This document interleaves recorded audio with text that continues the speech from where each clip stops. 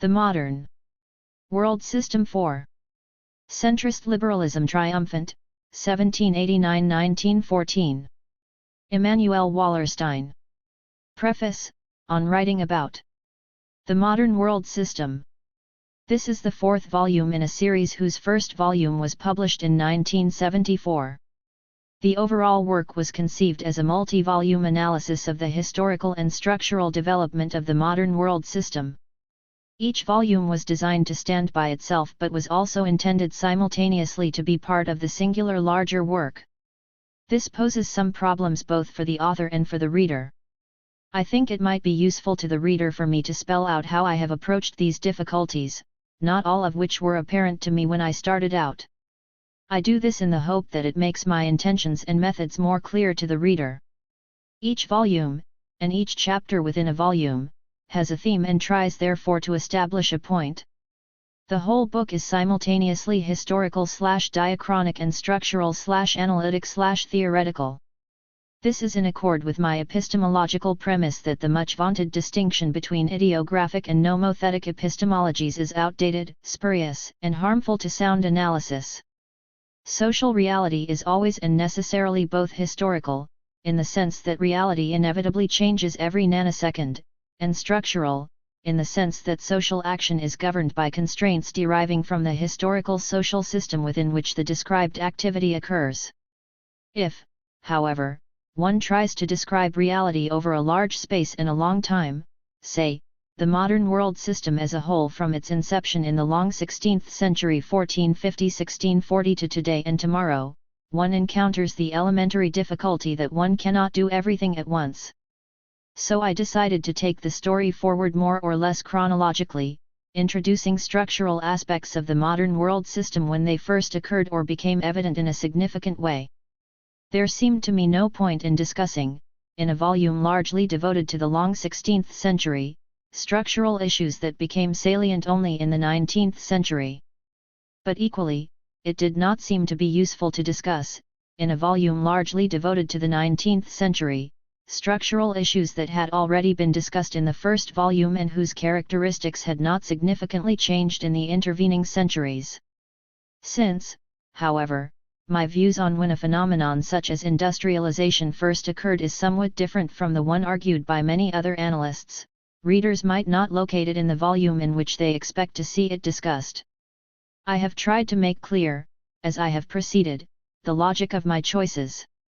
So, let me first say how I decided to handle chronology. When I wrote Volume 1, I said in my introduction that I would divide the overall work into 4 epochs, to which I gave specific dates in that introduction. Volume 1 sought to cover the long 16th century, defined as running from 1450 to 1640. However, when I came to write Volume 2, I saw immediately that the story I wished to tell did not start in 1640 but rather, more or less, in 1600 and ran, more or less, to 1750.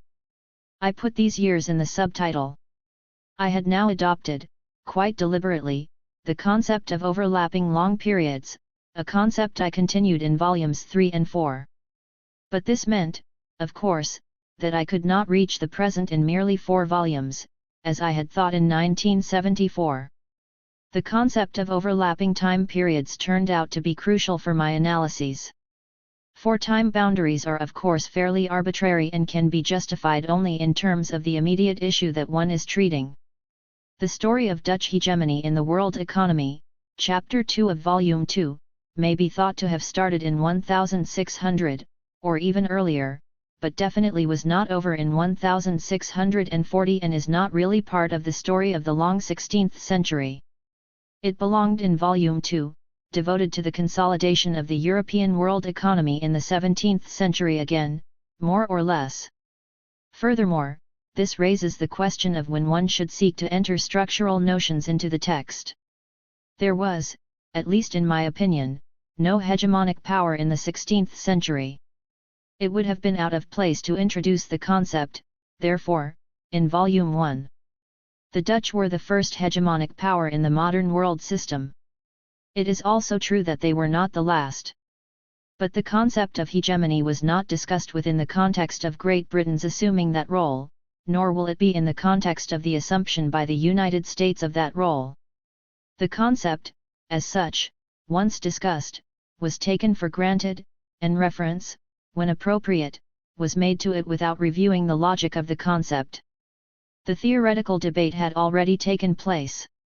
The chronology of each chapter follows its own internal logic as well, provided only that it stays somewhat within the parameters of the chronological limits of the volume.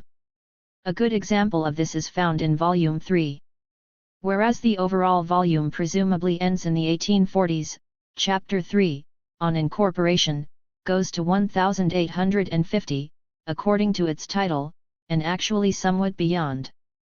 On the other hand, Chapter 4, on the settler decolonization of the Americas, goes from 1763 to 1833.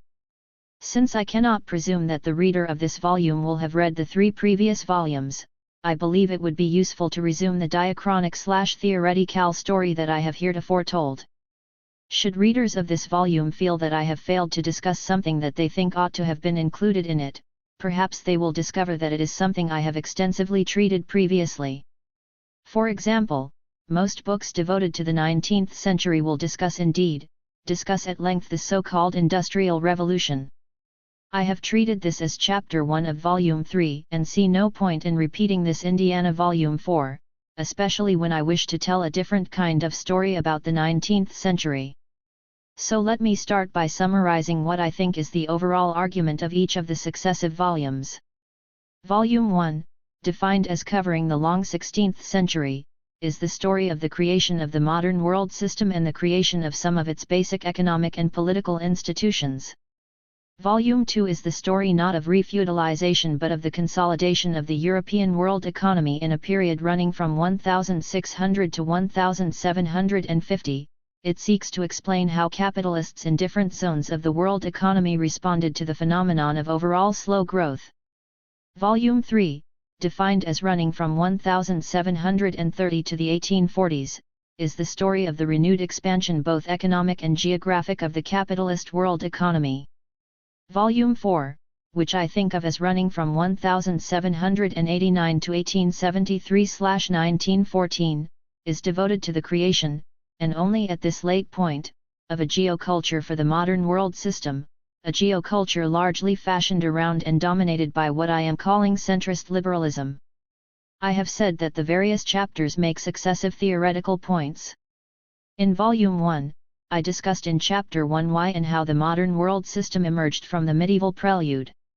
I later considered this chapter inadequate to its theme, and elaborated the argument considerably in an essay first published in 1992.1. The key chapter of Volume 1 is Chapter 2, in which I outlined the concept of an axial division of labor that leads to the construction of different zones in the world economy: the core, the periphery, and the semi-periphery, this last being a concept I added to the core/periphery distinction that had been put forward by Raoul Priebus.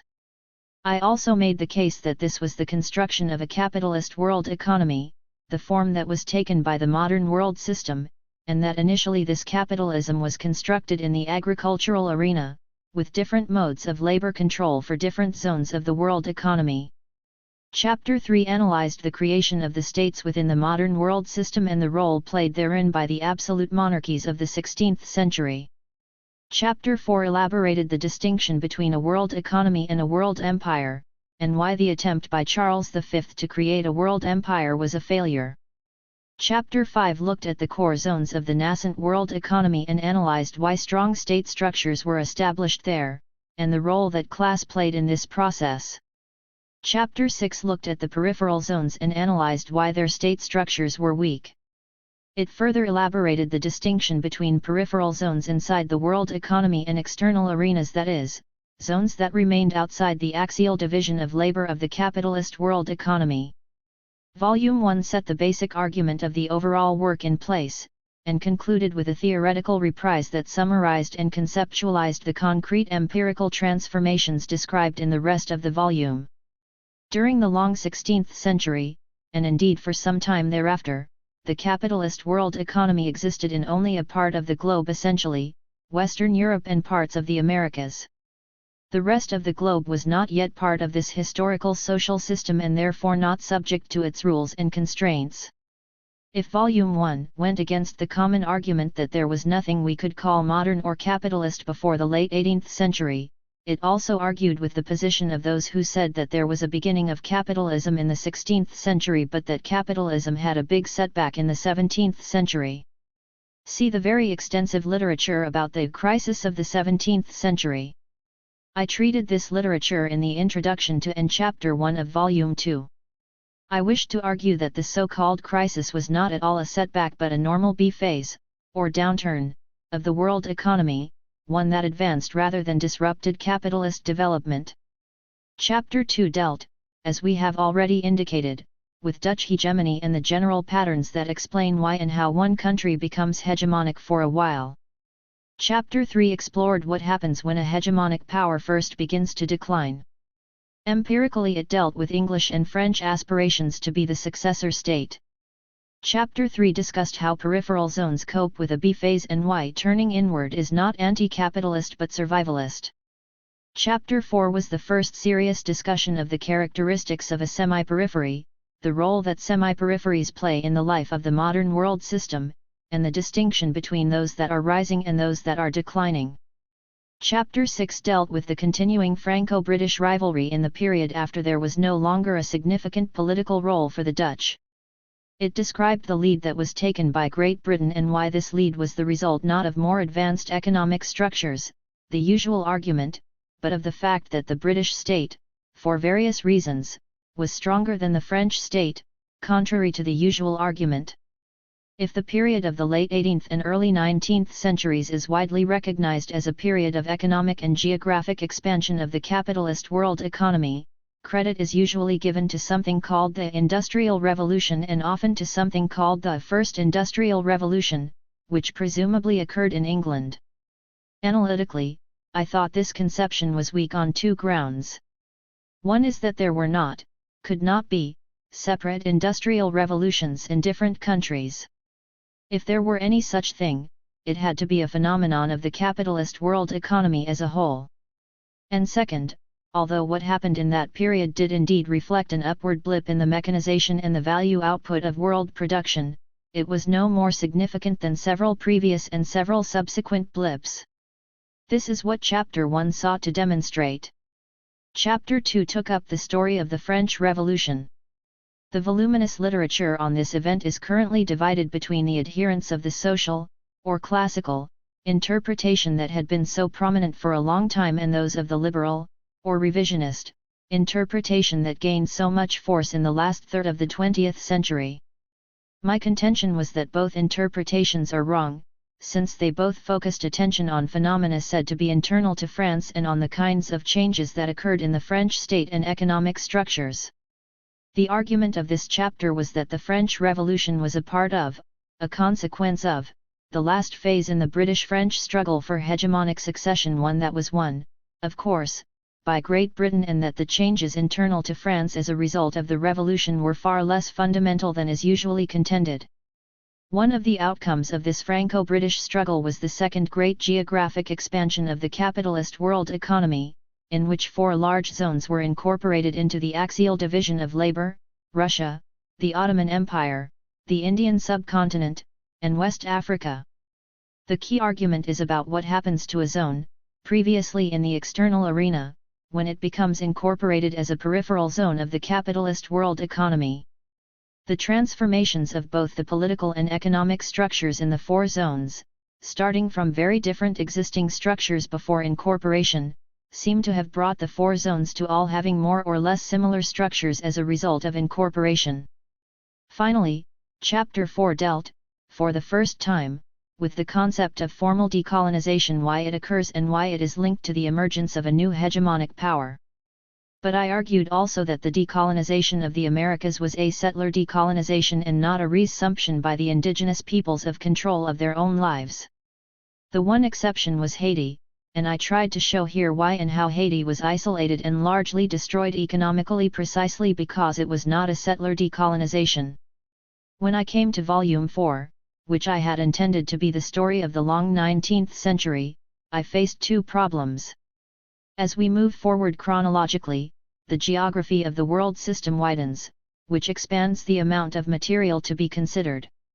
But the amount of scholarly literature, even about a single country, has expanded at least arithmetically and probably geometrically. This poses a real problem of reading time and of difficulties of synthesis. This is my perhaps feeble excuse for having taken so long to produce Volume 4. The other part of the excuse is that, as time went on, I became more involved in many other intellectual activities that competed with the time available to me to write Volume 4. The second problem was to decide what would be the central theme of this volume. Given my previous analyses, it could not be the Industrial Revolution nor could it be the creation of a capitalist system, since I believed that this had occurred earlier. It was also not the Great Democratic Revolution, of either the French or the American variety, since I thought that the role of both kinds of revolutions was quite different from that most often ascribed to them. I decided that the key happening was to be located in the cultural consequences to the modern world system as a whole of the French Revolution. I conceived of this as the creation of a geoculture for the world system, that is, a set of ideas, values, and norms that were widely accepted throughout the system and that constrained social action thereafter. As the reader will see, I consider that the French Revolution had legitimated the concept of the normality of political change and the idea that sovereignty lay not with the sovereign but with the people. The consequences of this pair of beliefs were manifold. The first was the creation, as a reaction to these newly widespread concepts, of the three modern ideologies: conservatism, liberalism, and radicalism. The argument of the volume as a whole is that centrist liberalism was able to tame the other two ideologies and emerge triumphant in the course of the century. This then took the form of privileging the creation of liberal states, first of all in the two strongest states of the time, Great Britain and France. It took further form in stimulating the creation, and limiting the impact, of the major kinds of anti-systemic movements, a new concept treated here. It is here that I treat the advances permitted by the concept of citizenship, and the illusions concerning the extent of these advantages. And finally, it took the form of encouraging and constraining the formation of the historical social sciences. The story as a whole runs from 1789 to 1914, or perhaps, one should better say, from 1789 to 1873/1914. It took me a while to realize that this emphasis meant that three stories I intended to tell in this volume should be postponed to Volume 5. They were the scramble for Africa and the rise of movements of national liberation, the U.S. German economic and political rivalry for succession to Great Britain as the hegemonic power, and the ultimate triumph of the United States, and the incorporation of East Asia, its peripheralization and its resurgence in the late 20th century. All three stories had their start somewhere in the middle of the 19th century. But one could not reasonably tell these stories as though they ended somehow in 1914. The 19th century story was integrally linked to its continuation in the 20th century. The year 1914 was not a turning point for any of the three stories per se. The essential part of each story was located in a sweeping curve of rise and decline, or decline and rise. In any case, I decided that each of these stories was a story of the long 20th century, a story of America's century and not Britain's century. So I beg the reader's indulgence and patience. If Volume 5, as I project it now, but this may change in the writing, will go from 1873 to 1968/89, there will have to be, if I can last it out, a Volume 6, whose theme will be the structural crisis of the capitalist world economy and whose parameters would go from 1945/1968 to somewhere in the mid-21st century, say, 2050. And then, I feel, we will be into a totally new situation. The modern world system will have seen its definitive demise, ceding place to a successor or successors yet unknown, unknowable, and whose characteristics we cannot yet sketch. 1. Centrist liberalism as ideology. The French Revolution is the shadow under which the whole 19th century lived. George Watson, 1973, 45. In 1815, The most important new political reality for Great Britain, France, and the world system was the fact that, in the spirit of the times, political change had become normal. With the French Revolution, parliamentary reform became a doctrine as distinct from an expedient. White, 1973. Furthermore, the locus of sovereignty had shifted in the minds of more and more persons from the monarch or even the legislature to something much more elusive, the people. Billington, 1980, 161-66, also 57-71. These were undoubtedly the principal geocultural legacies of the revolutionary Napoleonic period.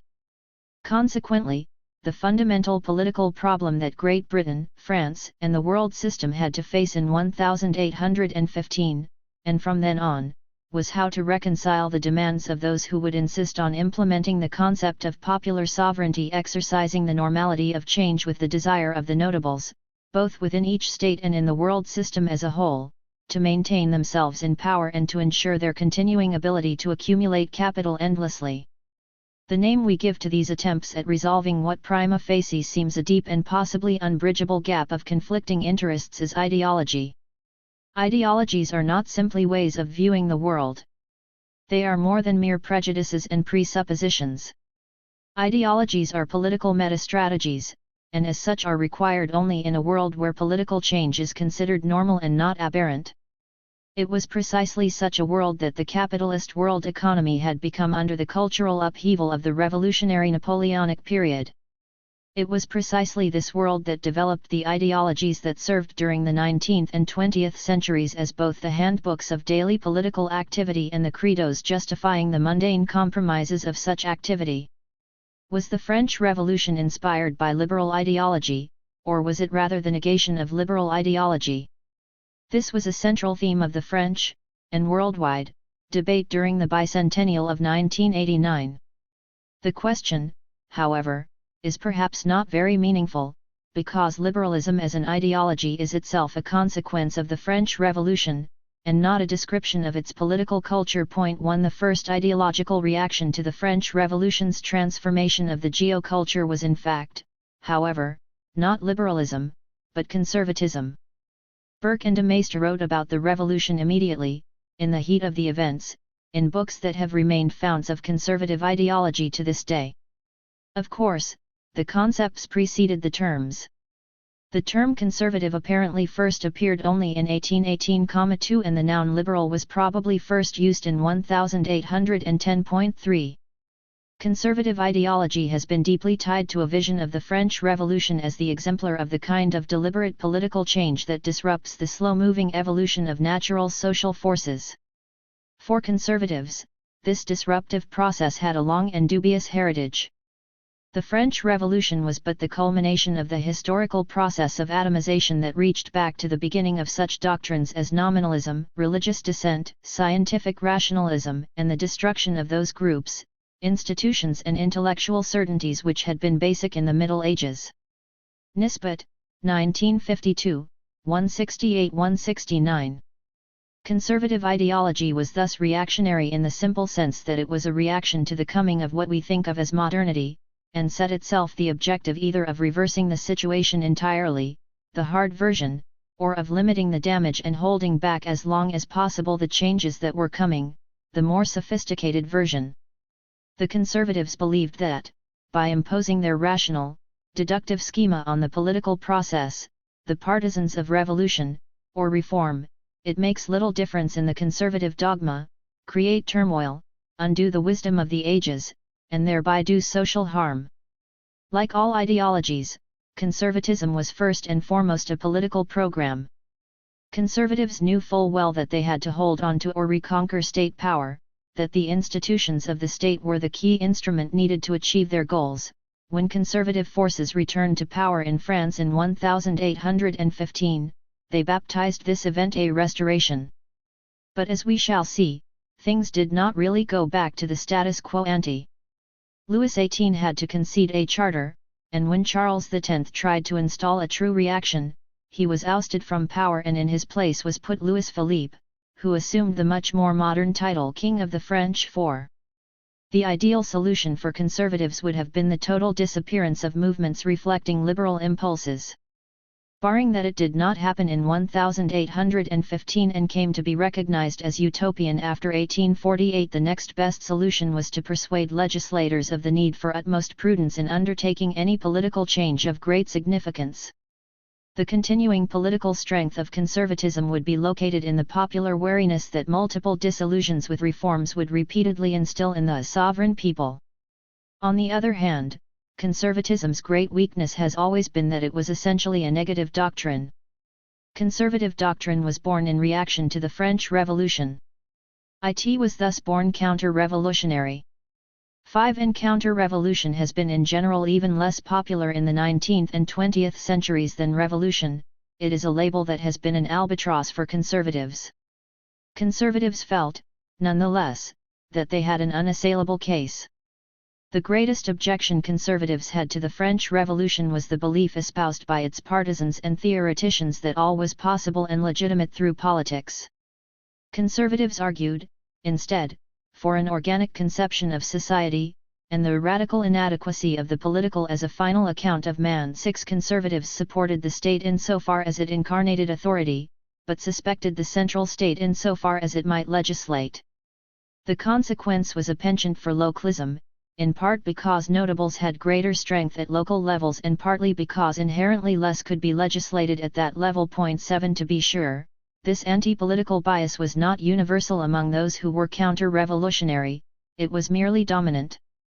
Henry Kissinger makes a very cogent distinction between Burkean conservatism, which is what I have been describing here as conservatism, and the conservatism of Metternich.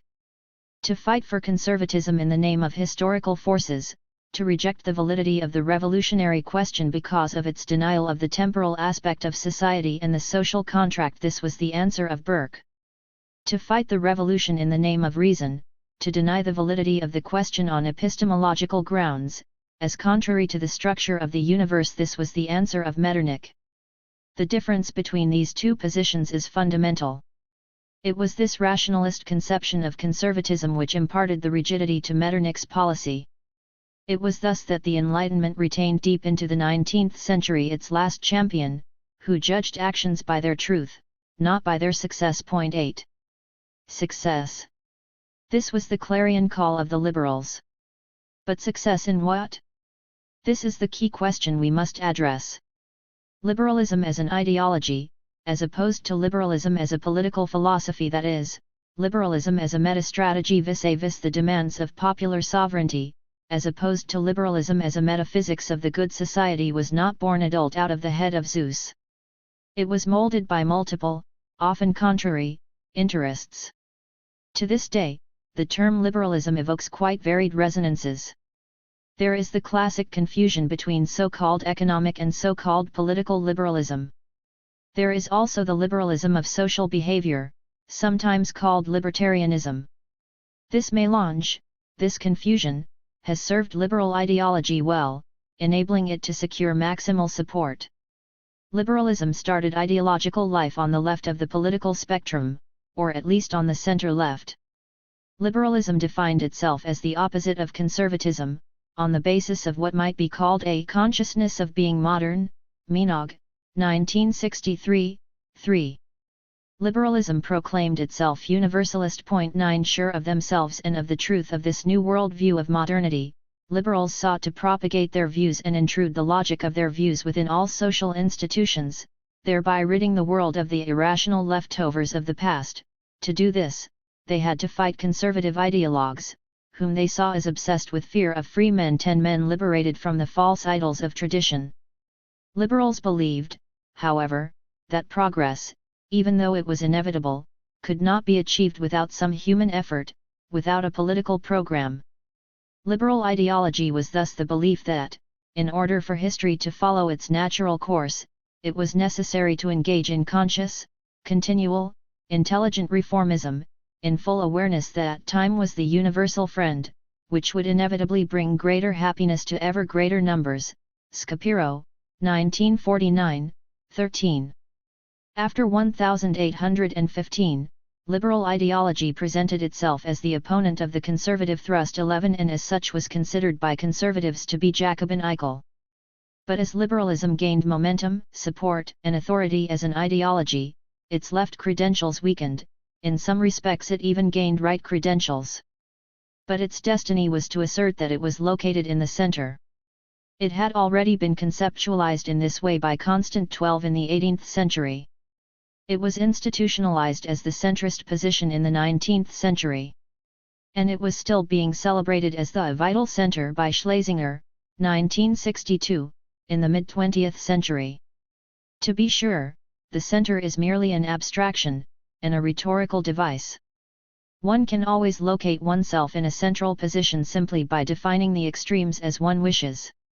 Liberals are those who decided to do this as their basic political strategy. Faced with the normality of change, liberals would claim a position between the conservatives, that is, the right, who wanted to slow down the pace of normal change as much as possible, and the Democrats, or radicals or socialists or revolutionaries, that is, the left, who wanted to speed it up as much as possible. In short, liberals were those who wished to control the pace of change so that it occurred at what they considered to be an optimal speed. But could one really know what is the optimal speed? Yes, said the liberals, and their meta-strategy was precisely geared to achieving this end. Two emblematic figures arose in the development of this meta-strategy, Guizot and Bentham. Guizot was a historian, a man of letters, and of course a politician. Bentham was a philosopher and an advocate of concrete legislative action. In the end, the eyes of both of them were focused on the state. Guizot himself defined modernity as the substitution in government of intellectual means for material means, of ruse for force, Italian politics for feudal politics. Guizot, 1846, 299. He said it began with Louis XI, and this may be so. But even if it were so, it became fully institutionalized only in the first half of the 19th century, precisely when Guizot was in the government of France. Guizot sought a way to mute popular sovereignty without returning to the divine right of kings. He found it by claiming the existence of an irresistible hand of reason progressing through history. By arguing this more political version of the Smithian invisible hand, Guizot could establish, as a prior condition for the exercise of the right to popular sovereignty, the possession of capacity, defined as the faculty of acting according to reason. 13 Only if suffrage were limited to those having this capacity would it then be possible to have a scientific policy and a rational government.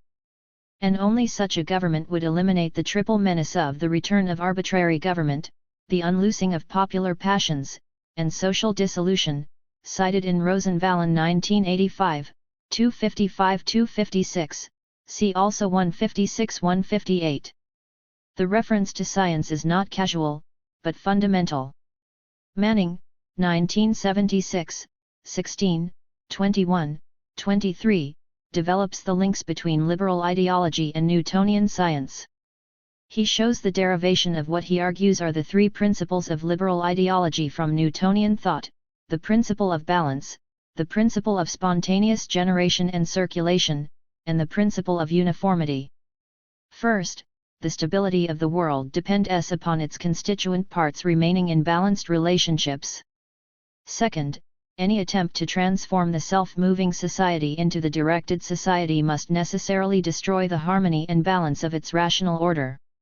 Third, we may expect democratic institutions to materialize in human societies whenever they reach the appropriate level of development, just as we may expect any physical phenomenon to materialize given the principle of its sufficient condition for its occurrence. In short, Guizot supported neither Louis XVI, or Charles X, nor Robespierre, for neither was a rational choice. And of the two, Guizot, and his epigones, probably worried about Robespierre and Rousseau more.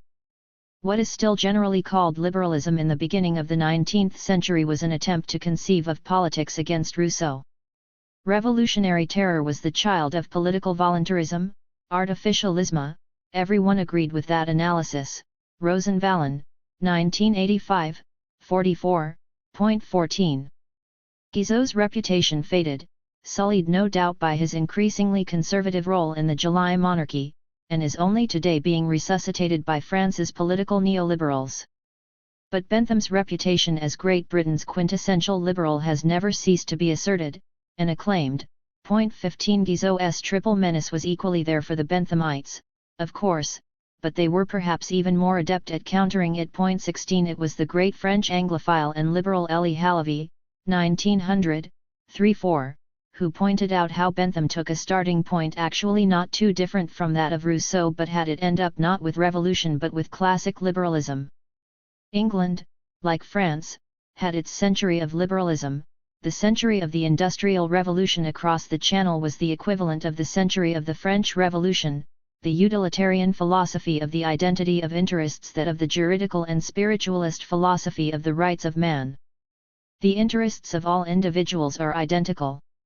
Each individual is the best judge of his own interests. Hence we ought to eliminate all artificial barriers which traditional institutions erected between individuals, all social constraints founded upon the presumed need to protect individuals against each other and against themselves. An emancipatory philosophy very different in its inspiration and in its principles but close in many of its practical applications to the sentimental philosophy of J.J. Rousseau. The philosophy of the rights of man would culminate, on the continent, in the Revolution of 1848, the philosophy of the identity of interests in England in the same period in the triumph of Manchesterian free trade concepts. On the one hand, for Bentham, society was the spontaneous product of the wills of its individual members and therefore a free growth in which the state had no part. But at the very same time, and this is crucial for Bentham and liberalism, society was a creation of the legislator, the offspring of positive law. State action was therefore perfectly legitimate, provided the state were a democratic state and expressed the will of the greatest number. 17. Bentham shared Guizot's penchant for scientific policy and rational government. The state was the perfect, neutral instrument of achieving the greatest good of the greatest number.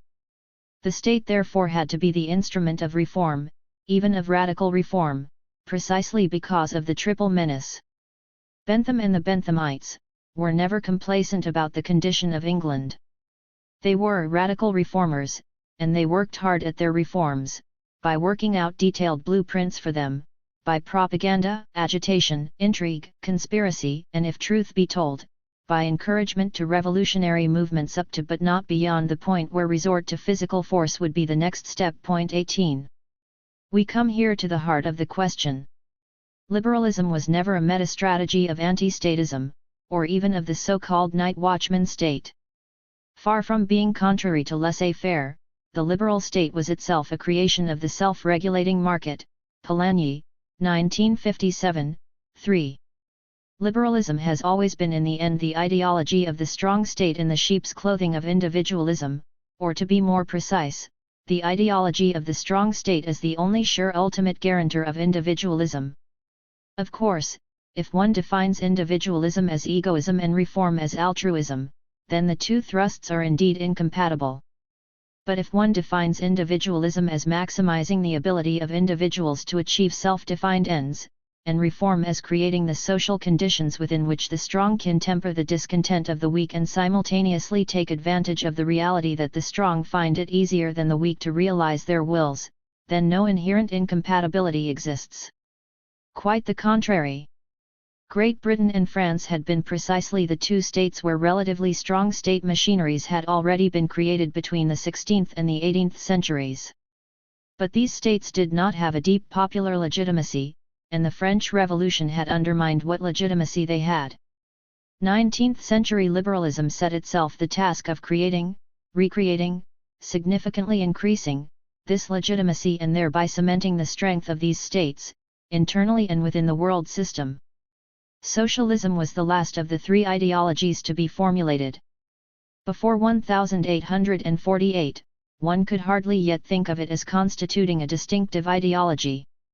The reason was primarily that those who began after 1789 to think of themselves to the left of the liberals saw themselves everywhere as the heirs and partisans of the French Revolution, which did not really distinguish them in the first half of the 19th century from those who had begun to call themselves liberals. 19 Even in Great Britain, where the French Revolution was widely denounced and where liberals therefore laid claim to a different historical origin, the radicals, who were more or less the future socialists, seemed at first to be merely somewhat more militant liberals. In fact, what particularly distinguished socialism from liberalism as a political program and therefore as an ideology was the conviction that the achievement of progress needed not merely a helping hand but a big helping hand, without which achieving progress would be a very slow process. The heart of their program, in short, consisted in accelerating the course of history. That is why the word revolution appealed to them more than reform, which seemed to imply merely patient, if conscientious, political activity and was thought to incarnate primarily a wait-and-see attitude. In sum, three postures toward modernity and the normalization of change had evolved: conservatism, or circumscribe the danger as much as possible; liberalism, or achieve in due time the happiness of mankind as rationally as possible; and socialism/radicalism, or accelerate the drive for progress by struggling hard against the forces that were strongly resisting it. It was in the period 1815–1848 that the terms conservatism, liberalism, and socialism began to be widely used to designate these three postures. Each posture, it should be noted, located itself in opposition to something else.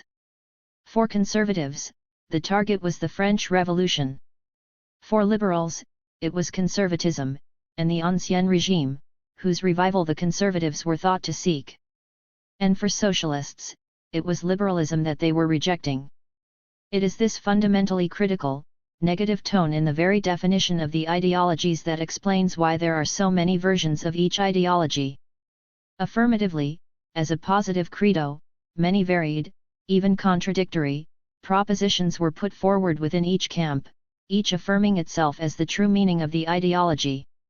The unity of each ideological family lay only in what they were against. This is no minor detail, since it was this negativity that succeeded in holding together the three camps for 150 years or so, at least until 1968. Since ideologies are in fact political programs to deal with modernity, each one needs a subject, or a principal political actor. In the terminology of the modern world, this has been referred to as the question of sovereignty. The French Revolution asserted a crystal-clear position on this matter. Against the sovereignty of the absolute monarch, it had proclaimed the sovereignty of the people. This new language of the sovereignty of the people is one of the great achievements of modernity. Even if for a century thereafter there were lingering battles against it, no one has since been able to dethrone this new idol, the people. But the victory has been hollow. There may have been universal agreement that the people constitute the sovereign, but from the outset there was no agreement about who were the people. Furthermore, on this delicate question none of the three ideologies has had a clear position, which has not stopped their supporters from refusing to admit the murkiness of their respective stances. The position that seemingly was least equivocal was that of the liberals.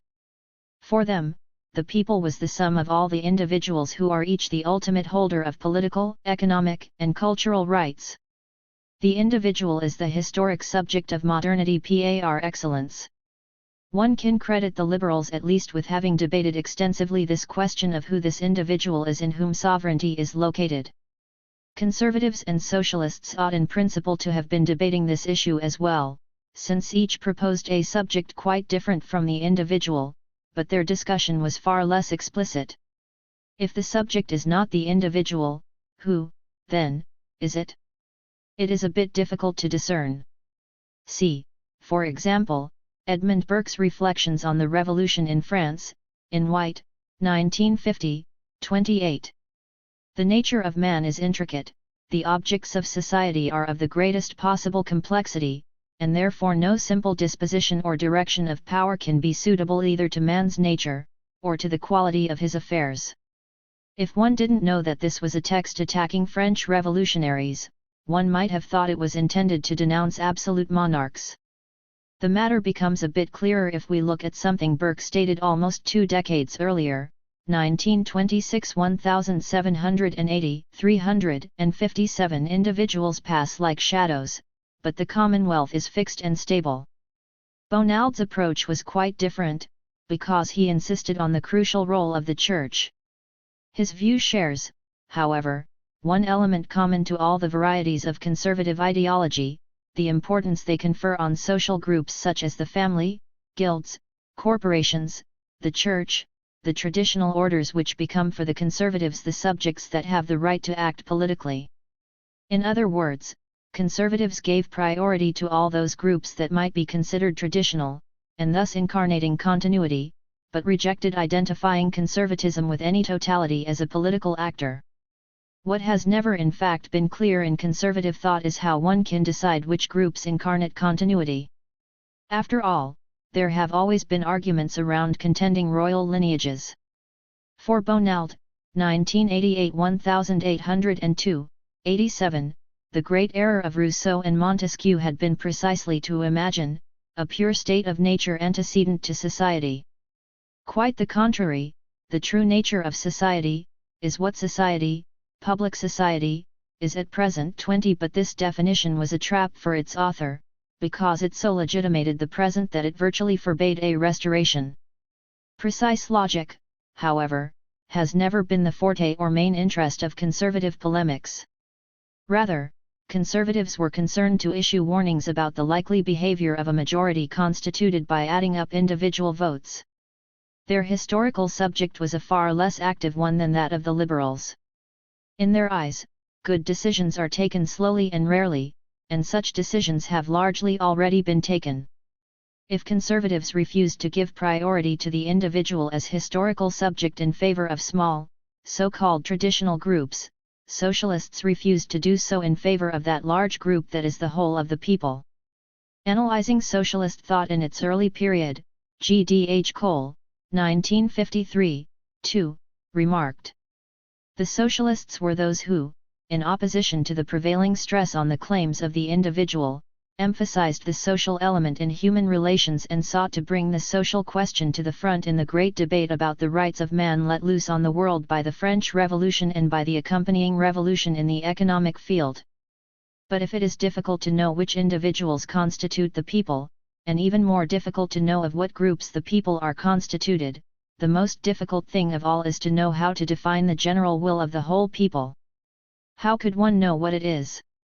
And to begin with, whose views should we take into account, and how?" In short, what the three ideologies offered us was not a response to the question of who the appropriate historical subject is, but simply three starting points in the quest for who incarnates the sovereignty of the people: the so-called free individual, for the liberals, the so-called traditional groups, for the conservatives, and the entire membership of society, for the socialists. The people as subject has had as its primary object the state. It is within the state that the people exercises its will, that it is sovereign. Since the 19th century, however, we have also been told that the people form a society. How might we reconcile state and society, which form the great intellectual antinomy of modernity? The most astonishing thing is that when we look at the discourses of the three ideologies in this regard, they all seem to take the side of society against the state. Their arguments are familiar. For staunch liberals, it was crucial to keep the state out of economic life and to reduce its role in general to a minimum. Laissez-faire is the night watchman doctrine of state, Watson, 1973, 68. For conservatives, the terrifying aspect of the French Revolution was not only its individualism but also and particularly its statism. The state becomes tyrannical when it questions the role of the intermediate groups that command the primary loyalty of people: the family, the church, the guilds. 21 And we are familiar with the famous characterization by Marx and Engels in the Communist Manifesto, 1976, 1848, 486. The bourgeoisie has at last, since the establishment of modern industry and of the world market, conquered for itself, in the modern representative state, exclusive political sway. The executive of the modern state is but a committee for managing the common affairs of the whole bourgeoisie. These negatives' views of the state did not stop each of the three ideologies from complaining that this state, which was the object of their critique, was out of their control and said to be in the hands of their ideological opponents. In point of fact, each of the three ideologies turned out to be in great need of the services of the state to promote its own program. Let us not forget that an ideology is first and foremost a political strategy. Socialists have long been under attack for what has been said to be their incoherence in that most of them, despite their anti-statist rhetoric, have always striven to increase state activity in the short run. But were conservatives more seriously anti-statist? Were they regularly opposed to achieving reforms by state action?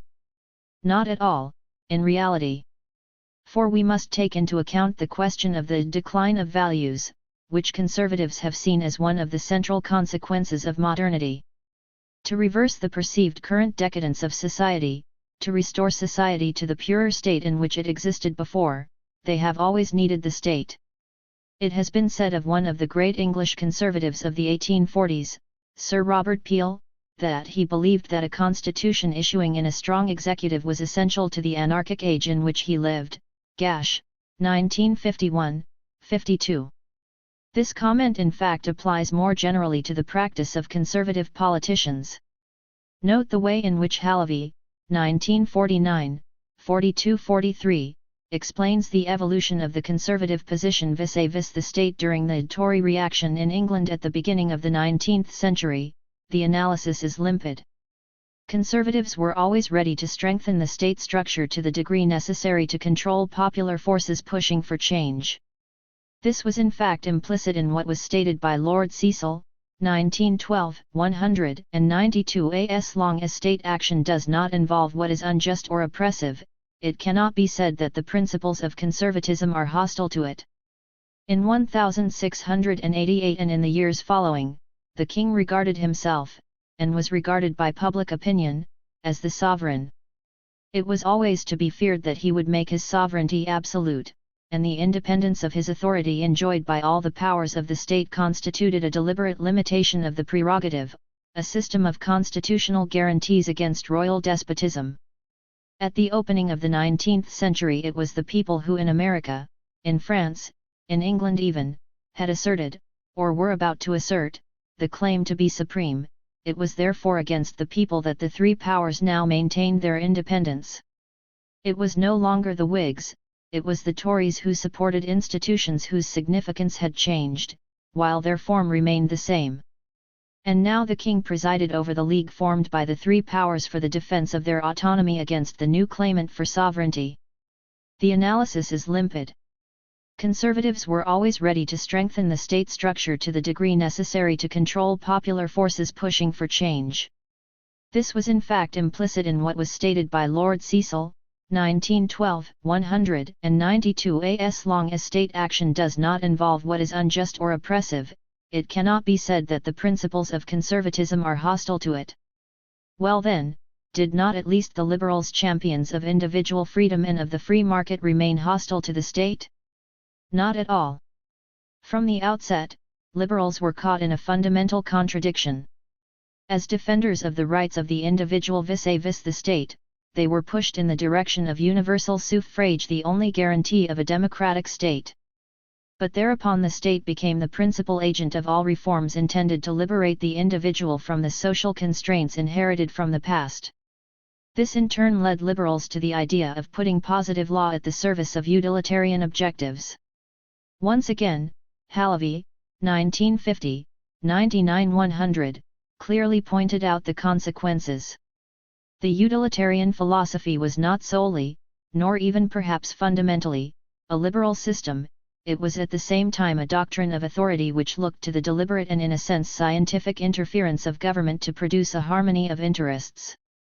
As his ideas developed, Bentham, who as a young man had been an advocate of enlightened despotism, was converted to democracy.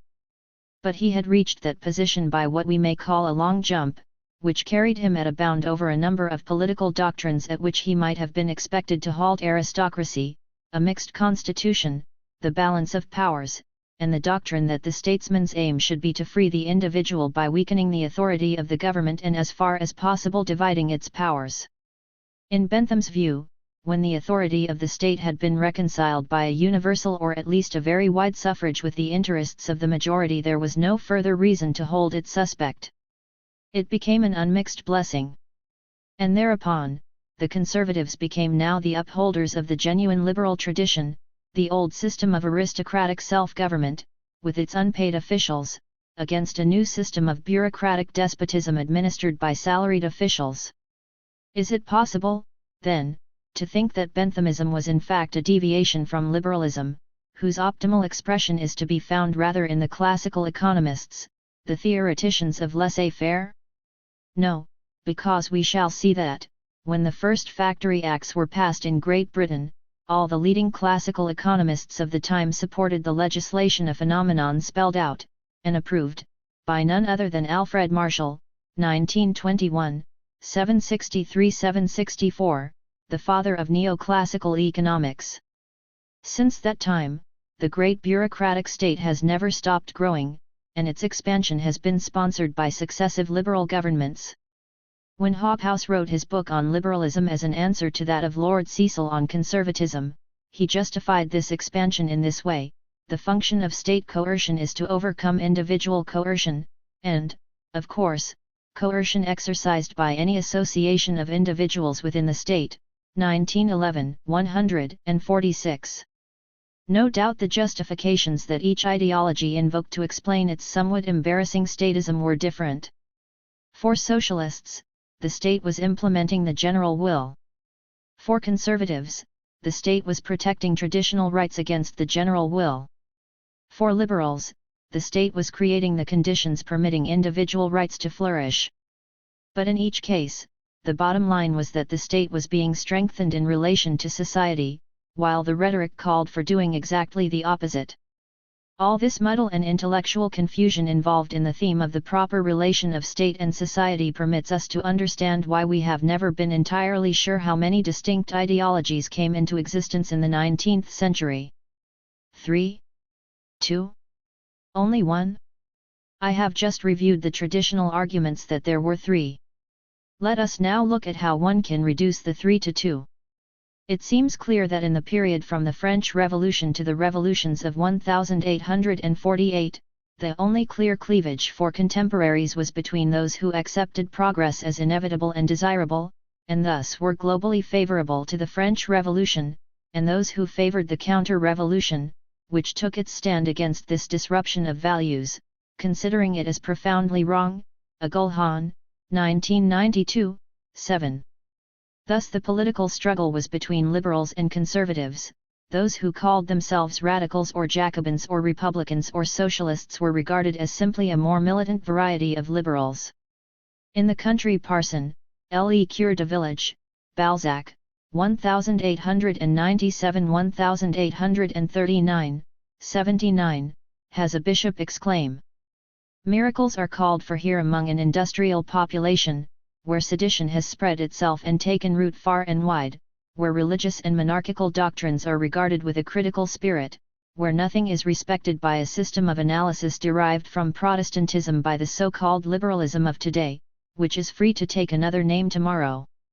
Tudsk reminds us, 1964, 125-126, that in 1840 a legitimist newspaper, L'Orléanais, denounced another newspaper, Le Journal de l'Oiret, as a liberal, Protestant, Saint-Simonian, Lamennasian paper.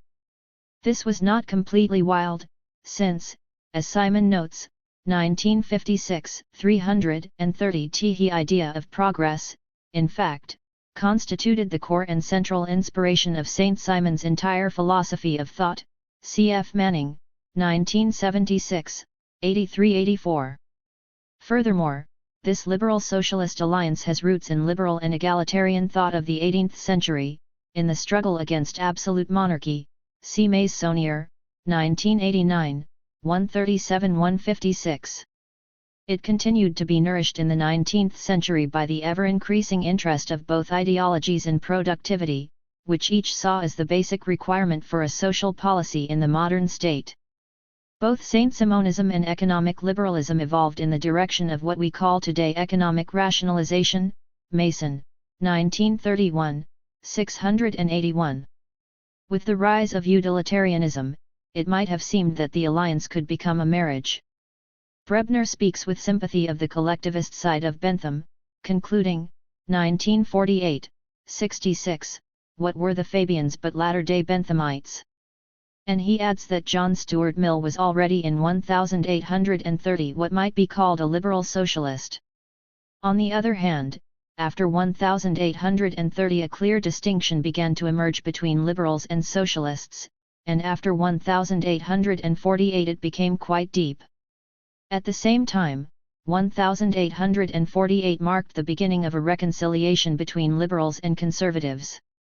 Hobsbawm, 1962, 117, thinks that the great consequence of 1830 was to make mass politics possible by allowing the political triumph in France, England, and especially Belgium, and even partially in Switzerland, Spain, and Portugal, of a moderate liberalism, which consequently split moderates from radicals.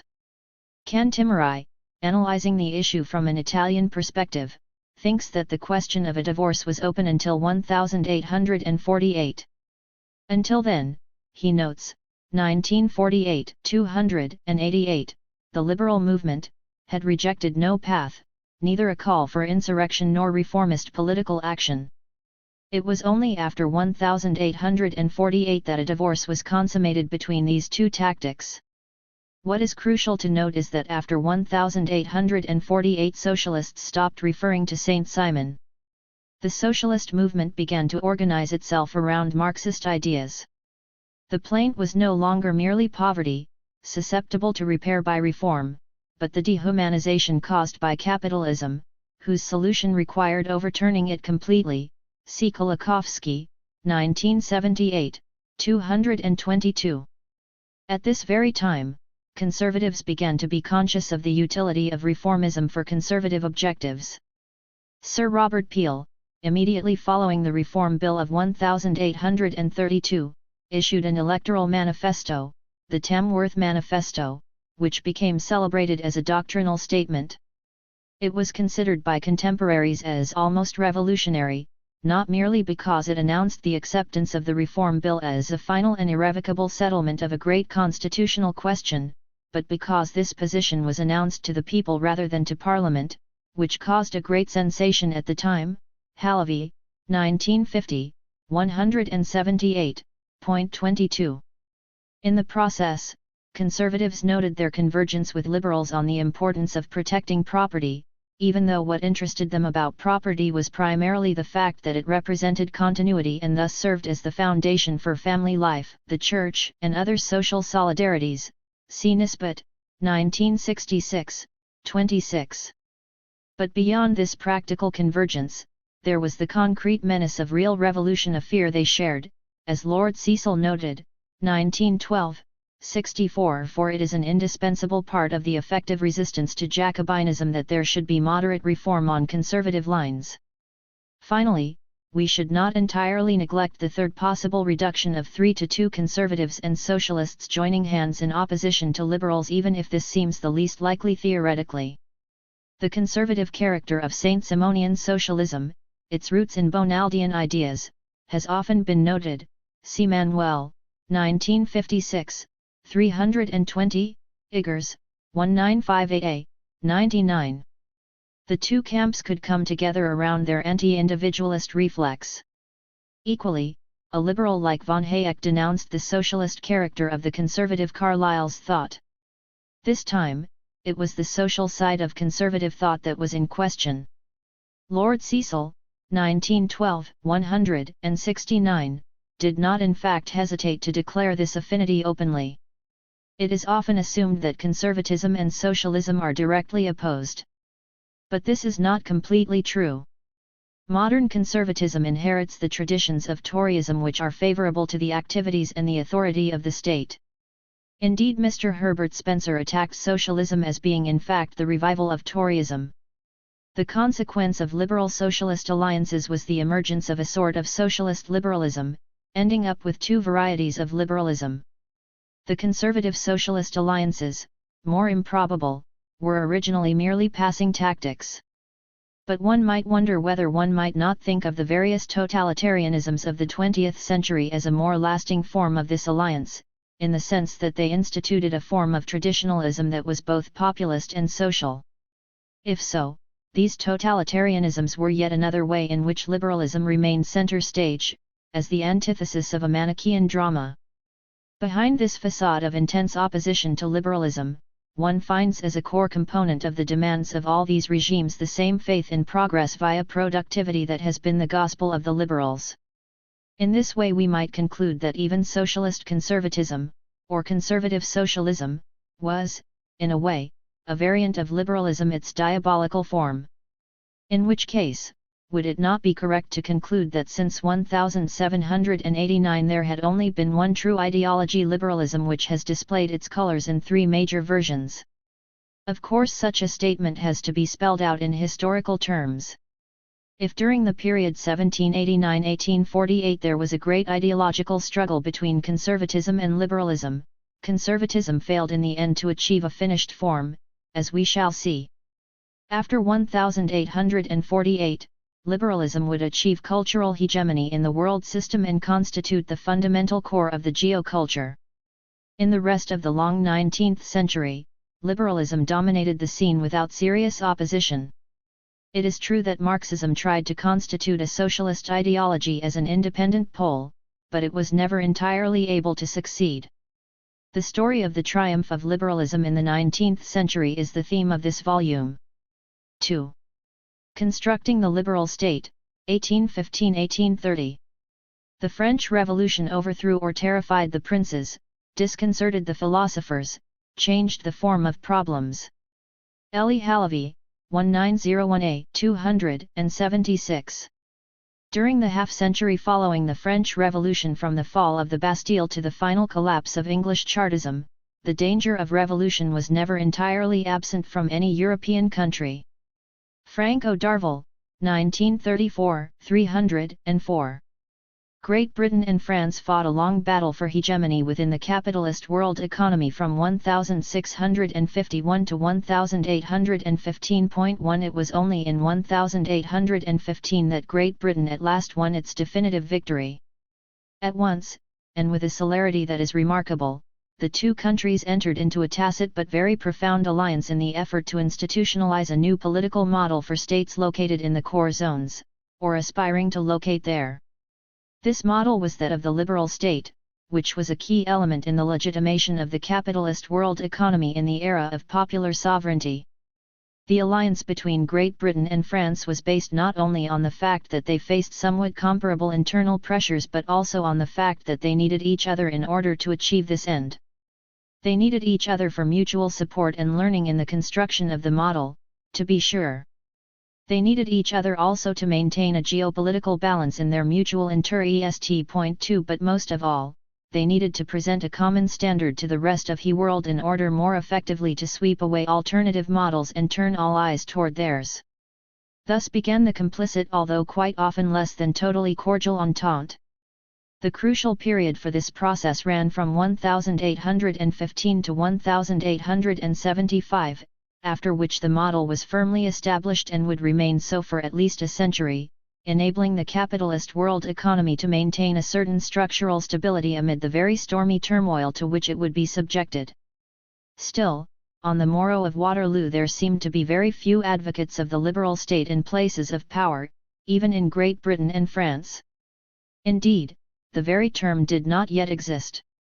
Construction of the modern state, located within and constrained by an interstate system, had been a constituent element of the modern world system from its beginnings in the long 16th century.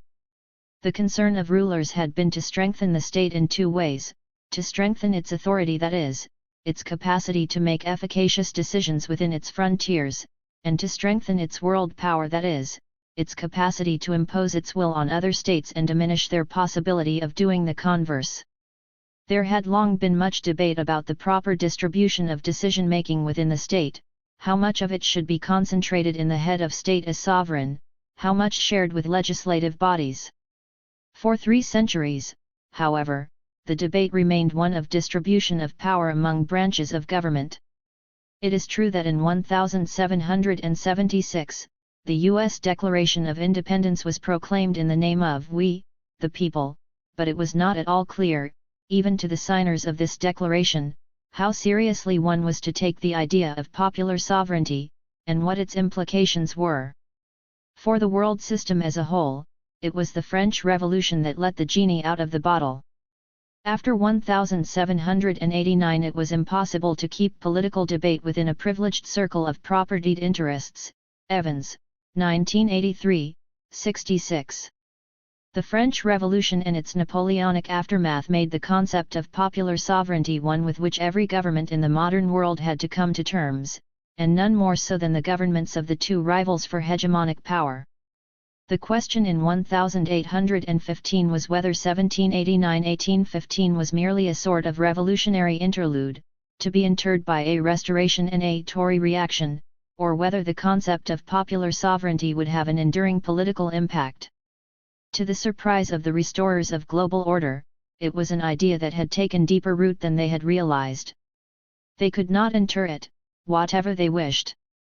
The spectre that haunted the notables three was that of democracy. The distinction between the liberal state and democracy was, in Max Beloff's words, the most important distinction in 19th-century politics, for democracy, in 19th-century usage, meant taking popular sovereignty seriously. The notables were not, and have never been, ready to do that. It was the realization of this new reality that would give birth to that extraordinary invention of the 19th century, the political ideology. In 1789, no one really knew what transferring sovereignty from the monarch to the people really meant. They thought it had something to do with limiting the arbitrary power of the executive authority associated with the concept of an absolute monarch. And so it did, but that done, there was still the need to find a legitimation for the decisions of passing coalitions of sundry political leaders. Taking seriously the slogan of popular sovereignty has seemed ever since to all those with effective political power to be threatening, to suggest the unpleasant prospect of submission to the vagaries of uninformed capricious masses. The problem for the notables, therefore, was how to construct a structure that would seem to be popular and in fact was not, but would nonetheless retain the support of a significant proportion of the people. That would not be easy. The liberal state was to be the historic solution. In 1815, looking back on the long adventure from 1789 to 1815, in terms of internal social tensions in France and Great Britain, what did one see? Michel Veuvel, 1993, 7, said of an essay of his about the French Revolution that it would be pretentious to entitle it The Birth of a Nation, and that instead, more modestly, he would call it The Discovery of Politics. 5. But is this different? What else do we mean by a nation except that within which the pursuit of politics by its nationals is considered to be legitimate? In a profound sense, the sovereignty of the people is a concept that incarnates the legitimacy of politics. And therefore the debate about the implementation of this concept is a debate about the limits of the political, not only about who may be involved and how they may be involved, but also about what matters are subject to the collective decision of the nation. France, in this sense, had a rude beginning as a nation. But so did the rest of Europe. For, in effect, the invader Napoleon, with his ideas of emancipation and social liberation, spread the concept of the nation, Pontiel, 1968, 7, 6, and spread with it France's rude beginnings. The question for France, as for all the other new nations, became what difference the politics of a nation would make for the lives of ordinary people, as opposed to their lives when politics did not exist and decisions were subject to the intrigues of a court. It was intended to make a profound difference. Still, there are those who would come to view the revolution, as did Elton, 1923, 7, as having been primarily a movement for order, a movement against chaos. In that case, one could say of Napoleon, but not only of him, indifferently, that he organized the Ancien Regime or that he consolidated the revolution, for the two processes were identical. Elton, 1923, 69. In terms of the politics of the period following 1815, there were two main political legacies of the revolutionary Napoleonic era. One was the image of the terror, which informs French and world politics to this day, a terror that is inextricably associated in the minds of many with democracy. For a long time, the terror was in fact the chief argument the notables used against the extension of the suffrage. In the name of this experience, men like Louis Guizot or Benjamin Constant refused the extension of political rights to the needy classes. Dons Eliot, 1984, 21-22. The second legacy, which was intimately tied to the first, was the unceasing drive to seek to exclude the lower strata from the political arena of the nation entirely. The story was not really very different in Great Britain. We often think of absolutism as having disappeared in Great Britain much earlier than in France. But in fact it is only at this very time that the king's power to make and unmake ministries, that is, to control the executive, was undone in practice. The French Revolution, it is true, drew a modest amount of support at first from the so-called English Jacobins, but they were relatively faint-hearted, eschewing revolutionary means. Tomies and Holt, 1979, 11.7. Rather, as Evans says, 1983, 23, it may seem bizarre, and it is certainly too simple, to argue that it was Pitt the Younger in office from 1783 to 1801 who destroyed the powers of the monarchy, but the observation contains a grain of truth. 8. The period of the Revolutionary Napoleonic Wars was a period of repression of the working class in Great Britain. There were the Anti-Combination Acts of 1799–1800. These were, of course, not totally new. There had been such laws as early as 1339, but they had been largely neglected. George argues that these were 2.9. Indeed, she argues, 1936, 177, the acts were in practice a very negligible instrument of oppression. But if so, one must wonder why Pitt bothered, and the answer of course is that they were passed principally against the background of Jacobin agitation. Evans, 1983, 158, an agitation we have already noted to have been exaggerated by the government of the time. It was less the immediacy of the threat to order than the fear that a serious threat might be in gestation. Clearly, there was an ideological message being conveyed to the urban workers, who were beginning to take too seriously the doctrine of popular sovereignty. The message became more concrete with the notorious Peterloo massacre of 1818, but from the point of view of the authorities, the events that led to Peterloo were in fact merely the culminating acts of a steady stream of civil disobedience going back to 1789, which had by 1818 given Manchester a particular reputation for turbulence in the eyes of contemporaries. Read, 1958, 93. Particularly perturbing to the notables was the fact that the character of the protest movements was changing. Local food riots, still the dominant mode of protest in the late 18th century, had ceased to be the preferred form. Rather, popular movements were becoming national in scope and acquiring organization. They were increasingly identified after 1800 with the new industrial districts. Tomies and Holt, 1977, 29. The Luddites, despite the fact that their slogans were seemingly backward-looking, because anti-industrial in tonality, alarmed the notables not because they seemed to be against progress or for the violence in itself but primarily because of their demonstration of the remarkable capacity for organization within working-class ranks. 10. As a consequence, the Luddites united both Tory and Whig against working-class Jacobinism. Tomies, 1970, 174. It is not accidental that this period of affirmation of popular sovereignty and therefore of nationalism led directly to the attempt to justify the exclusion of the working class from the right to participate, on the excuse that they were not yet prepared for it. The upper strata were willing to sacrifice even their own hedonism in order to validate this argument. The 18th century aristocratic culture in England had been expansive, bucolic, and roistering, permitting lavish entertainment, licentiousness, and alcoholism. The turn of the 19th century was the epoch of the rise of the evangelicals, preaching regularity, self-discipline, and moderation in personal habits. Evans, 1983, 46. The notables began to change their own behavior, institutionalized later as Victorianism, thereby allowing the evangelicals to make working-class conversion implicitly become the gateway of re-socialization, before whose conclusion there could be no thought of extending political rights or social acceptance. The demand was paternalistic, to be sure. But we must see that it was merely the replacement of a more expensive form of paternalism by a less expensive form. The same period was the one in which the Elizabethan social security system, wage regulation, poor laws, was being repealed as anachronistic and impractical. By the end of the French Wars, paternalism sanctioned by legislation was dead.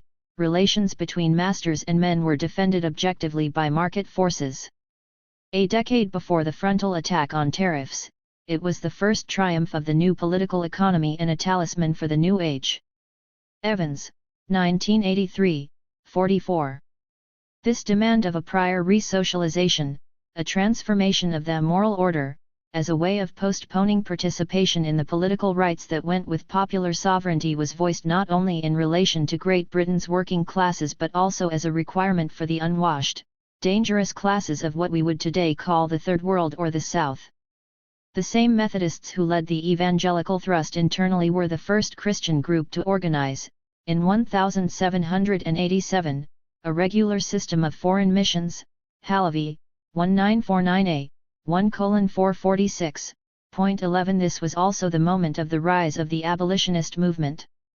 There were of course many economic as well as humanitarian motives behind the pressure within Great Britain for the abolition of both slavery and the slave trade. 12. However, what we note here is the cultural message. Wilberforce's first bill had been introduced in 1789. At this time, the anti-slavery movement had a substantial radical following and was profiting from the general revolutionary upheaval. But the Jacobin phase of the revolution divided British abolitionist ranks and provoked a counter-revolutionary mobilization, which set back the movement. 10 years later, the abolitionist movement was able to revive within a much more conservative climate, precisely because it was seen as not so much the most urgent, as the least controversial reform that could be undertaken. Blackburn, 1988, 147, 295. This conservatization of the message can best be understood within the context of the major change in British attitudes toward their subject races that was occurring at just this time. As Bailey, 1989, 7, notes. Between 1780 and 1820, Asians, Eurasians, Africans, and even non-British and non-Protestant Europeans were widely excluded from positions of authority in government in the colonies, while steps were taken to decontaminate the springs of British executive power from the influence of native corruption. Ironically, the growing and orchestrated contempt for Asian, African, and even European subordinates was derived in part from the very same humanitarian drives which saw the abolition of the slave trade and the beginnings of the moves for the emancipation of the slaves. It was morally necessary to bring slaves back from social death into civil society. But if so, the hierarchy of civil society must be closely defined both through institutions and by an ideology which derived from the idea that cultures attain civilization by stages of moral awakening and material endeavor. The discovery of the urban poor and the criminal classes in Great Britain were part of a very similar project and undertaken by the same civil and religious agencies. 13. Great Britain and France had been precisely the two states where relatively strong state machineries had already been created between the 16th and 18th centuries. But these states did not have a deep popular legitimacy, and the French Revolution had undermined whatever legitimacy they had had. 19th century liberalism set itself the task of creating, recreating, significantly increasing, this legitimacy and thereby cementing the strength of these states, internally and within the world system. Of course, Great Britain and France did not find themselves in quite the same economic situation in 1815. Indeed, in some ways their economic conditions had come to be sharply in contrast. By the end of the Napoleonic Wars, Britain had been made safe from invasion and had developed productivity, technical skills, and financial strength. Instead of a debtor, it had become practically the sole creditor country in the world. In the course of a long and exhausting struggle, France, then the greatest power on the continent of Europe, and its reluctant allies, had been cut off from the expanding overseas world and impoverished. Cunliffe, 1951, 203, 14. To be sure, the end of the Napoleonic Wars ended Great Britain's abnormal wartime development in agriculture, shipbuilding, and in the re-export trade, and these branches went into a severe and chronic depression. Rostow, 1942, 18.15. But Great Britain simply placed a greater emphasis on domestic investment in the period 1815-1850, making what Rostow, 1942, 22, terms an incredibly easy adjustment. 16. The gap in industrial production between Great Britain and its neighbours on the continent grew bigger. 17. But then the gap with France, and Belgium, and perhaps some others, began to close, such that, somewhere between 1835 and 1850, it virtually disappeared. 18. Nonetheless, Great Britain would continue to be dominant in world trade, i.e., trade beyond northwestern Europe, for another quarter century at least. 19. A dominance Great Britain would maintain by its loans of capital abroad. 20. The contribution made by foreign trade and foreign investment to the consumption levels attained by British families, O'Brien and Keeter, 1978, 63, essentially explains the higher standard of living that Great Britain was to maintain over France throughout the 19th century, despite the rough parity of the two countries in per capita domestic commodity output. Thus, the conventional view of early 19th century Great Britain as the workshop of the world 21 is coming under a certain amount of sniper attack. Already in 1934, Darville, 1934, 12, had argued that England in 1811 was still largely a rural and agricultural country. 22. This theme was renewed by Samuel, 1977, 19, some 40 years later. The most complete triumph of the machine was in the cotton trade of industrial Lancashire. Elsewhere its progress was more halting, and there were major sectors of the economy, where down to the 1870s steam power made very little impression at all. Even in textiles, the progress of mechanization was uneven. 23. If mechanization was less widespread and advanced than our conventional imagery has it, how then did Great Britain achieve its remarkable industrial growth? Recent scholarship is even questioning how remarkable it was, or at least whether the growth was quite as great as previous scholars, such as Walter Hoffmann, Phyllis Dean, and W. A. Cole, had led us to believe. By recalculations based on occupational data of the 1841 census, Harley, 1982, 267, see also 285, concludes that this growth was a third lower than they had asserted for the period 1770-1815. And Baruch, 1962, 318, 323, asserts that the rate of growth in the 19th century of Great Britain, also of France and the United States, was less than 2% per annum. Baruch calls our impression that it was higher a great exaggeration, having its origin at a time when the 1930s theory of slow growth in mature economies was very influential, and which consequently led to backward overestimates. 24. Still, it would be dangerous to go to the other extreme and lose sight of Britain's relative strength. The revisionist analyses enable us to see Britain's weaknesses despite her strength, and therefore the political dilemmas that the government faced even at this time of relative strength in the world economy. The basic problem for the core countries in the period 1815-1873 was that growth led to a decline in prices. 25, and in particular a decline in industrial prices relative to prices of raw materials. Markovich, 1966, 228-229. From the middle of the 18th century to the middle of the 19th, cost control for producers focused on the large role of wages in the total price.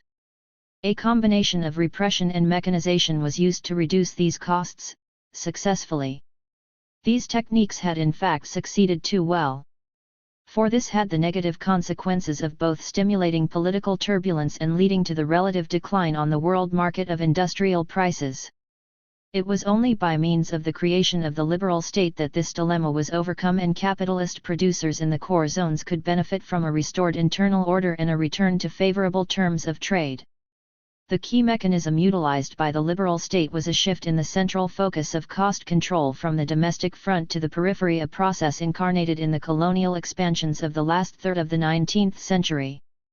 But until that happened, Great Britain in particular, and Western Europe in general, had to live with the dilemmas of deflation, particularly acute from 1815 to the late 1840s.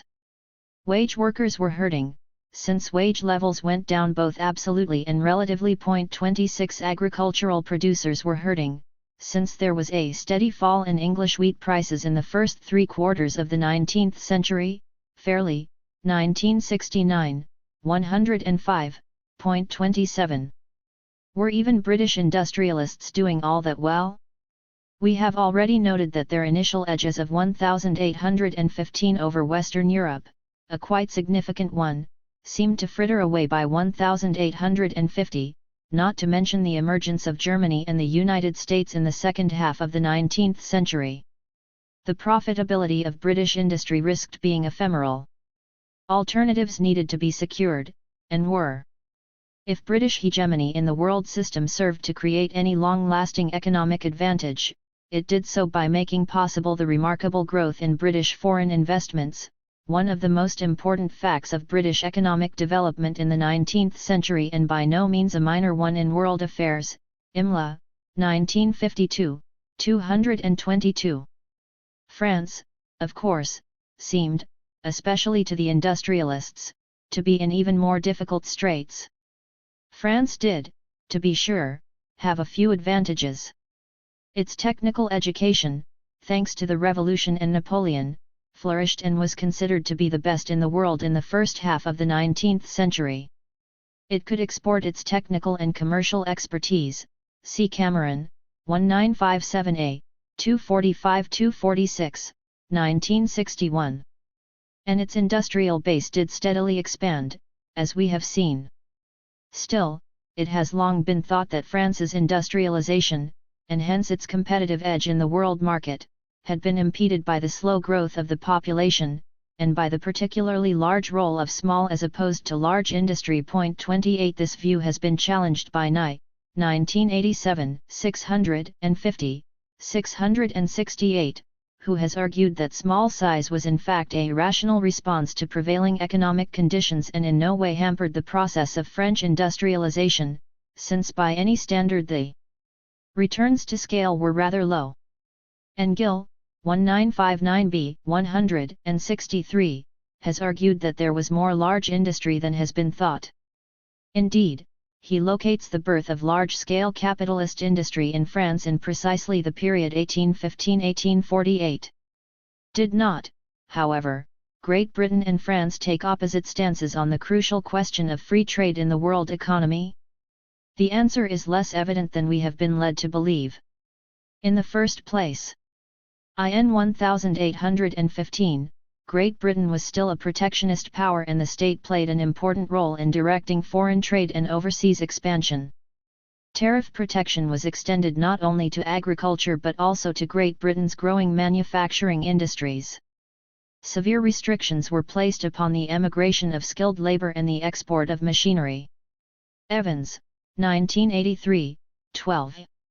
In the second place, quite aside from government protection, British industries were riddled with price rings or equivalent arrangements, often only on a regional basis but sometimes on a national basis.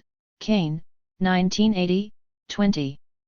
In the third place, British industrialists, including those in Manchester, were not at all unequivocally in favour of free trade. As late as the 1840s, free trade was seen as a weapon in the commercial war with other countries, and when it did not seem to answer the needs of winning this war it was not supported. Evans, 1983, 20.29. And finally, Imla, 1949, 307-309, observes that British protectionism was at its worst in its last years. It was so much more severe in its effects after the Napoleonic Wars than in the preceding infant period of British industrialism that it constituted virtually a new system. Tested by real i.e., not official values, British customs duties at the end of the 18th century were very moderate. The compelling problem which explained the considerable rise in customs duties in the early 19th century was revenues. Imla argues that these duties were sufficiently severe that, by reducing imports significantly, they affected the purchasing power of potential customers. And since international trade was essential to Britain's economic health, her fiscal system was throwing her international economy out of balance. 30.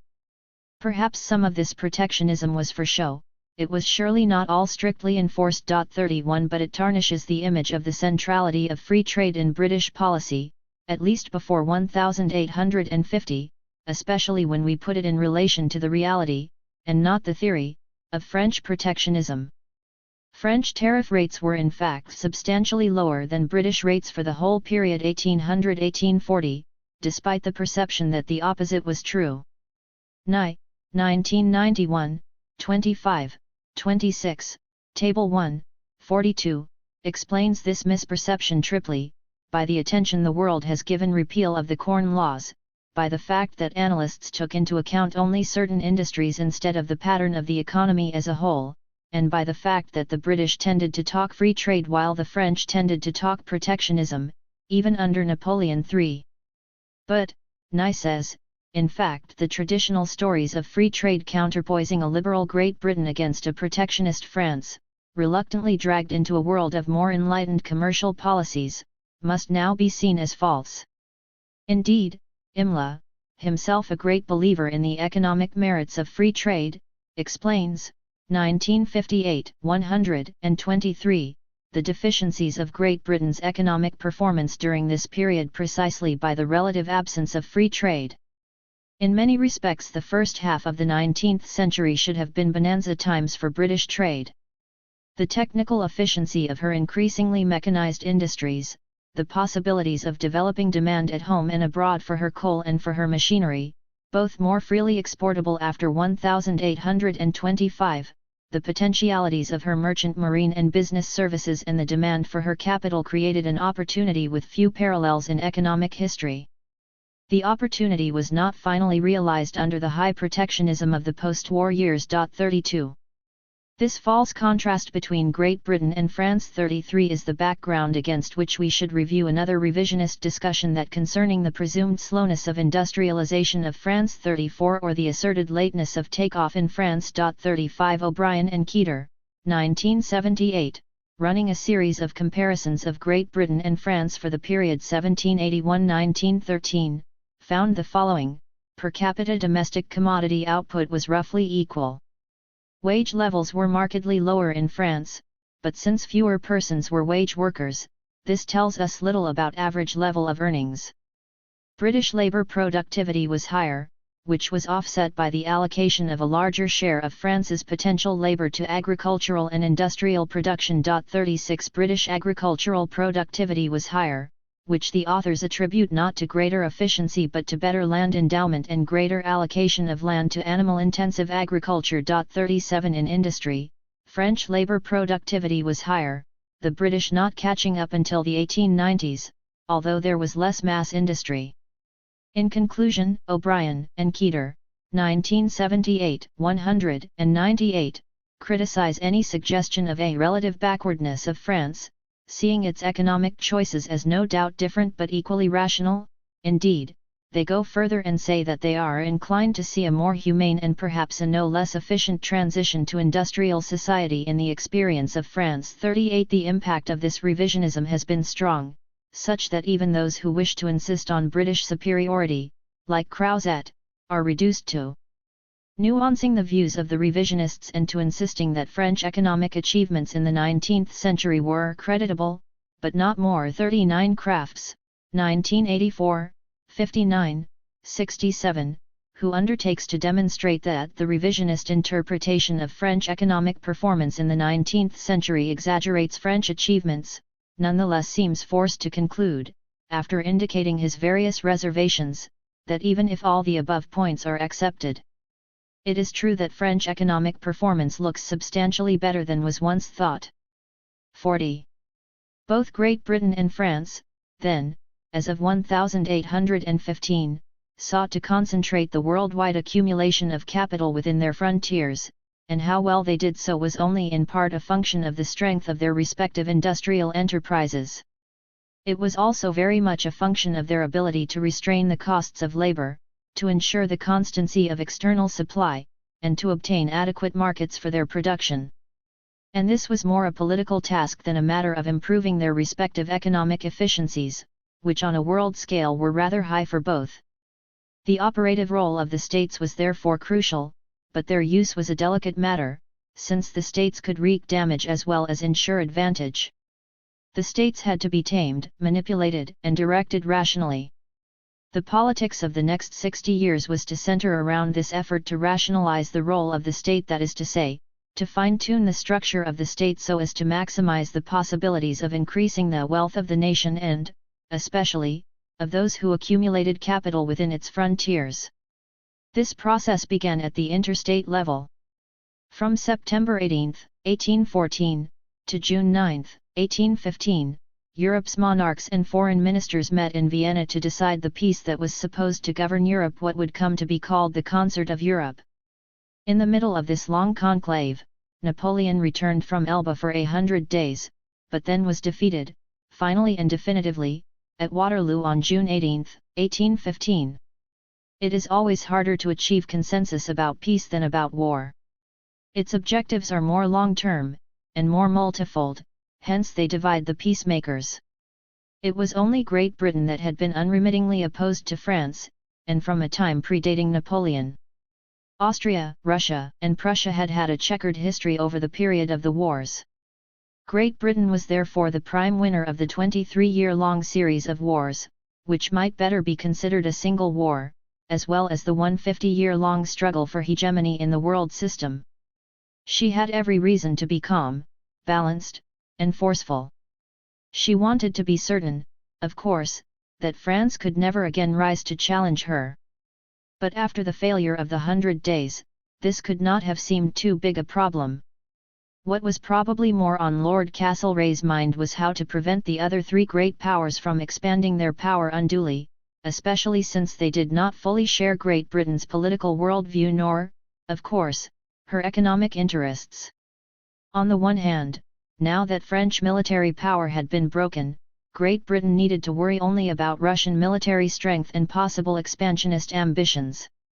In 20th-century language, there were only two superpowers, although in fact there was no real possibility of a military confrontation between them. 41 Castlereagh's real problem was that he had a rival in the construction of political order, Prince Metternich, who used his diplomatic skill and the fact that he represented the political sensibilities of the Eastern Trio Austria, Prussia, and Russia to counterbalance Great Britain's world strength.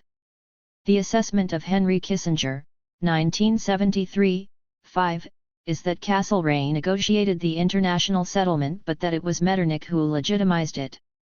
Castlereagh, secure in the knowledge of England's insular safety, tended to oppose only overt aggression. But Metternich, the statesman of a power situated in the center of the continent, sought above all to forestall upheavals. 42. I'd say myself that Metternich tried to impose a certain form of legitimation, which was not really to the taste of Great Britain, and that Great Britain would in fact eventually prevail. In any case, it would soon become evident that Metternich could not forestall too much. 43. It was, however, clearly in Great Britain's immediate interest, not to speak of her long-term strategy, to restore France to a position where she could serve as a potential ally in the politico-diplomatic struggles, even if France would occasionally resent the role of being a junior partner. Indeed, one could argue that France was the great victor of the Congress of Vienna, in that the most striking feature of the post-Napoleonic peace settlement was, beyond doubt, the leniency showed toward the vanquished power. Schenck, 1947, 45. 44. This is usually, and with some justice, attributed to Talleyrand's ingenuity. One shouldn't, however, underestimate the role of Great Britain's understanding of what it would take to stabilize a non-Napoleonic regime in France. A secret report written, by M. Gallers, in April 1816 to the British ambassador in Paris, Sir Charles Stuart, and conveyed in turn to Lord Castlereagh, indicates exactly what the British feared. The general upheaval caused by the revolution still subsists in the spirits because authority, which had been so long placed in vile hands, has lost its majesty which had been the basis of confidence and respect. And because religion has lost all its control over that class of men who, lacking a suitable education, do not know the laws of morality and cannot be intimidated by the fears of hell and of the scaffold. Cited by Schenck, 1947, 49. Because of these fears, the British, even ultra-Tories like Wellington, were on the side of the more moderate advisers around Louis XVIII, for fear that a full reactionary dose of medicine would be refused by the patient, who might thereupon relapse into his old left-wing revolutionary illusion. Schenck, 1947, 130-131.45. Nothing Great Britain could do could more enhance the authority of Louis XVIII than France's diplomatic rehabilitation. In fact, France's rehabilitation served Great Britain's ability to exercise its hegemony. Castlereagh's somewhat simplistic formulas. Nicholson, 1946, 155, speaks of his dream of an ideal equilibrium, calculated almost mathematically in terms of population and power, were eventually softened and improved by Talleyrand's more realistic conception, which enabled Talleyrand, and thus the British as well, to confront the world with lucidity, elasticity, and speed. So it was that France was admitted to the inner circle. The so-called Quadruple Alliance forged at Vienna in 1815 was replaced by the Quintuple Alliance, or Pentarchy of Great Powers, at Aix-la-Chapelle in 1818. As Dupuy, 1909, 165, notes, this changed everything. The entry of France in the European Directory seemed to increase the latter's strength and authority. In reality, it weakened them. The French peril faded away into the haze of the past. It would now become easier to express differences of opinion or pursue contradictory interests. 46. Metternich had of course a quite different vision from that of Great Britain. In September 1815, the three monarchs of the East 47 signed the document that became known as the Holy Alliance, the pledge to work together to maintain the status quo in Europe, if necessary by intervention in countries threatened by revolution. 48. Great Britain did not join the signatories. The Prince Regent excused himself on the grounds that, constitutionally, he needed a minister to co-sign. He contented himself with endorsing the sacred maxims. Castlereagh declined to pass the document on to his government on the grounds that it was a piece of sublime mysticism and nonsense. Weigall, 1987, 111, see also Ruggiero, 1959, 93. But Metternich was anything but a mystic. He was merely a true believer in the Ancien Régime, as can be seen clearly from his memoirs, when he discusses the movements for change in France, Germany, Italy, and Spain. In all four countries the agitated classes are primarily composed of wealthy men, real cosmopolitans securing their personal advantage at the expense of any order of things whatever, paid state officials, men of letters, lawyers, and the individuals charged with public education. This evil may be described in one word: presumption. Cited from 3:465, 467, in Boyle, 1966, 832-833. Great Britain was strong enough to ignore presumption. When Castlereagh opposed revolution, it was not, as with Metternich, because it was unnatural but because it was unsettling. Kissinger, 1973, 32, 35. He continues, revolutions, although undesirable, are not for him an actual danger. There seemed to remain for Great Britain no obstacle for the only major expansionist interest it had, that of trade and investment. Hobsbawm, 1962, 134. Gash, 1979, 282, calls Great Britain a satiated power. It therefore sought, and could well afford merely to seek, influence without entanglement. Evans, 1983, 196-203. 49. With pragmatic pacifism. Polanyi, 1957, 5. Great Britain knew how to get the most out of her preponderance. Renuvine, 1954, 131. One way to do this was to concentrate not merely on world commerce but on becoming the supplier of public loans to other states. Such loans were largely a Rothschild monopoly for a generation, and tended to be loans in support of revolution rather than legitimacy, that is, loans to Latin America, Greece, Spain, and Portugal. The offerings on the stock exchange thus appealed to that blend of political idealism and commercial strategy which was the dominant tone of British public opinion.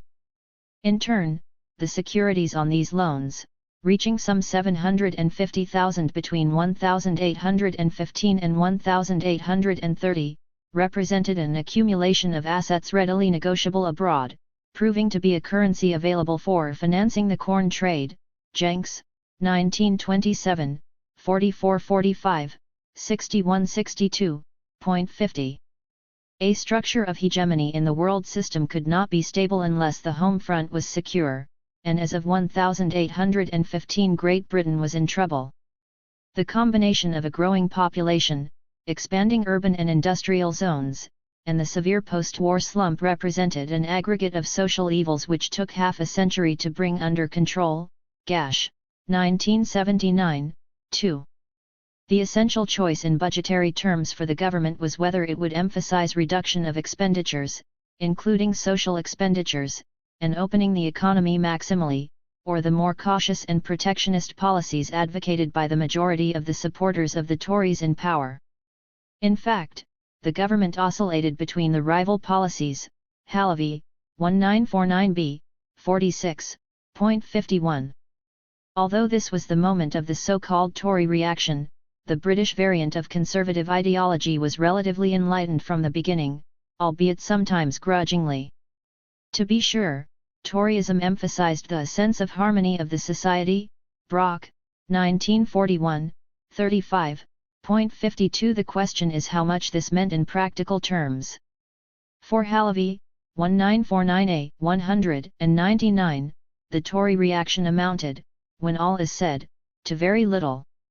The political passions exploited by the Tory leaders, the catchwords so frequently on their lips, differed in no essential point from the mass of sentiments and commonplaces that had composed the Whiggery of 60 years earlier. 53. And Brock, 1941, 35, 76, dates the marginalization of the old, or high, Tories, who resisted reform wherever it appeared, from the ministry of Lord Liverpool, 1812-1827, but especially in its reorganized version after 1822. He calls this ministry the first of those 19th-century governments which, without being called reforming, may certainly be called improving. 54. It was less that the Conservatives thought that improvement should be slow than that they thought it should not be consciously planned or intellectually constructed, it should simply emerge as the quiet consensus of wise men. 55. The immediate problem with such a tactic was that, in a time of economic distress, the patience of the working classes sometimes proved to be limited. It is rather difficult to implement improvement as quiet consensus amid social disorder. Before Great Britain could launch the improvements, the governments felt, therefore, that they needed to bring the disorder under control, and the route they chose was repression. The war years had already not been without repression of social unrest, from that of the English Jacobins in the 1790s, see Thompson, 1997, to that of the Luddites in 1811-1812. In 1815, peace brought the provocative adoption of the Corn Laws, precisely those that were to be repealed with such commotion in 1846. These laws produced a petitioning movement of unprecedented scale. Stevenson, 1979, 190. 56 in 1817, the so-called pent-rich rising of handloom weavers, not quite a revolution, but so it seemed to some at the time, led to the suspension of habeas corpus and the hanging of the leaders. 57. A mass meeting of some 60,000 people in Manchester in August 1819 in St. Peter's Field, Manchester, following similar meetings in Birmingham, Leeds, and London, triggered a panic reaction, which has come to be called the Peterloo Massacre. This sardonic play on Waterloo has become irrevocably engraved in the manuals of history. The state responded to its own panic by creating 11 martyrs and passing 6 acts, and increasing the size of the military establishment, 10,000 troops and 2,000 marines, see Red, 1958, 186-189.58. Finally, in February 1820, the Cato Street conspiracy to blow up the entire cabinet was exposed by its agent provocateur, and 5 persons were hanged. How are we to appreciate this period of disorder? Brock, 1941, 1, claims that it remains the one period during the 19th century in which a revolution could have taken place. 59. This seems a bit of unfriendly hyperbole. By contrast, Tomies and Holt, 1979, 124, draw the conclusion about the revolutionary threat that the most abiding impression it leaves is that of the weaknesses of a purely working-class movement with no middle-class involvement. 60. Perhaps so, but in any case, one can agree with White, 1973, 192, that, as a result, with Peterloo, and the departure of Regency England, parliamentary reform had come of age. The quiet consensus of wise men would be that the combination of repression followed by reform, but not the one without the other, was the best guarantee of long-term political stability. This is all the more clear when one remembers that upheaval was not limited to Great Britain. It was Europe-wide in 1819–1820.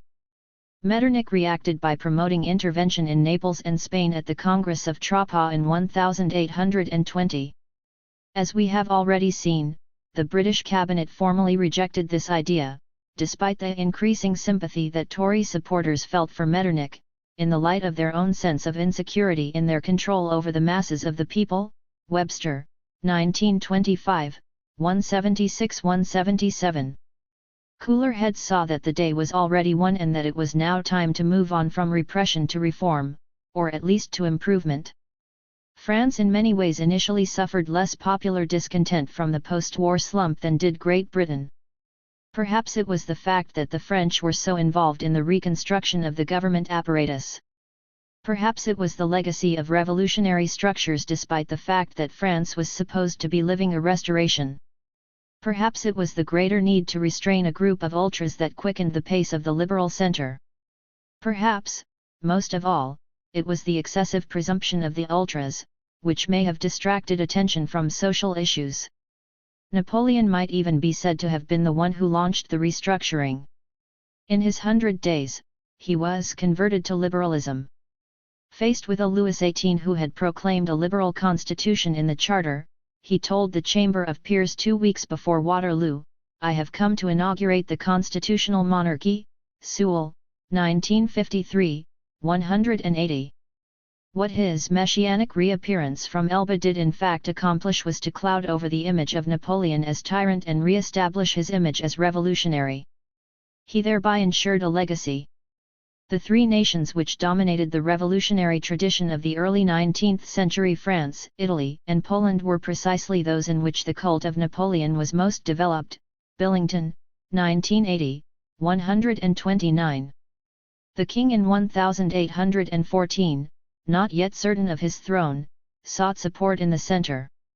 Not wishing to concede in principle the concept of popular control, he instead edicted a charter that guaranteed a large number of the popular gains of the revolution: equality before the law, in taxes and in military service, freedom of expression and religion, although Catholicism would once again be the state religion, maintenance of Napoleon's civil code, continuity of titles and ranks accorded in the previous regime, security of the properties that had been confiscated and sold under the revolutionary procedures, and above all, continuity of the centralized state.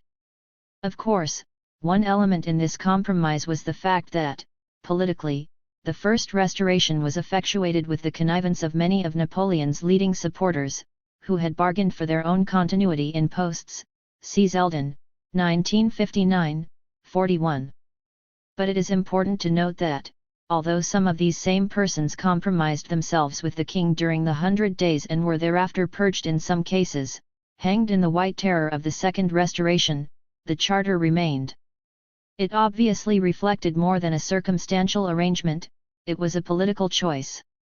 To the dismay of the king, the first parliamentary elections brought in an ultra-royalist assembly, the disciples of de Maistre, Bonald, and Chateaubriand. Within a year, the moderates loyal to the preferences of the king found themselves in a parliamentary minority. And France entered into the ironic situation in which ultra-royalists, those who stood for tradition made into a system and put forward as policy, 61, a tradition of which the monarchy was a pillar, stood at cross purposes with the incarnation of this pillar of tradition. The king dissolved this assembly and managed to get one that was somewhat better for him, but the struggle would go on until 1824, when the ultra-royalists got a major boost with the succession of Louis XVIII's brother as Charles X. However, this definitive rightward turn would of course lead directly into the July Revolution of 1830. The crucial, definitive battle over the creation of the liberal state was fought not in Great Britain where, as we have seen, it had won out even within the Tory party by the 1820s, but in France, where the Legitimists fought hard and unremittingly during the Restoration to achieve what they thought the ouster of Napoleon ought to have signalled, the restoration of a privileged aristocracy and a privileged church, that is, in their view, the destruction of equality. Elton, 1923, 103. So, when they found themselves under the authority of a king who wished to govern rationally and moderately, that is, in the centre, because he was aware that the real problem was how to channel popular sentiment that could no longer simply be ignored as unworthy of notice, the Legitimists turned against the king, and therefore tradition. Already in 1817, Bonald, cited in Mellon, 1958, 102-103, observed clearly what was happening. We who call ourselves royalists want royalty to be affirmed by legitimacy. If then, we begin to act somewhere like leaguers, we must be excused, even praised, since it is because we think that royalty is being opposed to legitimacy, and that we are right to serve royalty against itself. 62. The Legitimists self-destructed. On the one hand, they came to be in favor of an authoritarian state, which is not the same as being in favor of an absolutist one, since it implies a populist, or at least anti-elitist, tonality. 63. At the same time, their attachment to absolute monarchy and divine right, their effort to serve royalty against itself, led them to oppose the constitutional monarchy and become partisans of Parliament. Ruggiero, 1959, 174. 64. Worse yet, they turned to an extension of the suffrage, thinking that a middle-class suffrage could be diluted by a traditionalist peasant suffrage. And in so doing, they further emphasized the role of Parliament. Louis Blanc, writing in 1841, 1:73, was lucid. What does it matter to history what the Chamber of 1815 intended?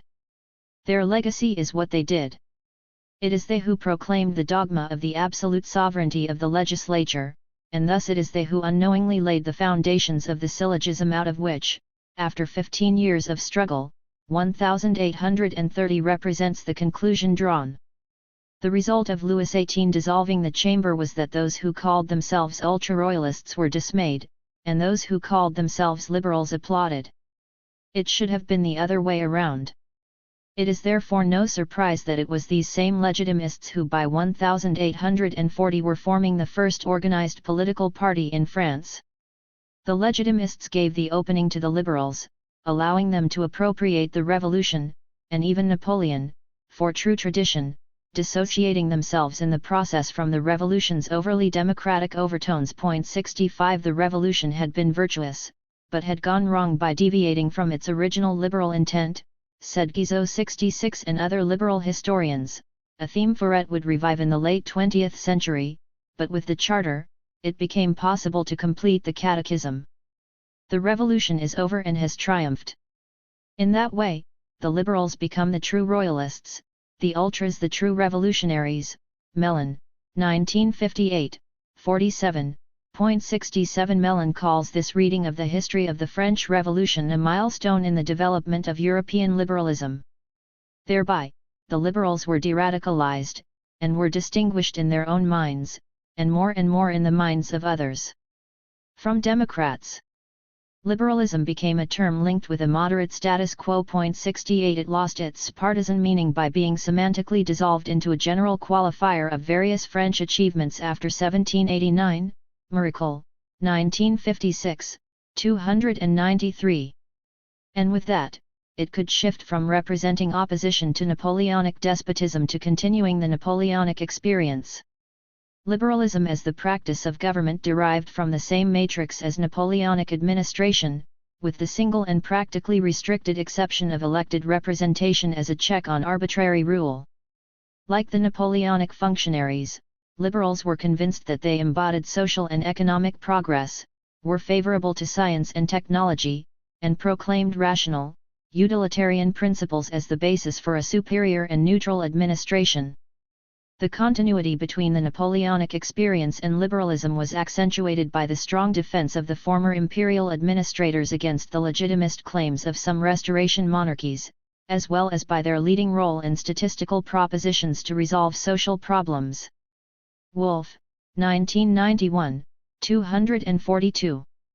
Once liberalism had thus cast off its radical associations, both in Great Britain and France, it was launched on its technocratic, reformist path. For the British government at the time, the most urgent problem to solve was that of money. Actually, W. Cook Taylor said in 1851 that Great Britain had three urgent problems to solve after 1815: cash, corn, and Catholics, but note that he put cash first. In 1797, because of economic difficulties resulting from wartime expenditures and a weak military position, Pitt suspended cash payments on the notes of the Bank of England temporarily, thus preserving its bullion reserve 69 but also precipitating a controversy that continued for over 3/4 of a century. Fetter, 1965, 1. To be more exact, there were two controversies. The resumption marked the culmination of the so-called bullionist controversy, and this in turn led to a second controversy, that between the so-called banking school and the currency school. 70 The bullionists took fright in 1809-1810 at inflationary pressures, which they attributed to excessive issue of notes. They preached the remedy of convertibility. The anti-bullionists argued that the problem could not be solved by a change of monetary policy, since it was the result of the extraordinary pressures of wartime and would pass. The compromise was to put off resumption until peacetime. At that point, however, acute deflation set in, and considerable opposition emerged to any tightening of credit, which resumption amounted to doing. 71 It was in large part at this point a controversy between those, such as the leaders of the cotton industry, who emphasized Great Britain's foreign exchange position, which a gold standard would enhance, and those who worried about maintaining the prices of agricultural products. 72 Who were not only the large landowners but the little man as well. 73. How much place there should be for the little man, once Peter Lowe had shown the stiff backbone of the government, was a question that absorbed more and more public concern in Great Britain. The underlying cause of popular discontent, it was evident, was distress, and the existing institutions of relief were clearly insufficient to keep the working classes from resorting to disturbances. Darville, 1934, 199. 74 Despite the fact that Peter Lowe had been an effort to intimidate the working classes, and did intimidate them up to a point, the governing classes were fearful of their increased social power. The debate between liberals and conservatives, better language than Whigs and Tories, or even radicals and Tories, was not over whether there existed a problem to be resolved. It was, rather, over how it could best be resolved. The liberals looked to legislation empowering experts, whereas the conservatives looked to a vague entity called interests. 75 The timid beginnings of the legislative approach were made nonetheless under a Tory government in 1817 with the Poor Employment Act, which provided work on canals, roads, and bridges. The Act represented a significant new departure in that it implicitly acknowledged an obligation to help the little man in a time of depression. Flynn, 1961, 92. 76 To the timid legislative effort we must add the pacifying elements of Methodism, emigration, and empire. The role of the Protestant sects in ensuring the political stability of Great Britain has long been argued. 77 Wilmot Horton's proposals to encourage emigration as a solution to poverty has been termed a policy of shoveling out paupers. 78 And emigration was in turn linked to empire. The keynote of British policy in the period immediately following 1815 seems to have been caution. They were cautious about lifting protectionist structures. They were cautious about resuming cash payments. The same caution could be seen vis-à-vis the colonies and the mercantile system. The liberal political economists were anti-imperial in principle 79, but there was opposition to any sudden overthrow of the existing system. Here, as everywhere else, the liberals hedged their bets. Yes, a free market, but not at the expense of the accumulation of capital. The modifications eventually came, although it seemed to free traders that the old system, like Charles II, was an unconscionable time a dying. Schuyler, 1945, 103. The liberals were prudent even in their teaching about colonies. The liberal economists were in general very worried about the decline of profits. Wakefield drew the conclusion that colonies were a partial answer to the shortage of profitable investment opportunities. James Mill, cited in Winch, 1963, 398, though he accepted the strictures of Ricardo in general, did concede, if colonization was an economic necessity for Britain, then it would require government support. 80 Wakefield developed a new, liberal conception of empire, with a properly Benthamite justification for efficient and self-financing colonies. 81 The colonies in the Regency Empire were thus indeed different from the earlier colonies, as Harlow, 1953, has argued. They became an extension of social change overseas, an example of social imperialism. Bailey, 1989, 252-253.82. Social change overseas for the British in practice meant colonization by the British when it was an economic necessity for them, and decolonization of other countries' colonies when it was economically useful for the British. For an insular people, without Napoleonic universalist pretensions, the world had suddenly become their oyster. Ever since 1815 England had been sending out her swarms over the entire globe as tourists, as emigrants, as colonizers, and as romantic revolutionary supporters. Halavy, 1949b, 126-127.83 Great Britain, after a long period filled with both hesitations about and encouragement of the settler independence movements of Latin America, finally came down decisively in 1823 in opposition to any European country other than Spain sending troops there to quash these movements. This was recognized as the definitive moment in the struggle. 84 For Great Britain was ready to fight here, as it had not been ready to fight in opposition to French intervention in Spain itself in 1820.85 This is of course what one expects of a hegemonic power, and how such a power asserts itself by making implicit threats that it expects will not be called, but also by knowing when it is not quite strong enough to issue ultimatums. 86 Having thus successfully maneuvered the European states into a do-nothing position, Canning eventually obtained the chief credit among South Americans, temporally, 1925b, 53, and thus Great Britain secured her status as the standard-bearer of liberty despite the obvious economic self-interest that was at play. This readiness of Great Britain to play the role of limited supporter of independence movements was extended to the Balkans/Ottoman Empire as well, most particularly in the case of Greece. Public opinion in Great Britain was torn between a disdain for autocracy, seen as somehow not quite civilized, and a prudent desire not to become too entangled. Influence without entanglement is how Evans, 1983, Chapter 21, describes British foreign policy aims in Europe at this time. Another way to describe these aims, however, is to say that their primary objective was the slow eating away of the Holy Alliance by embarrassing it where its principles were most shaky. The case of Greece offered a golden opportunity. The Greek Revolution started in the wake of, and at the same time as, others in Europe in 1820–1822. In the case of the others, Great Britain, as we have seen, disapproved passively of intervention.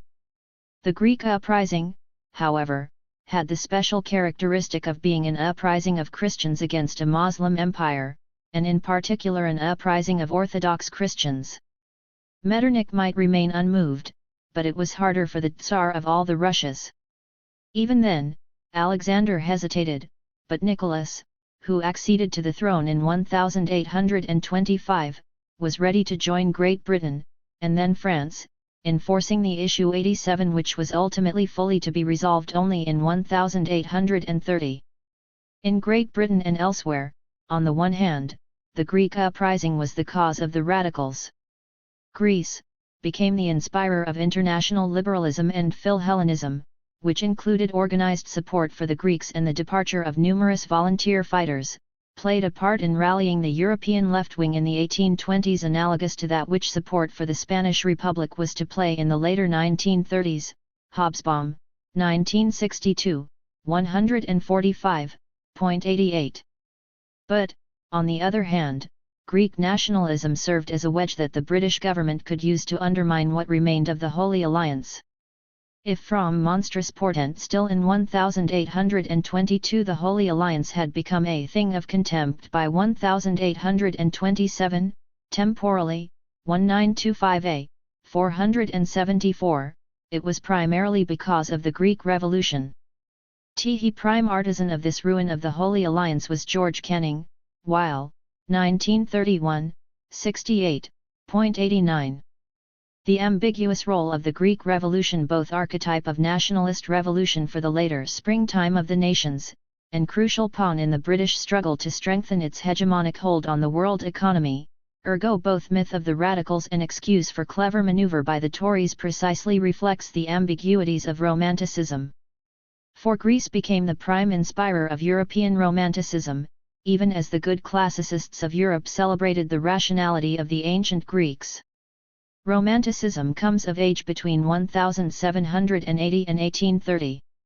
It was naturally associated with the French Revolution, since Romanticism had to do with creating a new society different from its immediate forerunner, Barzun, 1943, 52. Thus it was individualist, voluntarist, and poetic. It stood for a liberation of the imagination. But precisely because it wanted a liberation of the imagination, and rejected the limitations of the present. But at the same time it was also the love of the past, the attachment to old traditions, the curiosity for epochs when the peoples, suffused verses with legends, created naive poetry, a bit childish but sincere and spontaneous, while, 1930, 215. Thus, although Romanticism involved spontaneity and hence could sanction revolution, it was strongly opposed to any universalistic tone in revolution, particularly as this had been incarnated in the Napoleonic imposition of the universalist project on unwilling peoples. 90. For that reason, a radical, rationalist revolutionary like Blanqui considered romantics to be the enemy. When Blanqui, the great practical revolutionary of the 19th century, had finished fighting in the Revolution of 1830, he burst into the editorial room of the paper on which he had worked. Standing in the doorway, he flung down his rifle and shouted with young enthusiasm, surely a romantic quality, to the elderly journalists sitting there, "In français, les romantiques. That finishes the romantics." For him, the revolution for which he had just risked his life was not primarily the victory of Republican workers over their oppressors. What first occurred to him was that the ornate romantic style of Chateaubriand, the idealization of the Middle Ages, fake Gothic and the aping of feudalism, would all now disappear in favor of a purer classical style, which would model itself, in writing, drama, and architecture, on the noble tradition of Republican Rome. Postgate, 1974, 97. Nonetheless, says Barzun, 1961, XXI, Romanticism is populist, even when the Romanticist, like Scott or Carlyle, preaches a feudal order. Perhaps Hobsbawm, 1962, 306, best catches the overall tone.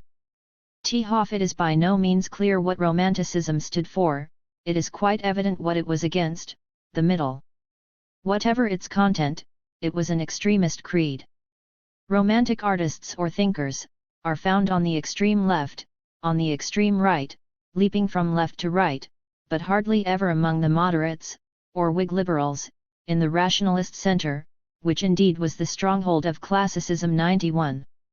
Where, then, does Greece fit in terms of this all too malleable concept? Here, Bernal's 1987-1991 important work on the conceptualization of the ancestry of Europe comes in. He points out that Renaissance thinkers had seen Egypt, not Greece, as the original and creative source, and that both Egypt and China had maintained a high reputation for their philosophy and science, but above all for their political system, Bernal, 1987, 16, until precisely the time of the French Revolution, at which point, led by Romantic thinkers, the focus shifted to Greece. By the end of the 18th century, progress had become a dominant paradigm, dynamism and change were valued more than stability, and the world began to be viewed through time rather than across space. Nevertheless, space remained important for the Romantics, because of their concern for a local formation of peoples or races. Real communication was no longer perceived as taking place through reason, which could reach any rational man.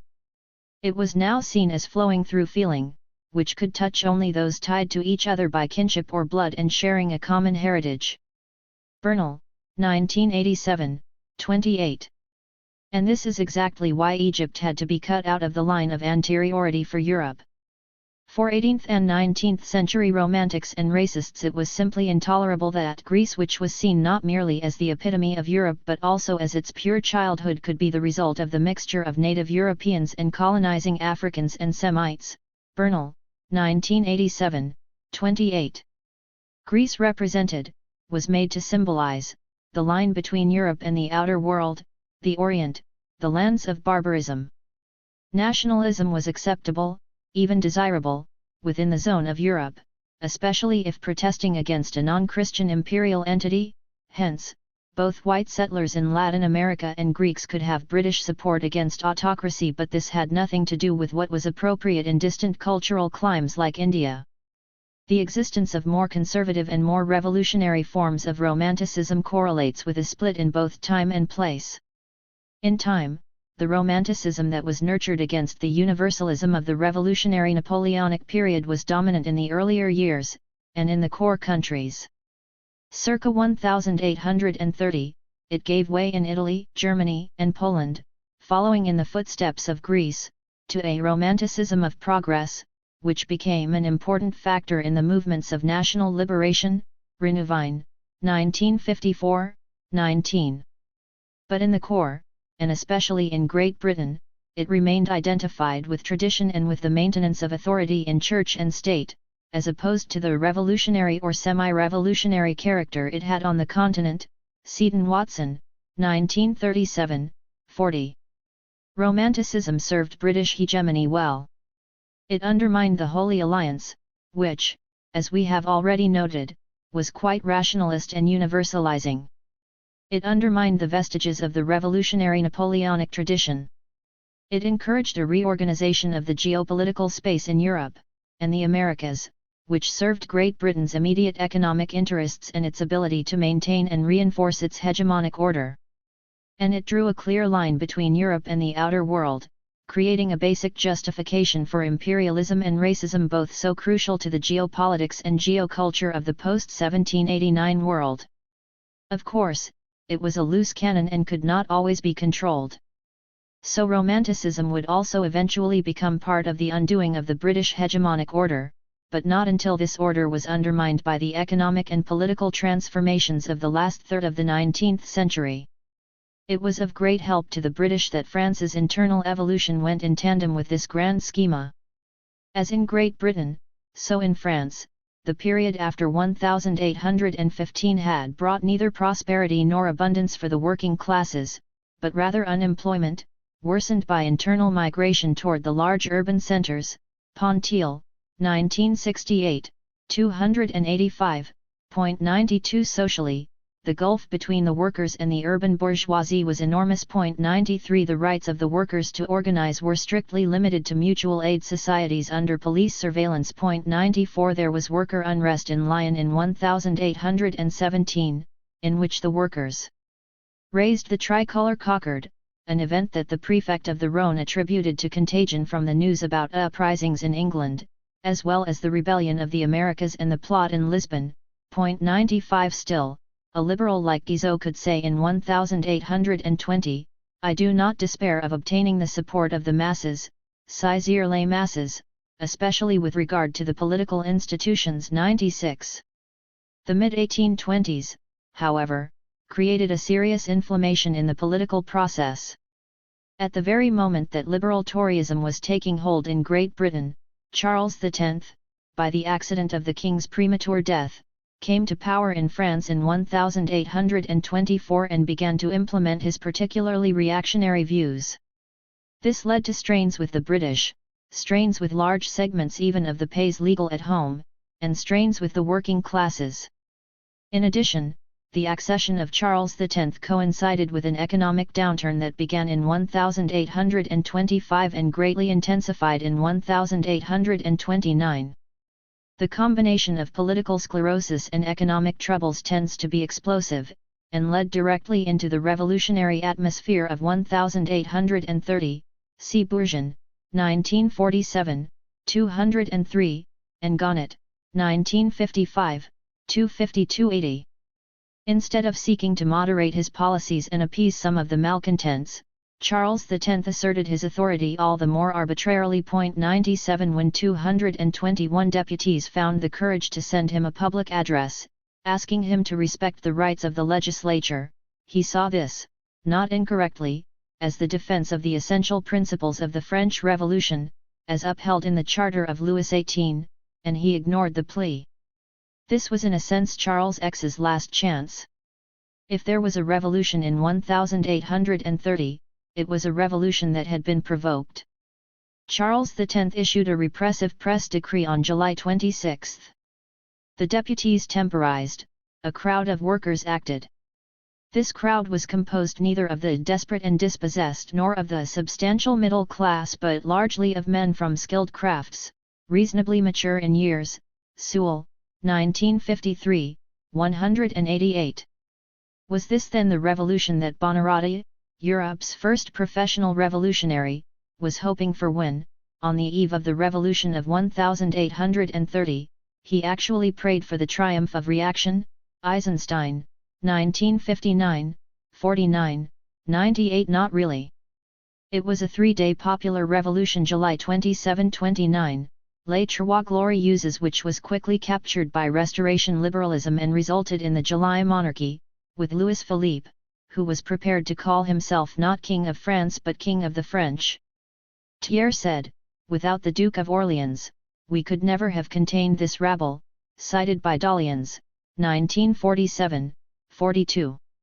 Against the ultras, who had still hoped to truly restore some version of the Ancien Régime, the July monarchy legitimated a liberal version of the French Revolution. By the Revolution of 1830, the assault upon the Revolution of 1789 was finally defeated. Elton, 1923, 88.99. The workers would rapidly realize that, in terms of the economy and the social structure, the Revolution of 1830 had brought about no change whatsoever. Bourgeon, 1947, 205.100. If the workers were disillusioned, the ultras were nonetheless dismayed. On August 7, 1830, Chateaubriand, cited in Benetton, 1988, 56-57, and 3, made a speech in the House of Peers refusing to support Louis Philippe, a useless Cassandra. "I have wearied the throne and the fatherland with my disdained warnings, all that remains to me is to sit down on the debris of a wreckage that I have so often predicted." And big businessmen were unsure whether they should applaud or not, fearing simultaneously reaction, the legitimists, and social revolution by the masses. Price, 1975b, 6.101. Finally, the British were also hesitant to applaud at first. In fact, in the weeks immediately following the revolution, the menace of war hung heavily over France. Pinckney, 1972, 303. The tricolour, the Marseillaise, the reorganization of the National Guard all made the Holy Alliance states shudder. They even began to fear renewed French aggression. But the British government, under none other than Wellington, the spokesperson of the more conservative Tories, hastened to recognize the new government. And by October, so had everyone. Why did the British move so rapidly? No doubt it helped that Louis Philippe was both a sincere admirer of Great Britain's parliamentary institutions and a partisan of an alliance with Great Britain. See Guillot, 1901, 579. No doubt it was a clever move by Louis Philippe to recruit the well-known exponent of these two views, Talleyrand, as ambassador to Great Britain, symbolizing that Great Britain was the country whose support it was most important for Louis Philippe to win. Gieschen, 1917, 186.102. And no doubt the British had many reasons to be annoyed with the foreign policy that Polignac had conducted for Charles X. In particular, they were most unhappy about the implications of France's invasion of Algeria early in 1830, especially when they realized that Charles X saw in it virtually a revival of the Crusades. 103. At a moment when Great Britain had succeeded in constraining the Holy Alliance, Charles X seemed to be upsetting the apple cart. 104. Great Britain had been restrained from acting directly against him because of the strong support France was receiving from the other European powers, and from Russia in particular. 105. Now, however, it could hope for better from Louis Philippe, as indeed would turn out to be the case. 106. But with all the hesitations, the fact is that the July Revolution succeeded. That is, the liberal state was installed in its primitive form, at least. 100 years later, Benedetto Croce, 1934, 101-102, could look back at what he called the July sun and exult. With the July days all European absolutism was morally defeated and, on the contrary, European liberalism, which was struggling and bridling in depression, became an example of how to face the enemy in extreme cases, a proof that in this way victory is certain, an aid in the fact itself that a great power had reached the plenitude of liberty, and ground for confidence in revolutions soon to come. As Croce indicates, the revolution of 1830 was to be contagious, spreading most immediately to neighboring Belgium and Italy, but then also to Poland. The peoples of Europe emerged from a long apathy. The Holy Alliance was shaken. Rude, 1940, 413.107. Of the three revolutions, that of Belgium was the only successful one, and for good reason. It was the only one that fit into the project to create and consolidate the liberal state in the core countries of the world economy. The Italian uprising of the Carbonari was supported by the more radical elements in France and various parts of the Parti du Mouvement under the leadership of Lafayette. They organized the Volontaires du Rhône to come to the aid of Piedmont, and incidentally annexed Savoy. They were, however, in part foiled by the French authorities themselves. 108. For the new French government wanted merely to contain Austria, and Charles Albert, King of Piedmont, wanted the Austrians out but the liberals held in check. So in the end it was the liberals who lost out. See Renuvine, 1954, 73-75. As for Poland, the revolution there was suppressed without too much difficulty. The link between it and the revolution in France was spiritual but not more. 109. The French were very far away and neither able nor prepared to do anything. Belgium was another story entirely. Belgium had never been an independent state, but in the long period between the revolt of the Netherlands and the French Revolution, it had been a somewhat autonomous administrative unit first under Spanish, then Austrian rule. During this period, agriculture had flourished 110 but industry thrived there as well, particularly following the 32 years of prosperity 1748-1780 under Prince Charles. The Prince's deputy, the Count of Koblenz 1753-70, known as the Colbert of the Low Countries, instituted a protectionist policy, Briavoine, 1839, 7, 86-90, which resulted in dazzling growth between 1765 and 1775, 111 growth that continued steadily from that point on. 112 One of the advantages the Austrian Netherlands had over the United Provinces at that time was its combination of high population growth, low wages, and a skilled labor force. 113 One result was that Belgium was introducing industrial machinery almost as fast as England. 114 France annexed Belgium in 1795. The main centres of industrial production, cotton in Ghent, wool in Verviers and Eupen, and heavy industry in Liege and Hainault, all underwent a further remarkable expansion in the French period. Moqueur, 1974, 366. 115 There seem to be two main reasons: integration with a huge protected and unified area of 30 million customers, Crouzet, 1964, 209, and transformation of the social structure, the removal of internal barriers to trade, customs, tolls, the abolition of guilds, civil equality, reform of codes and tribunals, and the abolition of feudal rights, see Right, 1955, 90.116. The two together seem to have worked splendidly, as everyone seems to agree. Brusque acceleration, the moment of a Rostovian takeoff, total transformation, and the moment of decisive expansion are the phrases used.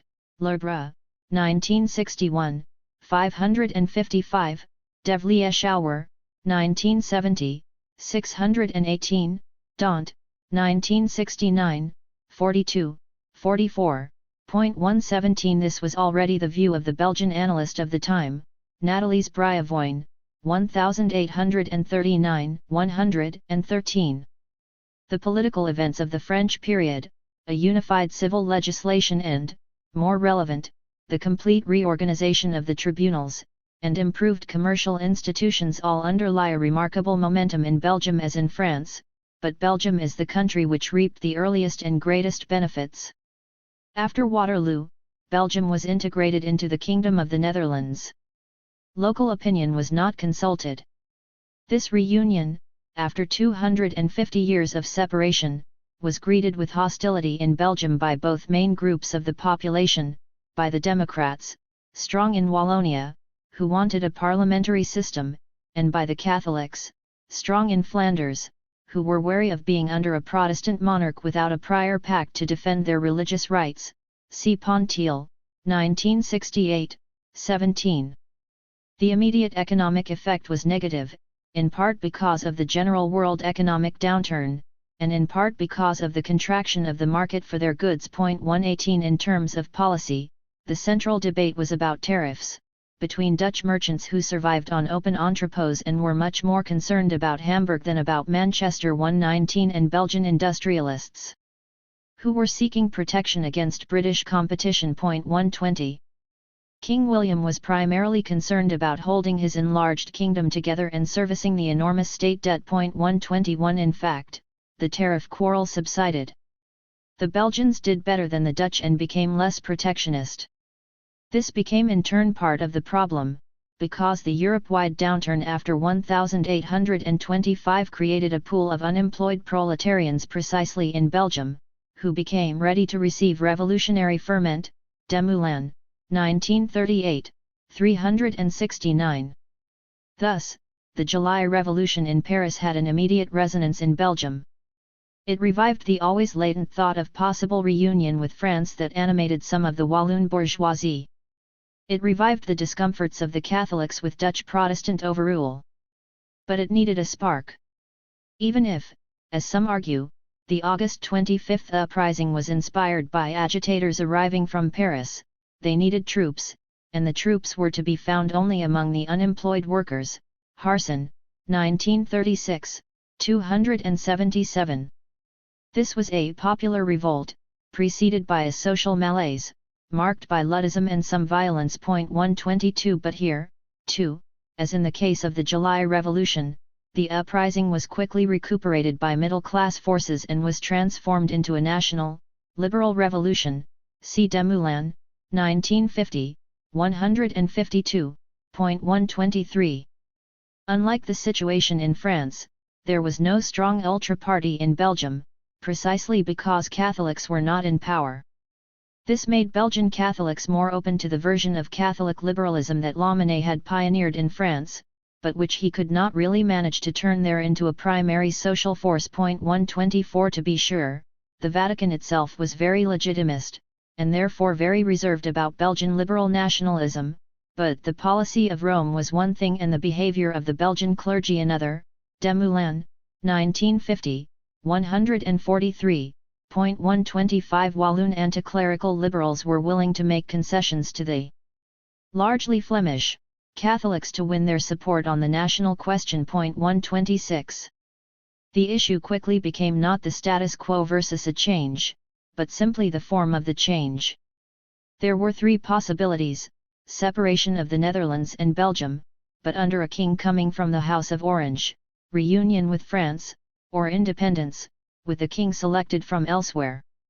The chances of the Prince of Orange, King William's son, were wrecked by the king's bombardment of Antwerp on October 27, which the Belgians saw as a way of aiding Dutch merchants against them.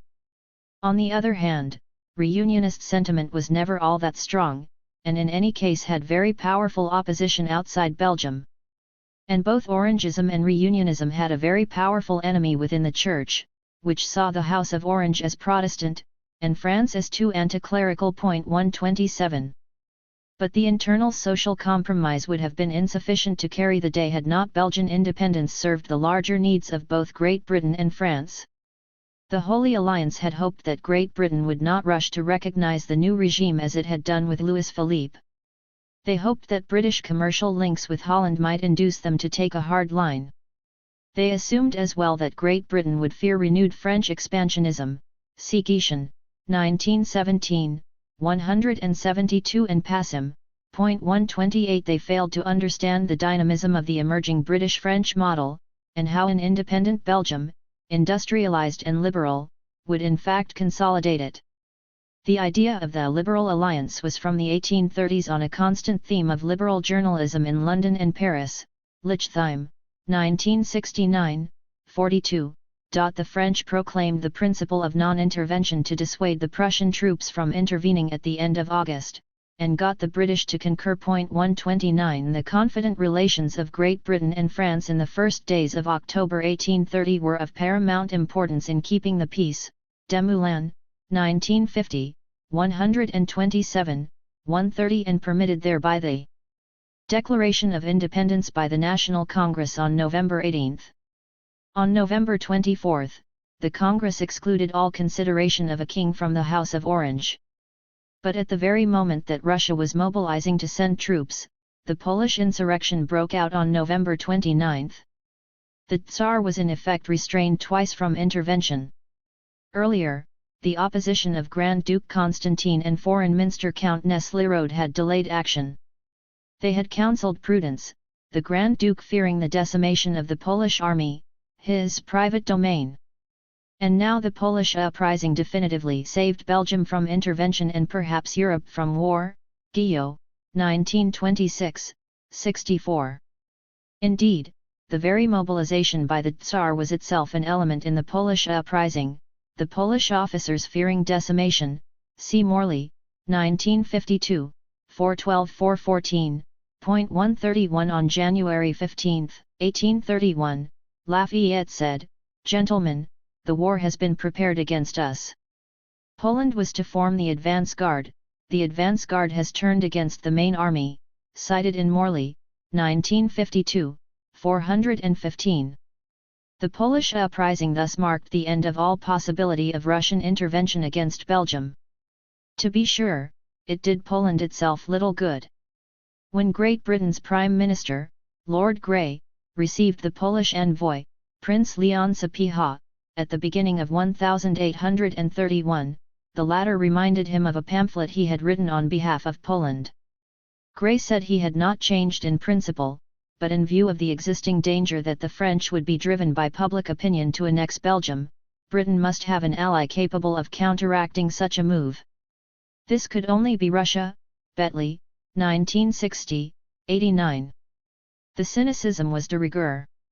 It does, however, confirm the crucial difference between Belgium and Poland, the role that Belgium, but not Poland, could potentially play in consolidating the British-French model. Buonarroti at least was clear as to what had happened. Belgium, under the king finally chosen, Leopold I, had joined Great Britain and France to constitute the bulwarks of that constitutional monarchy based on a parliamentary system and the broad consent of the middle classes, which he denounced as the order of egoism. Eisenstein, 1959, 86.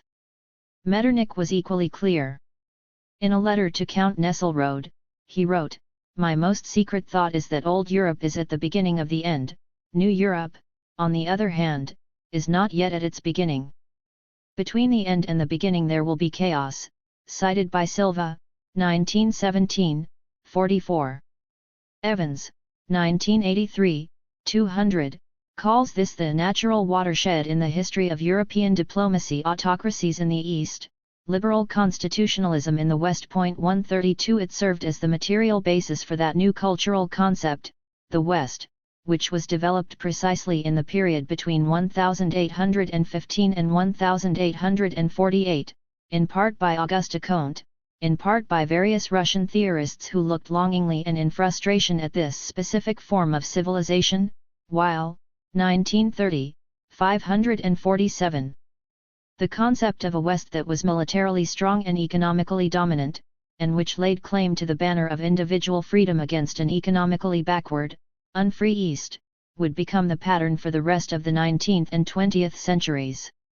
What Belgium had over Poland was its geographical location in northwestern Europe, combined with an already developed industrial base.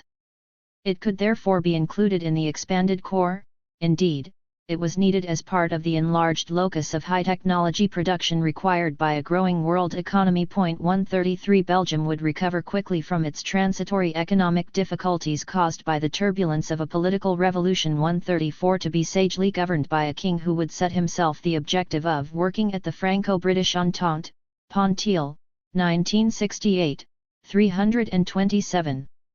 With France and Belgium in secure hands, Great Britain could make its own political adjustments with some ease. The story of reform started in fact not in 1830 during the Whig government of Lord Grey but in 1829 when the Duke of Wellington was presiding over a Tory government that was the nearest thing Great Britain had to an ultra-regime. The issue was not the enfranchisement of the urban middle classes but the emancipation of the Catholics. The question of Catholic emancipation had been under parliamentary discussion since 1778, when the penal laws were abrogated. 135 It was originally a question of extending civil rights to a minority, one element in the gradual liberalization of the political system. The Act of Union in 1800, however, complicated the issue. Once Ireland was juridically incorporated into the United Kingdom, extending Catholic rights could be seen as the necessary completion of the Act. But it could also be seen as a way station to its reversal, one element in a possible decolonization of the British Empire. At the same time, two other elements entered the picture.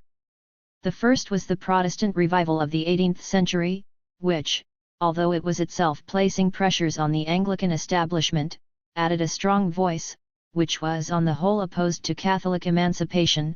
Hexter, 1936, 313. The second, which went in the other direction, was the French Revolution. Opposition to the revolution led to a change in how Catholics were viewed in Great Britain. Catholicism, no longer a soul-devouring ogre, was a virtuous atlas, propping the tottering world against the onslaughts of a godless sans-culottism. Hexter, 1936, 301. 136. Still, it was undoubtedly the Irish lower classes who forced the issue, and their actions reflected not an urge for integration into the British political system but the beginnings of a popular Irish nationalism.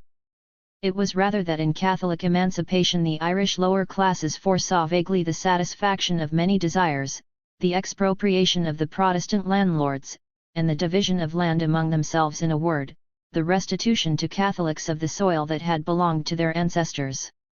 Halavy, 1949a, 191. By 1829 the nationalism had taken hold sufficiently that Ireland seemed poised to rebel. At least so it seemed to the Duke of Wellington. Reynolds, 1954, 30. 137 required, he thought, to choose between emancipation and revolution. The Duke of Wellington, the Iron Duke, ferociously opposed to emancipation, decided upon one of his strategic retreats. He wrung from the king permission, Reynolds, 1954, 30, 138, to put forward a measure for unqualified emancipation. Emancipation was to change the life of the Irish lower classes far less than they had hoped. 139 No matter. Wellington's retreat had the consequence that it made reform respectable, more, 1961, 17, and at the same time it had the final twist of turning the British ultras themselves into partisans of electoral reform. This was the same reaction that the French ultras in the Restoration had had in the face of what they considered Louis XVIII's insufficiently autocratic stance. Wellington and Peel were seen by the British ultras to have turned out to be unreliable. Since they had been supported by the representatives of the rotten boroughs, these ultras now argued, paradoxically, but not irrationally, that only irrational and widely based electorate could be relied upon to rally round the No Popery flag. Evans, 1983, 206. 140 Wellington's timely retreat on Catholic emancipation ensured that there would be nothing like a July days scenario, but the outcome turned out to be substantially the same, for it was equally the culmination of what were essentially parallel processes in both countries. Catholic emancipation may have calmed things down in Ireland, but the failure of the harvest in England that same year revived the sense of turbulence. In the winter of 1830, unemployment in rural areas had become widespread and was followed by the failure of country banks, leading to agricultural riots. See Gash, 1935, 91. It was at this point, with new elections pending, that the July Revolution, the July Days, broke out. The reaction, as we have already noted, was mixed. The radicals were triumphant. They saw July 1830 as the renewal of 1789. The liberal centre, the Whig aristocrats, the urban middle-class notables, were hoping that the July Revolution would turn out to be at once liberal and conservative, would in fact revive not 1789 or 1792 but 1688 and thus be a French tribute to the political wisdom of England. Halévy, 1950, 5-6. In any case, Wellington lost the election, which Halévy, 1935, 53, sees as the natural outcome of the fall of the last of the kings of France 141. Though July may or may not have hurt Wellington, we have already seen that Wellington was not in fact hostile to Louis Philippe.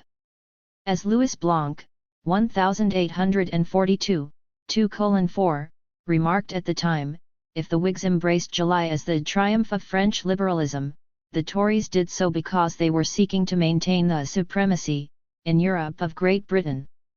The English aristocracy, like all aristocracies, is quite clairvoyant and coherent in seeking to accomplish its aims.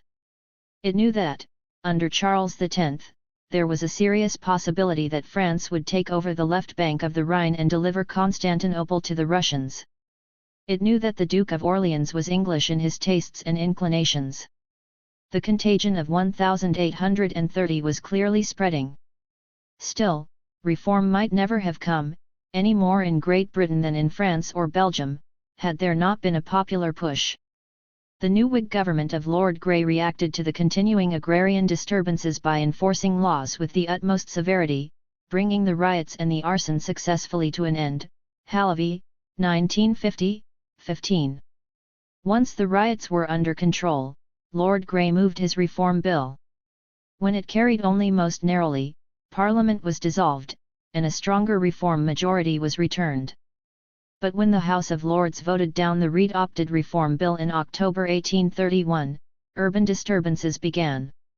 The middle-class reform leaders, like Francis Place, struggled to remain in the lead. Place launched the famous slogan to stop the Duke of Wellington, "Go for gold." This meant withdrawing private funds from the banks. The suggestion of armed resistance to a new Tory ministry was bruited, although a revolution led by Francis Place would have been an incongruous phenomenon. Evans, 1983, 211. Nonetheless, the threat worked. Wellington abandoned his opposition, the king promising Grey that, if need be, he would create new peers. The test never came. Tomies and Holt, 1977, 91, 98.142. Both supporters and opponents of reform agreed that at that moment Great Britain had been standing on the edge of a precipice of disorder. Fraser, 1969, 38. Root asserts there was no English Revolution in 1830 because there was no self-conscious working-class movement and because the occasional angers of the labourers lacked solid middle-class support. Root, 1967, 102. But is this the way to analyze what happened? In response to the boast that the 1832 reforms were accomplished without an insurrection, John Stuart Mill, writing in 1849, p. 12, asks, but was it without the fear of an insurrection? If there had been no chance of an uprising, would the House of Lords have waived their opposition, or the Duke of Wellington have thrown up the game in despair? 143. The answer is almost surely not. This does not mean, however, that the putative insurrectionaries accomplished their goals. For once again the process was taken in hand by the centrist liberals. The primary purpose of the Reform Bill was to rally middle-class support round the aristocratic system. Gash, 1979, 147.144. The Whigs made sure to use their own language that the age of improvement would not be suddenly transformed into an age of disruption. For this, they needed a bill, any bill, that seemed to include the middle classes in the polity. 145. Even John Bright, who wanted much more, would say, if the bill was not a good bill, it was a great bill when it passed. Briggs, 1959, 259-260. The reforms had some unanticipated consequences for British politics. Enfranchised Scotland and Catholic Ireland became powerful reinforcements for the Whig liberal parliamentary strength. Gash, 1979, 154. The Celtic fringe would be the bulwark first of Gladstone and Lloyd George, and then later of Labour. At the same time, the Conservatives could shift from being merely the party of the Crown and the peerage to being the party of England. Halavy, 1950, 182. Still, it could be argued that it was as much by integrating the Celtic fringe as by integrating the middle classes that the reforms of 1829–1832 established the national liberal state in Great Britain. In addition, by eliminating rotten boroughs, the bill weakened the power of the ministries vis-à-vis the individual members, who now needed to be responsive to their constituencies. This would be undone 50 years later by the development of centralized parties, which brought the members and their constituencies back under control. In the meantime, this weakening of an autocratic, if ministerial, centre actually caused dismay to many radicals, liberals, and even Whigs, because they found new reform legislation often harder, not easier, to obtain. It was no longer sufficient to persuade a few men at the very top to make timely, essential changes. The interests of a much larger, but still quite narrow-minded, group had to be taken into account. The fondness of the Benthamites for Wellington and Peel in 1829 and 1830 may, indeed, be extremely significant. If history followed a logical progression, which it never does, it might be argued that the first Reform Act did more to delay such measures as the repeal of the Corn Laws than it did to accelerate them. More, 1961, 34. If the middle classes got less than they might have wanted, they did get honour, and they would be turbulent no more. However, all the working classes got, in Great Britain as in France, was disillusionment, Briggs, 1956, 70, and a weakened position for the next round of battle. 146. By 1830–1832, a liberal state governed by a liberal centre had been fabricated in Great Britain, France, and Belgium, the three most industrialised states of the epoch. Collectively, the three formed the economic and cultural core of the world system. The model of the liberal state was intended for their use and for the use of those others who were aspiring to achieve comparable prosperity and stability. The Holy Alliance and the ultras in the core had been checked, indeed, they had been rooted. The conservatives and the radicals had begun their de facto transformation into mere variants of centrist liberalism. If the ultras were effectively neutralized, the insurrectionary revolutionaries had scarcely been able to achieve any political presence whatsoever, especially in the three model liberal states. The machinery of the liberal state now needed to be developed. The process of electoral reform was still timid. But it had been launched, and it would roll on inexorably until it reached its peak as universal suffrage within a century. Suffrage was accompanied by the extension of civil rights to all citizens, even subjects, even residents. What had not yet quite begun was the second great pillar of the liberal state in its taming of the dangerous classes, state protection of the economically and socially weak. This process would be launched in the next period, that of the consolidation of the liberal states between 1830 and 1875. 3. The liberal state and class conflict. 1830–1875. British state intervention was growing like a rolling snowball throughout the 19th century, which most historians were inclined to characterize as one during which government kept its hands off business. J. Bartlett Brebner, 1948, 108. Our evolutions merely happen, they neither fail nor succeed. John Playmenitz, 1952, 12. The struggle of the orders suffuses, or rather creates, all this history. Facts don't just disappear because ministries and parties want them to or find it useful that they do so. François Guizot, 1820, 6.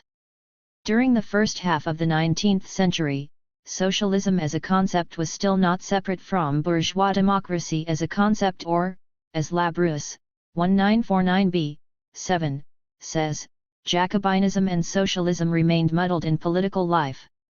In some sense, it probably remained for at least a century thereafter that a full distinction of the two concepts did not exist. Nonetheless, liberalism, which seems to me a better locution than bourgeois democracy, and socialism began to have diverging trajectories as political options after 1830. Indeed, as Hobsbawm, 1962, 284, argues, practical liberals shied away from political democracy, the social discontents, revolutionary movements, and the socialist ideologues of the post-Napoleonic era intensified this dilemma of relying upon the majority to carry out the dictates of reason, and the 1830 revolution made it acute. Liberalism and democracy appeared to be adversaries rather than allies. Point 1.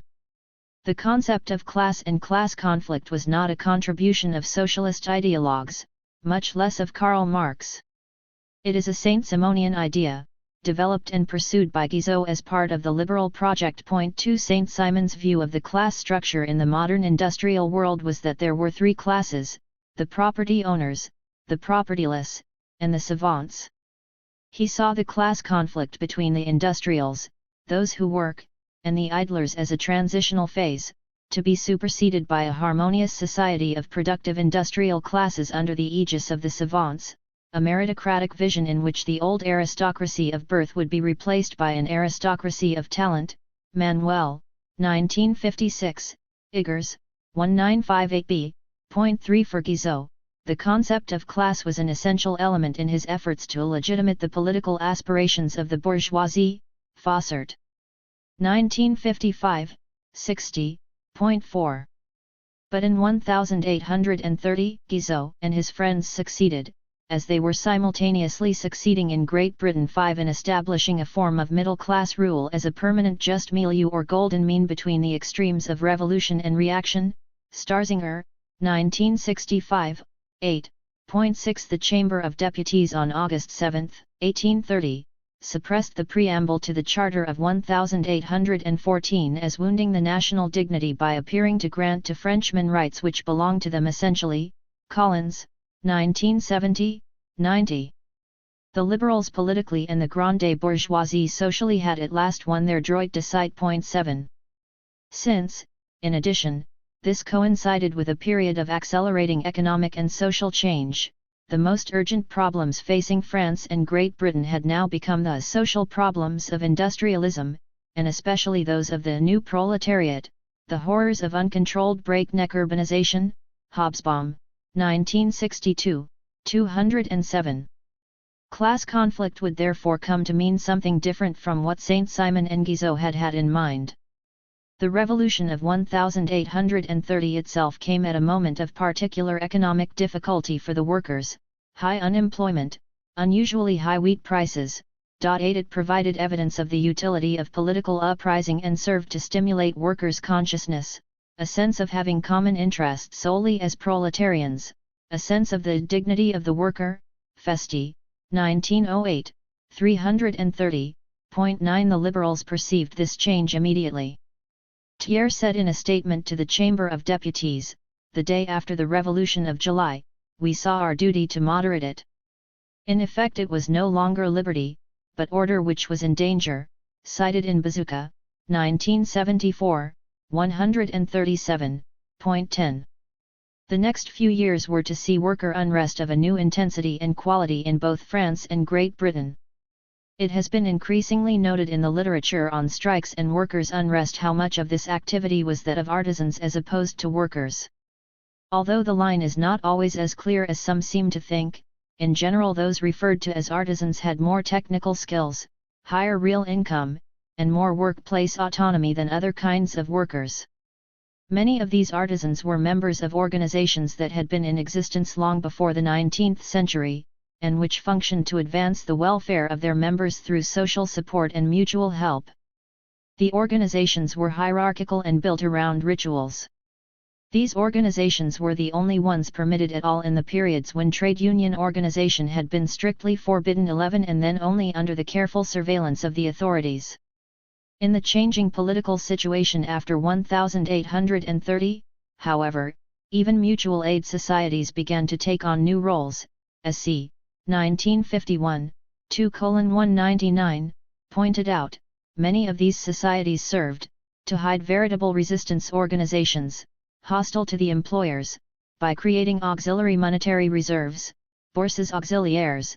They created funds to support the unemployed and strikers. 12. Thus it could be, as Stearns, 1965, 371-372, has argued, that such artisans were more likely to engage in strike action at this time than the factory workers, who, being in an even weaker position, were almost totally quiescent. 13. The distinction made by many scholars between artisans and factory workers seems to be asserted primarily on the basis of differing workplace organization. But in fact the artisans were usually in workshops, which were not all that different in structure and even social organization from the rather small factories that existed in this era. I suspect the real difference was in the social origins of the two groups of workers. The artisans were males, and males who came for the most part from the immediate area. The factory workers were largely either women and children, Bazooka, 1974, 35, or migrants, which included both those who came from rural communities and workers speaking another language. 14. The most dramatic expression of protest by the artisans was that of the Knits 15 of Lyon, first in 1831 and then in 1834. The struggles began right after the July Revolution, and included machine destruction and eviction of foreign workers. 16. The background to this was an 18th-century militancy of journeymen, which had erupted in 1786 in the so-called Tuppenny Riot, Émeute de deux sous, in which the journeymen sought to obtain a fixed minimum rate for finished cloth. The ongoing turmoil continued up to the French Revolution and the enactment of the Loi Le Chapelier. Bazooka, 1974, 11, concludes that the French Revolution, in fact, broke the momentum created prior to 1789 and may have retarded the development of a workers' movement in Lyon. In the years between 1789 and 1830, however, the relatively stable system of the Compagnon had been replaced by a more fluid one of piecework laborers, Bazooka, 1974, 46. Levasseur, 1904, 2:6, asks the questions, why Lyon? Why 1831? His answer is that Lyon was living off a luxury industry, silk, which made it more sensitive to economic crises and political turmoil. The immediate issue, as in 1786, was a minimum wage, which had been agreed to by the prefect but subsequently revoked by the central government. The first strike was relatively non-political. But discontent continued. There was a strike in Paris in 1832. The atmosphere was more and more politicized, partly by the dissatisfaction of the working classes with the politics of the July monarchy, partly, at least in Lyon, by the agitation of the Italian nationalist forces. Mazzina's aide-de-camp, General Romorino, was often in line recruiting persons for their attempts to liberate Savoy and Piedmont. Bazooka, 1974, 122. On February 14, 1834, a general strike was called. It did not succeed. The local Republican Party was divided in its attitude. 17 A repressive law caused a further reaction by the workers in April, an uprising in which some 300 were killed. This attempt came to be viewed as a landmark in the history of the European working class. Bazooka, 1974, 124. This time the repression by the authorities was definitive. There was a monster trial in 1835, which the government used to get rid of the Republicans. 18 Faced with the beginnings of a serious class struggle by the urban working class, the liberal state initially reacted as repressively as did its predecessors. The story was not very different in Great Britain. The moral equivalent of the July Revolution was the Reform Bill of 1832. Great Britain did not know 3 glorious days of revolution. Instead, there was a parliamentary battle in which the revolution was voted in, on the crucial second reading in 1831, by a single vote. When, despite this, the bill was defeated in committee, Parliament was dissolved, and a pro-reform parliament elected. At the time there was great awareness of events in France, and the possibilities of worse happening. Macaulay's speech on March 2, 1831, in favor of reform makes clear the reasoning of those who advocated it. Turn where we may, within, around, the voice of great events is proclaiming to us, reform, that you may preserve, renew the youth of the state. Save property divided against itself. Save the multitude, endangered by its own ungovernable passions. Save the aristocracy, endangered by its own unpopular power. Save the greatest and fairest and most highly civilized country that ever existed, from calamities that may in a few days sweep away all the rich heritage of so many ages of wisdom and glory. The danger is terrible. The time is short. If this bill should be rejected, I pray to God that none of those who concur in rejecting it ever remember their votes with unavailing remorse, amidst the wreck of laws, the confusion of ranks, the spoliation of property, and the dissolution of social orders. 19. Macaulay's argument was heard. And, exactly as in France, once the middle strata had won their droit de cite, attention turned immediately to containing the claims of the working classes. Chartism, much the most important movement of working men, Evans, 1983, 215, 20 and a continuation of the old radical reform movement, was contemporaneous with and strongest during the Great Industrial Depression from 1837 to 1843. It gained considerable notoriety and seemed a real menace to the authorities for several years. A large part of Chartist ranks were drawn from members of trade societies. 21 But it also had support from middle-class radicals, Rowe, 1967, 85. The Chartist movement existed simultaneously with, and was in direct rivalry with, the free trade movement of the Anti-Corn Law League. Halavy, 1947, 9, raises the specter of a potential for civil war.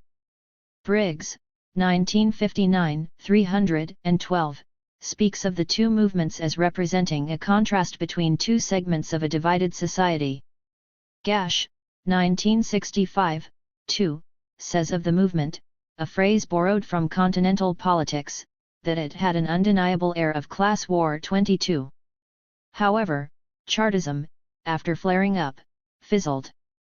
As of 1843 it was on the decline. Partly, there wasn't enough social support in Great Britain for a movement that was primarily and overtly a workers' movement. Partly, the movement also could not agree on the degree to which violence was a legitimate weapon. And partly, there was the Irish factor. The working class in England was no longer just English, but English and Irish, and issues of Irish nationalism became intertwined with class issues. When Feargus O'Connor took the leadership of the Chartists, the confusion became too great, and the movement was compromised. 23 Perhaps most important of all, times got a bit better, and Sir Robert Peel's programme of economic reform removed some of the discontent. 24 In the end, Class warfare did not do much better at this time in Great Britain than it had in France. The internal problems of Great Britain and France never became large enough that those powers could not concentrate attention on the geopolitics of the world system. The July Revolution, repeated and confirmed by the independence of Belgium and the Reform Act of 1832, was to have an immediate effect on Europe. Whereas the relations of Great Britain and France between 1815 and 1830 had been correct, and those countries often found themselves on similar sides of world issues, the heritage of the two-century struggle for hegemony continued to ensure enough mutual suspicion to preserve a degree of distance. The July Revolution overcame that, affecting even the Tory government of Wellington before the Reform Bill was enacted. Europe now entered the era of the Entente Cordiale, a marriage perhaps not of love but certainly of reason, one that would survive all subsequent quarrels until at least 1945. The term itself was probably coined by Palmerston in 1831, although it did not come into official use until 1842, Guillot, 1926, 220, Halévy, 1950, 3:73, n1. The geopolitical basis of the alliance was clear.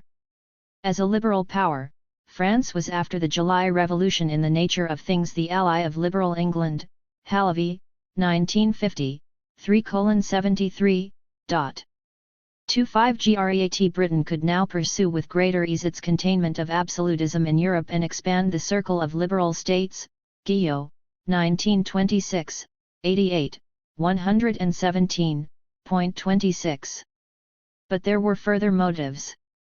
Great Britain and France faced the same internal problems, and even if France was not yet ready to embrace the free trade nostrums of Great Britain, the Entente Cordiale seemed in the eyes of Democrats and Socialists as an alliance of capitals that was a fait accompli, Guillot, 1926, 302.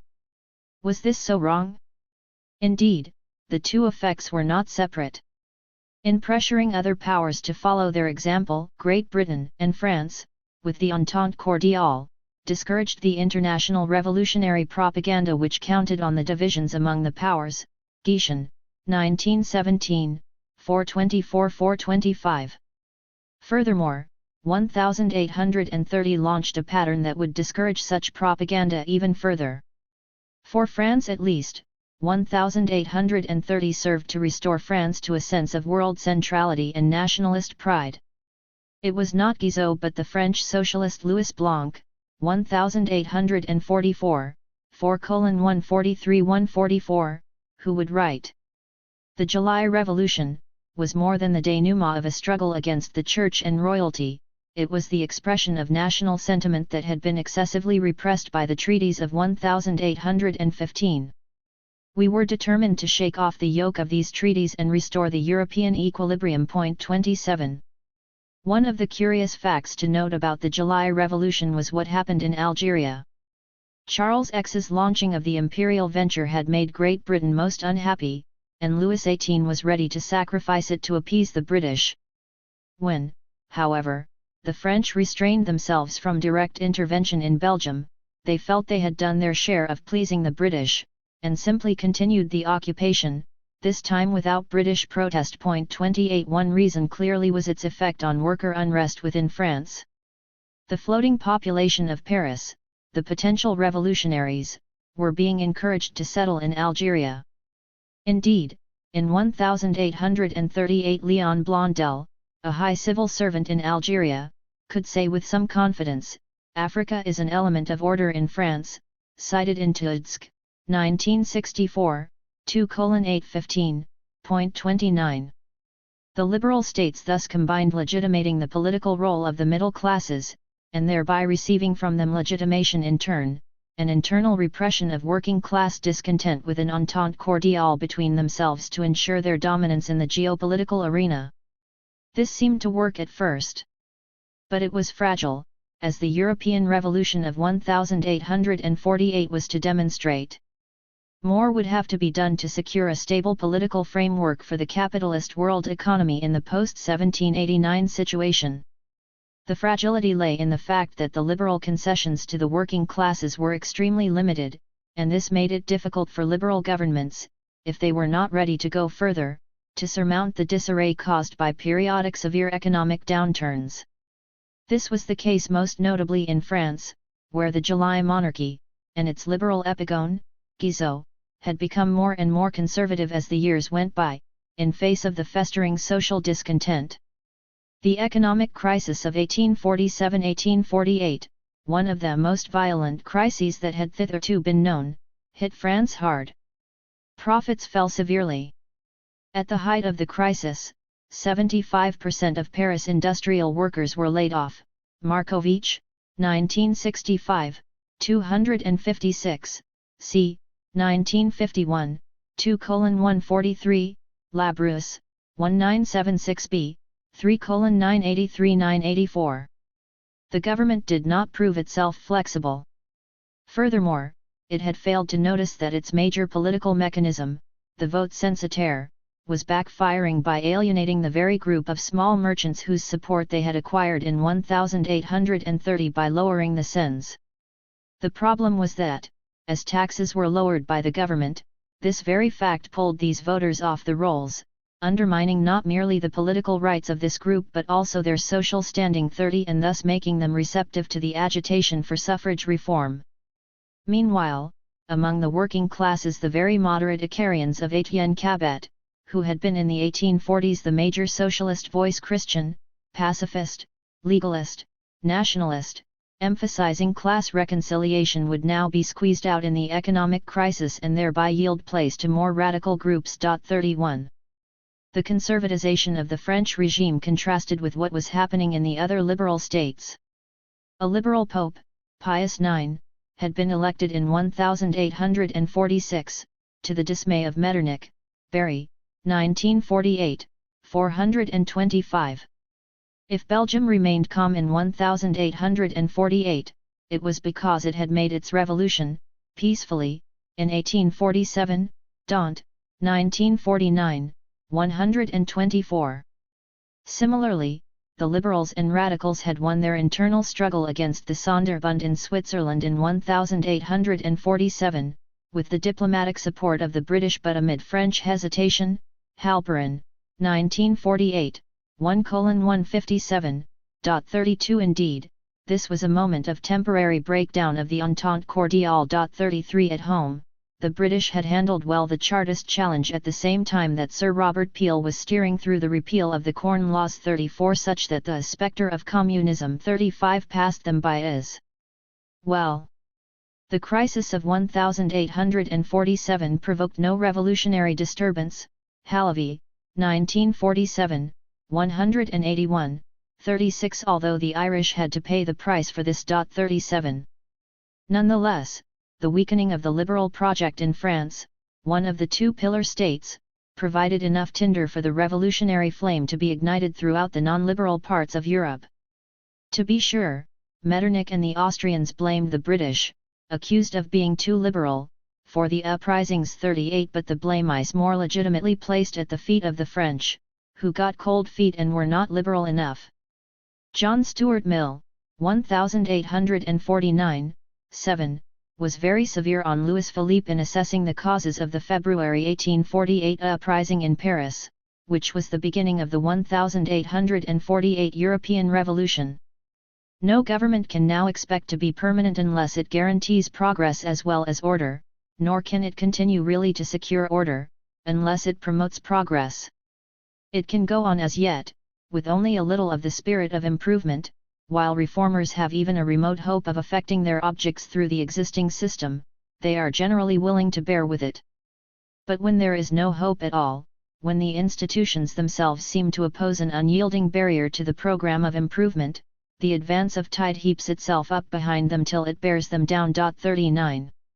The tide that is, the European Revolution of 1848, as all such great happenings, was made up of a mixture of movements and objectives. In France, it consisted essentially of the joining together of Europe's first great proletarian insurrection, Tilly, 1972, 228, 40 with the acute discontent of the left liberals who shared John Stuart Mill's view of the conservatization of the July monarchy. Elsewhere in Europe, in states that were not as yet committed to liberalism, there were no proletarian insurrections, rather, there were liberal uprisings combined with nationalist uprisings. Two situations, with two solutions. Louis Napoleon handled the first, Palmerston, the rest. The uprising of February 1848 illuminated the hopes of a social republic, a vague socialist utopia that would provide jobs to the unemployed and liberation to all those who suffered indignities and inequalities.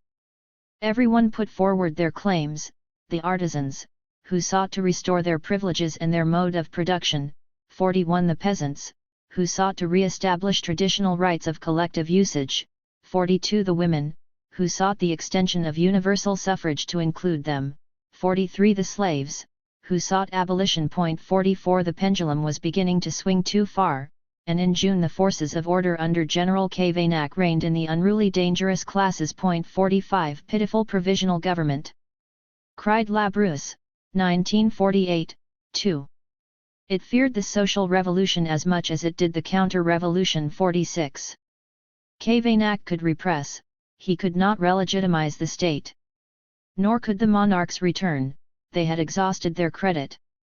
Into this void stepped Louis Napoleon, who sought to recreate a liberal, orderly, modern state and who, as Zeldin, 1958, 6, puts it so well, was not elected because he was the candidate of the party of order, but, was their candidate because they saw he was bound to win. 47 But what did Louis Napoleon represent?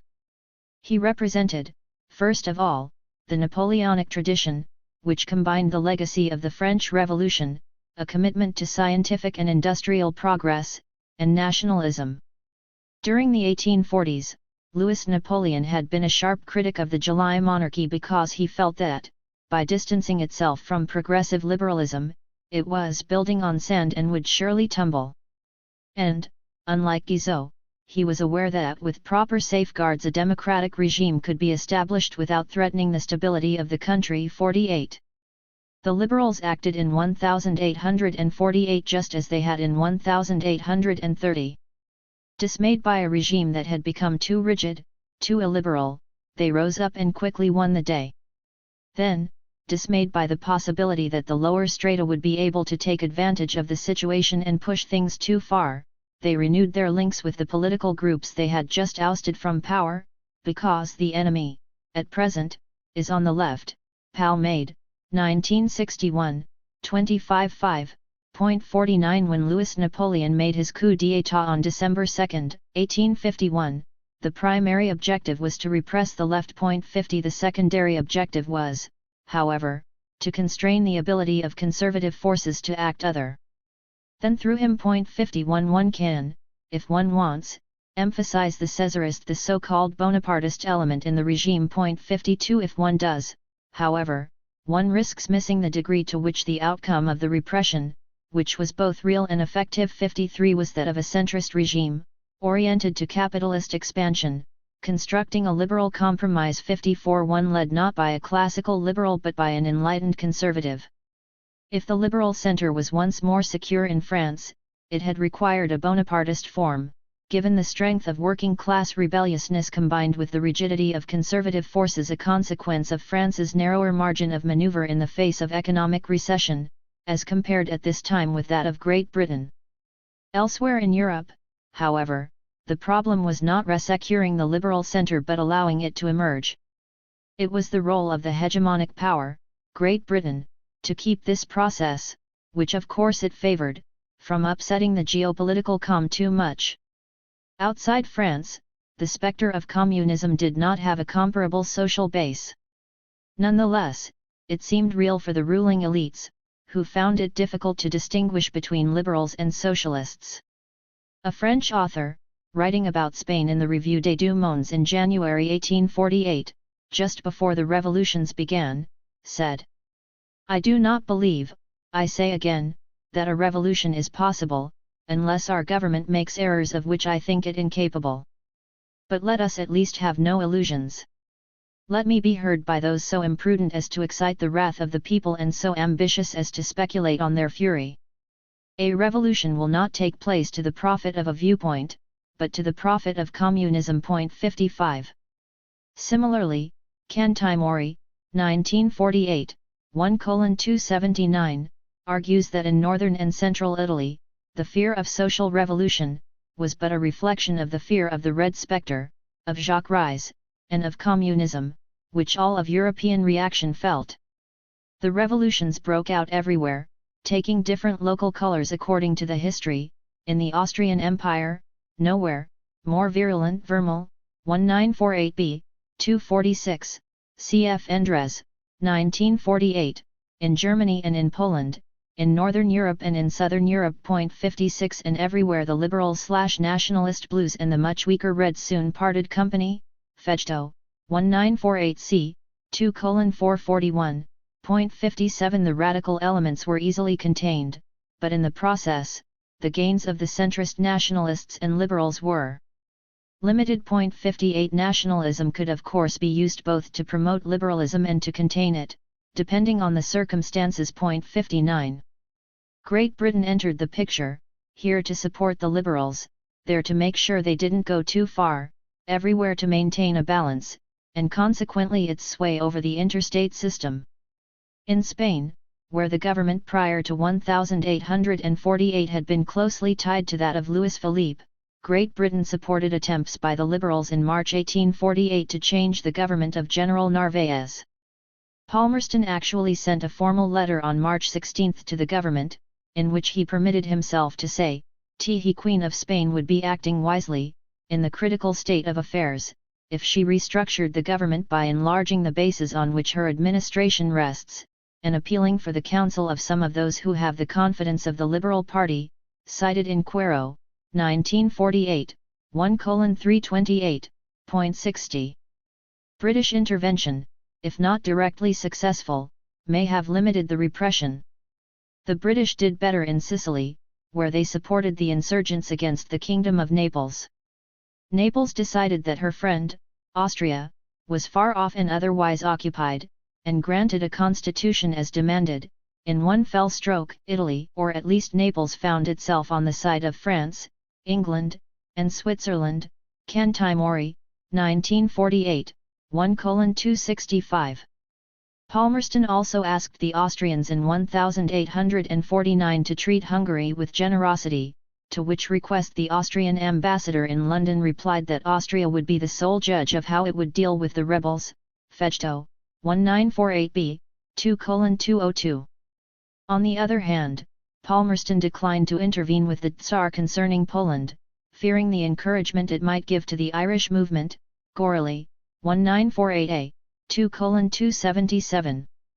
In short, Palmerston's policy was very simple.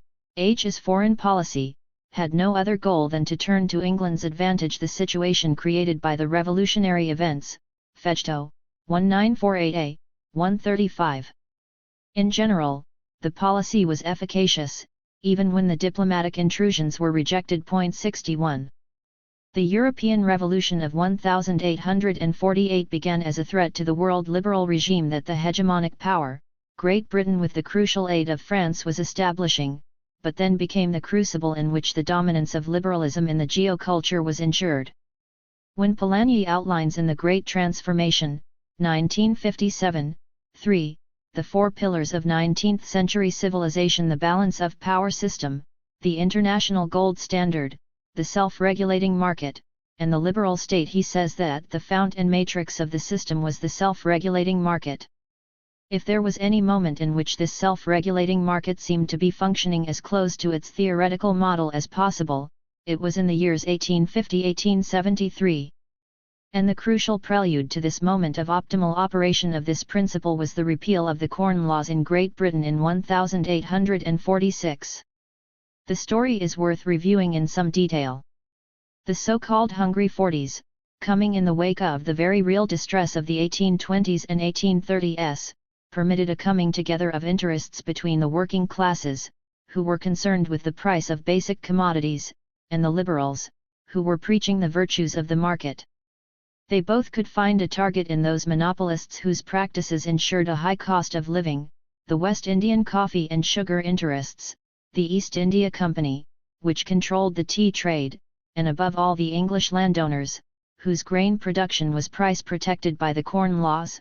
Meller, 1951, 14.62. The political balance had begun to shift against continuing protection of grain. There had been a post-1815 grain glut in Europe because of the prior expansion of production due to military demands and the effects of the blockade, and this glut had served to justify the Corn Laws. 63. But by the late 1830s the glut had ceased to exist. Industrial expansion had increased urban populations, and land was being converted to industrial crops as well as to animal husbandry, a normal shift in a period of Kondratiev downturn. Northwestern Europe became collectively deficient in bread grains.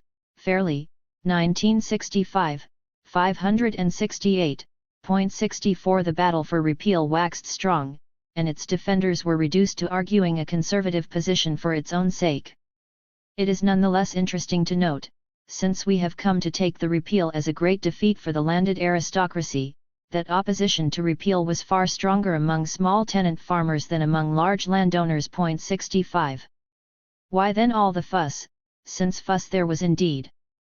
The answer is that, for both sides, the Corn Laws were a symbol for those who favored repeal, of the new and progressive against the old and privileged, for those who were opposed, of the defense of the landed gentry, without which there can be no steady mean between democracy and despotism. 66. Into this symbolic battle, Sir Robert Peel devoted himself to the only objective worth achieving, not the triumph of the middle classes, but the triumph of the liberal state with the perpetuation of the status of the landed classes in new technological conditions.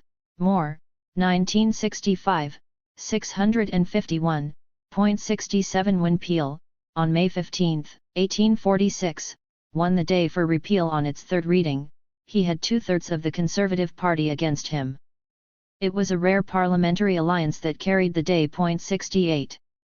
Peel pushed repeal through Parliament on two conditions or two considerations. The first was that the stick of repeal to force the extension of high farming techniques on British agriculture was accompanied by carrots that would ease the transition financially, a reduction of tariffs on grass and clover seeds, laws making it more difficult to return the urban poor to rural birth areas, thereby reducing the needed local levies, and most important of all, the drainage loan, which was designed to popularize high farming among tenant farmers by giving loans to the settled estates, thereby enabling the tenants for life to charge the estates with the costs of improvement. Moore, 1965, 554.69. The second consideration was purely political. Peel wanted to make sure that repeal was seen as a decision of Parliament in its wisdom, and not one in reaction to popular pressure. Peel refused to make repeal an issue in the general elections of December 1845. It might in any case have deeply split his own party.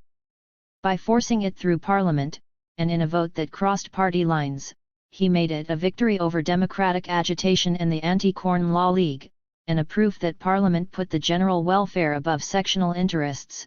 Kemp, 1962, 204.70. What did repeal of the Corn Laws actually achieve? Two things, really.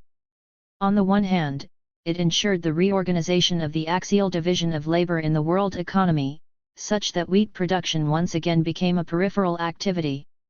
The years following would see the rise of the United States and Canada in North America and of Russia and Romania in Eastern Europe as great wheat exporters to Western Europe, permitting an intensification of the industrial concentration in the Western European zone. 71. But this shift was done in such a way that large British landowners could make the financial transition to new sources of wealth. 72.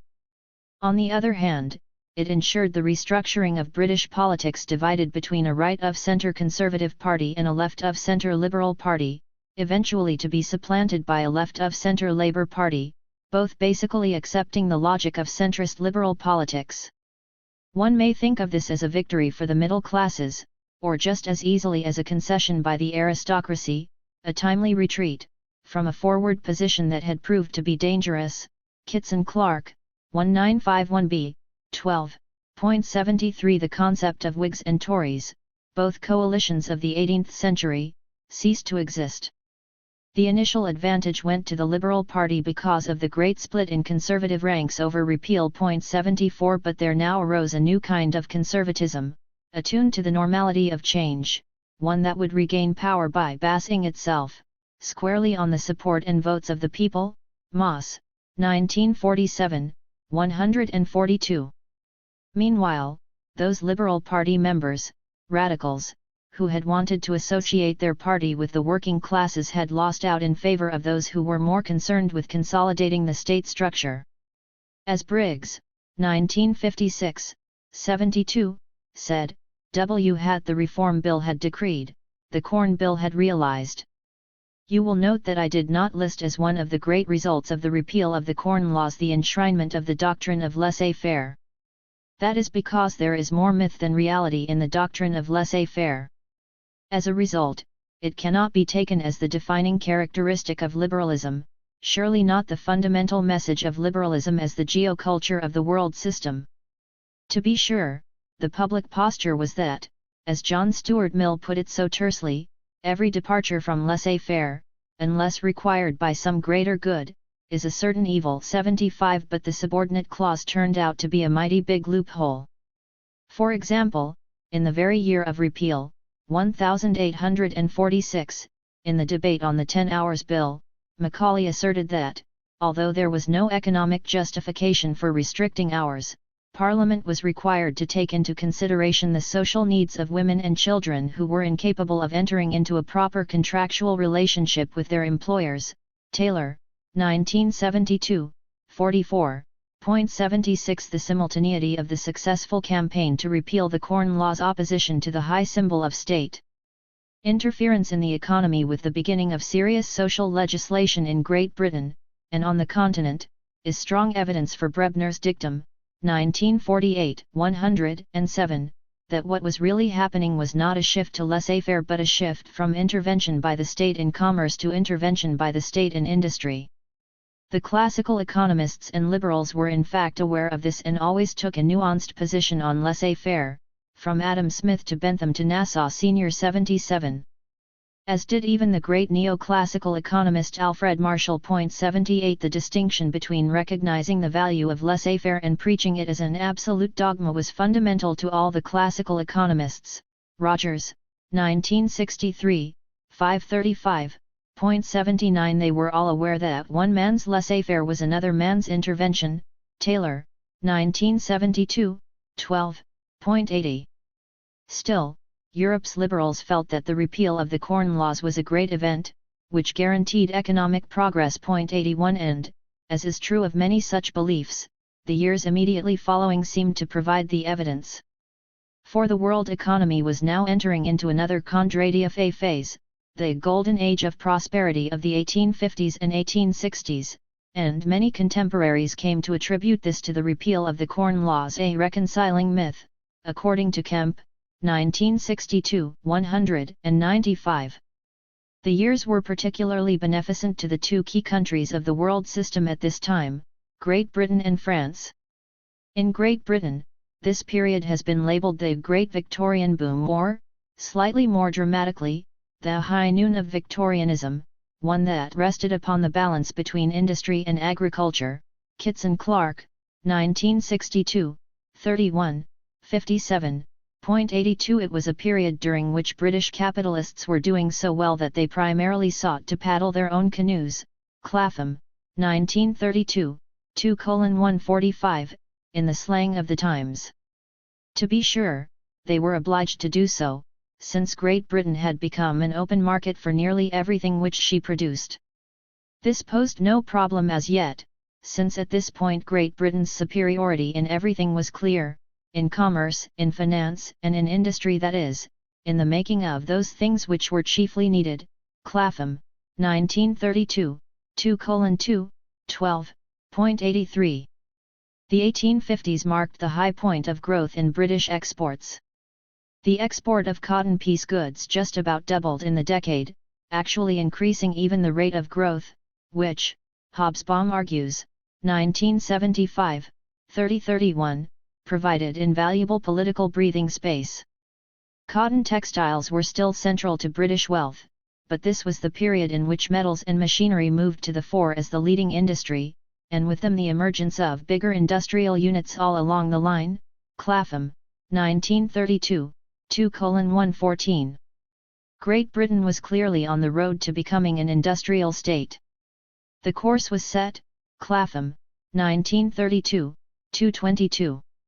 For Great Britain, these were buoyant years, in which her economic dominance of the world economy went virtually unchallenged and in which the new world of industry seemed less like a volcano and more like a cornucopia. Coleman, 1973, 7:8.84. Great Britain was comfortably hegemonic, but also complacently so, not always feeling she had to watch over every fluctuation of the world economy. 85. Yet, we should not exaggerate. The voyage was not half over.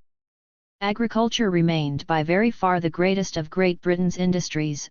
Clapham, 1932, 2:22.86. Church, 1975, 76, believes that calling this period the mid-Victorian boom must be severely qualified. Yes, there was a price rise. 87. Business expansion, and an improved standard of living, but the growth rate in production was not all that big, and 1858 saw the most profound downward business cycle of the century. Like all economic leaders, Great Britain was preparing its own fall. It was resistant to innovation. It was in 1856 that Bessemer first read his paper on his use of air blasts to make quality steel more inexpensively, but his ideas would not be widely adopted until the Kondratiev phase. 88. The expansion of the world economy was bringing in its wake further industrialization in the United States and various parts of Europe, making Great Britain's competitive position steadily more difficult, particularly because these countries indicated, with the significant exception of France, that they had no intention of following Britain's example in adopting free trade. Schlott, 1952. 43.89. Indeed, Great Britain itself would eventually sour on free trade. 90. In this mid-century British glow, France seemed initially at a disadvantage because of the turmoil of 1848. Once again, its revolutions seemed to be hurting its economic development. But this time only most briefly, because the political solution to the turmoil, the populist authoritarianism of the Second Empire, served to resolve some of the political tensions precisely because this regime had made itself, as none had done before 91, the proponent and propellant of a leap forward of French economic structures, thereby consolidating the liberal core of the world system. The economic indicators were clear: foreign trade tripled, PAL made, 1961, 193. The production of the means of production grew relative to the production of consumable goods. Markovich, 1966, 322.92. There was a boom not only in domestic investment but also in foreign investment, such that by 1867 net income from external investments exceeded net export of capital. For Cameron, 1961, 79. This meant that France had become a mature creditor nation. 93. And French public finances had become, along with those of Great Britain, solid. The public subscription to government loans demonstrated the strength of savings and the abundance of capital which existed in the two countries. Gill, 1967, 280.94. In short, this was a time of economic glory for France as well as for Great Britain. This was to the benefit, if not the credit, of the Second Empire, but, as PAL made, 1961, 127, 129, insists, the externally favorable situation fell to a government firmly committed to taking advantage of it. Furthermore, it was a government that thought governmental action was essential to this economic expansion, one that did not consider, in the words of Napoleon III, that state action was a necessary ulcer but rather that it was the benevolent motor of any social organism. The intention nonetheless was to promote private enterprise thereby. Although the primary concern of the government was to create as many economic activities as possible, still the government wished to avoid this grievous tendency of the state to engage in activities which private individuals can do as well as or better than it can. 95 Furthermore, the public works program of the government was directed not merely to aid industry, but to shore up the agricultural sector. 96 And behind this practice, a precursor of technocratic Gaullist modernization, was the objective of combating political instability and class conflict. McGraw, 1985, 159, 97. Crucial for a regime that had emerged in the crucible of the revolution of 1848. This is where the famous Saint-Simonian link comes in. Actually, we should talk of the post-Saint-Simonians, those who had emerged out of the pseudo-religious phase under Enfantin and who retained only the radical spirit of Saint Simon, rigorously modernist, technocratic, reformist, ultimately neither socialist nor conservative, as some have claimed, but essentially liberal in spirit, as became most clear in the Second Empire. 98 It was liberal in spirit because it combined the two key features of liberalism, economic development linked to social amelioration. For liberals, the two are obverse sides of the same coin. The Saint-Simonians affirmed the primacy of the economic over the political sphere, Blanchard, 1956, 60. But they also argued, in the 1831 formula of Isaac Pereire, that economic progress would bring about an amelioration of the lot of the largest and poorest strata, cited in Plessis, 1973, 86. This is of course why Napoleon III and the Saint-Simonians were made for each other, while, 1913, 391-92.99 to be sure, the Saint-Simonians were about the only intellectual group available to Napoleon, Boone, 1936, 85. But also vice versa, the modernist sector of the bourgeoisie, the true liberals, needed Napoleon to liberate themselves from the timidities of the well-to-do, Agulhon, 1973, 234, 100 who had dominated the party of order in the July monarchy. This is why Gerard, 1943, Chapter 9, called Napoleon III Saint Simon on horseback. It is in this period as well that banks came into their own as key agents of national economic development. In this, too, the credit must go to the post-Saint-Simonians, such as the brothers Pereire, who were the first to realize the role of stimulus and coordinator that banks could play in economic life, Klepner, 1926, 15. But the story predates the brothers Pereire. From at least 1815 on, the biggest banks, notably the Rothschilds and the Barings, shifted their emphasis to long-term loans, first in negotiating and promoting loans to governments and second in sustaining large private enterprises. Since, as Lons, 1956, 210-212, notes, were these banks to show too voracious an appetite, they could be undercut by competitors, they tended to form cartels. The Rothschilds in particular found their best profits in a tacit link with the Holy Alliance and were thus able to locate themselves in the principal money markets, which at that time were more markets of demand than centers of money supply. Gill, 1965, 98.101. Furthermore, the favorite gambit of the Rothschilds, the short-term emergency loan to a government in difficulty, was not necessarily an aid to national self-sufficiency. Cameron, 1957b, 556, argues that such governments rarely ever regained their independence and compares the practice to a habit-forming drug. 102. The need, of course, was for more locally controlled sources of credit. Klepner, 1926, 19, reminds us that, before the credit mobilier of the brothers Pereire, there were predecessors in Belgium, most notably the Société Générale, founded by King William in 1822. It was, however, only after Belgium marked its independence in 1831 with the enthronement of Leopold I that the bank became a major actor in economic development, primarily in the construction of railways. If this bank and the rival Banque de Belgique, founded in 1835, both went into relative hibernation after the financial crisis of 1838, they were even harder hit by the Anglo-French economic crisis of 1846-1847. With this in the background, February 1848 led to fear of revolution, fear of the loss of independence, and a veritable financial panic. Klepner, 1926, 238, see also 1931, which caused the state to come to the aid of the bank and end the period of agitation. Belgium thus was able to avoid the revolutionary upsurge and could then move to a more truly liberal system, eliminating the semi-official character of the Société Générale in 1851.103. The banking controversies in Great Britain, previously discussed, created a situation in which the banks were unable to play a direct role in promoting economic growth.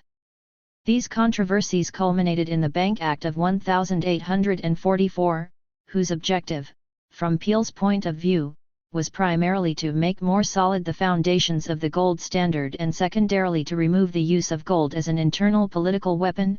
Fetter, 1965, 192.104. Perhaps Great Britain could afford, better than other countries, not to have a banking policy that would promote economic growth. Cameron, 1961, 58-59, calls this inefficient but notes that, paradoxically, the very obstacles placed in the way of a rational banking and monetary system stimulated the private sector to introduce the financial innovations necessary for realization of the full benefits of technical innovations in industry. What the British state had promoted by its failures and adequate supply of credit for the mid-century economic expansion, the French state under Napoleon 111would create deliberately. The decree of February 1852 authorizing the formation of mortgage banks, the Credit Foncier of Émile Périer being one of the first, provided the financial underpinning for the reconstruction of Paris by Haussmann.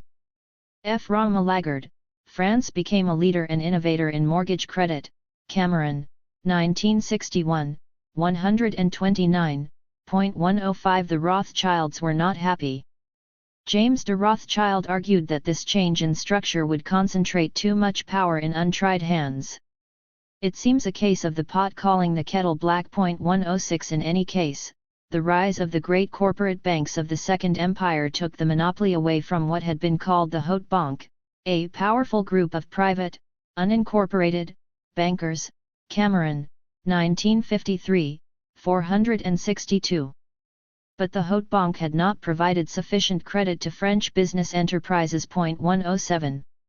Toward the end of the Second Empire, in 1867, the largest of the new banks, Credit Mobilier, failed.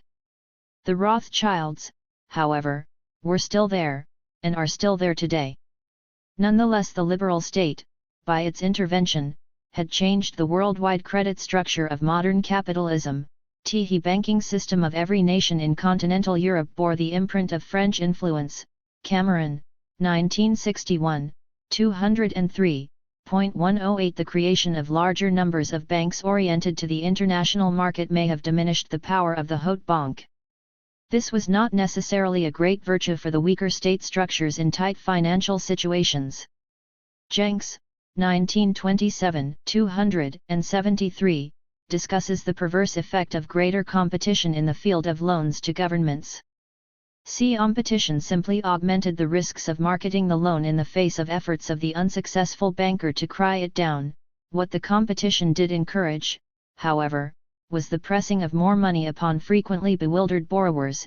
In a word, the loan business was monopole cent. 109. The collapse of Credit Mobilier gives credence to this analysis. It formed part of a sequence that led to the drying up of loans to weak governments and hence the accentuation of what was to become the Great Depression after 1873.110. The liberals had achieved what they had hoped to achieve in mid-century. The long upswing of the world economy and the actions of the governments of the core zone in particular, of Great Britain and France secured a steady process of worldwide relocations, until at least the end of the 20th century. We may call this the strong market, one of the three pillars of the liberal world order that was to be the great achievement of the capitalist world economy in the 19th and 20th centuries. But there were two further pillars for a liberal world order, the strong state, and the strong interstate system. It is to the process of securing them that we now turn. The absolute monarchies had not been strong states. Absolutism was merely the scaffolding within which weak states sought to become stronger.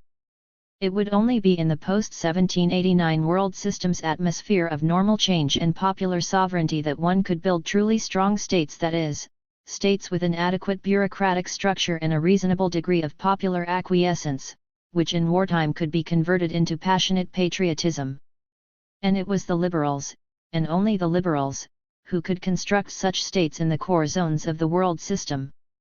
Bureaucratic growth was the essential pendant of economic growth, at least of economic growth at the scale that capitalists now hoped for and that was now technologically possible. Of course, the construction of a strong bureaucratic state was a long process that had begun in the late 15th century. Resistance to such construction is what we really mean when we refer to an ancien régime, which of course existed quite as much in Great Britain as in France, as indeed it did throughout Europe and most of the world. What we may call generically Colbertism was the attempt to overcome this resistance by taking real power from the local level and concentrating it in the hands of the monarch. It was at best partially successful. Jacobinism was nothing but Colbertism with a republican face. It died in its original form in 1815. After 1815, it would be liberalism that took up the battle to create a strong state. Whereas Colbertism and Jacobinism had been brutally frank about their intentions, the fact that liberals refused to acknowledge that building the strong state was their intention in many ways, their priority was perhaps precisely why they were able to succeed better than the Colberists and the Jacobins. Indeed, they succeeded so well that the enlightened conservatives took up this same objective, largely effacing in the process any ideological distinction between themselves and the liberals. Of course, there are many reasons why capitalists find strong states useful. One is to help them accumulate capital, 111 a second is to guarantee this capital. 112 But after 1848, capitalists fully realized, if they had not before, that only the strong state, that is, the reformist state, could buffer them against the winds of worker discontent. Pereire put his finger on it: the strong state became the welfare state of large-scale, grand, capitalism, cited in Bouvier, 1967, 166. Of course, welfare state here has a double connotation: the welfare of the working classes to be sure, but the welfare of the capitalists as well. We think of Victorian Great Britain as the locus of anti-statism in its heyday, and it is quite true that in general, most Englishmen were suspicious of the state and of centralisation at this time. Byrne, 1964, 226, 113. But in the jostle of conflicting interests between those, largely the liberals, who wanted the state to cease propping up the agricultural interests, and those, largely the conservatives, who were inclined to favour local and more traditional authority, combining it with a rhetoric of social concern for the poor. 114 It was easy for the latter to find compensation for every victory of free commerce by pushing forward some project of state intervention in industry. Brebner calls it the mid-century dance, like a minuet. Parliamentary reform in 1832, the First Factory Act in 1833, Peel's budget in 1841, the Mines Act in 1842, repeal of the Corn Laws in 1846, the 10 Hours Bill in 1847. The one common characteristic of the political initiatives of 1825–1870 is the consistent readiness of interested groups to use the state for collectivist interests. Brebner, 1948, 64, 70, 115. Before 1848 much of the argument among the middle classes for state social reform had been based on widespread philanthropic enthusiasm and the uneasy conscience, at the spectacle of the poverty in which the workers were condemned to live.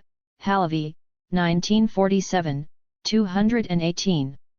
However, the revolutions of 1848, which Britons could not help but feel they had averted by the beginnings of social intervention, added to mere guilt a sense of the political importance of reformist legislation. 116 Thus it was that, at the very height of the classical age of English liberalism, the growth of the central government was staggering. Katz-Nelson, 1985, 274, 117. These foundations of modern government may have been, as Evans, 1983, 285, said, laid in the teeth of a gale 118, but Gladstonian liberalism was a restless, reforming creed. Southgate, 1965, 324, albeit without the least semblance of any commitment to economic equality. The origins of Gladstonian reformism were in Benthamism, as we have seen. 119. The result was the so-called administrative revolution, which transformed the functions of the state in the direction of a new and more or less conscious Fabianism. MacDonough, 1958, 60. 120. Bit by bit, the disciples of Smith and Ricardo came to promote a series of social reforms which brought a strong paternalistic state. Roberts, 1958, 335. And then, in the last twist, English liberalism redefined in this fashion found a complementary expression in the Conservative Party which, actually realized certain liberal principles which the other, was in danger of obscuring. Ruggiero, 1959, 135. The situation in France was remarkably similar. There, too, laissez-faire had become the dominant watchword. But there, too, practice was rather different from theory. And there, too, those in power were conscious of the industrial factor in the world struggle for preponderance, peaceful but then tending to become warlike. Leon, 1960, 182, 121. And there, too, the 19th century was the century in which the strong state was constructed. To be sure, this creation had been and would continue to be a continuous process from Richelieu to Colbert to the Jacobins to Napoleon to the monarchies censitaires to the Second Empire to the Third Republic to the Fifth. 122. But in many ways the Second Empire marked a crucial step forward. Or perhaps the way to put it is that the Second Empire marked the locking in of the structure by laying the basis for popular acquiescence. Louis Napoleon was able to do this because, as Guizot, cited in Pouthaus, 1983, 144, said, with what sounds like grudging admiration, he incarnated at one and the same time national glory, a revolutionary guarantee, and the principle of order. 123. What Napoleon III instituted was a welfare state principle from the top down. The Second Republic had brought the social question to the fore of the agenda, arguing that the sovereignty of all the people contrasted with, was belied by, the tragic inferiority in the conditions of some of the people. From this observation, two conclusions seemed possible: a definition of popular sovereignty that would lead to unlimited political power, or an absolute rejection of political authorities, pouvoir, that risked making society ungovernable. Dons Eliot, 1984, 67, 70. Bonapartism represented the former definition, without ever forgetting that it had to use the power to provide a response to the social question. In his first decade in power, Napoleon III repressively re-established order, used the state to build public works and modernize the banking system, and concluded the 1860 Free Trade Treaty with Great Britain. In this period, Napoleon III was primarily concerned with creating an environment favorable to industrial capitalists, and therefore one in which the working class was held in check. Kemp, 1971, 181, 124. Once this was assured, he would then turn to integrating the working classes into the political process. He became quite popular with the workers in the years after 1858. They were years of great prosperity, years of political reform, years in which France was supporting oppressed nationalities in Italy and elsewhere. A pro-Bonapartist workers' group came into existence, Wallerstein, 1962, 373-375, also 1964. In this atmosphere, there was a growing competition among Republicans, Royalists, and Prince Napoleon for the favor of the workers. They were all encouraging cooperatives on the grounds that such organizations were not incompatible with the free economy in which they all believed. Playmenets, 1952, 126, 125. In various ways, Napoleon III sought to become closer to the new social left. Duverger, 1967, 156, 126 and 1864, he legalized trade unions and strikes, which constituted, in the words of Henri C. 1951, 2:342, an act of major importance in the social history of France. 127 Indeed, the regime used its attempt to ameliorate the conditions of the workers and the needy as a central theme of its propaganda, boasting of its cradle-to-the-grave assistance to the needy. Wallerstein, 1969, 95, 99. 128 What Napoleon III, as the first among the democratic Bonapartists, sought was a program that would render the masses conservative, by giving them something to conserve. Zeldin, 1958, 50. In this way, he made it possible to complete the project of transforming France into a liberal state, a project that would be consecrated in the Constitution of 1875.129. Furthermore, France was not only a liberal state but a national state, and it was France that had sealed the identification of the two in 19th century Europe. 130. The third pillar of the British/liberal world order was a strong interstate system. Metternich's Holy Alliance had not been considered a step in that direction, since the oppressive interference had tended to stir the nationalist pots while trying to keep the kettle tops pinned in place, a sure remedy for further revolutions, as 1848 would show. Or so both the British and the French thought. What the British wanted, as the hegemonic power and the strongest actor in the world economy at this time, was as much free trade as possible, which meant as much as was politically possible, with the least need for military expenditures. The British wanted to have their way without having constantly to use too much force to impose their way. In short, they wanted stability and openness to the degree that it served their economic interests. Of course, in some sense this objective was not new. But in mid-century the British were in a position to be more honest about it and for a short time to profit highly from the fruits of such a policy. To be sure, as Cunningham, 1908, 869, noted.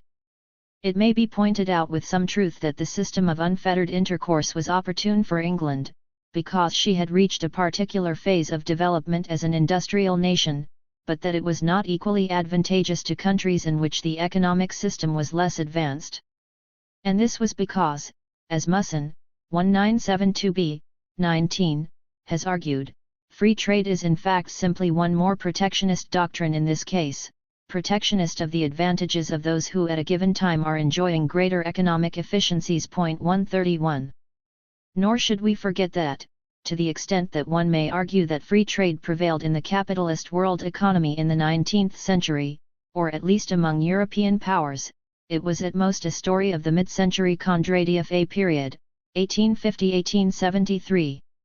The 19th century began and ended in Europe, with restrictions of international trade, Baruch, 1976a, 11, 132, quite severe restrictions, the continental blockade at the one end and the multiplicity of protectionist tariffs at the other. It was only slowly that Great Britain itself had been won over to the merits of free trade.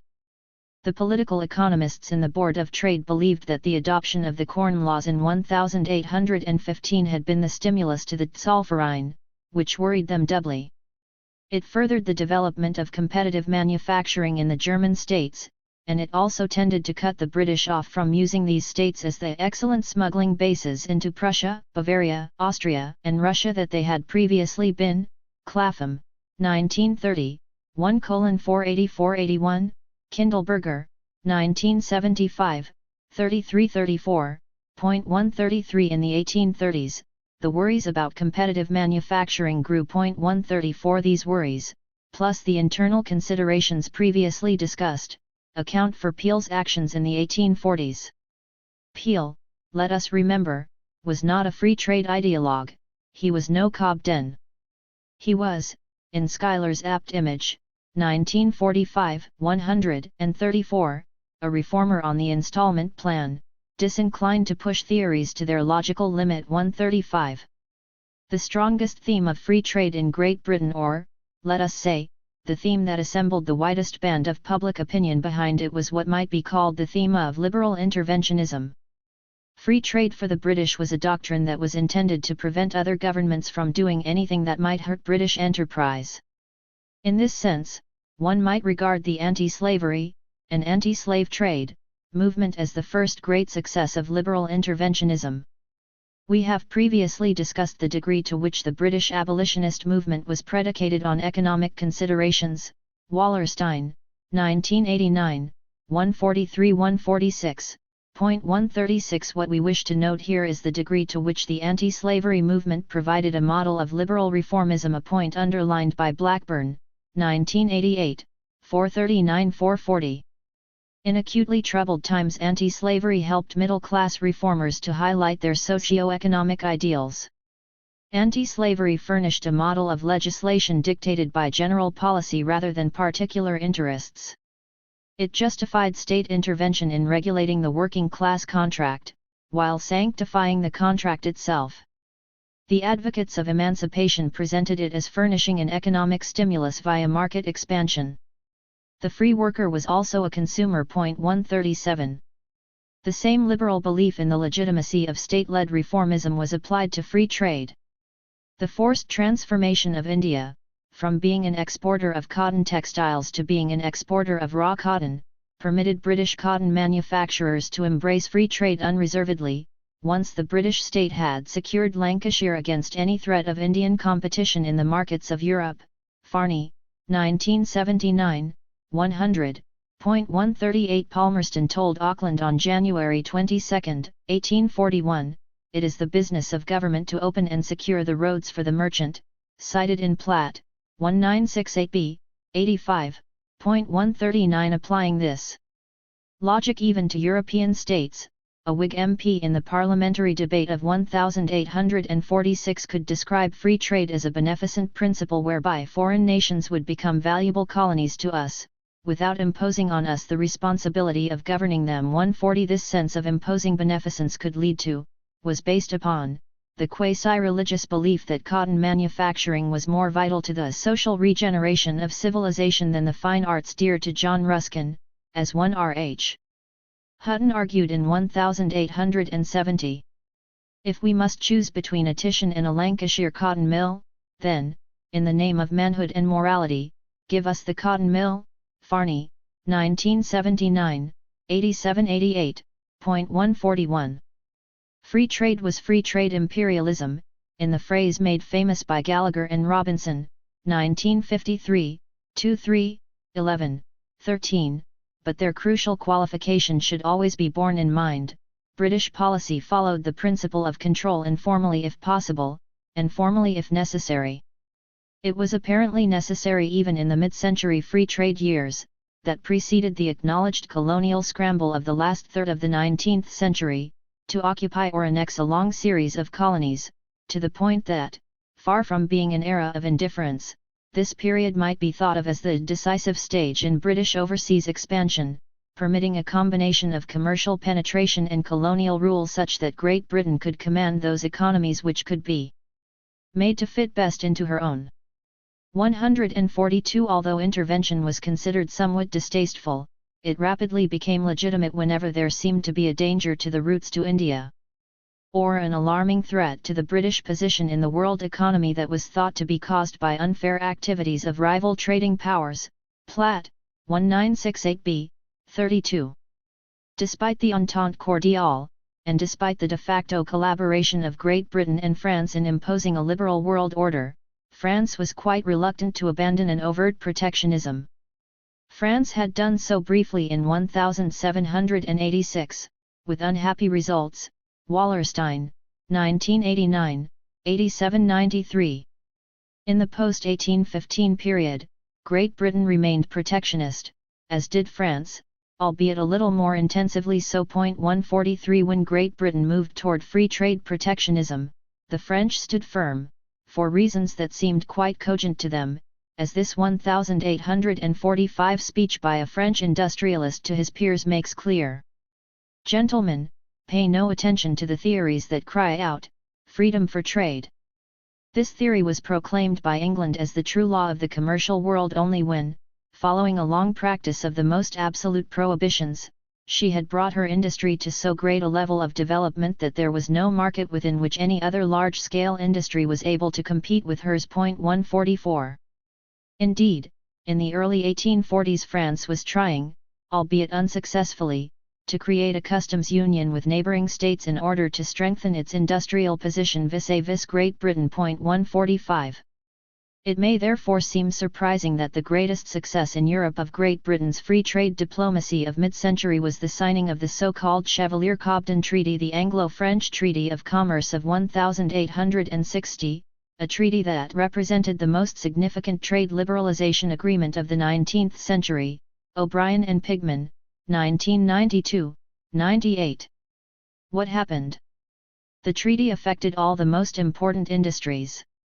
France ended her prohibitions and limited the ad valorem duties, which were to be replaced within 6 months by specific duties. Great Britain agreed to let in nearly all French goods free, with the notable exception of wine. Coal would be exported duty-free from both countries. But since Great Britain was an exporter and France an importer, this was in reality a British concession, one that aroused much opposition in Great Britain. Furthermore, the treaty contained a most favoured nation clause, which meant that, to the degree that France would enter into reciprocal tariff-cutting arrangements with other European countries, Great Britain would automatically benefit. Each new treaty in turn containing the same clause, there accumulated rapidly a general reduction of tariffs such that for a decade or so, Europe came as close as ever to complete free trade until after World War II. Cameron, 1989, 277. 146. British free trade diplomacy had always centered on France. France was of course a major trading partner, but, even more important, France was the country with which Great Britain had the greatest and most persistent deficit in the balance of trade. Baruch, 1976a, 46. 147. Every previous attempt since 1815 by Great Britain to negotiate a treaty with France had failed. The negotiations had been in fact half-hearted on both sides because the terms discussed had always involved strict reciprocity, and no doubt above all because the French government had lacked the power to control the protectionist chambers. Dunham, 1930, 101. 148. What had changed was the desire of Napoleon III to consolidate a liberal state. Just as, after repression of revolutionaries, he would move a decade later to the recognition of trade unions, so after a decade of state-led strengthening of the French economy, he would move forward to the Treaty of 1860.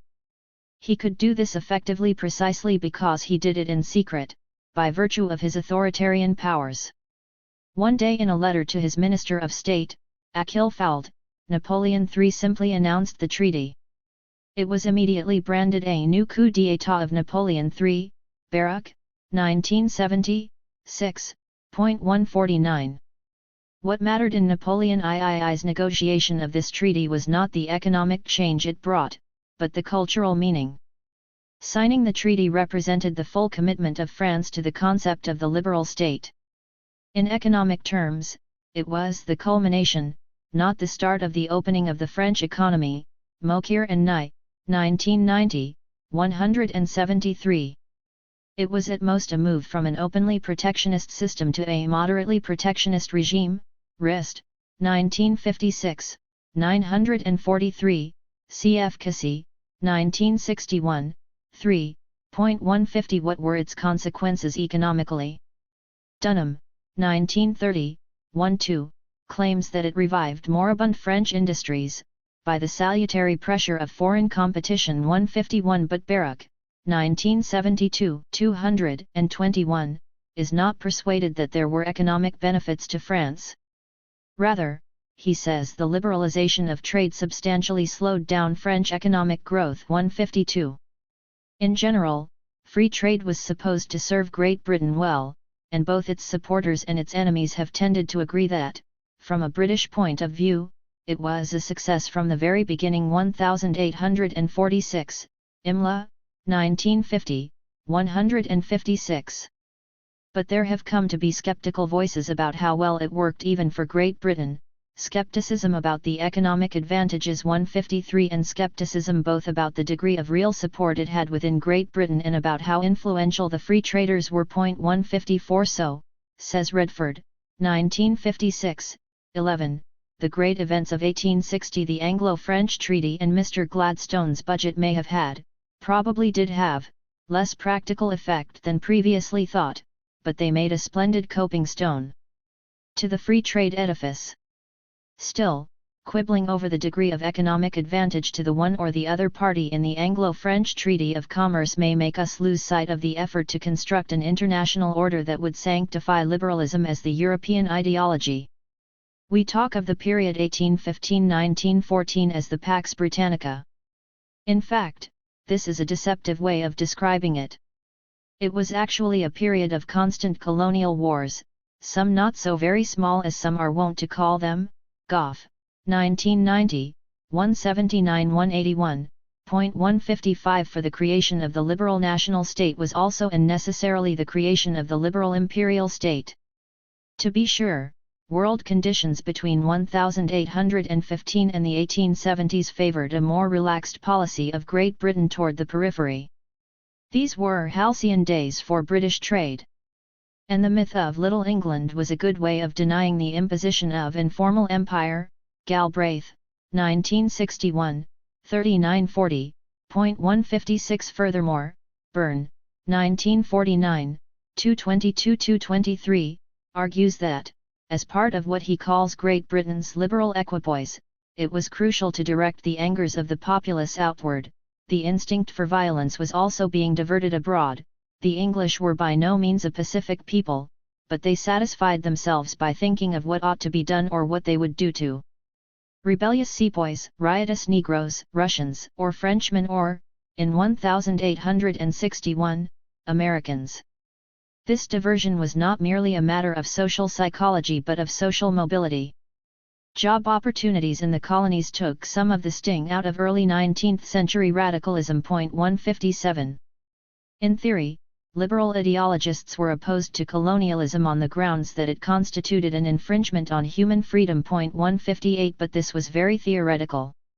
In practice, British liberal and socialist economists and commentators had an evolving and increasingly favourable concept of British imperial rule over barbarians, which term did not include the white settler colonists, although there were a few moments, 1780–1800, 1860–1880, when they were rather skeptical. 159 Even as strong a proponent of the self-determination of nations as John Stuart Mill intruded a criterion of fitness. 160 India was of course the centrepiece of the British imperial project. It was not at first merely, even perhaps primarily, a matter of free trade imperialism but of revenues, as Bailey, 1989, 10, rightly insists. 161 And when the Free Trade Group successfully worked to eliminate the East India Company entirely from the picture, they did so in a way that contributed to the strength and the endurance of Britain's imperial connection with India. Moore, 1964, 145. French liberalism was no less oriented to the imperial state. After all, for Saint-Simon, as for so many other believers in the certainty of human progress, the East was thought to be still in the childhood of this progress. Cole, 1953, 141, 162 Louis de Bougainville had already made a tour of the Pacific, starting from St. Malo on December 15, 1766. On a trip that had brought him to Tuvalu, Tahiti, Samoa, the New Hebrides, the Solomon Islands, and the Moluccas. It was, however, only after 1796 that missionaries and merchants began to show some interest in the Pacific. Beginning with Charles X's incursion into Algeria, and continuing under Louis Philippe, France constantly enlarged its overseas domain. Scheffer 1928, 430, 163. The July monarchy evinced an economic concern to maintain order on whaling vessels in the Pacific. It was at this point that the Entente Cordiale almost disintegrated into warfare because of acute British-French rivalry in the so-called Pritchard Affair of 1843. In 1838, the French had made a treaty with Tahiti. In 1840, the British had beat the French out by annexing New Zealand, Jor, 1959, 186-213. France took her revenge in 1842 by taking over the Marquesas and establishing a protectorate over Tahiti as well as sending missionaries to New Caledonia. It was just then that Great Britain, by the Treaty of Nanking, opened China, favor, 1954, 9, 338, Jor, 1959, 1:200-207, 213, 224, 2:81-106, 165-171, 181-353. The climax of the rivalry occurred in Tahiti. Though the British acquiesced over the Marquesas, they were more unhappy about Tahiti. In 1842, the French arrested the British consul in Tahiti, one Pritchard. In 1843, C.V. Lord Paulet sought to place Hawaii, which the French also coveted, under a British protectorate. Passions rose on both sides. But then both sides pulled back. Guizot and Aberdeen agreed to calm the waters. The French voted an indemnity to Pritchard. Both Pritchard and the French consul in Tahiti, Moragnaut, were replaced. There would be no French protectorate over the Wallis Islands or New Caledonia, nor would there be a British protectorate over the Gambia, in West Africa. Both powers agreed to recognize Hawaii as an independent state, favor, 1954, 496-497, Jor, 1959, 2:385-387. There were a number of reasons for this mutual withdrawal from the precipice. There was an upsurge of agitation in Ireland. And the United States was entering the picture. Great Britain and the United States were in active dispute over the Canadian Pacific border. The convention of the Democratic Party in the United States had proclaimed the slogan of 54°40 or fight. U.S. Secretary of State Webster had extended the Monroe Doctrine to Hawaii. Both the British and the French felt that the possible gains to be derived from their continued colonizing did not outweigh the damage to be done to their alliance so essential to their mutual objectives. They were both determined not to let such an incident recur, as well as to maintain the status quo in the Pacific.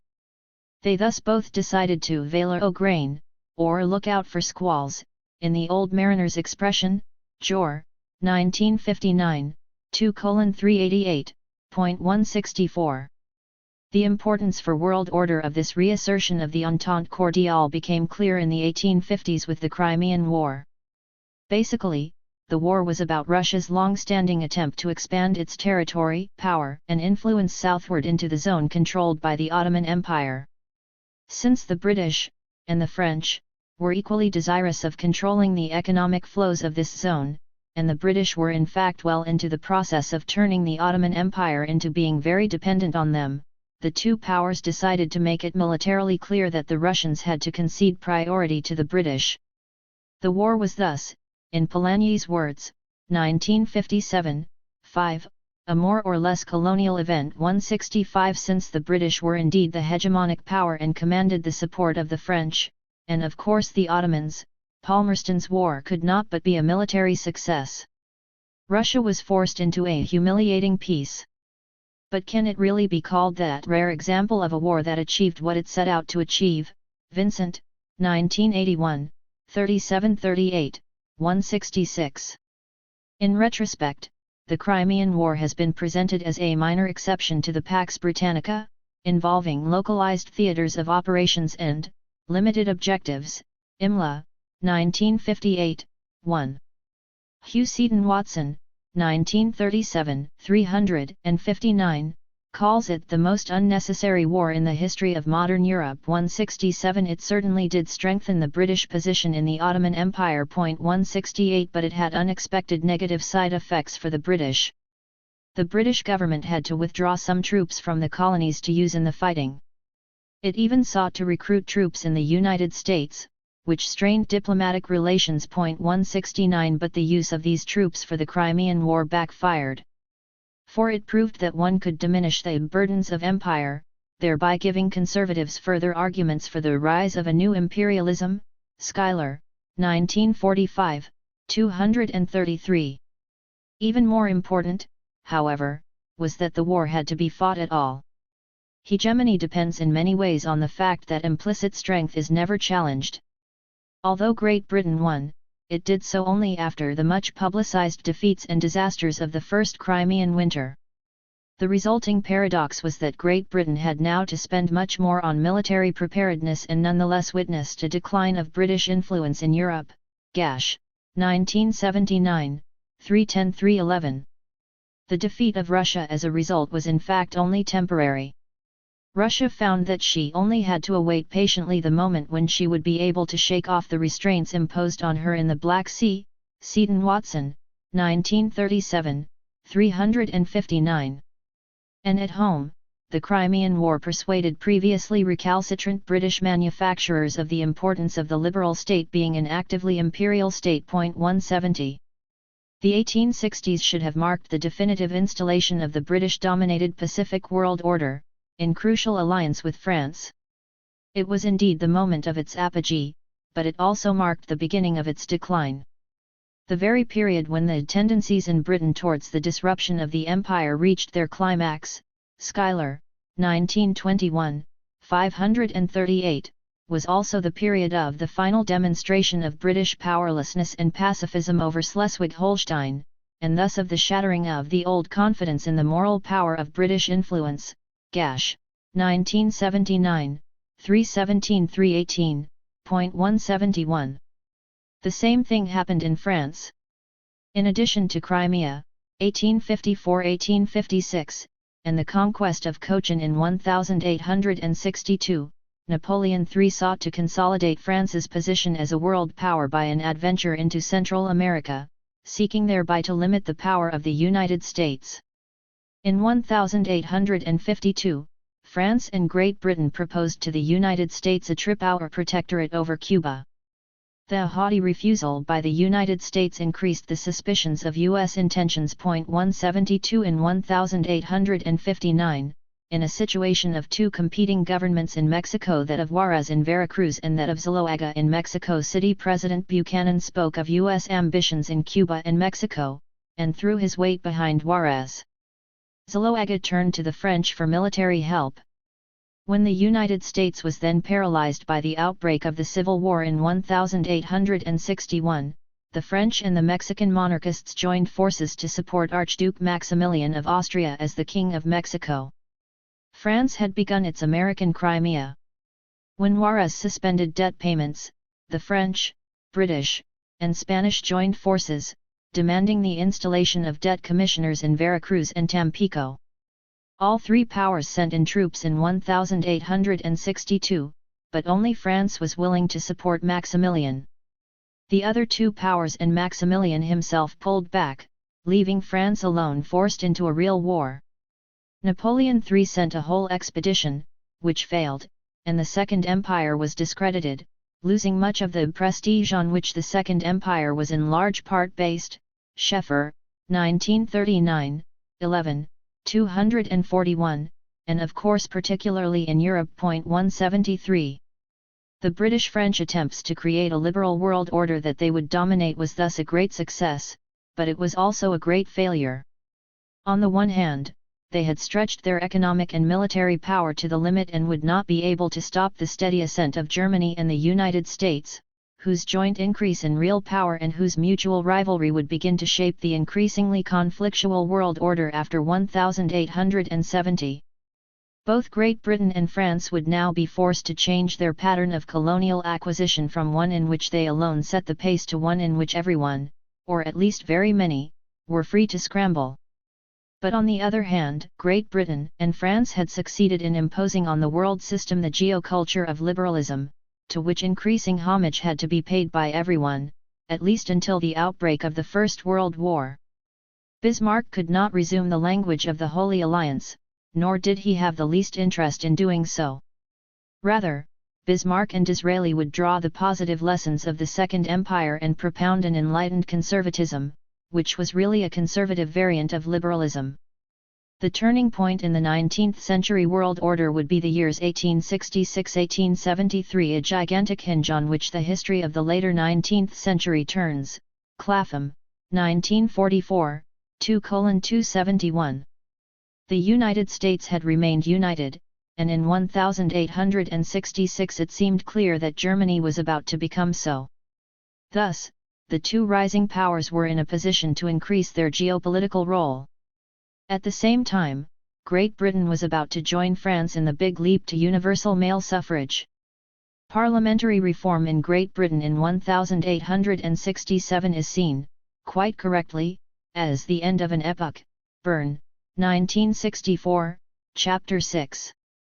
The British Reform Act of 1867 plus the paroxysm of 1870–1871 in France represent together the culmination of a process begun in 1815 of trying to tame the dangerous classes, in particular, the urban proletariat, by incorporating them into the system politically, but in such a way that they would not upset the basic economic, political, and cultural structures of the two countries. In the prior 50 years, the extension of the suffrage had been in theory a proposition of liberals, resisted by conservatives. The classic evidence for this is the passage of the Reform Act of 1832. Is it not then strange that most of the other crucial advances were made under the aegis of, or at least the leadership of, conservative politicians? Catholic emancipation in 1829, which preceded the Reform Bill of 1832, repeal of the Corn Laws in 1846, and, most important, the Reform Act of 1867, which granted virtual universal manhood suffrage. Himmelfarb, 1966, 117, in her analysis of 1867, says that liberals, believing that individuals mattered politically, were so cautious about putting political arrangements at the mercy of the mass of individuals that they considered universal suffrage both serious and perilous. Conservatives, she says, with their faith in eternal verities of human nature and society, worried less, which is why the Reform Act was a conservative measure, initiated and carried out by a conservative government. 174. This is no doubt a correct description, up to a point, of the reasoning process of members of these two political groups, but I am not sure that this is what really happened. It seems to me that the liberals never quite had the courage of their convictions, for the simple reason that they shared all the fears of conservatives of the dangerous classes, with little of the political and social self-assurance of conservative aristocrats. Liberals were always afraid of being accused of being reckless. Conservatives, on the other hand, were in no rush to reform, but when they saw that reform was essential, they were quite ready to move more decisively, free of the fear of being attacked for radical beliefs. 175. Besides, with a little cleverness they might turn the extension of the suffrage into votes for themselves rather than for the liberals. 176. It thus might seem not totally coincidental that the years 1869–70 seem clearly to mark a turning point in the attitude of public opinion in Britain towards the colonies. When confronted with what looked like an imminent dissolution of the empire, the British people, it was evident, were not ready to follow the doctrinaire disciples of the Manchester School, whatever some of the political leaders might wish. Schuyler, 1945, 276. The political leaders who might have wished this were liberals, not conservatives. Having made the working class into citizens with something to defend, and having reassured the middle classes that they were not about to be dispossessed, the conservatives could now lead Great Britain into being more avowedly a liberal imperial state. In any case, Great Britain did not have much choice. Given the erosion of her dominant economic and political position in Europe, she sought solace and renewed strength in her imperial role. Could the Second Empire have made the same smooth transition to the mature liberal imperial state? France already had universal suffrage. What it lacked was a fully liberal parliamentary political regime. But Napoleon III saw that and was clearly trying in the 1860s to move in that direction. As Playmenitz says, 1952, 162, by making the empire liberal, Napoleon III really wished to placate the Republicans. True, his regime was being attacked for squandering money on prestige expenditures and for evading parliamentary controls through public borrowing. 177 Still, the gradual liberalization of Napoleon III might well have succeeded were it not for the Franco-German War and the defeat of France. Bismarck had correctly seen that the Second Empire was the weak link in the structure of British hegemony and that knocking down France would ensure a more rapid decline of Great Britain in the geopolitical structures of the world system. What Bismarck did not anticipate was that knocking down Napoleon III also meant knocking down the political constraints that had been elaborately constructed on the French working classes and on French radical democrats in general. Hence the Commune of Paris. It was the siege of Paris and the armistice that aroused the workers of Paris. They had resisted the Prussians for over 4 months and were willing still to resist them. It was the provincials who had been defeated, and it was the provincials, dominated by the church and the bourgeoisie, who had supported the Second Empire. They were unpatriotic and reactionary. Play Minutes, 1952, 137. In the elections of February 5-8, Paris and other large towns voted Republican, but the provinces voted Royalist, and for peace. The Bonapartists were out of the picture. The Republicans had become the war party.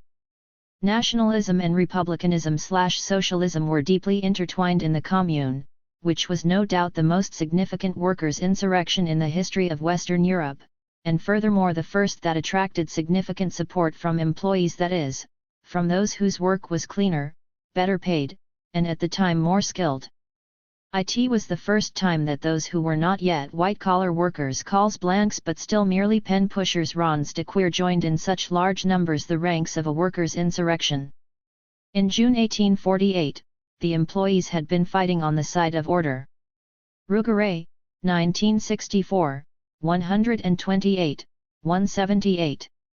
What the middle classes feared vaguely in 1815 and more pertinently in 1848 was now occurring. The dangerous classes wanted democracy. They wanted to run their country, which they thought of both as their country and their country.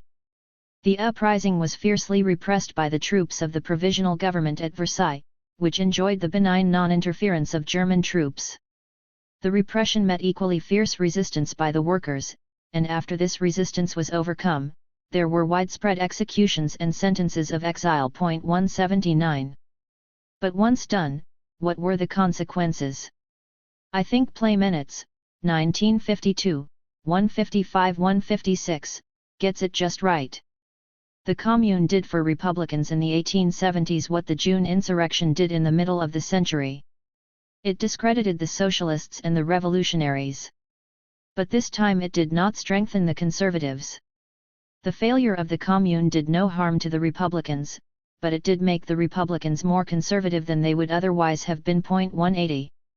For the Republicans took up exactly where Napoleon III had left off, speaking the language of the liberal imperial state, ready to repress the dangerous classes if they should ask too much, but also ready to give them citizenship, and citizenship in a liberal imperial state. 181. Adolphe Thiers incarnated the transition. A man of many regimes, as were Talleyrand and Guizot before him, he had supported the workers in Lyon in 1834 but the Party of Order in 1848. He had not been compromised by participation in the Second Empire governments, was friendly with both Royalists and Republicans, and was a fierce enemy of revolutionaries. In 1870, he said that, though he had not wanted the Republic, it had one virtue, tighter, in his eyes, it is, of all governments, the one that divides us least. By 1875, it could be said that the liberal imperial state was now securely in place in Great Britain and France and had shown its ability to contain the dangerous classes. It had thus become a model for other states. What was most constant in the model was certainly not fidelity to the free market, a fidelity that varied with the shifting economic position of given countries in the world economy and the impact of its cyclical rhythms. Nor was the liberal imperial state marked by fidelity to the maximization of the rights of the individual, a fidelity that varied with the extent to which individuals used these rights to challenge the basic social order. What distinguished the liberal imperial state was its commitment to intelligent reform by the state that would simultaneously advance economic growth, or rather the accumulation of capital, and tame the dangerous classes, by incorporating them into the citizenry and offering them a part, albeit a small part, of the imperial economic pie. To this end, liberal imperial states had to revolve around the political center and avoid regimes that smacked either of reaction or of revolution. Of course, to be able to do this, a state had to have no major unresolved nationalist problems vis-a-vis outsiders and no strong internal unhappy minorities. It had also to be strong enough in the world economy that the prospects of collective prosperity were not unreal. And it had to have enough military power or strong enough allies that it was free from excessive outside interference. When all these conditions prevailed, the liberal imperial state was free to reflect the collective conservatism of a majority that now had something to conserve. Therefore, first of all, the liberal imperial state had to be a strong state, a strengthened state. To be sure, from the beginning, the extension of the state's powers was intended primarily to control the dangerous classes. The centralization which Bentham and especially Edwin Chadwick meditated did no more than touch the dominant middle classes. Centralization, swept clear of theory, meant authorization of those services which affected the laboring classes. Centralization, it cannot be doubted, was never intended to curtail in the slightest degree the economic and social freedom of the more respectable classes. Nor did it. Hill, 1929, 95-96, 182. And second, the liberal imperial state involved a commitment to the extension of the suffrage.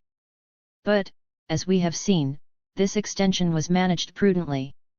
The right to exercise freedom was only guaranteed to responsible adults by classical liberals, Crouch, 1967, 209.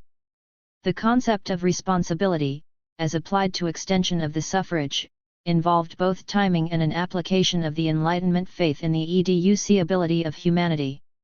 Therefore, the liberal advocacy of universal suffrage was deeply ambiguous, as Rosenvallen, 1985, 136-137, explains. In most cases, such advocacy was but a sort of bet on the future, expressing merely an anticipatory representation of the movement of civilization and of Enlightenment progress in the nation. In the liberal and republican circles that were favorable to it, universal suffrage continued to be understood as a recognition of potential capacity, far more than as a consequence of the principle of equality, a symbolic translation of humans together in society, hence the great debate about the prematureness of introducing universal suffrage. It was often rejected because it was still too early. It was the suffrage of the ignorant and immature masses that was feared. 183.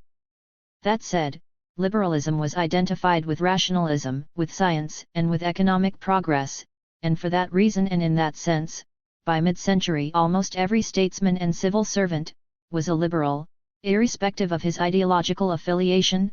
Hobsbawm, 1975, 105, 184. The most interesting thing to notice about this period is the position of the conservatives. If, in 1834, following the Reform Act, Sir Robert Peel had rechristened his party Conservative, it was to make it plain that it was not his intention to pursue in any respect a policy of reaction.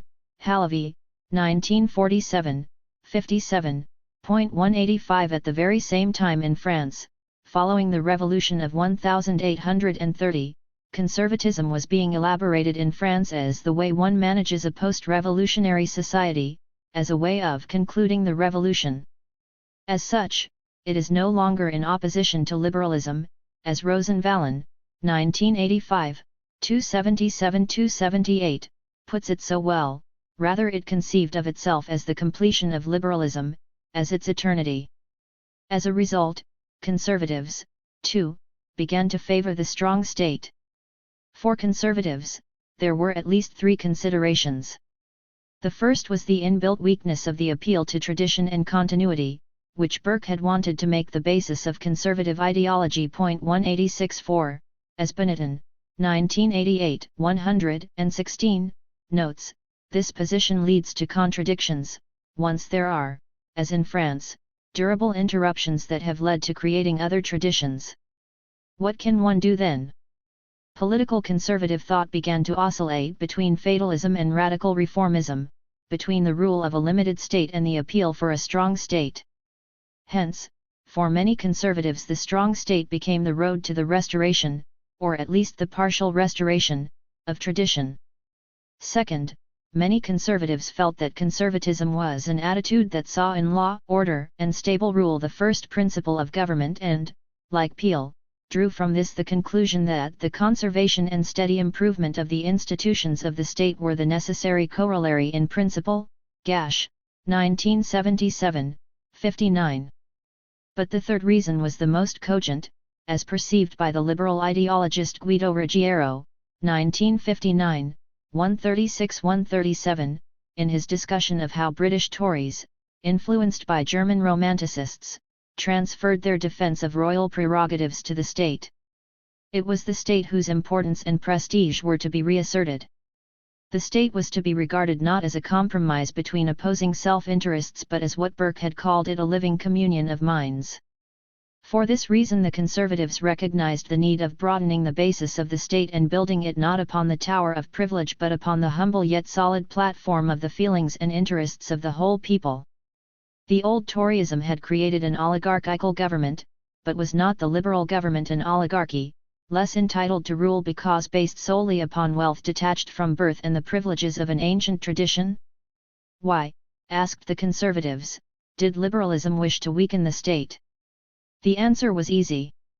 It wanted to allow free play to the strongest forces in competition with the weakest, and full power to exploit the defenseless masses, which were the victims and not the protagonists of the struggle, by destroying all power superior to individuals and able to exercise upon them a moderating and equalizing function. 187.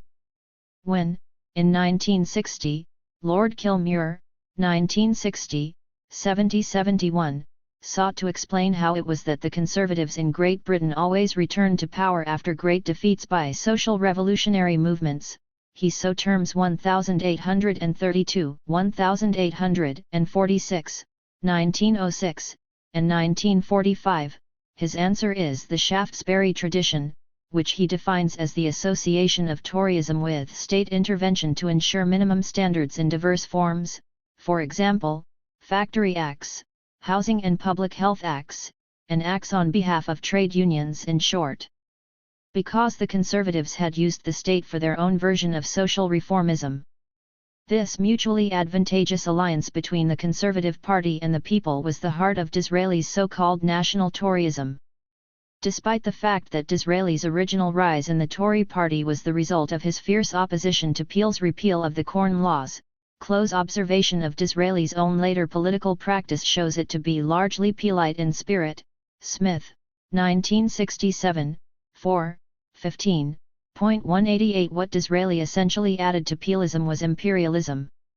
Liberal reformism was to be seen as a means, a path, a discipline, in the service of a higher end, empire.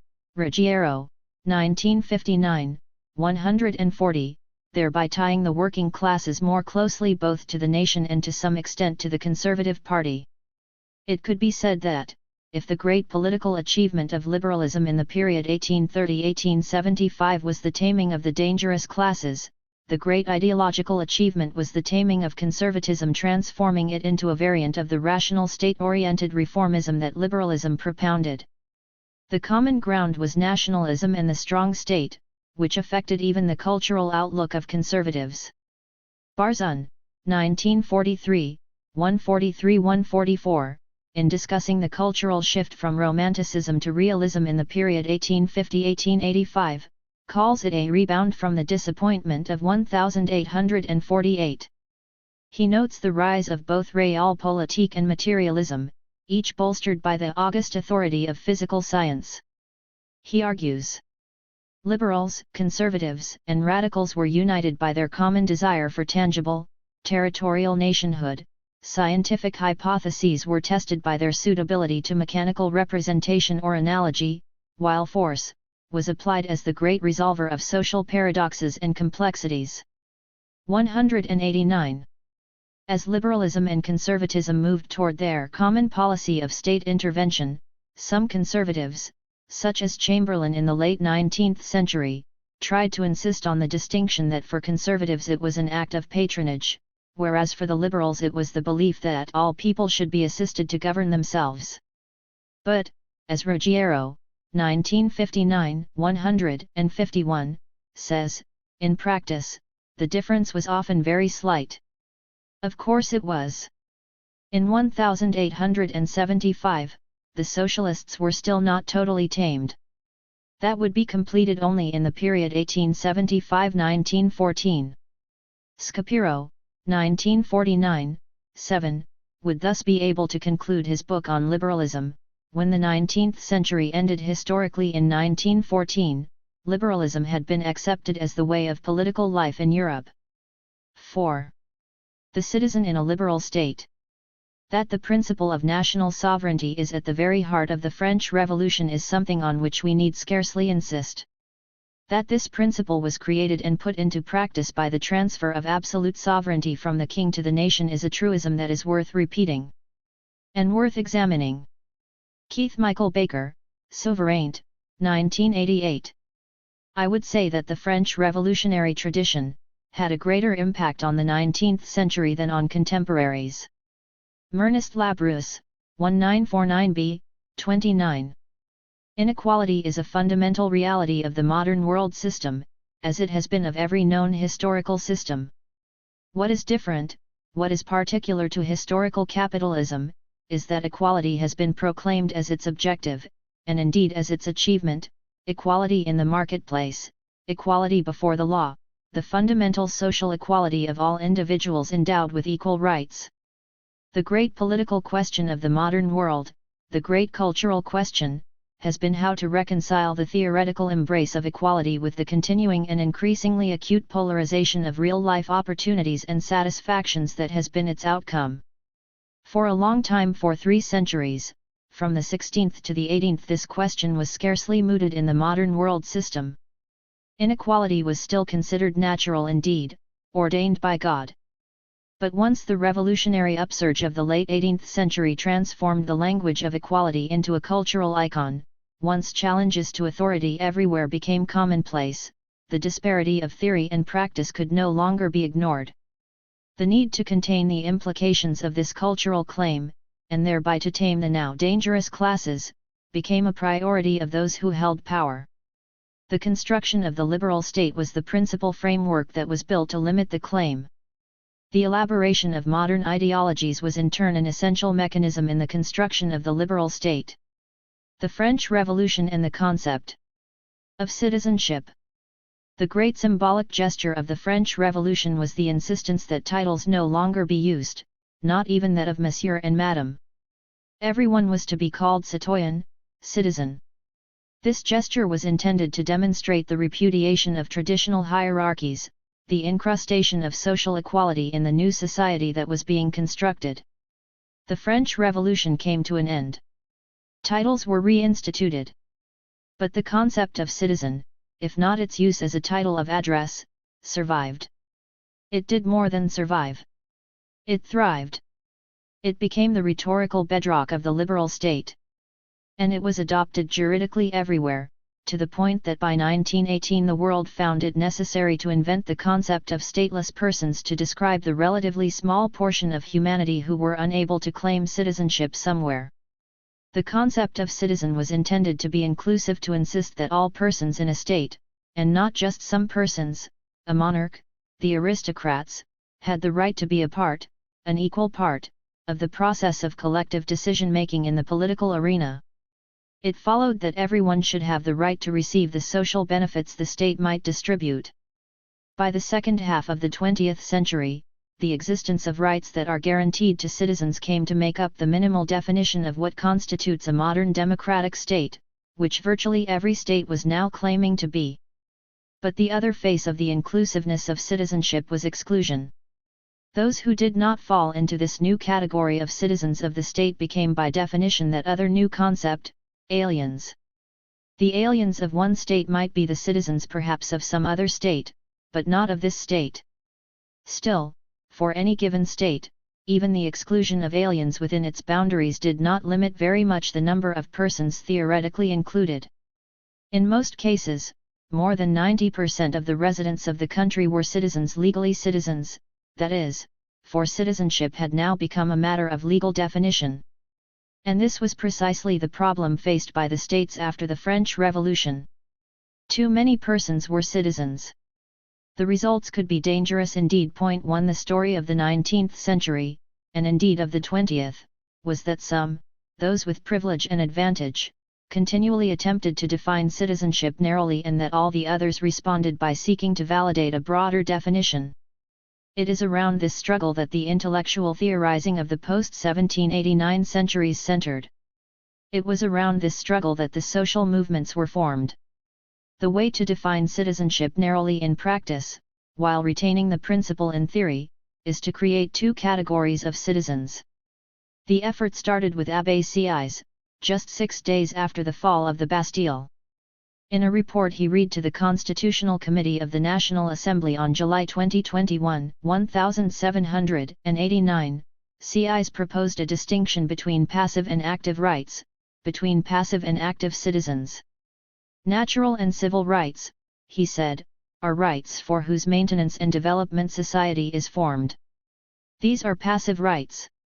There also exist political rights, those by which society is formed. These are active rights. And from this distinction, Sieyès drew the following conclusion. All inhabitants of a country should enjoy in it the rights of passive citizens, all have the right to the protection of their person, of their property, of their liberty, etc. But all do not have the right to play an active role in the formation of public authorities, all are not active citizens. Women, at least at the present time, children, foreigners, and those others who contribute nothing to sustaining the public establishment should not be allowed to influence public life actively. Everyone is entitled to enjoy the advantages of society, but only those who contribute to the public establishment are true stockholders, actionnaires, of the great social enterprise. They alone are truly active citizens, true members of the association. Sieyès, 1789, 193–194. Without blinking an eye, Sieyès then added that equality of political rights is a fundamental principle, but presumably only for active citizens, without which privilege would reassert itself. On October 29, 1789, the National Assembly translated this theoretical concept into a legal decree that defined active citizens as those who paid a minimum of 3 days' wages in direct taxation. Property became the prerequisite of active citizenship. As Rosenvallen, 1985, points out, if reason is sovereign, men cannot invent laws. They must discover them. The notion of capacity finds its logic in this framework. 2. The attempt to circumscribe the meaning of citizenship took many forms, all of them necessarily involving the creation of antinomies that could justify the division into passive and active citizens. Binary distinctions, of rank, of class, of gender, of race/ethnicity, of education, are ancient realities. What was different in the 19th century were the attempts to erect a theoretical scaffolding that could legitimate the translation of such distinctions into legal categories, in order that such categories serve to limit the degree to which the proclaimed equality of all citizens was in fact realized. The reason is simple. When inequality was the norm, there was no need to make any further distinction than that between those of different rank generically, between noble and commoner. But when equality became the official norm, it was suddenly crucial to know who was in fact included in the all who have equal rights, that is, who are the active citizens. The more equality was proclaimed as a moral principle, the more obstacles juridical, political, economic, and cultural were instituted to prevent its realization. The concept of citizen forced the crystallization and rigidification, both intellectual and legal, of a long list of binary distinctions that then came to form the cultural underpinnings of the capitalist world economy in the 19th and 20th centuries: bourgeois and proletarian, man and woman, adult and minor, breadwinner and housewife, majority and minority, white and black, European and non-European, educated and ignorant, skilled and unskilled, specialist and amateur, scientist and layman, high culture and low culture, heterosexual and homosexual, normal and abnormal, able-bodied and disabled, and of course the category that all of these others imply civilized and barbarian. In states with citizens enjoying equal rights, the dominant groups were seeking to exclude, while the dominated groups were seeking to be included. The struggle was conducted both in the political and in the intellectual arena. All persons found themselves on one side or the other of each of the antinomies. Those who were on the dominant side tended to theorize the distinctions as in some way natural. The key problem of the dominant was to make sure that individually they were on the dominant end of each and every binary distinction. Facing them, those who were located on the dominated side began to organize, seeking to devalue, destroy, or redefine the distinctions in order to relocate themselves into the category of active citizens, into the category of the civilized. The fact that there were multiple binary categories created a difficulty. It was possible to be on the dominating side in some categories and not in others. Those who did not have what might be called a perfect score had political decisions to make if they wished to be considered part of the group that comprised full-fledged citizens. They often, quite understandably, sought to give priority to those categories in which they were on the dominant side. The result could be some widening of the privileged group, but this merely increased the difficulties for those who remained excluded. It was this struggle about definitions of priorities of binary categories that was at the root of the continuing debates inside the social movements about the tactics of their struggles and the nature of potential and desirable alliances. To be sure, the concept of citizenship was meant to be liberating, and it did indeed liberate us all from the dead weight of received hierarchies claiming divine or natural ordination. But the liberation was only a partial liberation from the disabilities, and the new inclusions made sharper and more apparent the continuing, and new, exclusions. Universal rights as a consequence turned out in actual practice to be somewhat of a linguistic mirage, an oxymoron. Creating a republic of virtuous equals turned out to require the rejection of others who were thereby deemed to be non-virtuous. 3. Liberalism, which would become the dominant ideology of the modern world, preached that virtue could be taught, and it therefore offered the managed progression of rights, the managed promotion of passive citizens to the status of active citizens, a road for the transformation of barbarians into the civilized. Since the legal process of promotion was thought to be irreversible, it had to be handled carefully, prudently, and above all gradually. On the other hand, those social movements that were being created to champion the interests of those whose rights were not fully recognized were always debating what might be done to end non-recognition as rapidly as possible. There were those who insisted that the movements should be anti-systemic, that is, that they should seek to destroy the existing historical system that made possible the travesties of equality. And there were those who were essentially integrationist, that is, who believed that the role of the movements was merely to speed up the already existing liberal program of the managed acquisition of rights. The story, as we have already seen, began with the French Revolution itself. Sieyes, in that same memorandum, said, "All public authority, without distinction, is an emanation of the general will, all come from the people, that is, the nation." These two terms should be considered synonyms. 1789, 195. The implementation of this view was simple and rapid.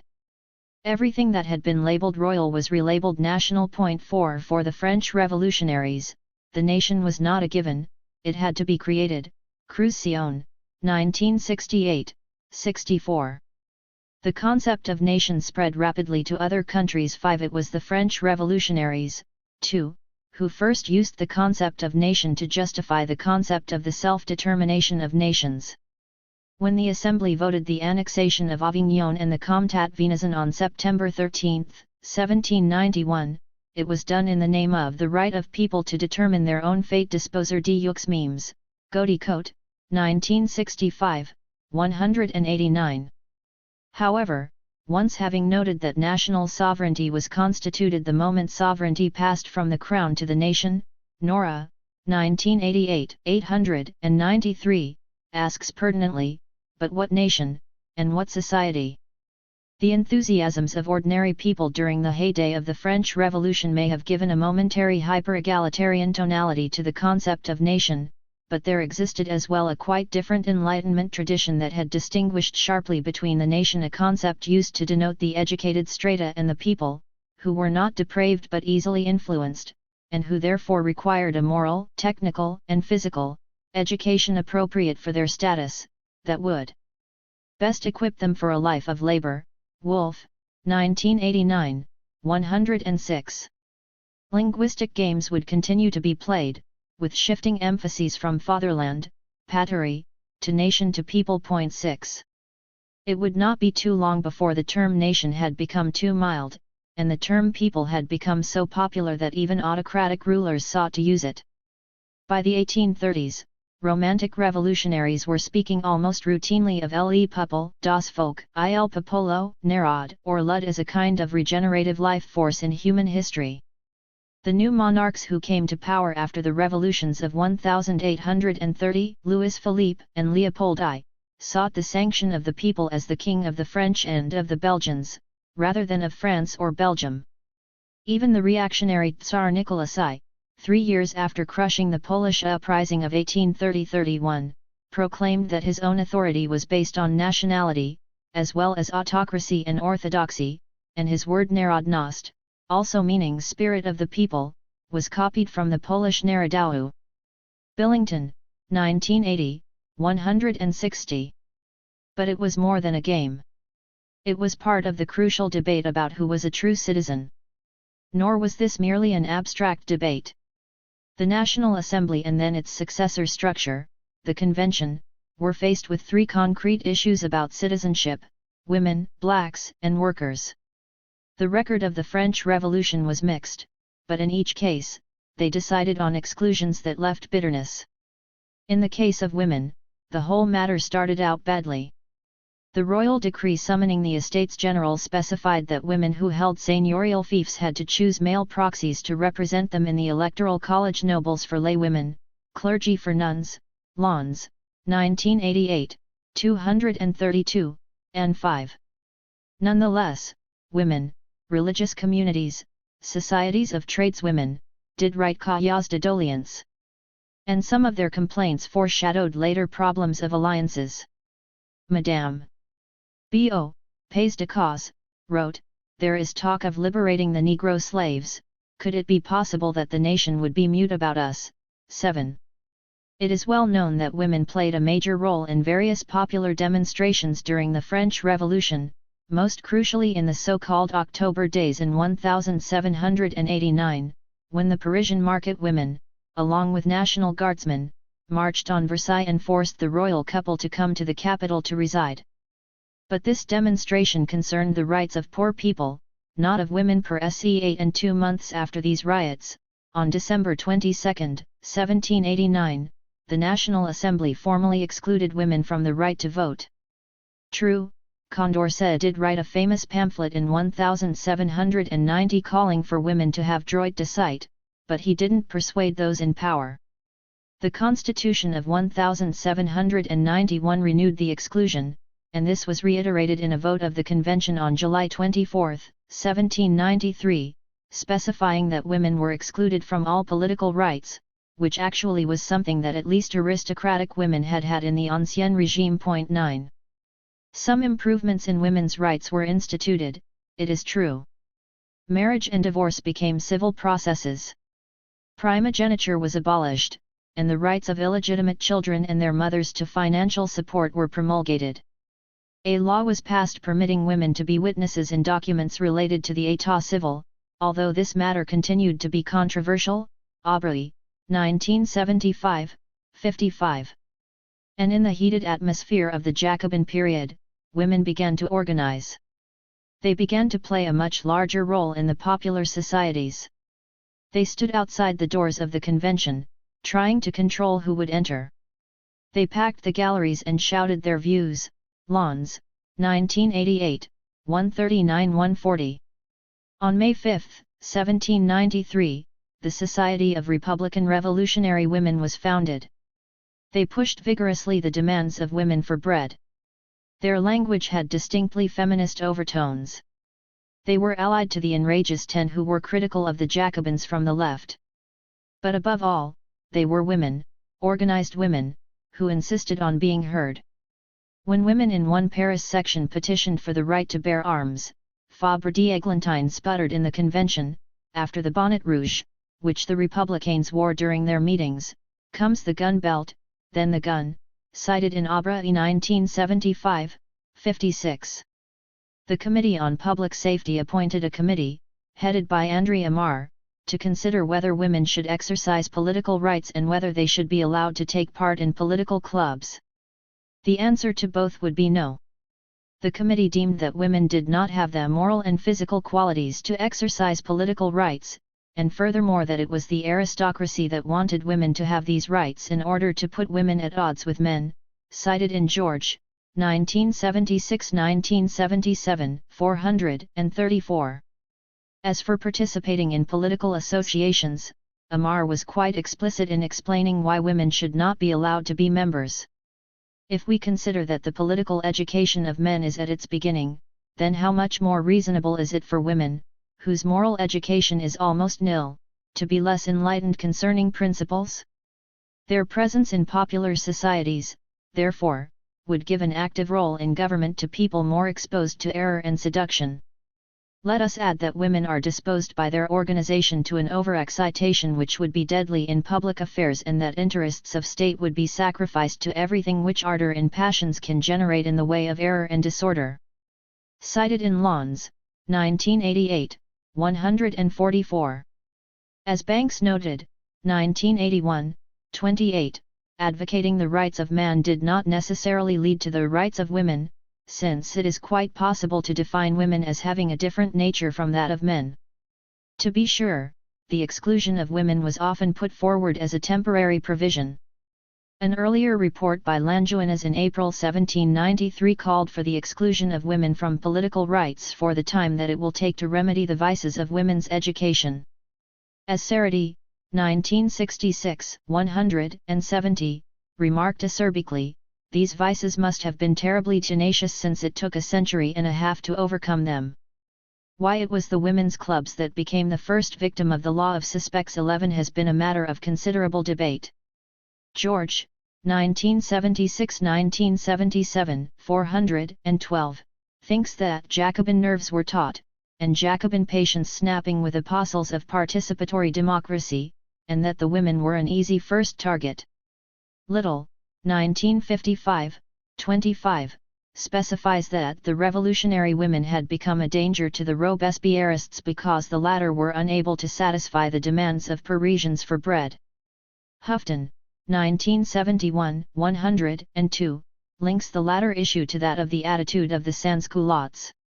The sans-culotte, Chalmette said when he dissolved women's clubs in October 1793, had a right to expect from his wife the running of the home while he attended political meetings. Others have lingered on the pride of the sans-culottes in his newfound importance in Société Populaire, in section or as a professional revolutionary on commission. While her husband was still talking, she in some areas had joined the food queues, and the minute she did that her loyalty was potentially suspect. Applewhite and Levy, 1984, 76, see the outlawing of the women's clubs as the triumph of the bourgeois revolution over the popular revolution 12, but of course bourgeois feminists fared no better.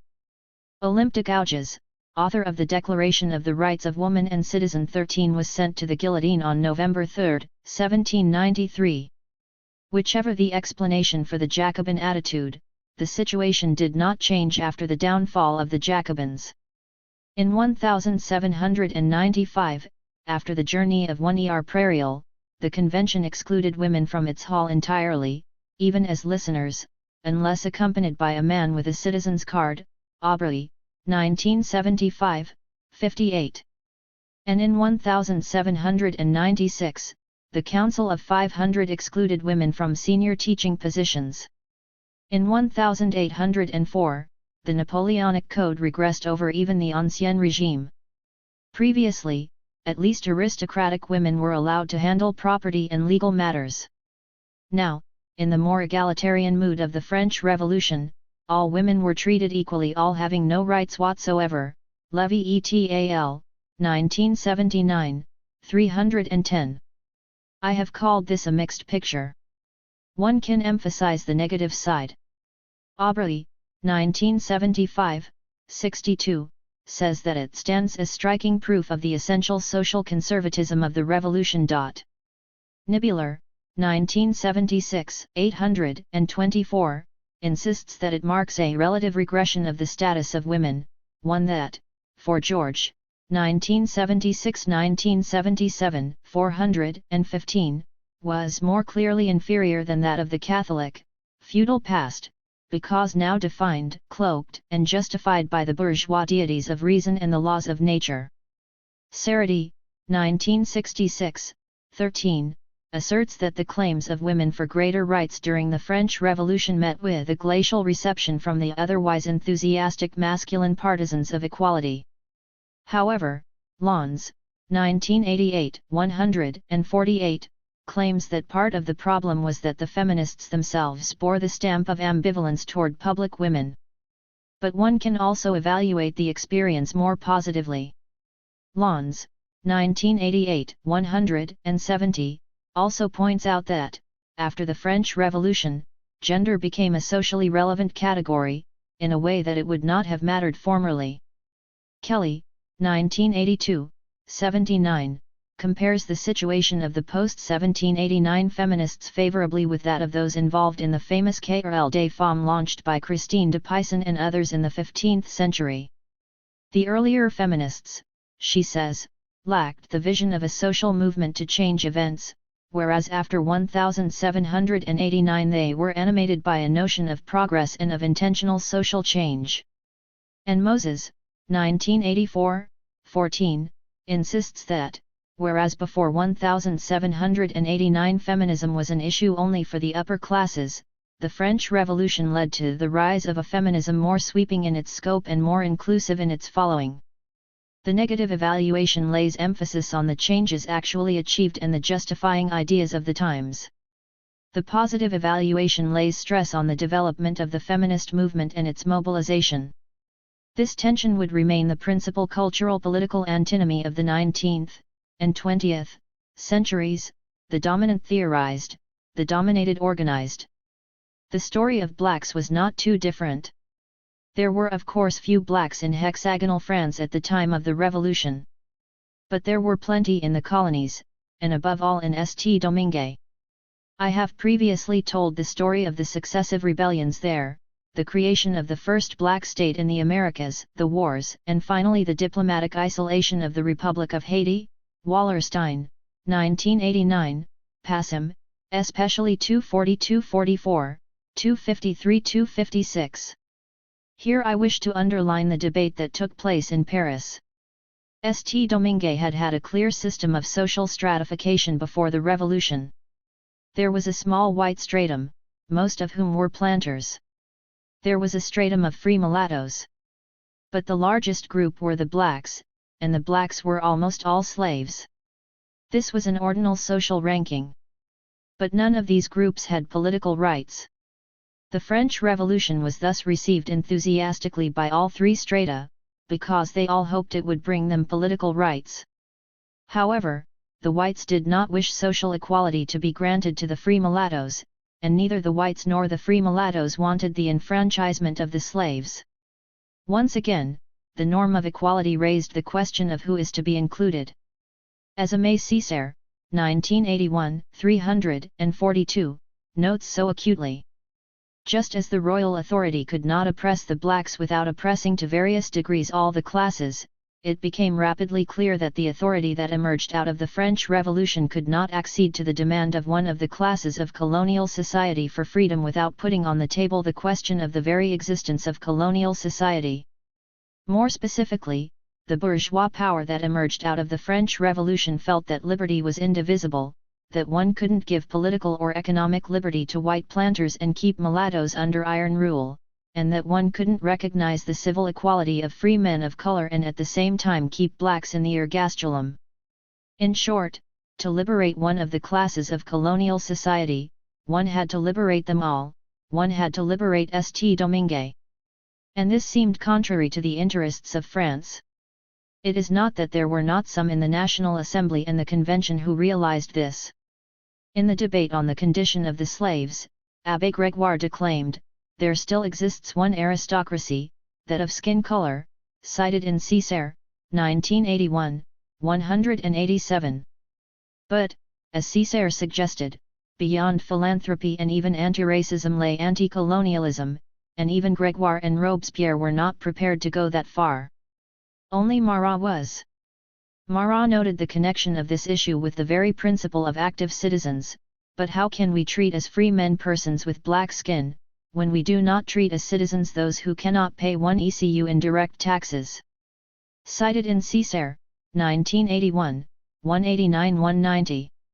The emancipation of the slaves in 1793 was not the fruit of the egalitarian impulses of the French revolutionaries.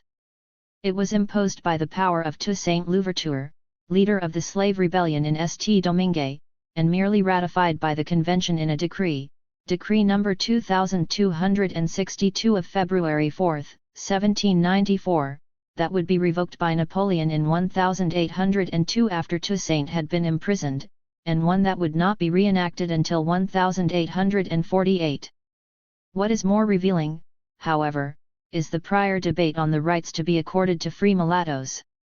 Pushed by the Amistad Noirs and opposed by the Club Massaic, which represented the interests of the white planters, the Assembly decided unanimously on a curious compromise. After the adoption of the decree granting the vote to free men of color, Dupont de Nemours presented a declaration of the whites explaining their assent on the grounds that the vote was being given only to qualified mulattoes of free parents and was not being accorded, could not be accorded, to unfree persons, or freedmen, since these were members of a foreign nation, cited in Blackburn, 1988, 187-188.14. The poor whites on St-Domingue opposed any property qualification, since that would give the vote to some free mulattoes while not to them. They applied the description of the white planters, a species of foreigner with no entitlement to political rights, to all free mulattoes. Blackburn, 1988, 177. Even the free mulattoes were by definition not part of the nation, they could not therefore be citizens. As for French workers, we have already noted that the concept of active citizenship, by creating a property-based definition of political rights, resulted in excluding them, was intended to exclude them. In the heady revolutionary atmosphere, however, workers began to seek improvement of their situation by organizing. The Assembly had abolished the guilds. The employers and workers gave this opposite interpretations. For the former, the only law that now governed production was the law of supply and demand. The workers thought it meant they could not create organizations freely, as they wished. Soro, 1931, 295. The rapid rise of prices plus the collapse of the paper money, the assignats, fueled worker effervescence, peaking in the spring of 1791 just before the flight of the king and the enactment of the Constitution. Strikes and disorders seemed beyond the control of the Paris municipality, and led to calls for action by the Assembly.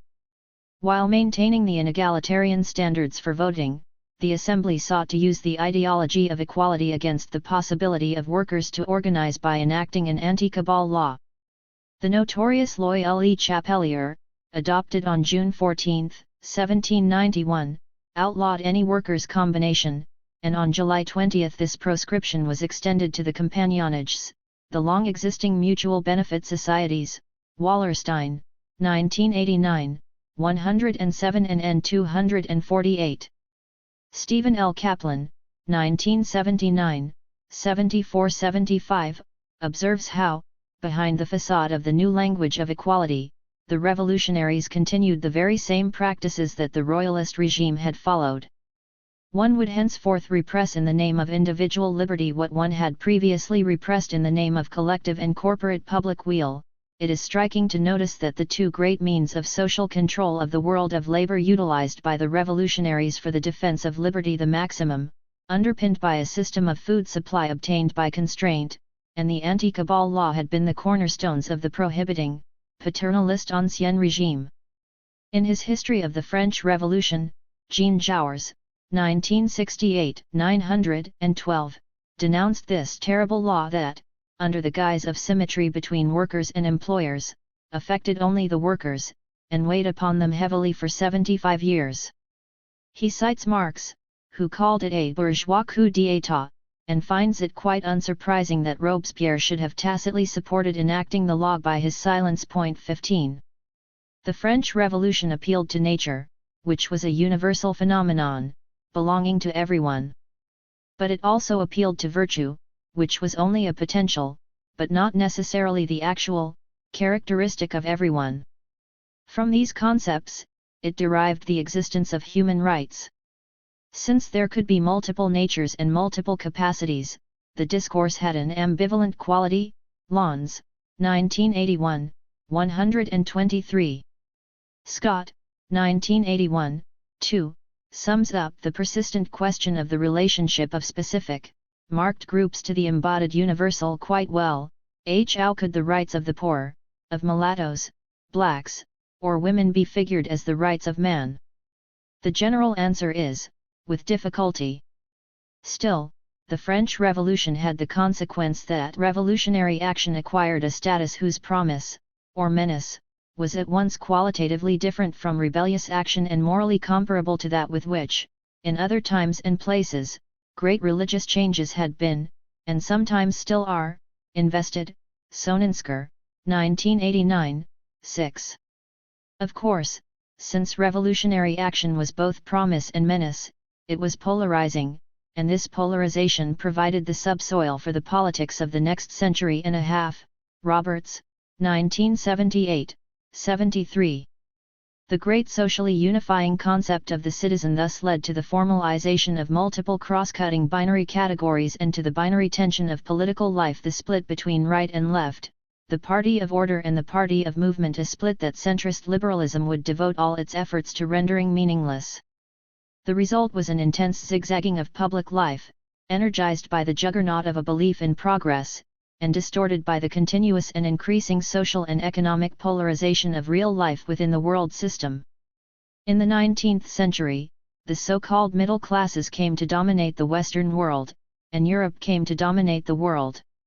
When one has achieved the top position, the problem is no longer how to get there but how to stay there. The middle classes nationally, and the Europeans globally, sought to maintain their advantage by appropriating the mantle of nature and virtue to justify privilege. They called it civilization, and this concept was a key ingredient of their effort. In the Western world, it was translated into education, and education became a way of controlling the masses. 16 And on the global scene, starting with Napoleon, but adopted subsequently by all the other European powers, the concept of civilization as an ideology, became unashamedly a form of cultural imperialism. Wolff, 1989, 119. The French Revolution would come to a definitive political end in 1793–1799–1815 and become thereafter merely a political symbol and a cultural memory. It left, however, a monumental legacy to the whole world system.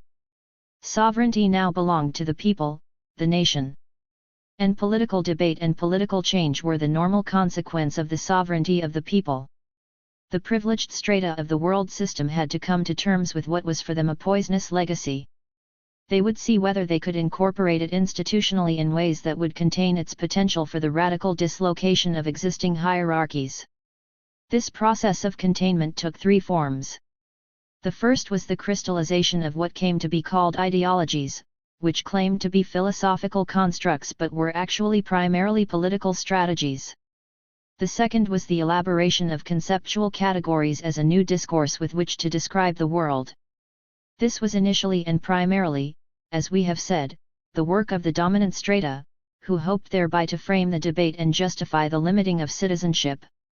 Eventually, this work of creative conceptualization became transformed and institutionalized in the structures of knowledge known as the social sciences. And the third was the establishment of a network of organizations, initially primarily the work of the dominated strata, which were to serve as agents of furthering change but would act simultaneously as mechanisms of limiting change. The period 1815–1848 was one in which all and sundry seemed to be moving uncertainly in this transformed political terrain. The reactionaries tried to turn the clock back, to undo the cultural earthquake that was the French Revolution. They discovered, as we have seen, that this wasn't really possible. The dominated, and repressed, strata, for their part, were in search of appropriate and effective modes of organizing. And the emergent liberal center was unsure of how it should, or could, construct the appropriate political base to get the turmoil under control. They concentrated, as we have seen, on constructing liberal states first of all, and what was most important, in the most powerful countries, Great Britain and France. The World Revolution of 1848. It would be the World Revolution of 1848 and its immediate aftermath that would require resolving these uncertain searches and efforts in order to stabilize the world system and restore a certain degree of political equilibrium. The revolution started once again in France, where the July monarchy had exhausted its credibility and legitimacy. The rebellion of February 25, 1848, had widespread support, from both the middle and the working classes, from Bonapartists, even from the Church and the Legitimists, who saw in the fall of Louis Philippe revenge for 1830, Pierrard, 1984, 145. And it had immediate resonance elsewhere in Europe, in Belgium, to be sure, but also in all those countries where nationalism was becoming a rallying point, Germany, Italy, Hungary. That is why 1848 came to be called by historians the springtime of the nations. The one country where the revolution would not occur was England, something immediately explained in an editorial in the Times on February 26, 1848, as due to the fact that the people feel that under the existing state of things they have a voice in the government of the country, and can utter that voice with effect. 17. The Times may have been right about England, but the revolution took on a more social, more working class, and radical tone in France. 4 months later, on June 25, came the second so-called social revolution. 18. The broad support evaporated almost immediately. By July 2, Le Moniteur industriel was thundering, family, property, nation all were struck to the core. The very civilization of the 19th century was menaced by the blows of these new barbarians, cited in Scott, 1988, 117. We know how this second revolution ended in the overthrow of the social regime, and eventually the installation of Louis Napoleon and the Second Empire. But the cat had been let out of the bag. The movement for socialism, which had never been more than the tail, a lively tail, of the movement for bourgeois democracy, cited in Draws, 1972a, 16. 19 would now separate itself clearly from centrist liberalism. 20 For Halévy, 1947, 204, Chartism had triumphed, but in France, not in England. 21 To be sure, this nascent movement suffered a very great setback after 1848, Cole, 1953, 1:157. And an economist of the era, Louis Raybaud, a student since the 1840s of the socialist movement, would even proclaim in 1854, socialism is dead. To speak of socialism is to give a funeral oration, cited in Draws, 1972a, 16. This would not be the last of such premature opining. It would have been more audacious, even at the time, to suggest that nationalism was dead. Lovett, 1982, 92, sees the revolution of 1848 as the transformation of local and regional Italian democratic movements into a national democratic network, but one that would then have difficulty facing up to the social question. 22 The Hungarian nationalist movement discovered a different kind of problem. Whereas, for Kossuth, nationalism coincided with liberalism, Fejtó, 1948b, 133, for the Serbs, Romanians, and Croats who were located within the boundaries of Hungary, Hungarian nationalism seemed a movement of the nobility, a family quarrel between Hungarian seigneurs and the rulers in Vienna, Fejtó, 1948b, 153.23 Still, 1848 put in motion the revolutionary wave in Europe, Djordjevic and Fischer-Galati, 1981, 106, and it would spread throughout the Balkans. The revolutions of 1848 constituted the first world revolution of the modern world system. It is not that it occurred in all parts of the world system, it did not. Nor is it that the revolutionaries achieved their objectives; by and large, the revolutions were defeated politically. It is that the revolutions centered around issues of exclusion from the benefits of citizenship. It was in 1848 that we first see clearly that there would be two kinds of anti-systemic movements, two separate ways of dealing with this exclusion: more rights within the nation, the social revolution, and separating one ethno-national group from another, dominant one, the national revolution. And it was in 1848 that the question of long-term strategy first became clearly posed. From 1815 to 1848, the ideological struggle was considered to be one between liberals and conservatives, between the heirs of the spirit, if not of all the tactics, of the French Revolution and those who fervently sought to restore the order derived from an older way of viewing the world. In this struggle, Democrats and radicals had little place. Anathema to the conservatives, an embarrassment to the liberals, they played at most a gadfly role, pressuring the liberals to be more daring, without much success, be it noted. What the revolutions of 1848 did was to open up the possibility that these Democrats/radicals, who now sometimes called themselves socialists but sometimes also nationalist revolutionaries, would be more than gadflies, that they would organize mass action separate and distinct from the liberal center. This is what Chartism had foreshadowed, and this is what Halévy meant when he said that Chartism had triumphed not in England but in France. This was a terrifying prospect not merely to the conservatives but also to the liberal center. And both reacted accordingly. Suppression of the radicals became the order of the day, not merely in the Russian and Austro-Hungarian empires, and among the various regimes in the Germanys and Italys, but in the liberal states of France and England as well. This is the setback of which Cole spoke. Socialist and trade union movements would now have a difficult 10 to 15 years. So would feminist movements. So would nationalist movements.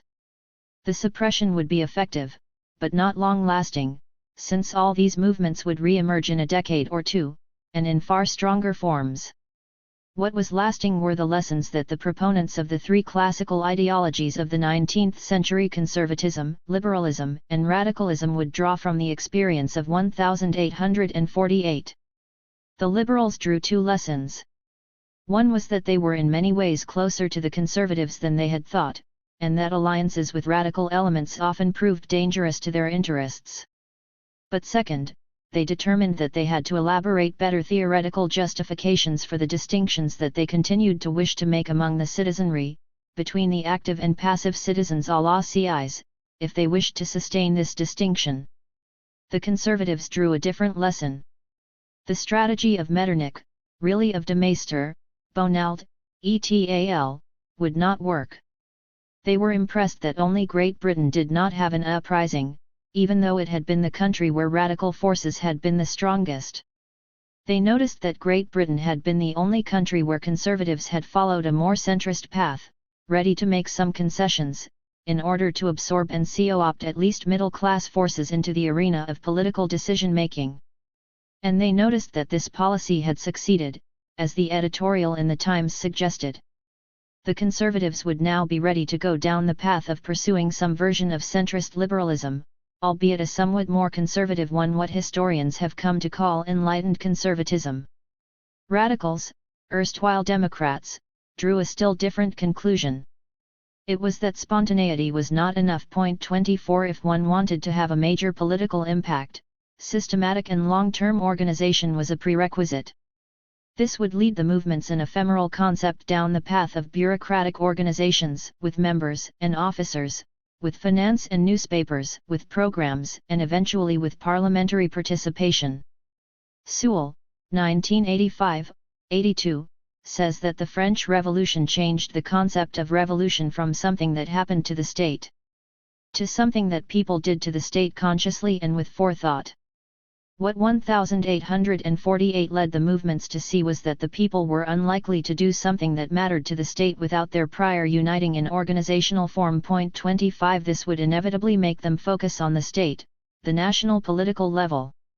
It would also eventually and inevitably call into question the degree to which these movements could continue to be truly anti-systemic and not simply a variant of centrist liberalism, albeit a somewhat more impatient one.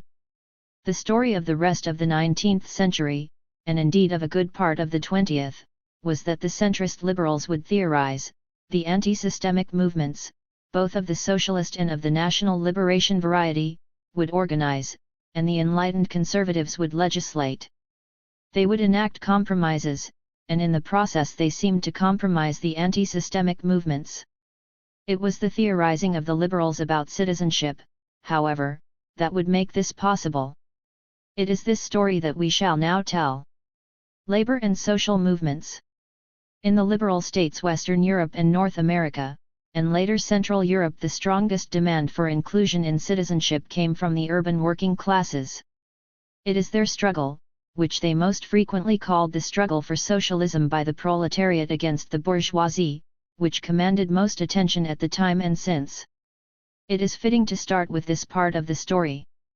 I shall organize it in the temporal division of socialism as idea and as movement, a division that was suggested by Labrousse, 1949b, 1815–1851. Powerful idea, grandeur de l'idée, weak movement, 1851–1871. Movement on the rise, idea in decline, 1871 to the end of the 19th century. Powerful idea, powerful movement.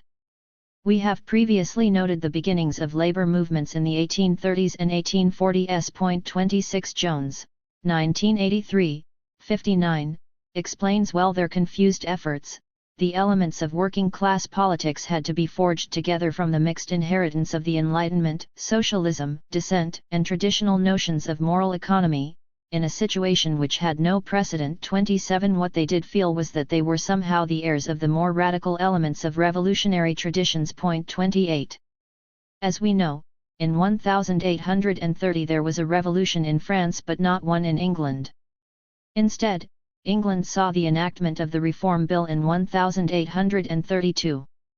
This is largely because England had no equivalent of the regime of the ultras under Charles X. Point 29 But revolution or not, the development of working class consciousness began to take root in both France and England, not within the parties but outside them. Point 30 In order to do this, the nascent socialist movement had to carve out a place for corporate demands not previously admissible within the revolutionary rhetoric of the French Revolution, and its generic citizen.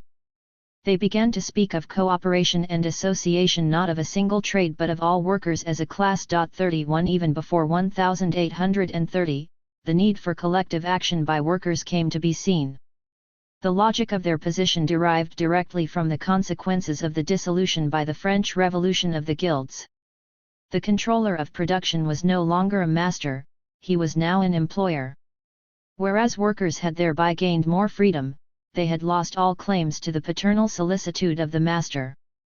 To compensate, they adopted a modified version of the corporate idiom of the old regime, creating workers' guilds with rituals and older organizational forms to assert the continuing existence of a moral community of the trade, and to maintain vigilance over conditions of labor in the workplace. Sewell, 1979, 55. It is these journeymen who became the strongest supporters of the early labor movements. Kaka, 1986, 314,315, says they came largely from urban crafts that had great continuity, stability, and cohesion, usually guild traditions, and relatively good bargaining power. 32. They began to use the weapon of strikes, even though strikes were illegal, through anonymous calls launched by informal social networks. 33 At the same time, the workers began to concern themselves with the nationality of their fellow workers, the issue of non-citizens as competitors in the labor market. We have already discussed the ways in which the Knights of Lyon had made the employment of foreign workers one of their key complaints in 1831. Some of the artisanal guild-like structures would wither after 1830, especially because of the ever-growing migration to Paris in particular, Ude, 1986, 57. The result would be a new identification of the worker to the nation, Darien, 1993, 33. There would now come to be a debate about the basis of workers' unity. Flora Tristan, who was a very strong voice for workers' unity, as well as an important feminist figure, in her pamphlet on this topic written in 1843, 1983, 53, drew an inference that would become very controversial in the history of workers' movements' support for independence movements in colonial countries, the workers as a class blending into the people as a construct. If I constantly cite Ireland, the Catholic Association, headed by O'Connell, it is because Ireland is still the only country to realize that if the people want to leave their slavery, they must begin first by creating a huge, solid, and indissoluble union. For the union gives strength, and in order to demand one's rights and to bring the right of such a demand to public attention, one must above all be in a position to speak authoritatively enough to make oneself heard. Perhaps Tristan could say this about Ireland because she was French. English workers were notably more reticent on the subject. Their only focus was England. It was Chartism that was central to English history of the 1830s and 1840s.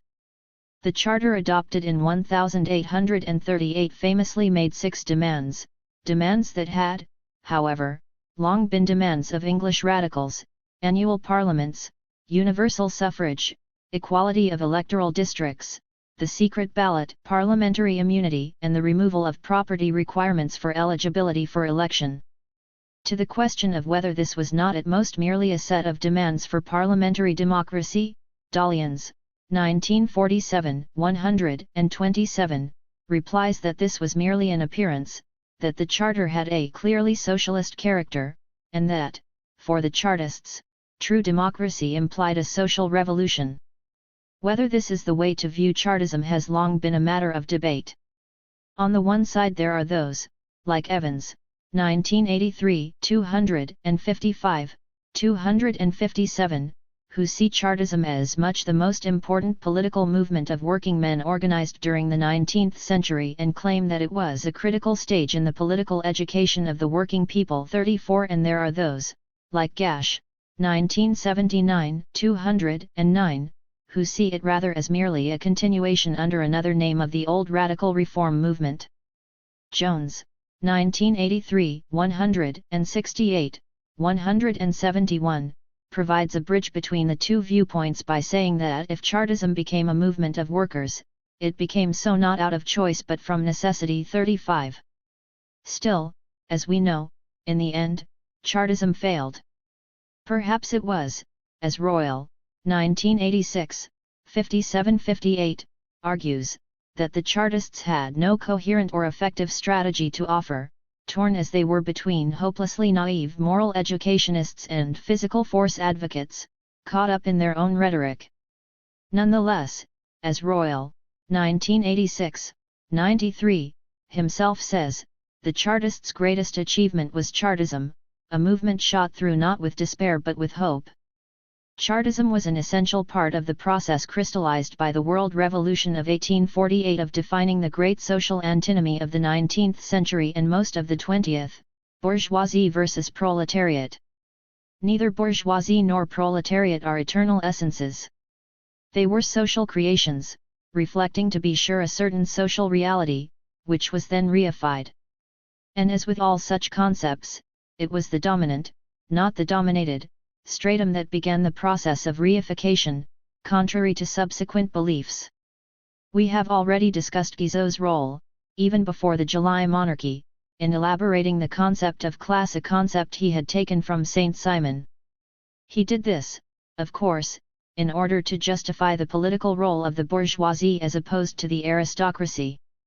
But he also did this to situate the bourgeoisie, which he felt would in time assimilate the aristocracy, vis-a-vis the proletariat, and to distinguish between the two.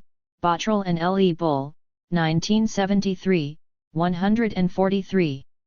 If he was seeking droit de cite for the bourgeoisie, and ultimately total political control, he was specifically opposed to the inclusion of the proletariat. The droit de cite was to be reserved for active, that is, propertied citizens. 36. As the bourgeoisie slowly evolved into that much vaguer and more inclusive category of the middle class or classes, 37, so eventually the proletariat evolved into that vaguer and more inclusive category of the working class or classes. There would come to be a great deal of resistance to explicit class language by many politicians and social scientists, because the use of such language came to be identified with a particular political position, that of Marxism, and using it therefore came to signify for many people accepting Marxist analysis and politics. But the retreat to vaguer language did not eliminate the antinomy. If anything, it strengthened it by making it easier for individuals to pass quietly over the line while at the same time maintaining the line firmly. For those who passed, the important thing was that there be a line, one that might keep others from passing as well, and thereby undermining the newly acquired privileged position of full citizenship of those who managed to pass. 38.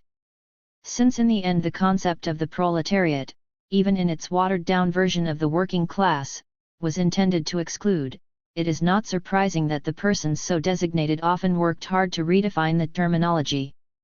For example, in Catalonia, retail shop employees, whose working conditions were awful, refused to allow themselves to be called obrers or proletaries, insisting they were treballadors. This was because the latter term was less associated in the 19th century with unskilled manual labor than obrers. Ladenosa and Ferrer, 1977, 284. In Germany, the politics of naming was quite clear. From the 1830s on, the term Arbeiter began to widen from its original indication of unskilled laborer to include journeyman, and to be accepted by the latter in their politically radical phase. The self-employed craftsmen, however, resisted this category, and the workers' movements resisted including them. Kaka, 1986, 326-327, 39. Of course, this was a game that could be played by both sides. Scott, 1988, 123,124, recounts the interesting story of a report by the Paris Chamber of Commerce in 1851 that attempted to recategorize the social structure in order to delegitimize the social revolution of 1848. The object was to reduce the number of workers by including in the category of heads of enterprises all self-employed persons, all persons making goods to order who employed others, even if these others were family members and not paid, all persons making goods for bourgeois clientele, this included washerwomen, and all those making goods to order for more than one manufacturer.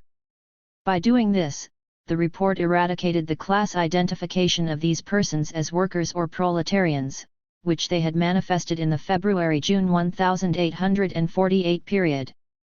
Written in the wake of 1848, it was intended to dispute the revolution's most radical economic and political claims and to reassert a vision of economic organization hierarchical and harmonious that had been severely challenged, especially by socialist theorists.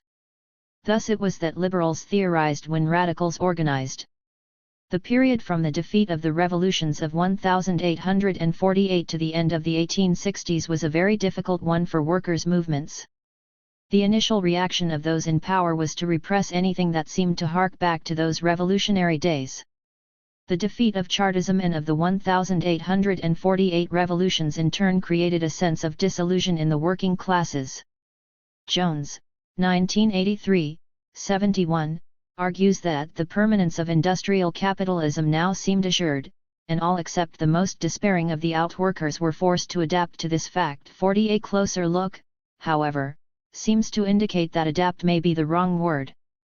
It is perhaps more like lie low until better times come. Dalians, 1947, 1:225, seems to me to put it more aptly when he designates the period 1848-1862 as the fire that is brewing. What author after author emphasizes is the continuity between the patterns of the 1840s and those of the 1860s, as though the tactics of the workers were simply taken up again once the repression was slightly lifted.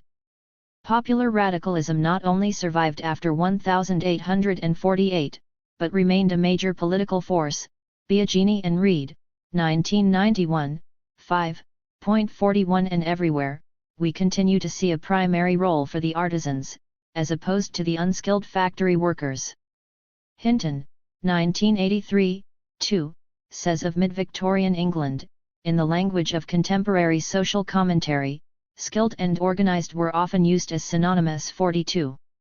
One can of course appreciate the warning that Kaka, 1984, 112, makes against exaggerating the continuity between handwork and working-class history. 43. And yet we find a certain radicalization in this period among the artisanal strata, says Sewell, 1974, 88-89, especially among those who are immigrants. 44. Hinton's comments, 1983, 5, are helpful in unraveling this seeming paradox. He sees two kinds of skilled workers, those in craft industries, whose trade unionism was an outgrowth of the informal community of the trade, and those in other sectors, where skilled status was more commonly a product of trade union organization rather than preceding it. The first were sometimes quite radical, for they experienced a greater relative deprivation, Moss, 1975b, 7, than the factory worker, but they eventually were forced out of the picture, whereas the latter were going to be the mainstay of the future socialist and trade union organizations. During all this time, as indeed throughout the 19th and 20th centuries, fear of the masses, the concern with order, was the motif, always underlying the actions of the ruling class. Morehouse, 1973, 346. The question always remained for the dominant strata as for the working classes, which tactics are optimal. From the point of view of the dominant strata, repression has its merits, but it also stokes the fire that is brewing, and eventually breeds revolt. So in the late 1860s, both Napoleon III and the British Conservative Party felt the need to loosen the constraints, to make it more possible for there to be workers' organizations and perhaps to expand a bit the de facto definition of citizenship. In a report written in 1860 for the Congress of the National Social Science Association, in Great Britain, trade unionism as an essay in self-government was approved, and the authors declared that leaders of a strike, where there is no regularly organized society, are likely to prove more unreasonable and violent than where there is, cited in Pelling, 1976, 51. It seems an elementary bit of social science wisdom, one that signaled the beginning of an attempt to deal with the challenge to the definition of citizenship that organized working-class movements were now making. 100 years later, another social scientist, looking back, opined that in England lower-class protests appear to aim at establishing the citizenship of the workers. Bendix, 1964, 67. Bendix saw this as distinguishing England from the continent. He is probably doubly wrong. The objective was as true of labour movements in continental Europe as of those in England. And it is not true, even in England, that this was their only objective. This is, however, all they would achieve, and the liberal centre in their theorising and the enlightened conservatives in their practice endeavoured to persuade them that it was all they needed or should want. This period was the moment in which the so-called First International, the International Working Men's Association, IWMA, was founded. It was a very small and weak organization, whose member organizations were equally weak and were pursuing objectives that were not entirely international. 45 But in terms of the evolving strategy of the workers' movement, it served as the locus of the great debate of Karl Marx and Mikhail Bakunin, Forman, 1998, Chapter 1. This debate had many aspects. But the heart of it was that the anarchists regarded the state as an implacable enemy, with which there could be no compromise, whereas the Marxists essentially had a two-stage theory of social transformation: somehow obtain state power, and then transform the world. How to obtain state power would of course come to divide the Marxists severely. But first they had to overcome the strength of the anarchist view. The situation would evolve in the last third of the 19th century. Socialism became, in Labrouste's terms, a powerful movement as well as a powerful idea. So there seems to be a considerable radicalization of class conflict, starting with the Paris Commune and followed by the rise of socialist parties and trade unions, at least in all the more industrialized, wealthier parts of the world system. In 1880 socialist parties barely existed. By 1906 they were taken for granted. Hobsbawm, 1987, 116-117.46. But it is now also a truism that after 1890 there was a general de-radicalization of these movements, 47 culminating in 1914 with the war votes of all the socialist parties, with the notable exception of the Bolsheviks. 48. The picture that is offered us by most historical writing on the subject is one of a curve of militancy that went upward via popular mobilization and then downward via reformist sagacity, or betrayal, if one prefers that rhetoric. This is undoubtedly true in its crude outlines, although the upward part of the curve may never have been as great as some believe. As Michel Peroux, 1967, 702, says of so-called revisionism among the socialists of late 19th century France, in order that there be a revision, there first has to be something to revise. 49. The question is where the roots of this so-called radical political upsurge lie, an upsurge that, in the end, by 1914, no longer seemed to threaten any of the encrusted social structures of the modern world system. It seems reasonable to interpret this as a clash about citizenship, that is, about who was to be included in the privileges and derived benefits of being designated the kind of citizen, active, who had these rights. It was a material issue, to be sure, but it was also a question of identity and identification. The narrowness of the prevailing definitions of real citizenship in the period 1815-1848, justified by the premise that the workers were uneducated and propertyless, and therefore could have no reason to maintain social order, provoked a world revolution, which appalled the middle strata, since it threatened to go too far, and led to repression. When the pluses of repression were exhausted in 20 years 50, there came to be more political space for popular maneuver. On the one hand, the liberal center urged the education of the working classes. And on the other hand, the working classes pushed for their own education. This in turn led to the creation of serious organizations that sought to force the pace of inclusion of at least the male, urban working classes. These organizations had to make their demands somewhat loudly in order to be taken seriously, both by the dominant classes and by those they were hoping to mobilize politically. Thus we heard a radical rhetoric. This rhetoric was effective, and the dominant strata reacted by various kinds of concessions: extension of the suffrage, the expansion of economic benefits, including the nascent welfare state, and inclusion in the nation via the exclusions resulting from racism and imperialism.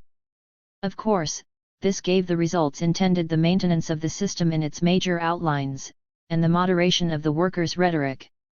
One does not need to intrude concepts of errors of judgment, false consciousness, self-interest of a leading, bureaucratic stratum, betrayal, the iron law of oligarchy, or the special interest of the better-paid workers, aristocracy of labor, to account for a process that seems more or less pandemic, more or less inevitable in retrospect, and which occurred in quite similar form throughout the world, the more industrialized, richer part of the world in the period 1870-1914, despite all the national variations in the details of their respective histories and immediate conditions, variations that proved ultimately to be of minor importance. There is a sense in which the radicalism of the post-1870 period was actually a lot less radical in spirit than the radicalism of the pre-1848 period. As Jones, 1983, 237-238, puts it, one of the most striking features of the social movements between 1790 and 1850 had been the clarity and concreteness of their conception of the state. It had been seen as a flesh and blood machine of coercion, exploitation, and corruption. The triumph of the people would replace it by a popular democracy of a leveler or Jacobin sort. The concrete program, however, was republicanism, secularism, popular self-education, cooperation, land reform, internationalism, and all these themes had by now become part of the litany of the liberal center, at least of its more progressive flank. The late 19th century movements would shift their emphasis from power to welfare, and with that, they were encased in a defensive culture. In a sense, however radical the post-1870 movements were, they were less angry than the pre-1848 movements. The lure of the reward of citizenship was becoming too strong. The period running from the 1870s to the First World War saw the first substantial organization of the working classes into political movements, primarily socialist and anarchist, and into trade unions. It therefore became the period of a major debate about strategy. The question that preoccupied all those who organized was how the working classes might achieve their goals, and in particular how they should relate to the existing states and parliaments. There was the debate between Marxists and anarchists. And there was the cross-cutting debate between so-called revolutionaries and so-called reformists. At one level, these were real debates, and they absorbed a good deal of organizational energy and time. And on the other hand, they turned out often to be less consequential debates than people at the time and since have usually assumed. It is important to note that the strongest and the most influential movements were located primarily in the countries that were strongest economically: Great Britain, France, Germany, the United States, Italy, Belgium, the Netherlands, and to a lesser extent elsewhere in Europe and Great Britain's White Dominions. And if one adds to this list Russia, then all the debates that subsequently formed the central historical memory of the world's social/labor movements and became the reference of discourse almost everywhere took place in these countries. What is striking, when one reviews the debates in these countries, is how amazingly similar they were, despite all the important and oft-noted historical specificities of each national situation, and despite the differences in rhetorical labels that are usually used to describe them. Let us first remember that the post-1870 period was one in which male suffrage had become widely extended. Most notable had been the 1,867 extensions in Great Britain instituted by Disraeli and in Germany by Bismarck. They matched those that had previously been instituted in the Second Empire and the United States, and would soon be matched elsewhere in Europe.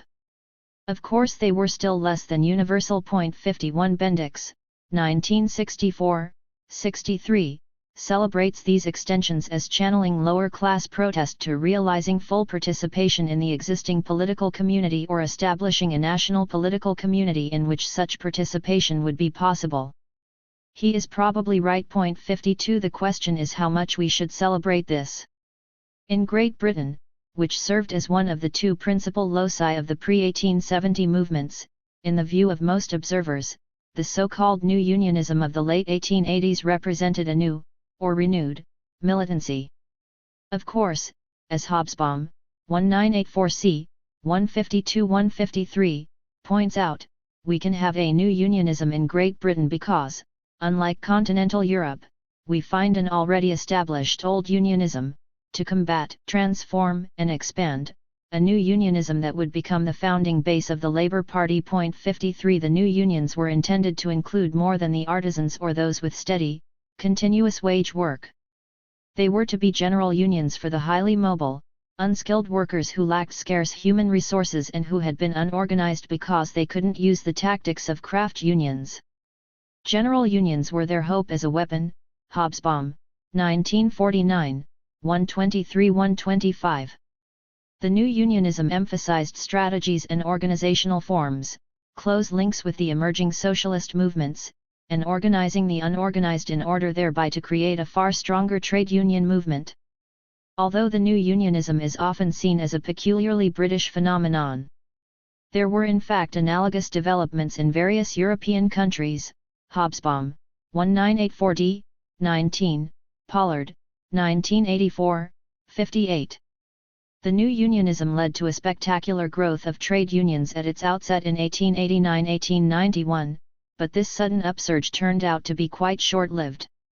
From 1891 to 1914, the numbers did continue to creep upward, but only at a very slow pace. Hinton, 1983, 45-53, 64.54 Why was there such a short heyday?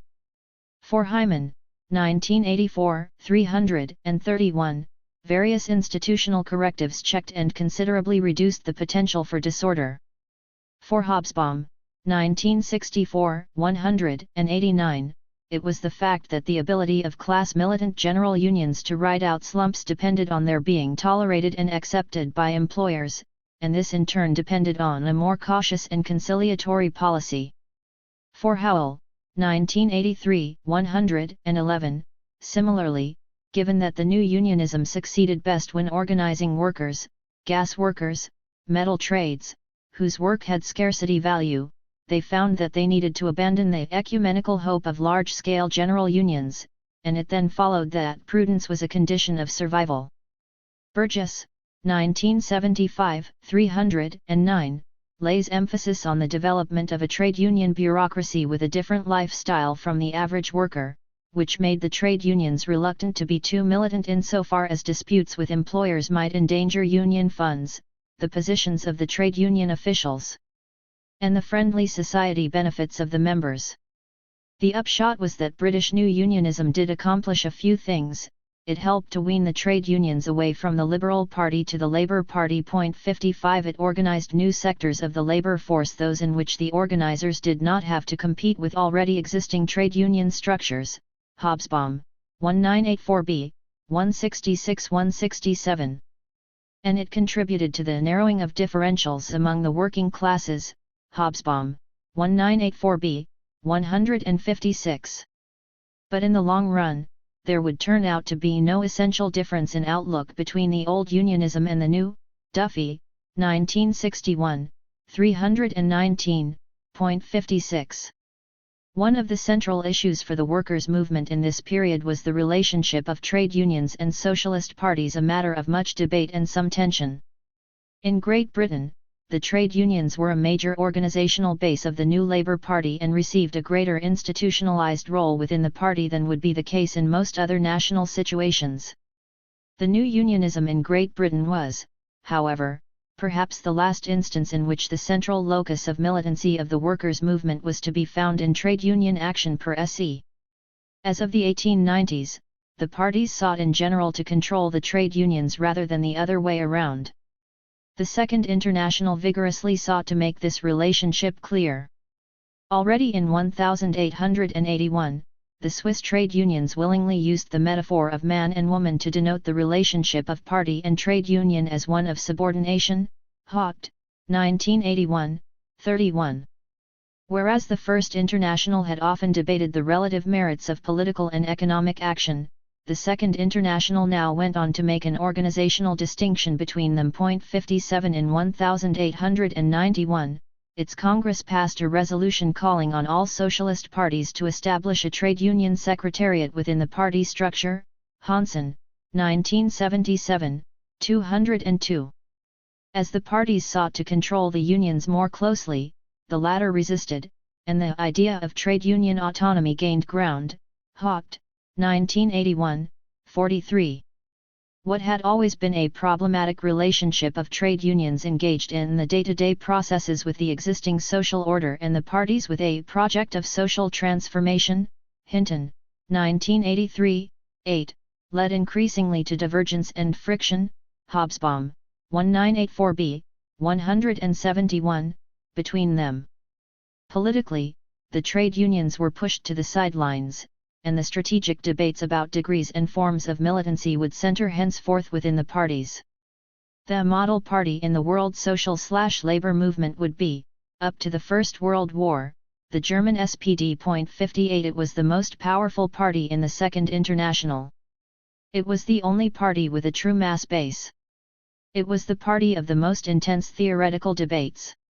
When, in 1877, the SPD was able to get 16 deputies elected to the German Reichstag, this resulted in increased repression, the anti-socialist laws of 1878.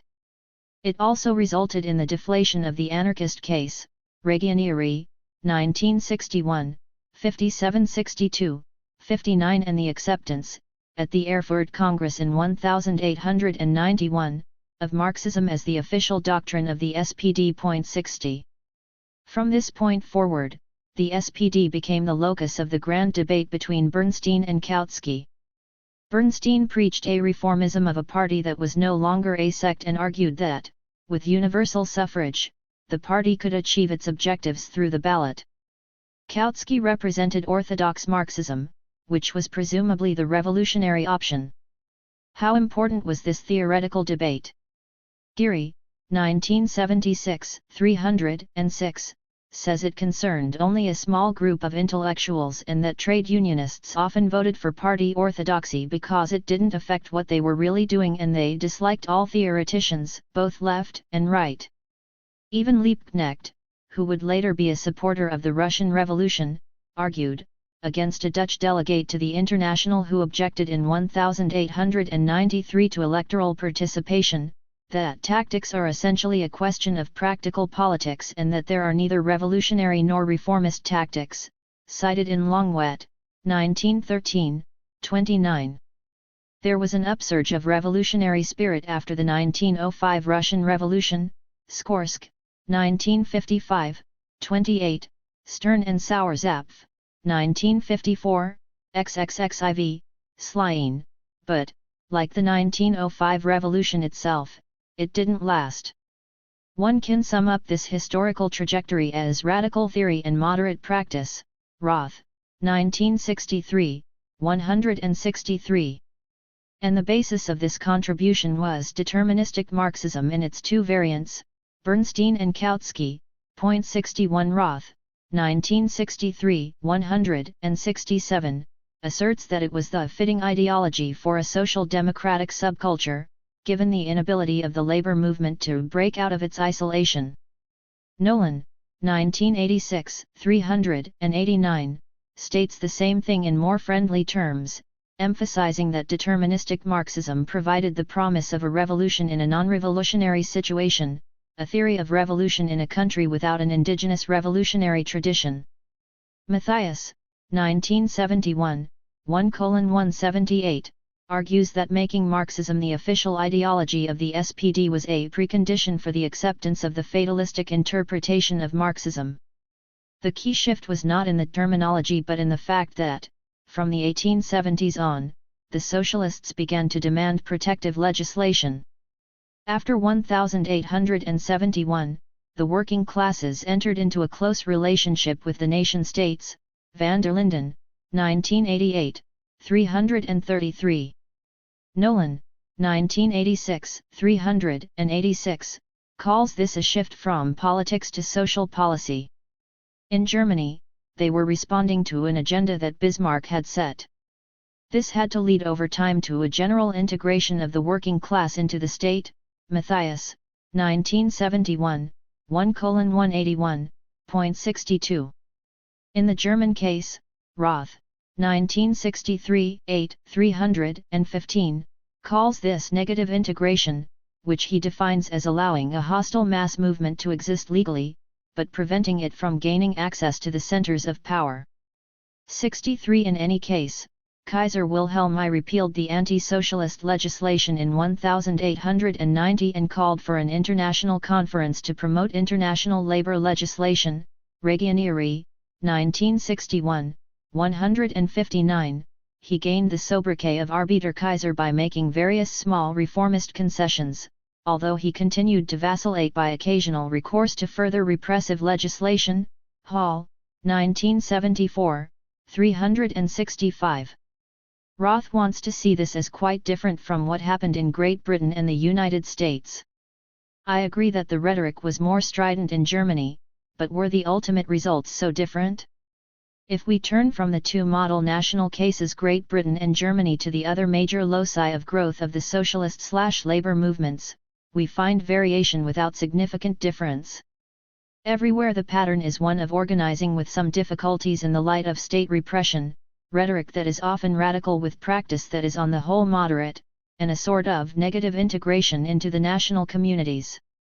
In France, the heavy repression after the Commune eased up after 1875, the government recognizing the wisdom of a social policy directed at the working class, Schuttler, 1985, 58. The Gestists in France founded the Parti Ouvrier Français, POF, in 1882 and called themselves Marxists, but it was a limited version of Marxism, one still influenced by anarchism, Willard, 1965, 30. What Marxism seemed to mean most of all was the rejection of associationism based on class harmony and a revolutionary strategy in the pursuit of trade socialism, Moss, 1976, 157. What the POF seemed most to like in Marxism was the Saint-Simonian tradition of industrialism combined with a vitriolic critique of capitalism. They were heralds of a transcendent future. Stewart, 1992, 126.64. The POF was never a mass party, unlike the later Section Française de l'Internationale Socialiste, SFIO, Cotreau, 1986, 143. Stewart's epitaph, 1992, 54, on the POF is that its story was that of a prolonged and agonizing birth, an unpromising youth, a prosperous and hopeful maturity followed by apparent terminal crisis and final transfiguration in 1905. Metaphorically, might this not be said of all the socialist/labor movements at varying paces? To be sure, French socialists were to take another path. It was Alexander Millerand in 1896 who first coined the term reformism, Procopi, 1972, 164, and he would be the first socialist to enter a coalition government, one headed by Pierre Waldeck Rousseau under the aegis of Republican concentration. Willard, 1965, 422.65. The subsequent failure of the general strike in 1906-1908, as well as the second one in 1919-1920, marked the death of a last dream, revolution via the strike of workers, Peru, 1974, 1:71. In any case, all the parties seemed to follow the path of de facto reformism, that is, integration, even if negative, into the political structures of their respective countries. Haywood, 1990, Chapter 1, calls the Spanish socialists decaffeinated Marxists. The Dutch party and trade unions were clearly moving in a reformist direction. Hansen, 1977, 199. The Italian party pursued an adulterated version of the program of the German SPD, André Uxi, 1982, 221, and its great expansion in 1901-1902 occurred under the aegis of reformism, Procopi, 1972, 163.66. As for the United States, and Canada, which Lipset, 1983, 14, insists are different because the absence of a feudal past served to reduce the salience of class-conscious politics and proposals, one merely needs to change a bit of the rhetoric to see the similarities.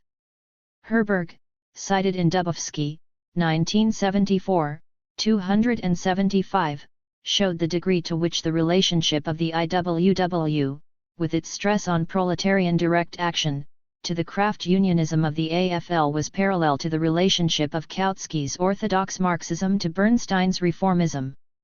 Laslat, 1974, 115-116, makes the same point essentially about the American Socialist Party. Foner, 1984, 74, responding to the literature on why there was no socialism in the U.S., says that the question should really be posed as why has there been no socialist transformation in any advanced capitalist society?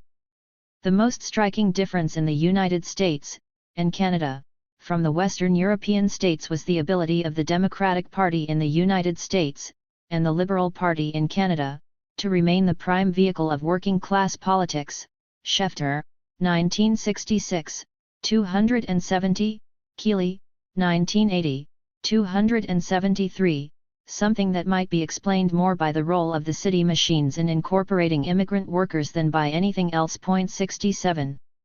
What was crucial to all the social/labor movements in the end was their drive to participate in the nation. The unification of the Parti ouvrier Belge occurred within the framework of the struggle for universal suffrage. Stegenberg, 1963, 214. The demands of the socialists in France in the 1880s began to center around material needs that could be met only by an appeal to the state, or rather, to the Republic. Schutler, 1985, 68.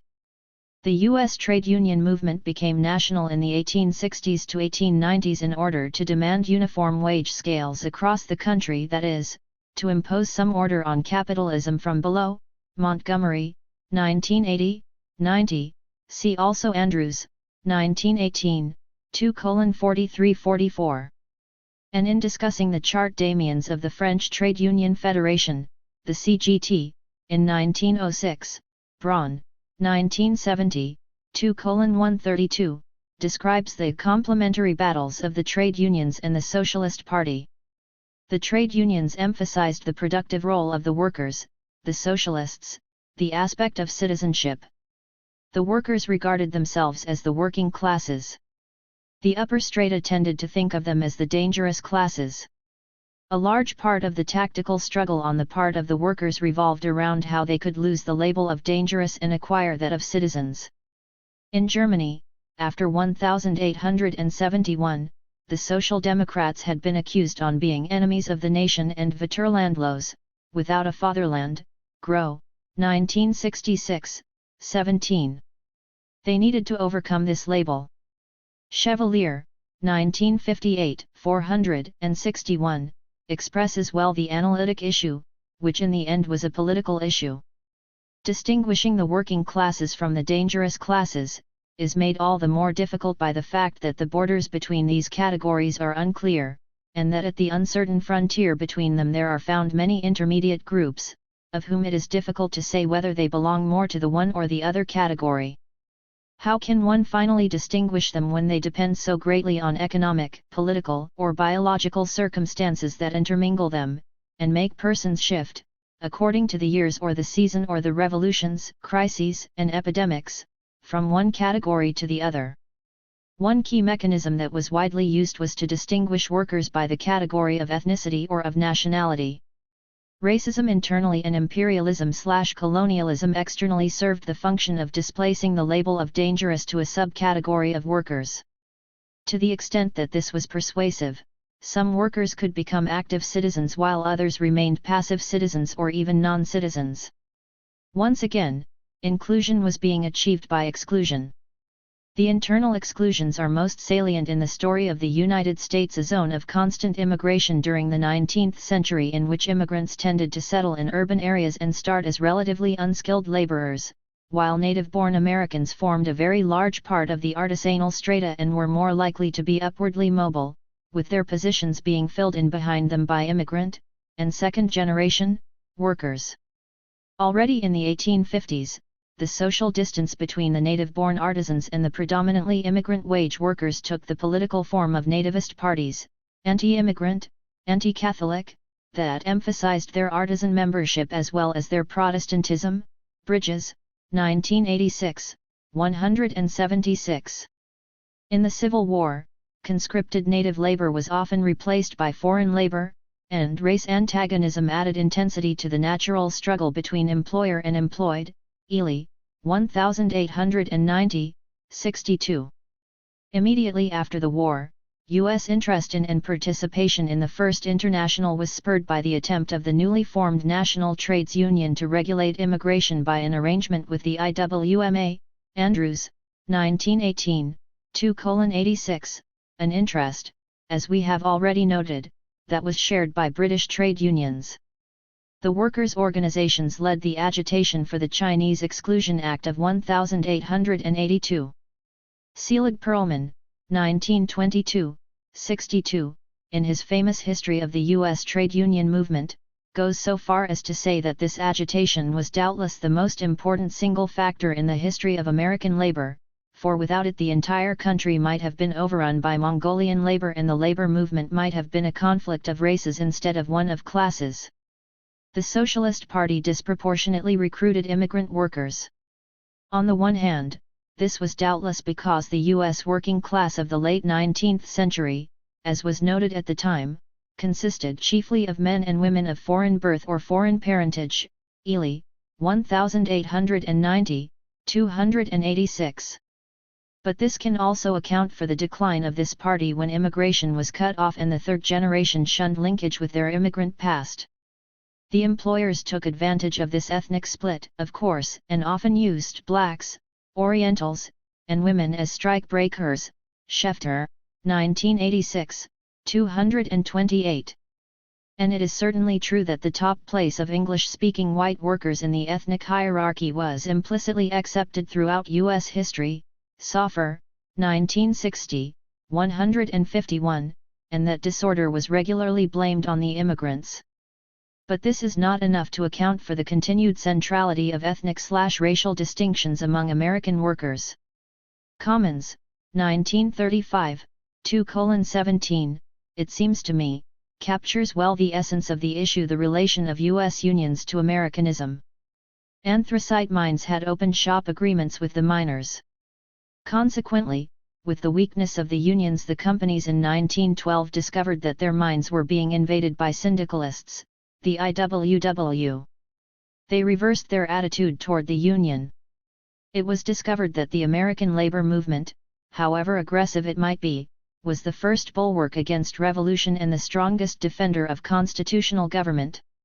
Upon the unions, indeed, falls the first burden of Americanizing the immigrants, and it has done so for more than 50 years. When President Wilson saw the need for unifying a heterogeneous nation for the World War, he was the first president to attend and address the convention of the American Federation of Labor. When Samuel Gompers, at 74 years of age, and 50 years of leadership, returned from his alliance with the labor movement of Mexico, to which he had gone to prevent its capture by the Communists, his last words on his dying bed at the Mexican border in 1924 were, "God bless our American institutions." The other arena in which inclusion/exclusion played a major role was outside the country, in other countries or in colonial possessions of a metropole. On the one hand, it was easy for workers in Western Europe to keep within a certain radical/liberal tradition of favoring the struggles of far-off persons for their liberation. In 1844, 1505 Parisian workers petitioned the deputies to abolish slavery in the colonies, noting that the worker belongs to himself, that whatever the vices of present-day organization of work in France, the worker is free, in a certain sense, cited in Césaire, 1948, 11. British workers saw the Crimean War as pitting free Englishmen against the Russian serf, Foster, 1974, 242.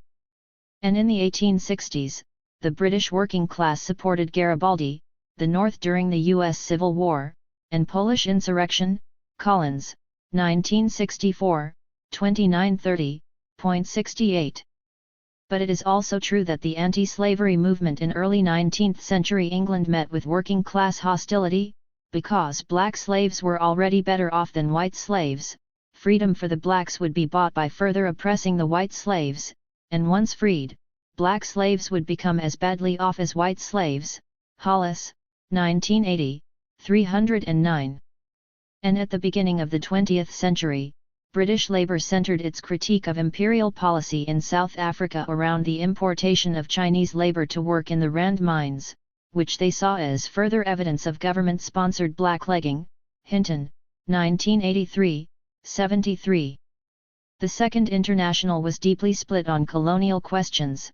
Haupt and Ribeiro, 1967a, 77-83. Those like Hindman of the United Kingdom and Lenin, who denounced imperialism at every turn, were more than balanced by such as Henri van Cole of the Netherlands, who spoke of the necessity of the colonial reality and merely wished to limit its crimes, and those like Bernstein, for whom the colonial question was the question of the extension of civilization. Ribeiro and Haupt, 1963, 13, 18.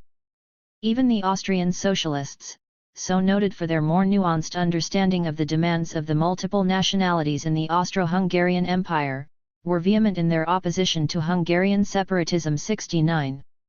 In the end, even for those who took an anti-colonial position like the Gestists, it was always a minor combat at best. Willard, 1965, 63. What dominated sentiments was the certainty expressed by the German SPD that, when the SPD prevailed, its victory would sweep the peasantry along behind it and thus make the advent of socialism possible in economically backward countries. Haupt, 1986, 57. This was argued as a question of priorities. But it rang a bell among the working class as a question of inclusion among the civilized 70 socialists in colonial countries had to draw their own conclusions about priorities. When Connolly, who considered himself both a Marxist and an Irish nationalist, observed what he considered the betrayal by the European working class of proletarian internationalism in 1914, he hung a sign outside the Dublin headquarters of his party: "We serve neither king nor Kaiser, but Ireland," Derrida, 1965, 20, and proceeded in 1916 to lead the Easter Rebellion. Women's and feminist movements. The story of the feminist/women's movement in the 19th century is similar in very many ways to the story of the social/labor movement.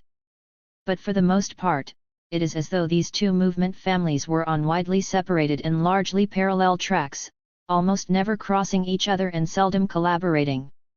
Indeed, in many ways the social/labor movement regarded the feminist/women's movement as a rival, a nuisance, a diversion, and even quite often as an enemy. This had everything to do with inclusion/exclusion. There were of course a few voices who saw the two struggles as not merely compatible but intertwined. Flora Tristan in the pre-1848 period spent her life preaching this. Indeed, devoted as she was to the cause of the workers, she put into her book The Workers' Union, 1983, written in 1843, the message that all working class ills can be summed up in two words: poverty and ignorance. Now, in order to get out of this maze, I see only one way: begin by educating women, because women are in charge of instructing boys and girls.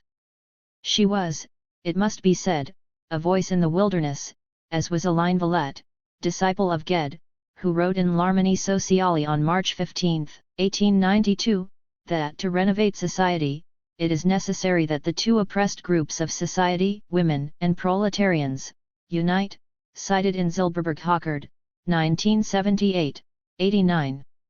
The issue seemed to the male worker in urban wage work quite straightforward.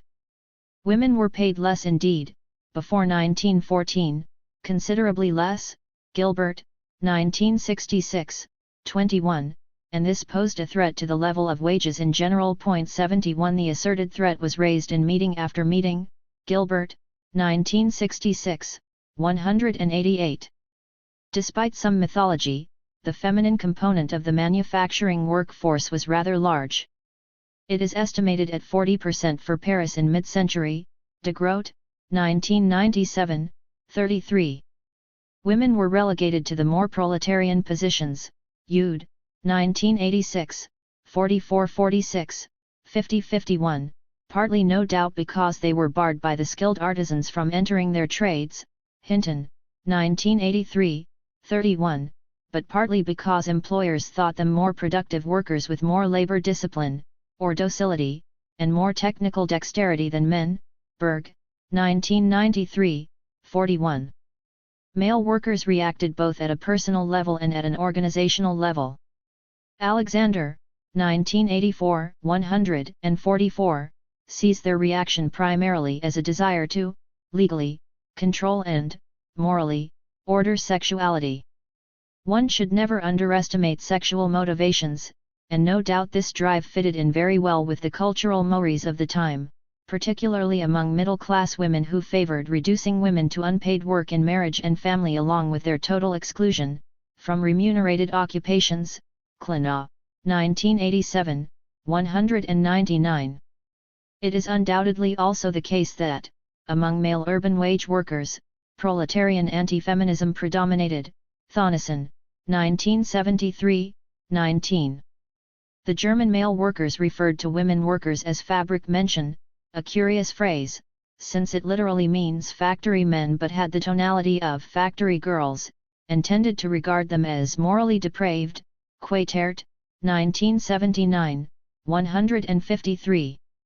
Hobsbawm, 1978, 8, notes that workers' imagery evolved in the course of the century, so that by the last third of the 19th century the image of inspiring women, see Delacroix's painting Les Trois Glorieuses, with which the century had begun had been transformed into that of women who merely suffer and endure, while the nude male torso now became the pictorial symbol of workers' energy and power. The First International was divided on the question. At the First Congress in Geneva in 1866, the representative of Lassalle's Allgemeine Deutsche Arbeitsverein proposed forbidding female employment on the grounds of protection of women, Hervé, 1983, 23. The final resolution compromised by saying that women's work was to be regarded positively, but criticizing its conditions under capitalist production, free, 1987, 39.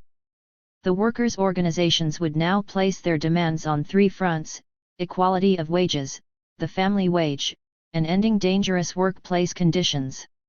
Equality of wages, for equal work, is a standard and obvious demand of trade unions. But it was frequently the secret hope that, if wages were made equal, for women, for minorities and immigrants, for workers in other countries, the hierarchically dominant worker, the male citizen worker of the ranking ethnic group, would then be employed in preference, if only for cultural historical reasons. Notice, for example, the language of the resolution in the 9th Congress of the French CGT in Rennes in 1898. That in all areas of life we seek to propagate the idea that the man must nourish the woman, that for the woman, widow or young girl, necessarily obliged to provide for herself, it shall be understood that the formula, for equal work equal pay, shall be applied to her.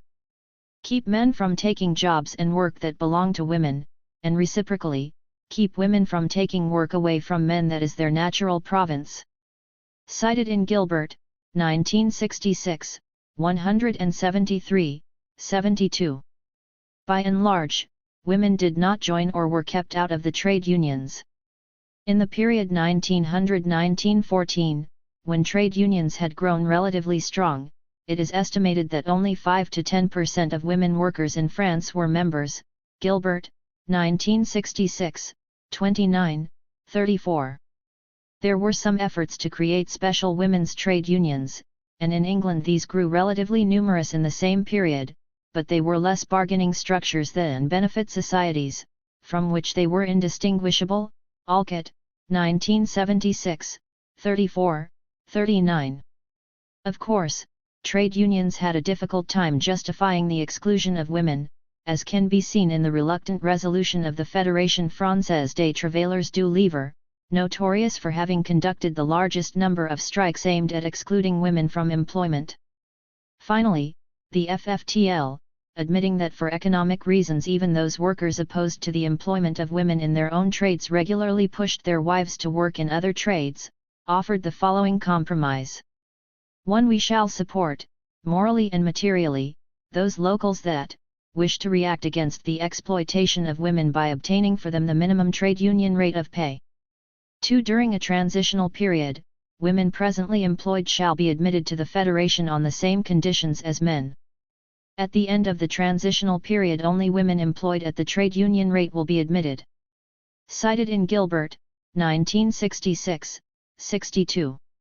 A second resolution simultaneously urged workers who were heads of families to apply the principle of the woman at home and require their companions to refuse all work outside the home.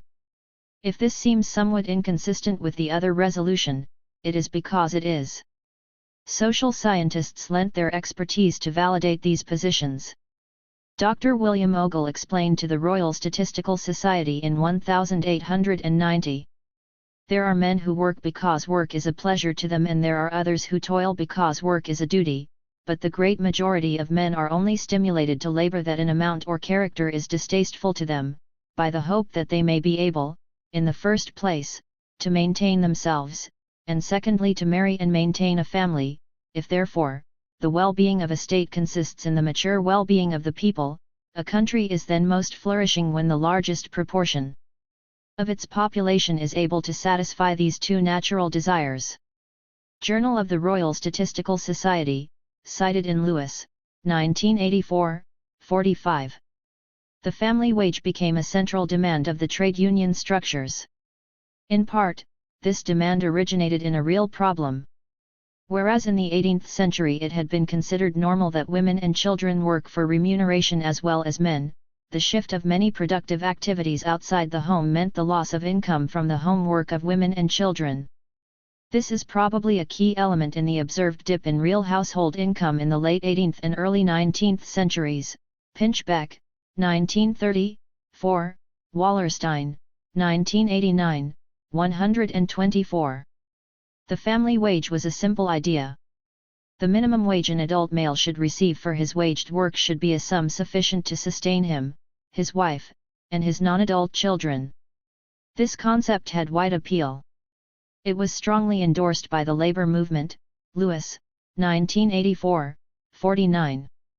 It appealed to many employers, since it seemed to promise stability of the workforce, May, 1982, 418. It fit in with the 19th century value of the responsibility of men to care for their family, Evans, 1983, 281. It appealed therefore not only to the IWMA and other labor movements but to centrist politicians of all stripes. Only feminists objected to the concept, often, 1987a, 183. The concept of special protective legislation for women workers was always a thorny issue, Rowbottom, 1974, 114. It seemed a virtuous idea, and it was long a preoccupation of the socialist movement, Gilbert, 1966, 413. Anarchists didn't like it, but only because it involved government intervention. Middle-class feminists opposed it in the name of equality. The women workers themselves often feared that it would result in reduced wages. The socialist movement was somewhat divided. Clara Zetkin, for example, argued that it was irrelevant since, following Marx and Engels, industrialization had destroyed age and sex as distinctive variables, but hers was a minority view in the German SPD, Quaitert, 1979, 39. The Catholic Zentrum in Germany endorsed the family wage as part of its search for a more social capitalism. For most male workers, it served as an alibi for their unwillingness to see an equal role for women in the workplace, and hence in political society.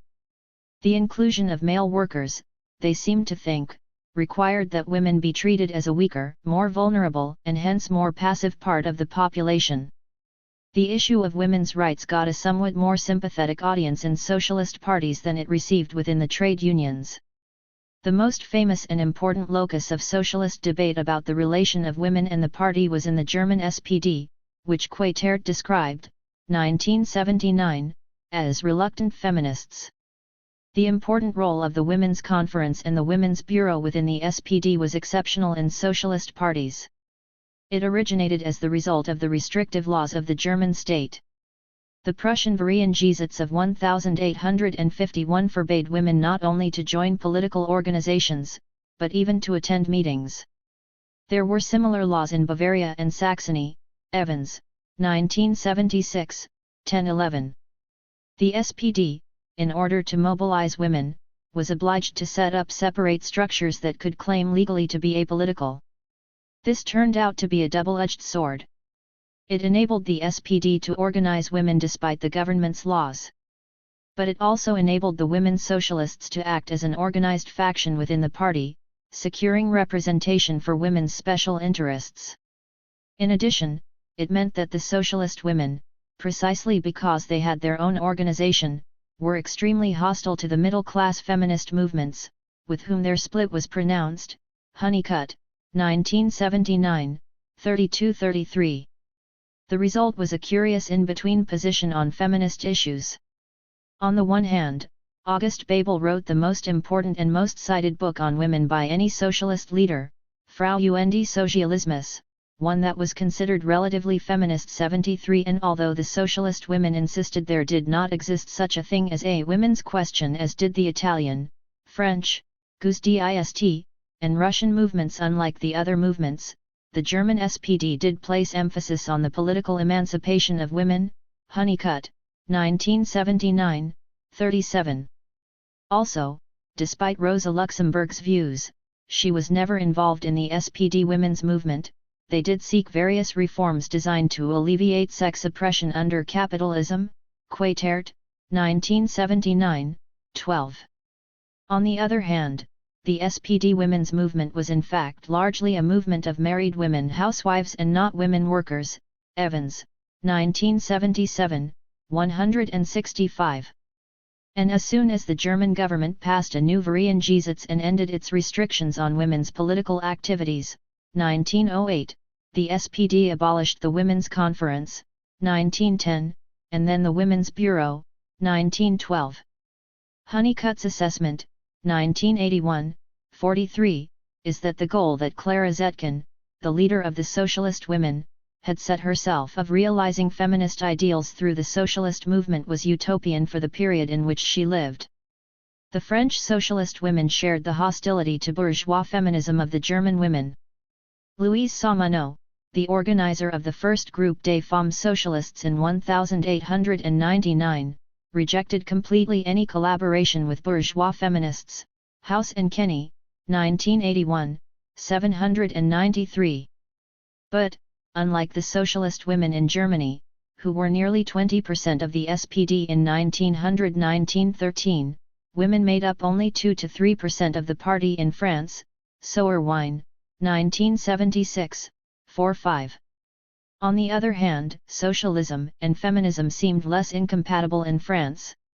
First of all, there was the very strong image of women as leaders of the Commune, Rabat, 1983, 6. Indeed, the popular image was so strong that even the bourgeois women's movements seemed tarnished by its subversive flavor. 74. Second, there was the figure of Hubertine Auclert, to whom there was no equivalent in Germany. Auclert gave a famous speech to the Third French Workers' Socialist Congress of 1879, saying that she had come not because I am a worker, but because I am a woman, that is, one who is exploited, a slave delegated by 9 million slaves. She appealed for an alliance between the workers and the women, ending with a peroration: "Oh, proletarians, if you wish to be free, cease being unjust." With modern science, with the awareness that science knows no prejudices, say, equality for all men, equality between men and women, Auclert, 1879, 1–2, 16. And she did get from the Congress a strong resolution in favor of the absolute equality of the two sexes and the right of women to work, emphasizing, to be sure, equal work, equal pay, albeit insisting at the same time that women had the obligation to nurse their children. Gilbert, 1966, 156–157. But in France, too, the alliance, momentarily achieved, would ultimately fail. Reberieu, 1978a, 16, Sauerwein, 1978, 233–234. The split among the French socialists in 1882, generally considered to be that between a more reformist faction, the Brossists, and a more revolutionary one, the Gestists, took as its immediate excuse a women's issue. Léonie Rousseau, a Brossist, had stood for election to the Paris Municipal Council in 1881, and the Gestists were decidedly cool to her candidacy. This led to their expulsion from the party. The Gestists then formed the Parti Ouvrier Français, alleging that Bruce advocated a sex struggle rather than a class struggle. The Gestists said that to advocate women's political rights was reformist since they could be achieved legally rather than by revolution, to which the Brossists replied that men had also achieved their rights legally.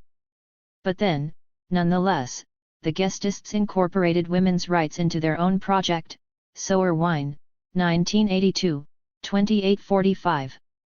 In the end, both the feminists and the socialists in France gave up the idea of a coalition. What weighed on the socialists was the great fear that most women were too influenced by the church and would use their suffrage against their party. Peru, 1976, 113. When the SFIO created a feminine auxiliary, it was primarily to prevent the spread of feminism rather than to obtain full rights for women. Sauerwein, 1978, 1. The unhappy relationship seemed at its fiercest in 1913 with the Courier affair. Emma Courier, with the support of her husband, who had long been a militant trade unionist, sought admission to the Typographers' Union. She was refused, and her husband was expelled from the union for permitting her to work. A great fuss was created, and Courier received support not only in feminist but also in some trade union circles. The issue was then referred to the next National Congress of Feminism and Political Radicalism. Given the links between the two movements in the early days, it is hardly surprising that from the outset mainstream feminism in France opted for a course of prudence and moderation which might better be described as timidity. Macmillan, 1981b, 84. The FFTL in 1915, which, however, never took place because of the war, Albister and Armagathay, 1977, 361.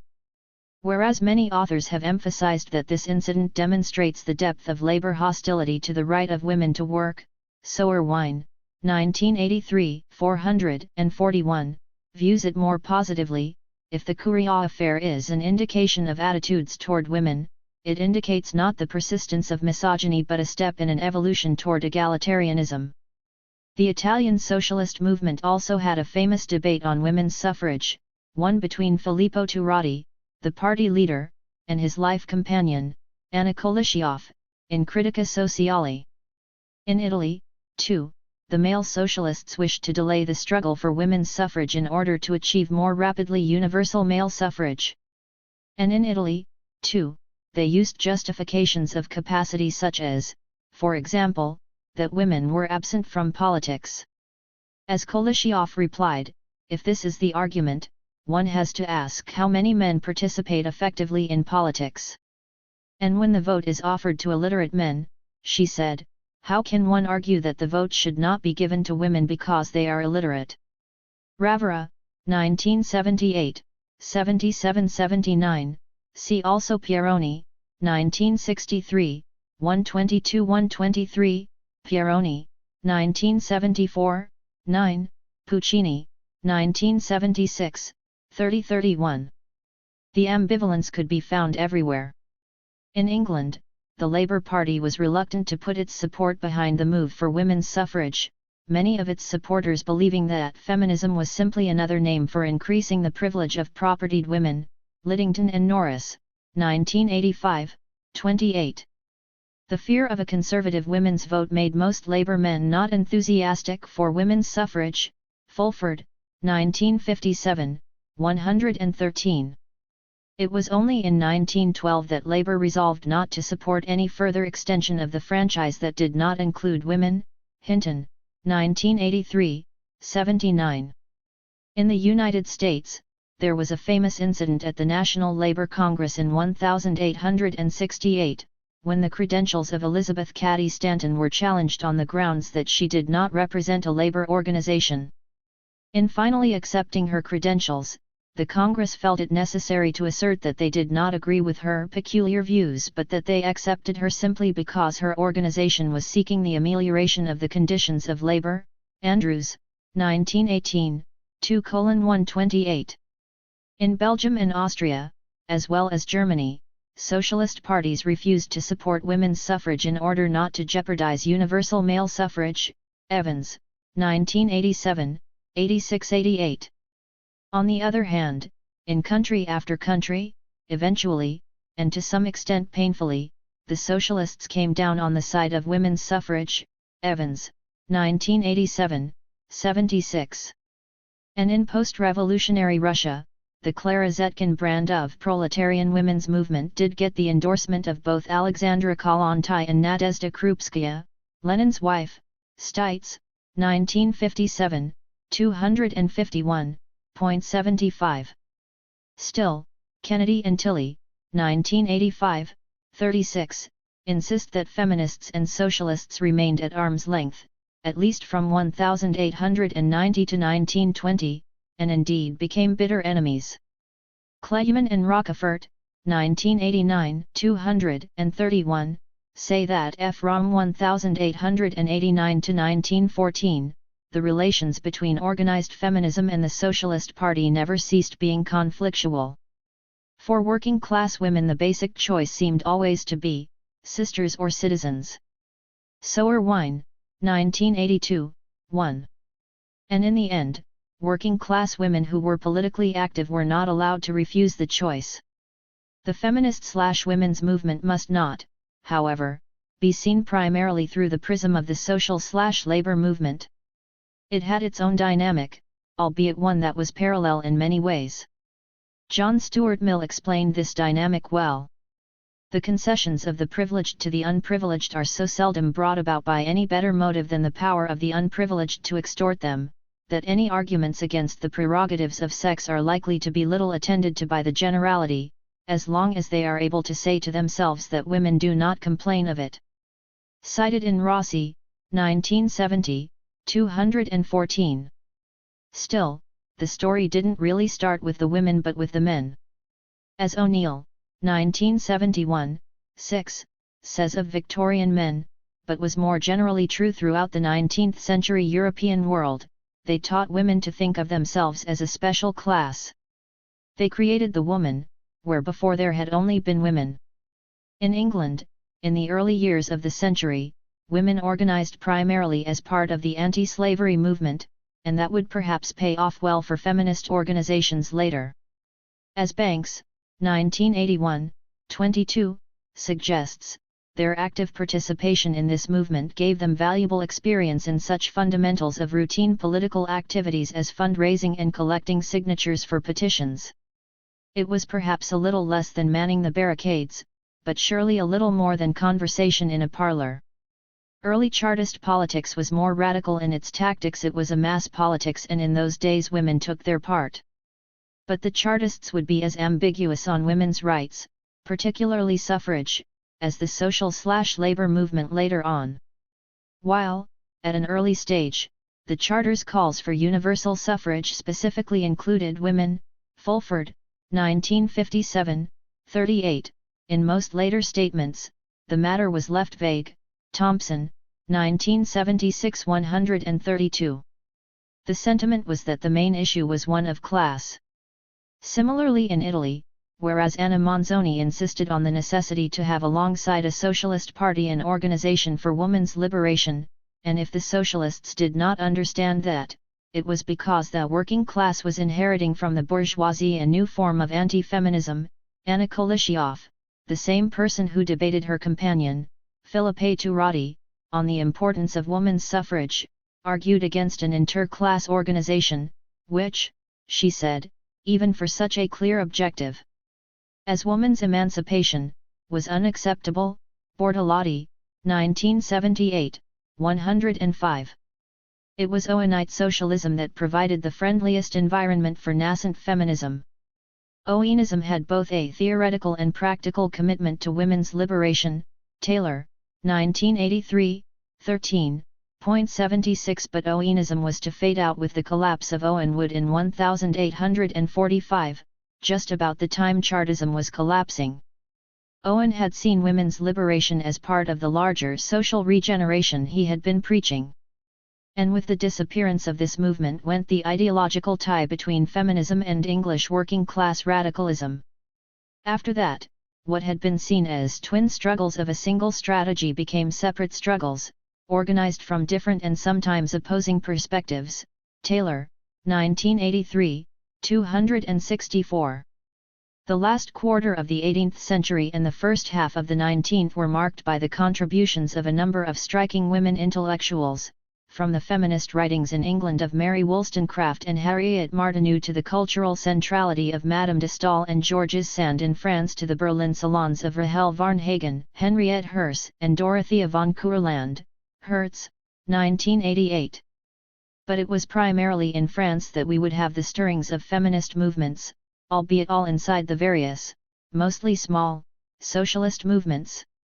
Indeed, Abensauer, 1913, 222, 330, would explain the absence of significant success for French feminist demands between 1830 and 1848, divorce, entry into the liberal professions, political rights, as the consequence of their firm union with socialist doctrines. Most notably, feminists were linked to the Saint-Simonians and to the Fourierists. The Saint-Simonians placed a great emphasis on regeneration by love, therefore by women, and at first gave women a major role in their organizational structure. Thibaert, 1926, 78. They founded many women's journals, La Femme Libre, the work of a working-class Saint-Simonian woman, Désirée Veril 77, the Tribune des Femmes in 1832, in which only articles by women were published, Moses, 1982, 251-257, La Gazette des Femmes, founded in 1836 by Jean de Royne, which sought to combine a Saint-Simonian spirit with democratic tendencies in general. 78. Thibaert, 1926, 3-4, celebrates the sentimental and idealistic nature of Saint-Simonian feminism and speaks of disinterested generosity. Moses, 1982, 265, makes a perhaps more sober evaluation of what took place. She notes how, as the women came to assert themselves, the Saint-Simonian men moved to curtail their powers in the organization. But, says Moses, ironically, the result was liberating, because in consequence the Saint-Simonian women emancipated themselves from male tutelage and created the first independent women's movement in history. Fourier linked women's liberation to the moral liberation that was central to his socialism. But even more important, he argued that the moral and social freedom of women had as an essential condition women's economic independence, hence their right to work. Thibaert, 1926, 99, 140. It is Fourier who is generally credited with having invented the term feminism, Peru, 1988, 33, 79. But this is controversial. 80. In any case, it is better to be remembered as the inventor of the term than to be remembered, as is Proudhon, 1846, 197, cited in Macmillan, 1981b, 193, the leader of the other important early socialist movement, and one that would continue to be strong throughout the century, as the inventor of the formula harlot or housewife, courtesan ou menagerie, for which he was denounced immediately by Jean de Royne, and for which he has continued to be reproached ever since. Tixerant, 1908, 186.81. Flora Tristan, as we have already noted, made a valiant effort to insist that the struggle of women and that of the proletariat were a common cause, since both women and the proletariat occupied an inferior station in society. Puech, 1925, 337, and therefore the two struggles were inseparable. Albister and Armagathe, 1977, 284.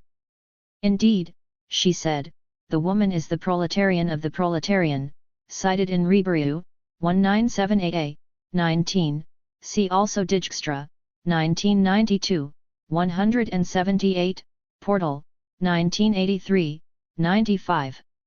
It seemed in the World Revolution of 1848 that such appeals might at last bear fruit. In 1848, feminism reasserted itself as part of the social revolution in France and elsewhere. In France, the demands were many. Pauline Roland tried to vote in the mayoralty election in Paris and was refused the right. Jean de Royne petitioned to stand for election to the National Assembly in 1849. The journal Voix des Femmes bore the subtitle Socialist and Political Journal, organ of the interest of all women. Its editor, Eugénie Niboyet, even had the audacity to ask that the rooms of the Bibliothèque Nationale be open to women readers. Thibaert, 1926, 313, 317, 318, 327. But with the exception of a few tiny communist groups, these demands were met by a wave of Puritanism. Devance, 1976, 92. In 1850, de Royne, Roland, and others were imprisoned for having formed l'Association des Instituteurs, Institut Rices et des Professeurs Socialistes, on the grounds that this was a secret society with political goals. Thibaert, 1926, 332-334. In the United States, the only expression of the World Revolution of 1848 was the Seneca Falls Convention, generally regarded as the founding moment of U.S. feminism. Its famous Declaration of Sentiments of July 1920, 1848, echoing the Declaration of Independence, begins, "We hold these truths to be self-evident, that all men and women are created equal." Among the grievances listed on August 18 was the fact that women were deprived of the first right of a citizen, elective franchise, a franchise that was given, this complaint foreshadowing future conflicts, to ignorant and degraded men, both natives and foreigners. Rossi, 1973, 416. In Europe, the repression was severe. The June days in France resulted in the rejection of even limited acceptance of social change. Thompson, 1996, 399, undoing the more liberal ambience of the July monarchy. The feminist press would be closed. Adler, 1979, 175. And on July 26, 1848, a decree assimilated the status of women to minors, forbidding them even to attend meetings of a political club. Tixerant, 1908, 63. In Italy, the initial sympathy for women's causes in the provisional government, February 25 to May 4, was negated by the discriminatory measures of the Constituent Assembly, May 4/28, followed by a legislature in which there could no longer be any illusion of improvements in the status of women. Anteghini, 1988, 57. The German feminists, linked to the liberals, fell victim to the repression that followed the 1848 revolution. Hackett, 1972, 362. The net result of 1848 was thus not merely a repression of the socialists but of the feminists as well. This did not, however, draw them together. Rather, the two pariahs would now, for the most part, go on their separate organizational ways. What had happened in the first half of the 19th century is summarized thus by O'Neill, 1969, 17. The gap between women's narrowed sphere and men's expanding one appears to have reached its greatest extent at a time when liberal and libertarian ideas were in ascendance. In both England and America the exclusion became more obvious as the suffrage was broadened, and more difficult to defend. Of course, this was equally true of continental Europe. It is this difficult to defend gap too that would be the focus of the feminist/women's movements from this point forward. The housewife had now become the dominant cultural image of the role the woman was supposed to play in the modern world. The woman had lost whatever element had existed in prior epochs of being an appreciated collaborator in the economic sphere. Ortega, 1988, 13. Of course, emphasis should be put upon the word appreciated, for most women did not cease to collaborate in the economic sphere. As Hall, 1992c, 68, notes, the bourgeoisie made their wives into ladies in a position of dependence economically and subordination ideologically, and then used lower middle class and working class women to service their households and produce their textiles. 83. In the 19th century, the distinction between public and private spheres of life became central to the geoculture. It was being hailed as one of the great advances of modernity, and was the logical consequence of the demand for rationality, in which good social organization seemed to require a stricter definition of spaces, roles, and tasks. Peru, 1988, 35, which in turn served as a justification for the assignment of personal characteristics and social roles to males and females. Allen, 1991, 29.84. This has been called the gendering of the public sphere, and Lons, 1988, 2, notes the difference between this 19th century cultural definition and that of the Ancien Regime, in which, because rights were not universal, women's exclusion from formal channels of power was not deemed to be particularly exceptional. 85. Precisely the point, rights were now supposed to be universal, as the feminists kept insisting. In 1876, Hedwig Dohn, a German feminist, proclaimed, "Human rights Menschenrecht have no sex," cited in Clemens, 1988, 1. However, feminist movements were from the beginning caught in the conceptual dilemma that had been created for them. On the one hand, they were heirs to the universalist, and individualist, tradition enshrined in the French Revolution. But when they asked for their full rights as active citizens, they found these refused on grounds of their difference from men in some important ways. 86. On the other hand, when they decided alternatively to seek equality in difference, a concept adumbrated by Ernest Legouvé, a French mid-19th century feminist. 87 They were doubtlessly seeking a way to expand liberalism and to negotiate the patriarchal political world which liberalism accepted. Kane, 1992, 53. They were also fitting in with the new scientific representation of the body that saw male and female bodies as a series of binary oppositions that were incommensurable. Puvi, 1988, 6. But in doing this, they were inevitably acceding to their role as passive citizens, accepting, if you will, the role men had assigned themselves of benevolent patriarchs, often. 1983, 257. Navigating the channel between Scylla and Charybdis has never been easy, and it has rarely been done successfully. Viewing this from a distance, one can come to some unusual conclusions. Yvonne Turin, 1989, 359, suggests that perhaps we should think of nuns as the true women's liberation movement of the 19th century. They were the first students of medicine, of pharmacy, the first heads of enterprises, the first strikers, too, totally foreign to theorizing, whether feminist or not. They made their presence felt by their daily practice, by fulfilling what they called their vocation, which pushed them to assume responsibilities, but also to get their initiatives adopted by the church and civil society. The church was the only structure that offered them a sphere of liberty large enough for their activities. Before acting, today's feminist asks herself if men also do what she is asked to do. If the answer is yes, she agrees. If no, she refuses. She knows how to copy, to repeat, to conform, and kills female inventiveness. The nun of the 19th century, a woman to the tip of her toes, invented all over the place. And in an orthogonal but strangely complementary argument, at the other end of the cultural divide, see how Rubin, 1975, 185, analyzes, and criticizes, psychoanalysis. Psychoanalysis is a theory of sexuality in human society. Most importantly, psychoanalysis provides a description of the mechanisms by which the sexes are divided and deformed, of how bisexual androgynous infants are transformed into boys and girls. Psychoanalysis is a feminist theory monk. But neither Turin's sense of how to navigate the rapids nor Rubin's sense of how to understand how the rapids became so dangerous in the first place was central to the ways in which feminists thought about and organized themselves after 1848 and up to the late 20th century.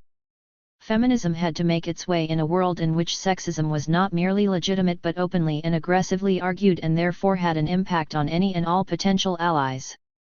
Ribeiro, 1978b, 154, speaks of the force of cultural anti-feminism common to all European societies in the 19th century and shared as well by the socialists. The socialist parties could function as the anti-state, but not as the anti-society. Neither the scholars nor the political commentators nor the political leaders were of much help. In England, Herbert Spencer's early support for feminism, derived from his individualist ideas, was transformed into anti-feminism by his discovery of the principle of Darwinian selection, Paxton 1991. Michelet's La Femme, 1981 1859, 49, includes an incredibly sexist dialogue of two men about the limitations of women, who are brought up to hate and disdain what all Frenchmen love and in which they believe, that is, secular values, science, the revolution of 1789. Macmillan, 1981a, 362-363, points out that Michelet, Proudhon, and Jules Simon, all staunch anti-clericals, in fact shared the conventional views of the Church on the role of women in the home. As for the forces of the right, they made feminism into one more example of the degeneration of values, and connected their views to nationalist themes. 88 And in Italy in 1893, Lombroso and Ferrero published a book, La Donna Delinquente, La Prostituta, La Donna Normale, that talked of the intellectual inferiority of women, their innate tendency to lie, and their genetic potential for deviance. 89.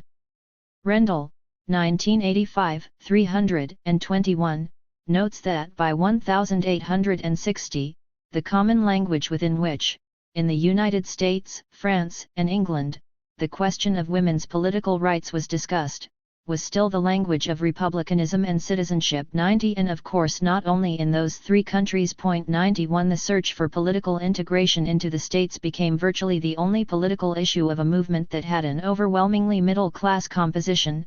Evans, 1977, 34. How does one demand to be an active citizen? The answer seemed simple enough: organize, ask that laws be changed, lobby for these changes. And that is what feminists did. And if one asked why it was important to become a citizen, the answer would be parallel to the two-stage theory of Marxism: first the vote, then everything else. 92. The question was how to get the vote. It required organization as women. 93 The French feminists gave names to the two possible alternative tactics. They called them the politics of the breach, associated with Maria Desrens, and the politics of the assault, associated with Hubertine Auclert. The issue was whether priority should given to achieving civil emancipation or political emancipation. Beidelman, 1982, chaps 3, 4. As a debate about tactics, this was not too different from the reformist revolutionary debate among the German Social Democrats. In general, the politics of the breach was dominant.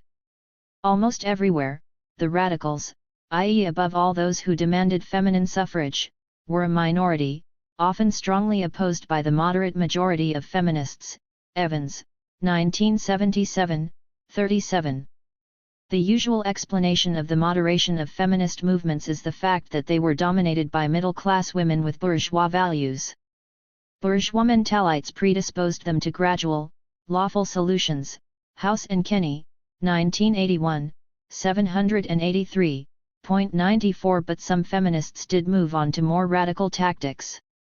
Evans, 1977, 189-190, credits the example of the socialist movements and the emergence of social democratic women's movements for inspiring those who came to be called militant feminists by their aggressive tactics and intensive propaganda methods: mass demonstrations in the streets, banners and placards, slogans and colors, and the hard-hitting aggressive approach to opponents were all tactics pioneered by the socialist movement. The aggressive tactics took hold particularly in Great Britain and the United States. The British suffragettes smashed the image of woman as a passive, dependent creature as effectively as they smashed the plate glass windows of Regent Street. Rover, 1967, 20. Chaffetz and Dworkin, 1986, 112, argue that it was precisely this militancy and narrowing the issue to suffrage that enabled the US and British movements to achieve a mass following. If this didn't happen in France, Moses, 1984, 230, says, it was not because the French movement burned itself out but rather because repressive governments repeatedly burned feminism. The feminists who led the struggle for suffrage were faced with groups of organized women who placed other objectives ahead of suffrage, either as a goal or as a priority. The suffragists saw these other movements as essentially less militant, more socially conservative. But some invert the analysis. Far from radicalizing the women's movement, the emergence of the suffragist movement led to a contraction of its aims and an emphasis on pragmatism and moderation which considerably narrowed the scope of the movement.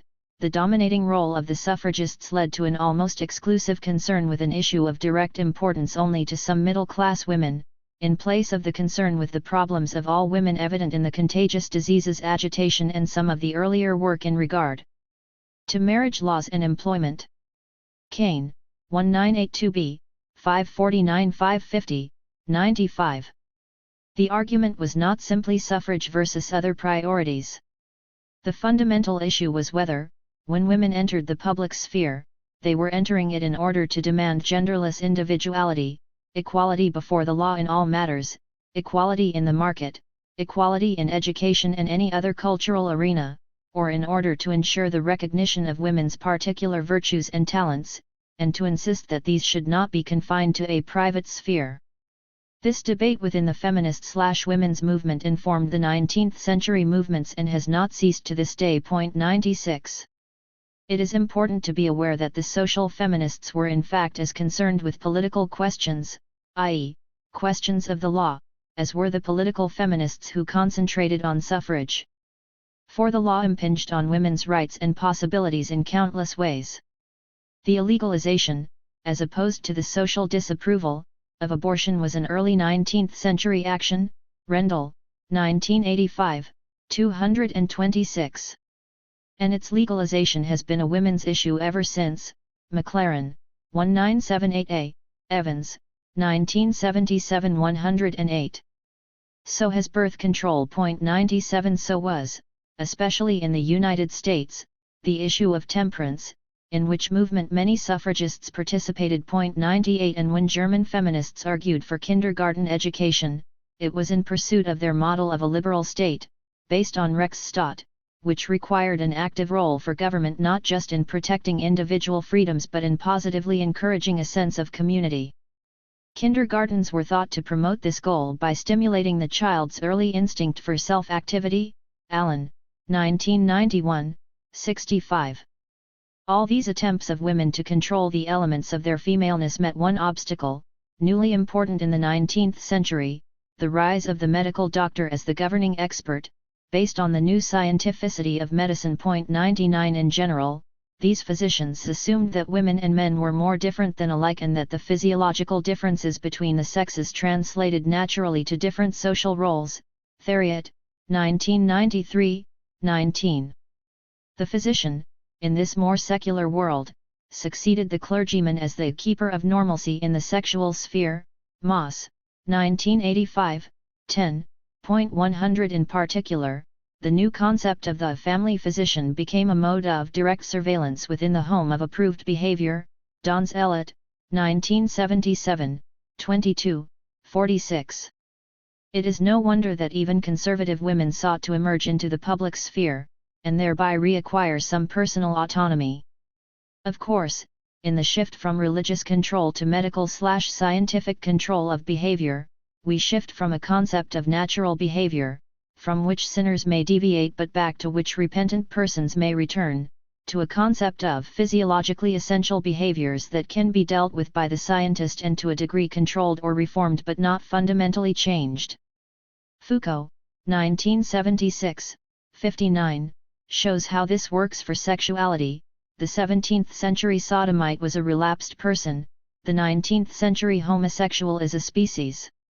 It is the difference, he argues, between a forbidden act, sodomy, and a person, a character, with a past, an infancy, a mode of life, the homosexual.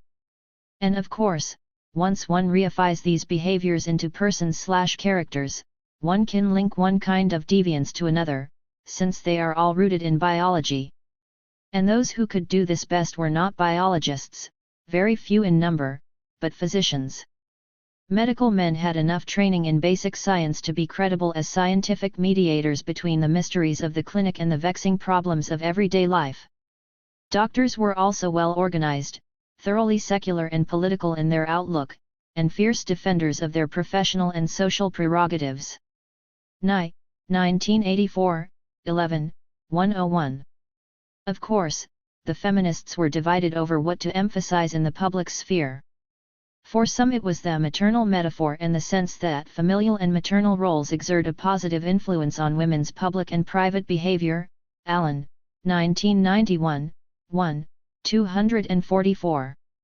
Some felt that the discourse on marriage and the family ended by confining women to a women's sphere, although very few advocated free love.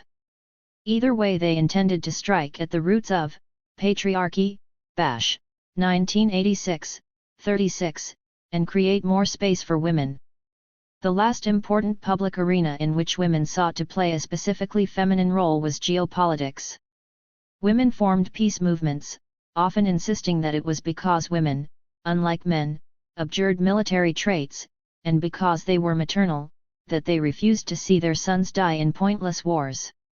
Pacifism became a woman's specialty, with a special international organization, the Women's International League for Peace and Freedom, WILPF, which was formed in 1915 in the midst of the First World War to protest against the war. 102.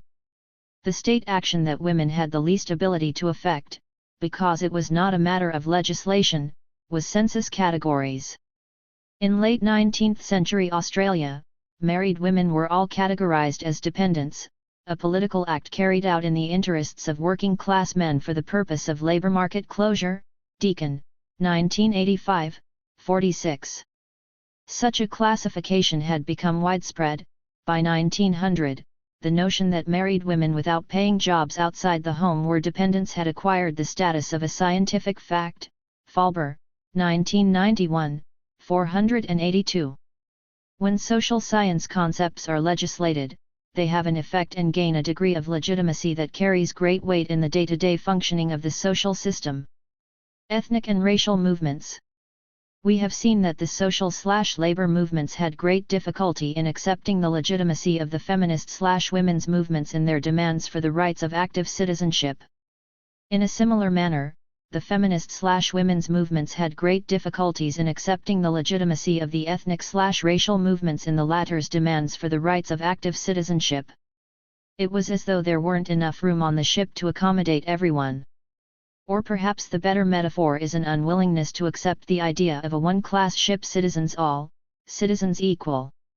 In the 19th century, this second organizational conflict was to be found primarily in the United States, where the oppression of the blacks played such a central role in political tensions and therefore gave rise to black social movements. The struggle for Irish rights in Great Britain posed a parallel issue, except that it included a demand for political separation that was largely absent in the case of the blacks in the United States. From the point of view of the dominant strata, the issue of women's rights and that of rights for blacks, and indeed for other ethnic minorities, were not fundamentally different. Indeed, it often seemed that they fused the perceptions. Republican gender ideology eased the development of a racialized citizenship. Gender ideology opposed manhood to womanhood, fastening manhood to productivity and independence and womanhood to servility and dependence. By assigning feminine traits to ethnic men, old stock Americans not only neutered allegedly servile and dependent men but marked them as a peril to Republican liberty as well. The flip side of dependent womanhood was virtuous motherhood, the flip side of dependent manhood was the germ of tyranny. Mink, 1990, 96.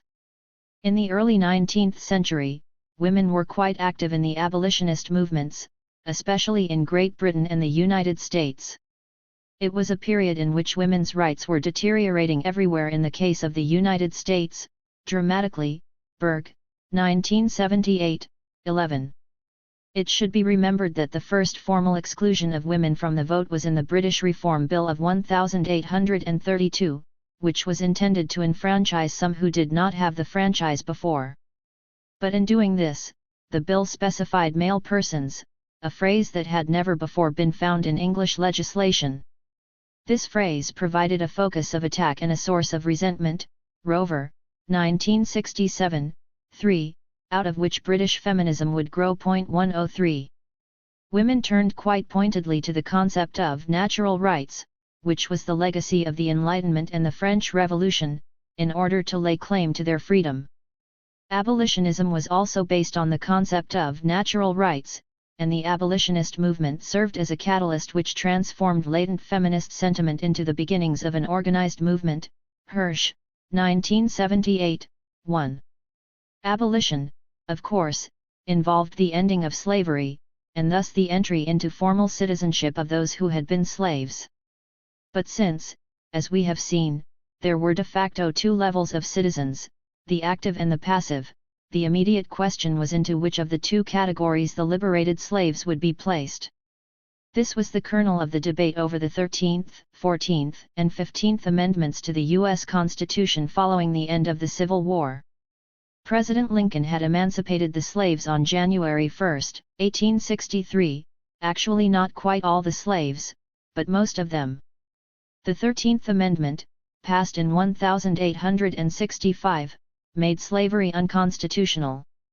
The 14th Amendment, passed in 1868, declared that if the right to vote was denied in any states to citizens over 21 who were male inhabitants of that state, the basis of representation of that state would be reduced in Congress. And the 15th Amendment, passed in 1870, declared that the right to vote shall not be abridged on account of race, color, or previous condition of servitude.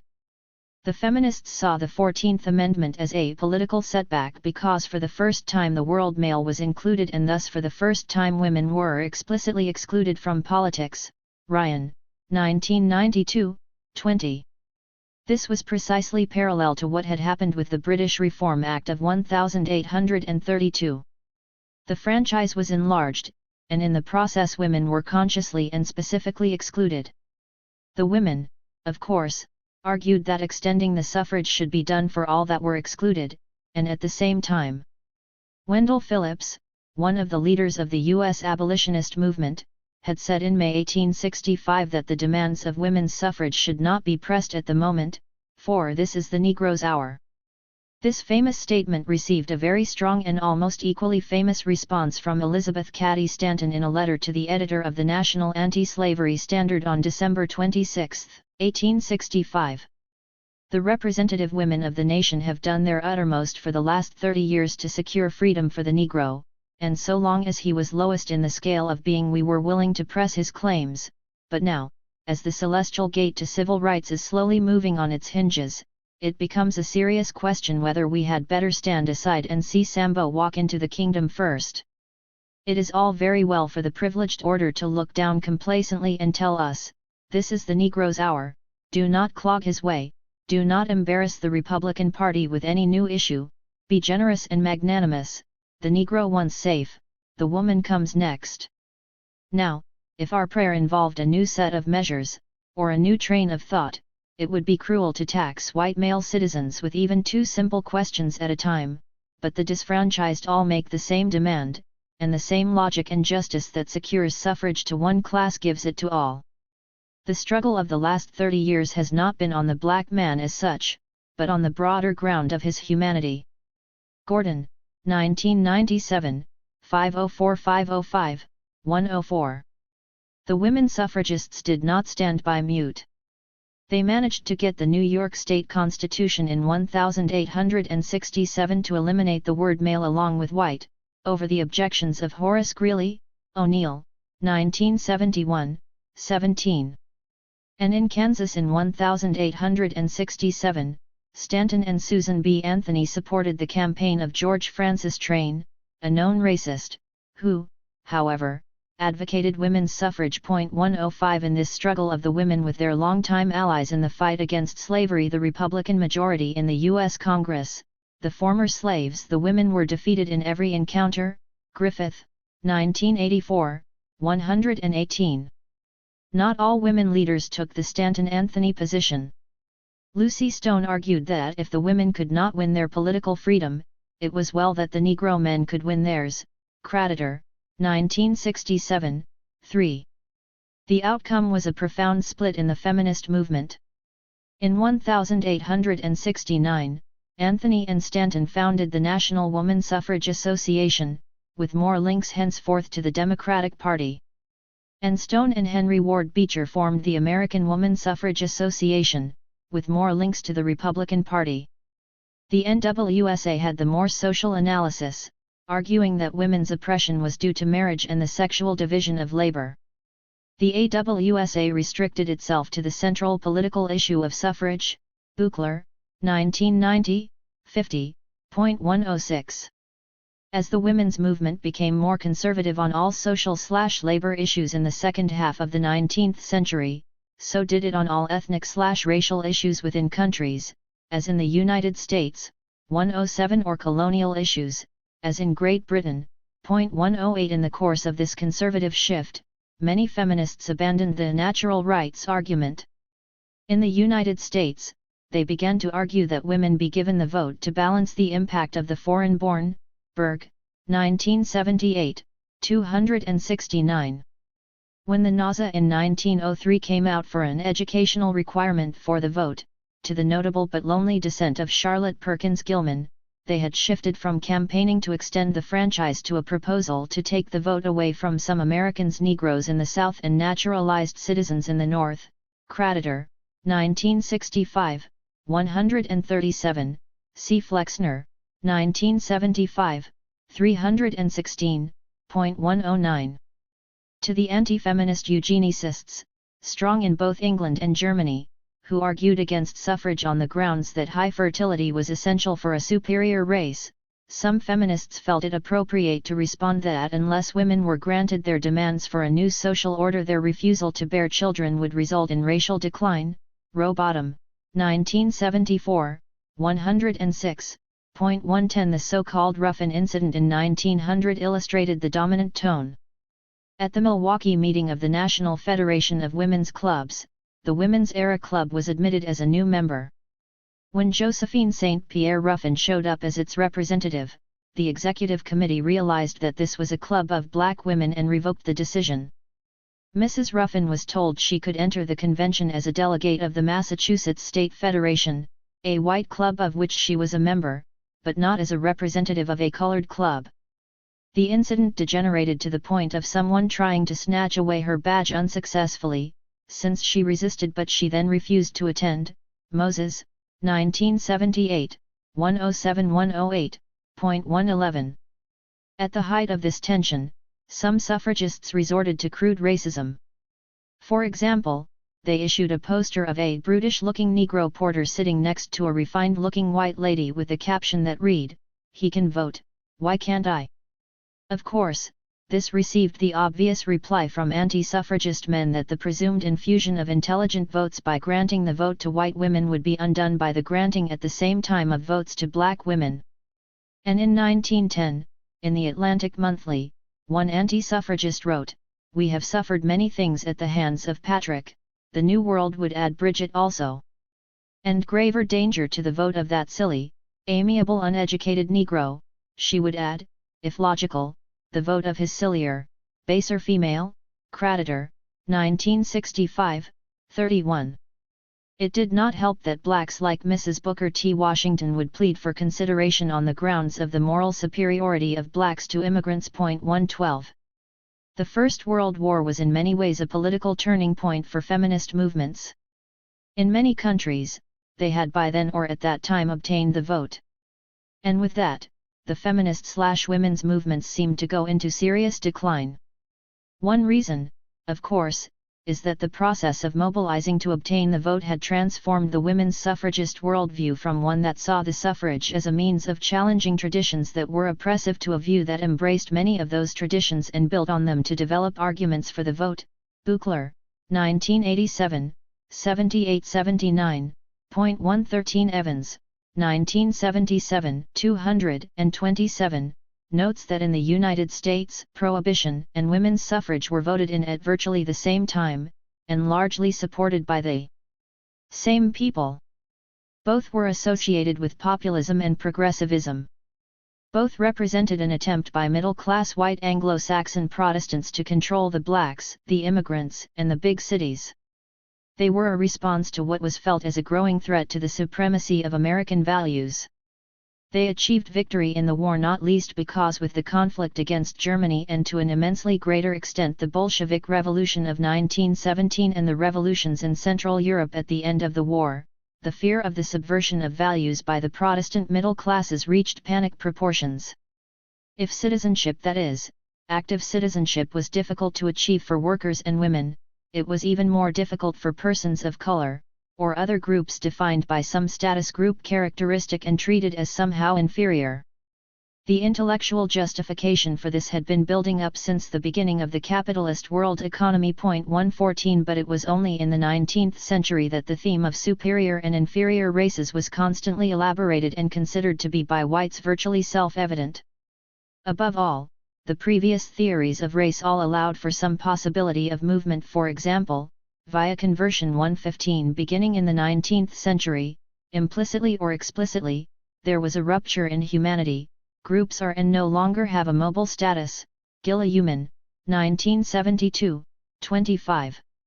The racial divide was made almost inevitable from the beginning by the forms in which class ideology evolved. 116 When commoners asserted their rights to citizenship both in England and in France, one of the arguments they sometimes used was that the aristocrats were strangers and not of native origin.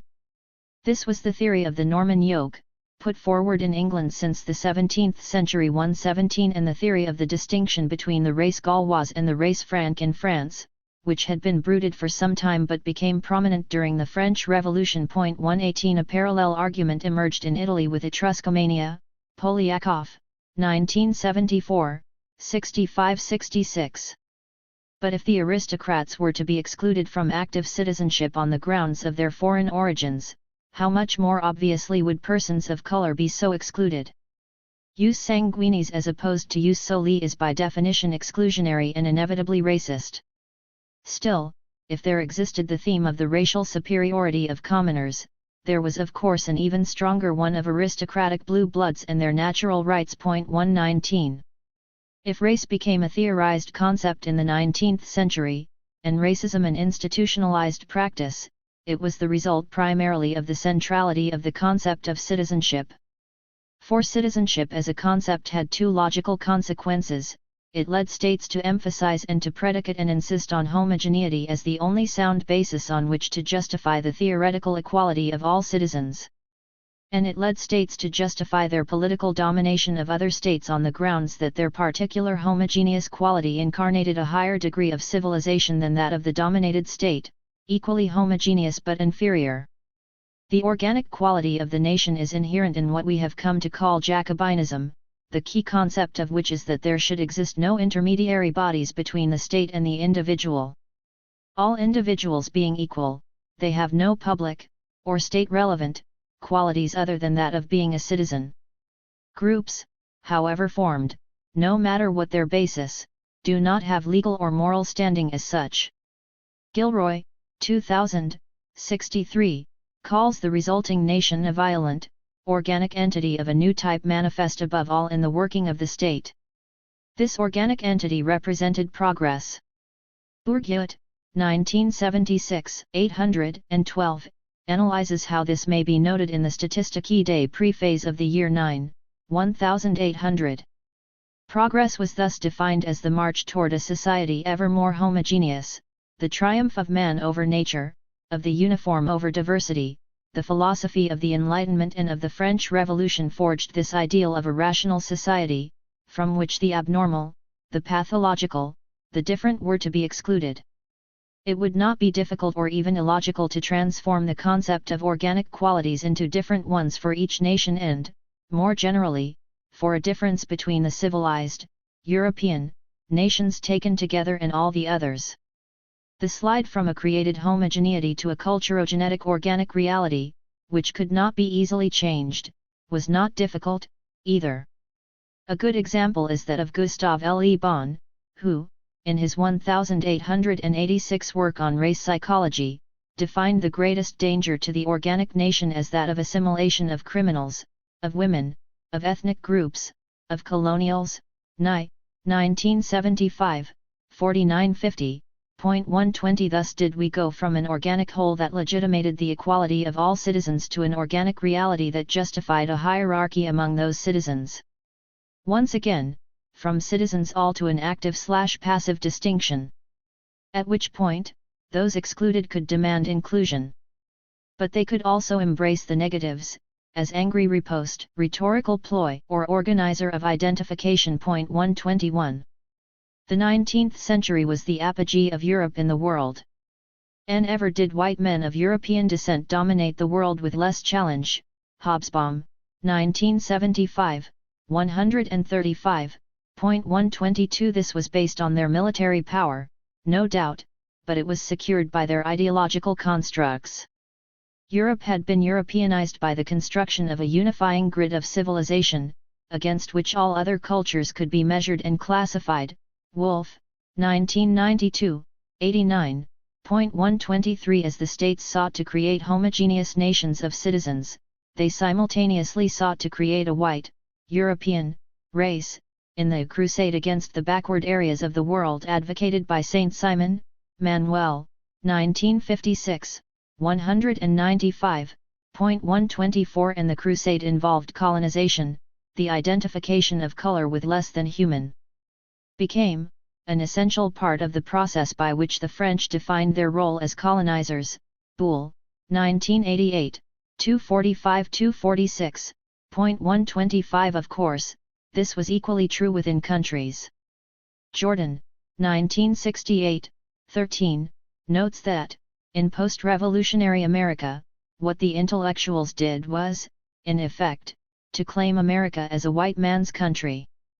The concept of a racial hierarchy received the legitimation of science, itself the great cultural icon of the 19th century. Science did this by the confusion of sociological reality and biological reality. Gilliuman, 1972, 24, 126. Egregious for avowed racists like Gobineau but evident in only milder form among centrist liberals. 127. In the mid-19th century, polygenism enjoyed a vogue among anthropologists, despite the fact that it defied even biblical views. Or perhaps just the contrary. One of the reasons polygenism appealed was that it seemed more scientific than the Book of Genesis. 128. Todorov, 1989, 3, sees this scientism as somehow a betrayal of the Enlightenment's basic principle, the triumph of freedom over determinism, which he claims refuses to subordinate what ought to be to what is. But Cohen, 1980, 210, it seems to me, is more correct in asserting that the Enlightenment thinkers left unresolved the debate on whether differences between peoples were environmental or biological in origin. The question remained unresolved in public debate until 1945, and perhaps, albeit more sotto voce, to this day. 129. One of the key scientific notions that contributed to this biological interpretation of social reality was the concept of the Aryan.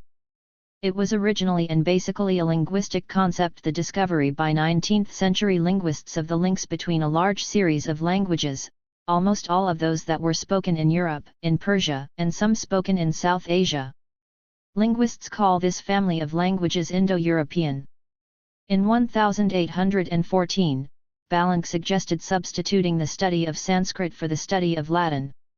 This was in fact to take the side of language as it was created by humans against language as revealed by God. Linguists like Schlegel and Grimm were discovering the incredible complexity of what had been thought of as primitive languages. Schwab, 1950, 191-91. During the 19th century, Aryan theory came to be in the main current of scientific progress. Polyakov, 1974, 327-328. As the European powers moved into a more active imperial expansion in the late 19th century, the racist ideas that had previously supported slavery were dressed up in a new pseudo-scientific garb and given a popular mass appeal.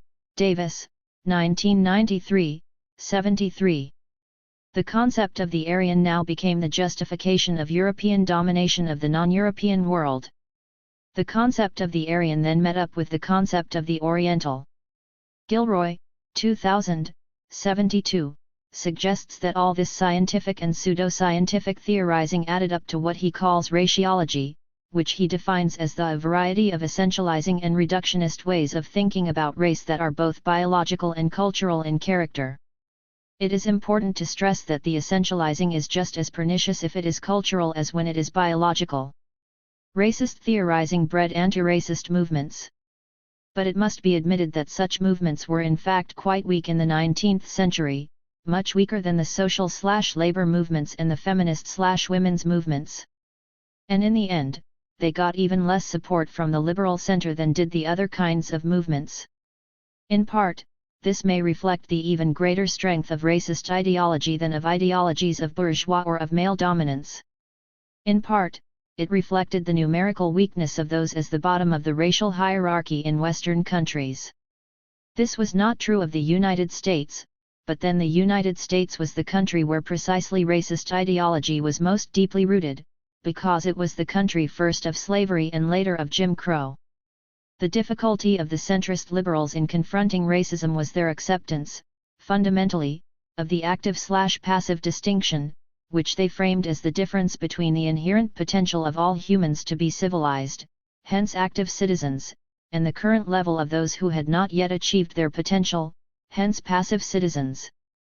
They assumed that those with potential would take generations, even centuries, to catch up, even given the most careful, paternalistic attention from benevolent Anglo-Saxons. Biderman, 1995, 123. 130. This could be seen in the equivocation of Francis Willard, head of the U.S. temperance movement, on issues of racial equality within her own organization, and the strained public disputes she had with Ida B. Wells, black woman leader, when both of them conducted speaking tours in Great Britain. Where, 1992, 198-221. This could be seen in the choices made by workers and nationalist movements regarding how boldly they would be willing to be anti-racist. 131. It was extremely rare to hear the kind of statement that Eugene V. Debs, 1903, 255, 259, the American socialist leader, made. The whole world is under obligation to the Negro, and that the whole heel is upon the black neck is simply proof that the world is not yet civilized. The history of the Negro in the United States is a history of crime without parallel. We have simply to say, the class struggle is colorless. What is more pertinent is to remember that the 19th century was an age of synthesis. And that if Marx synthesized economics and Darwin biology, it was Gobineau who synthesized racism, with at least as much effect. Cohen, 1980, 217. The racist binary split that was theorized was intertwined with the binary splits of sexuality. As Biderman, 1995, 50, says, he white man represented civilization as a single human being defined equally by his whiteness and his manliness. It seemed always important to connect racial differences and ranking with differences in sexuality. This was logical insofar as one was making a biological case for hierarchy. Moss, 1985, 133-134, notes how, from the beginnings of a racist discourse, the description of blacks included their supposed inability to control their sexual passions. 132 To regard the male racial inferior as someone who cannot control his sexual impulses served also to reinforce the man-woman binary distinction. Not only did it give a further excuse to the white male to act as the protector of the white female, but it also allowed the white male to treat the black male as he would treat a female. 133 And should the white male somehow falter, he would then be taxed with neurasthenia, which was seen as a bodily weakness that needed to be cured. 134. Sexuality was in turn linked to nationalism. The prevailing 19th century concept of bourgeois respectability spread to all classes via nationalism, which hardly wavered in its advocacy of respectability. But at the same time, to be abnormal was to be not respectable. Enter the physician as the keeper of normalcy, Moss, 1985, 910. The full circle of binary constraints thus englobed class, gender, race, and sexuality, all mechanisms of limiting the pervasiveness of citizenship. Nationalism required giving precedence to those who could be active citizens. Difference and inequalities of persons of different social origins, orders, stand, estates, class, gender, race, and education were not invented in the 19th century. They had long existed and had been considered natural, inevitable, and indeed desirable. What was new in the 19th century was the rhetorical legitimacy of equality and the concept of citizenship as the basis of collective governance, as the centerpiece of centrist liberal ideology. This led, as we have seen, to the theorizing of the binary distinctions, the attempt to freeze them logically, to make de facto transiting across the boundaries not merely against the rules of society but against the rules of science. What was new as well were the social organizations created by all those excluded by these binary reifications in order to secure their liberation, or at least a partial liberation, from the legal constraints. Each success of a particular group seemed to make easier by example and more difficult in practice the attempts of the next claimants of liberation. Citizenship always excluded as much as it included. The 19th century saw the creation of our entire contemporary conceptual apparatus of identities. Once rule was no longer an apparatus guaranteed by heritage, a system whose legitimacy, if not whose reality, the French Revolution had definitively undone. Identities were required to delineate who had and who didn't have the right to power and wealth. The identities of the powerful were the most urgent. They were, however, relational, that is, they identified not only who they were but who they were not. In creating their own identities, the powerful thereby created the identities of the others. The concept of the bourgeois preceded and provoked the concept of the proletarian/worker. The concept of the white preceded and provoked the concept of the black/oriental/non-white. The concept of the masculine male preceded and provoked the concept of the feminine female. The concept of the citizen preceded and provoked the concept of the alien/immigrant. The concept of the specialist preceded and provoked the concept of the masses. The concept of the West preceded and provoked the concept of the rest. Concepts preceded and provoked organizations. But organizations institutionalized concepts. And it was organizations/institutions that guaranteed heritage for some and an oppositional role for others. Of course, all these categories were ancient, but they had not been previously defining concepts of one's identity in the modern world. Before the 19th century, identities were still a matter of orders, stand, and persons were defined by their family, their community, their church, their station in life. The new categories were the mark of the new geoculture of the modern world system, informed and dominated by the ideology of centrist liberalism, which came in the course of the 19th century to dominate mentalities and structures. 5. Liberalism as social science. The values liberals hold dear are absolute, not relative values. Where recognized, the liberal order of justice is eternal, immutable, and universal. D. J. Manning, 1976-79. I do not know which makes a man more conservative, to know nothing but the present or nothing but the past. John Maynard Keynes, 1926-16. We tend to overstrain a new principle of explanation. Frederick A. von Hayek, 1952, 209, n. The century stretching from the defeat of Napoleon to the outbreak of the First World War has been called the Age of Steam, the Age of Nationalism, and the Age of the Bourgeoisie. Defensible names all, but it might well be called, too, the Age of Advice. Peter Gay, 1993, 491. The French Revolution, as we have been arguing, had enormous consequences for the realities of the capitalist world economy.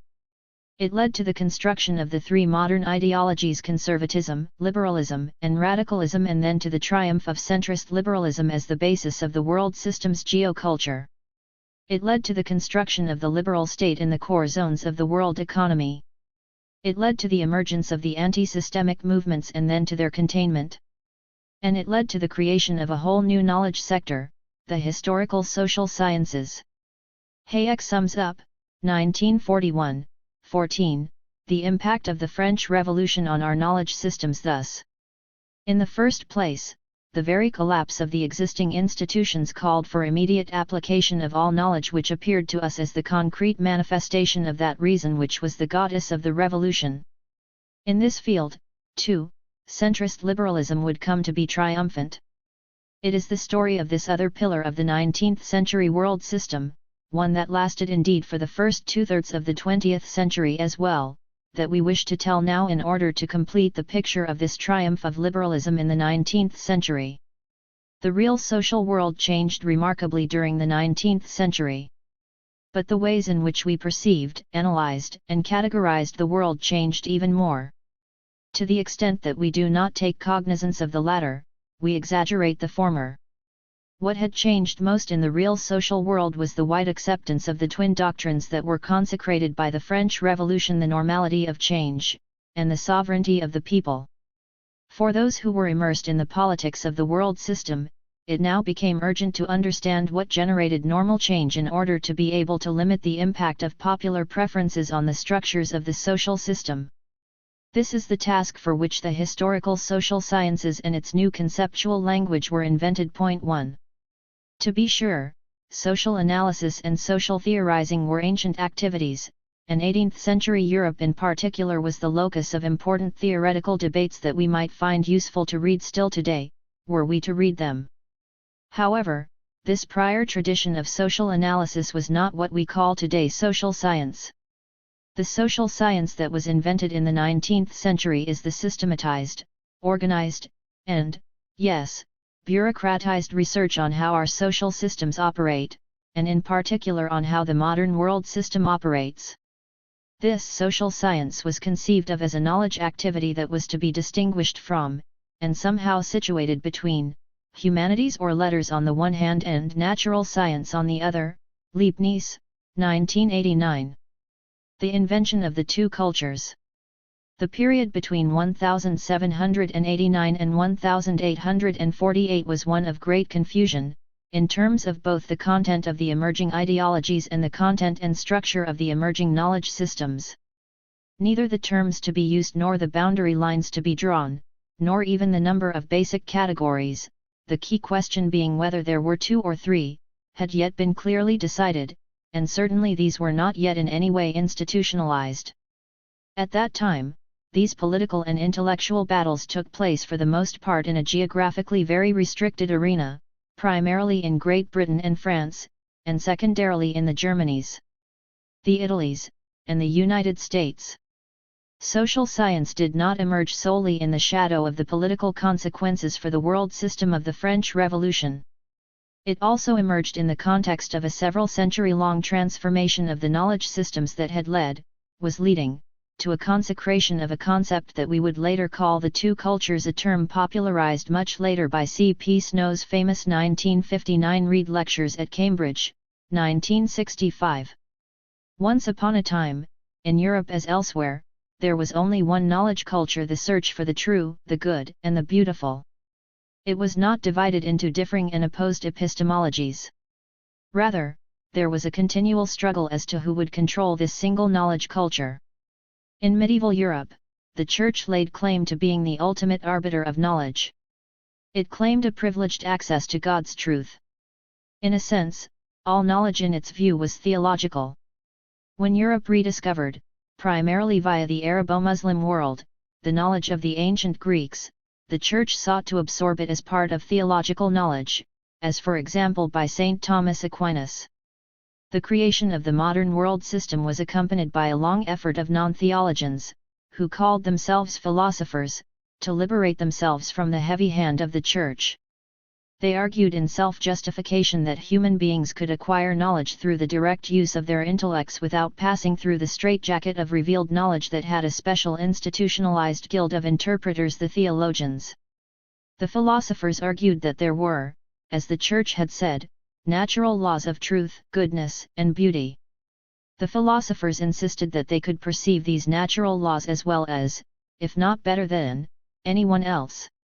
Gradually, between the 15th and the 18th centuries, the philosophers were able to push the theologians aside and gain equality, even primacy, of place as the purveyors of knowledge.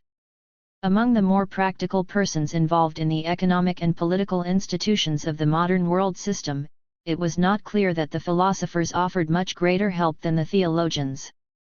Their work seemed too abstract, with too little immediate practical consequence.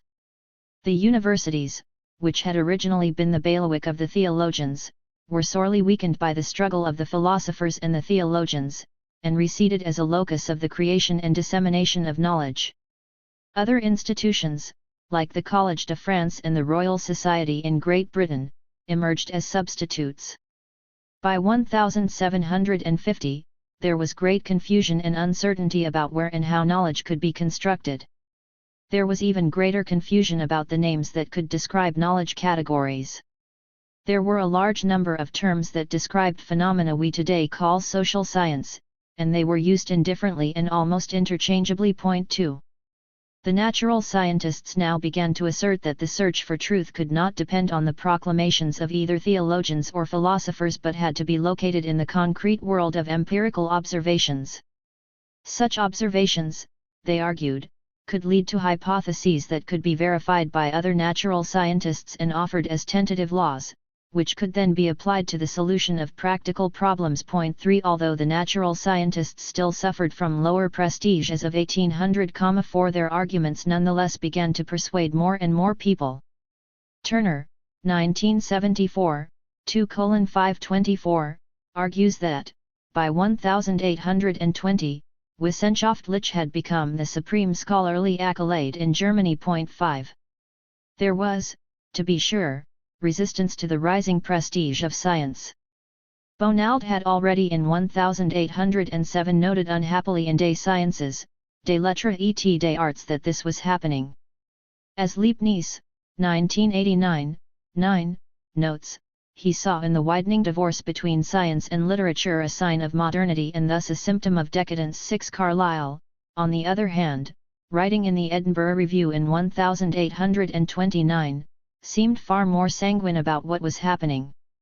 He noted that metaphysics and moral sciences are falling into decay, while the physical are engrossing every day more respect and attention. Hat cannot be investigated and understood mechanically, cannot be investigated and understood at all. Cited in Ross, 1962, 69-70. In a certain sense, the organizational objective of the natural scientists, the word did not yet exist, was to secede from the combined blur of knowledge activity and create a haven for certain kinds of activity from which others were to be excluded. The natural sciences presented themselves as the sole guardian of the search for truth. They were to be distinguished from letters or philosophy, which was, in the view of the natural scientists, something quite different from the activity in which they were engaged. To succeed in this intellectual divorce, the natural scientists needed a secure institutional base. They began to ensconce themselves in the universities and to create organizational niches in newly created faculties of natural science. Once the natural scientists went down this path, the humanists felt impelled to respond defensively, by seeking to establish similar organizational niches. Lee and Wallerstein, 2004, especially Chaps 1-3.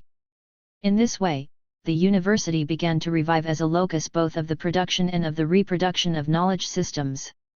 But it was a different kind of university than its putative ancestor, the medieval university. By the 18th century, the university had descended to being a site, perhaps primarily a site, of brawling students. Ziolkowski, 1990, 222-36. In the 19th century, it would be transformed into a professionalized university quite different from the medieval university. Scholars earned their basic income within it, and received full-time appointments in what were beginning to be the units of organization we would come to call departments, and which presumably were based on distinctions between disciplines. In these departments, the students were now full-time as well and pursuing serious study. 7. Such a structure took a while to construct. It would not be easy.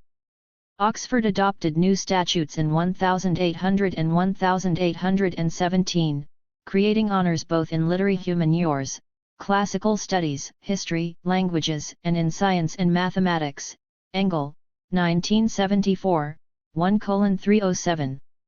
The distinction between faculties of letters and of science dates from 1808 in France. Allard, 1911. Nonetheless, as late as 1831, Sir William Hamilton still believed it necessary to write an article, Universities of England, Oxford, in the Edinburgh Review, 53, June, 384-427, in which he called upon the university to realise that education had to be conducted by professionals who taught one subject they knew well, rather than by college tutors each of whom had to teach all subjects, though not qualified to teach any particular subject in depth. Cited in Engel, 1974, 313. The scholars were now beginning to find their appropriate and different places within the universities. The economic base for scholars now became double university appointments and royalties from books, the latter more important for the humanists than for the natural scientists. 8.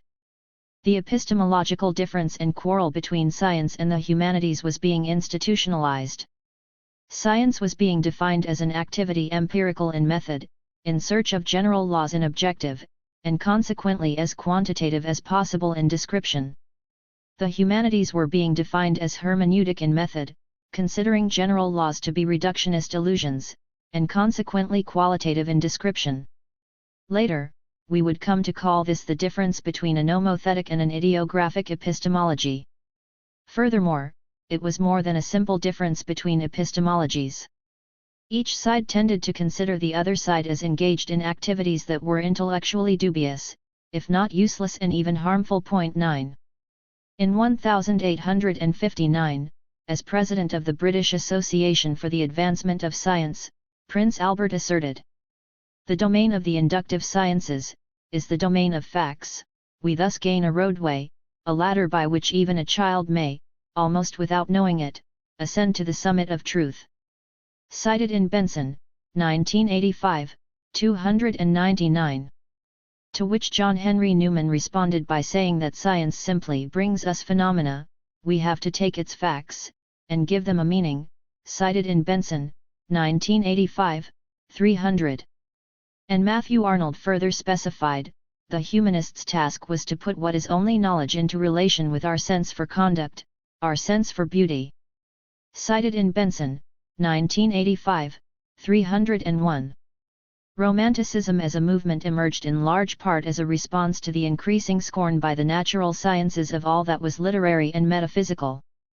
As Dale argues, 1989, 5. The essential intellectual history of the 19th century may fairly be described as a search by the humanists for an adequate replacement for the lost Christian totality, an effort to resurrect a saving belief, as Carlyle poignantly put it, on the ashes of the French Revolution. Romanticism remade Christianity for the modern world, secularizing it as a metaphysical idea of social and individual wholeness. 10. It is in this context that the need for a coherent understanding of social reality, the source of ordinary change, led to the construction of the social sciences in effect, to new kinds of disciplines. 11 The natural scientists and the humanists both laid claim to controlling this emergent arena of knowledge. The scientists argued that the rules of scientific method applied to human activity just as they applied to physical or biological activity, because the rules of scientific analysis were universal. The humanists argued, against this, that humans, unlike the subjects of the inquiries of natural scientists, were conscious actors affecting their own destiny, and that therefore any analysis of their activities could not be subjected to the mechanical use of law-like generalizations. Which path would the social sciences take? The general answer is that the practitioners of what would be constructed as the social sciences were profoundly split over this question, and remain so to a considerable extent to this day. Some social scientists would opt for a scientistic path, others would opt for a humanistic path, while still others attempted to wiggle in between. 12 Whole disciplines made collective choices, but in addition there were individual choices being made within the organizational framework of each discipline. To appreciate this, we must look successively at 1. The degree to which social science was explicitly linked to social reformism, and 2. The efforts to professionalize social science, which was linked to the debates about the nature of objectivity and the merits of value neutrality. Then we shall be better able to appreciate how and why what we have come to denote as the separate disciplines of the social sciences came into institutional existence. Social science as social movement. In the wake of the French Revolution, its promises and its perceived failings, science in general and later, social science in particular came to be seen as an alternative path to human betterment. Knight summarizes, 1984, 3, this view succinctly. It was not political revolution but scientific development which would bring prosperity and reduce misery. This would happen both through science being applied to what were previously activities done by rule of thumb, traditional routines, and also by the general adoption of scientific ways of thinking. This was the program of the age of science, an age of innocence and of faith. It was in this context of innocence and faith that social science began its life in the 19th century, not as a set of university disciplines, nor even as a single one, but rather as a social movement, which in the words of L. and Jesse Bernard, 1943-33, was much more epical than anything specific it may have accomplished. For it represented the transition from a theologically oriented society to a scientifically minded one. Social science in the first two-thirds of the 19th century was not a generic term for all the social sciences, it was the religion of a society in the throes of industrialization, just as theology had been the religion of the old feudal world. And because it was a social movement, its initial expression was not within the universities but within structures that were called social science associations, the most important of which emerged first in Great Britain and the United States, and later in Germany. These associations were the product of the urge to understand and correct the social evils of the times, the child of the urge for social reform. Bernard and Bernard, 1943, 25-26. When later the social sciences became institutionalized within the university structures, they would not lose this focus. 13. In Great Britain, the earliest of these associations were statistical associations. Those who founded the Manchester Statistical Association were united by common social ideology, in particular a commitment to social reform. Elesh, 1972, 33. The two principal subjects on which they collected data were public health and education. It was urbanization which dominated the minds of the statisticians. 1975, 135.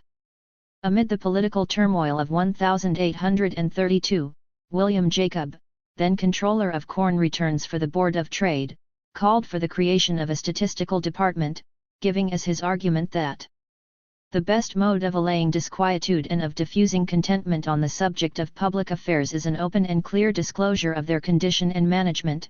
A more general diffusion of accurate knowledge regarding the state of public affairs would tend to check that excitement and party spirit which has often been created by misrepresentation or exaggeration, and has produced an annoyance to the government, and at least a temporary disaffection of the public mind.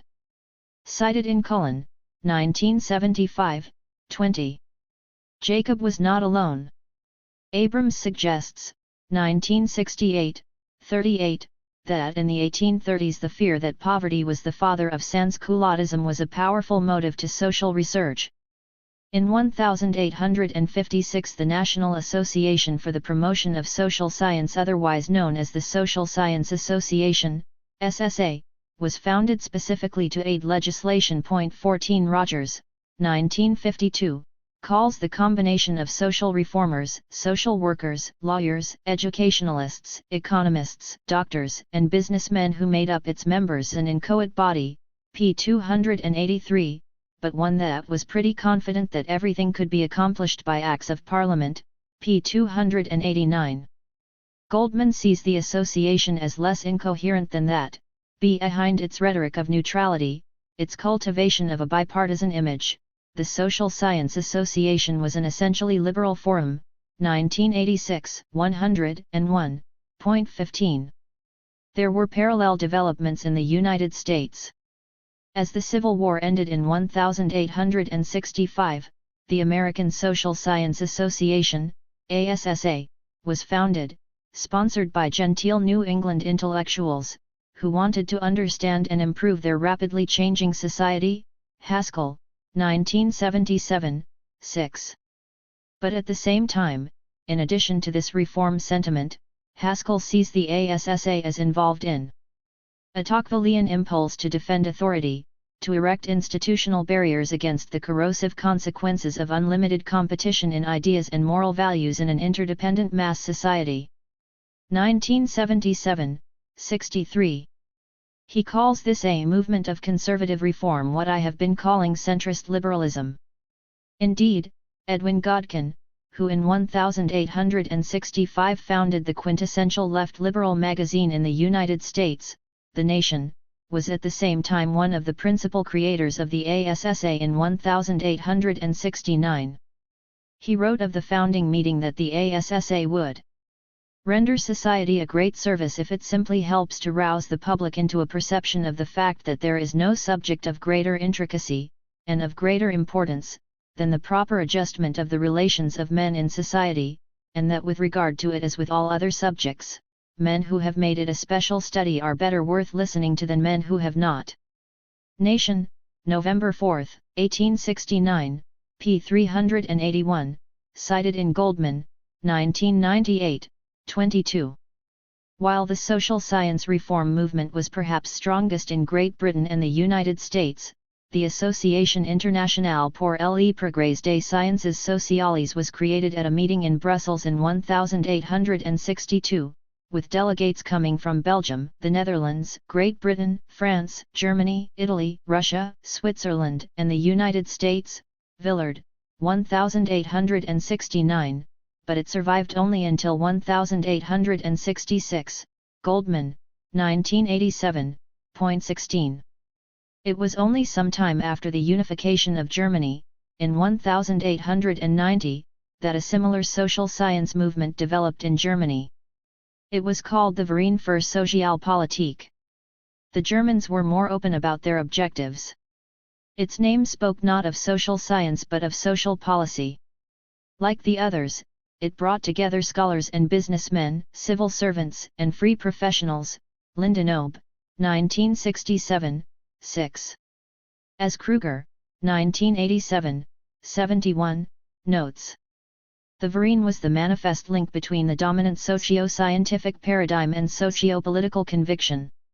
Since the 1870s, the historical school had emerged as the leading tendency in German political economy.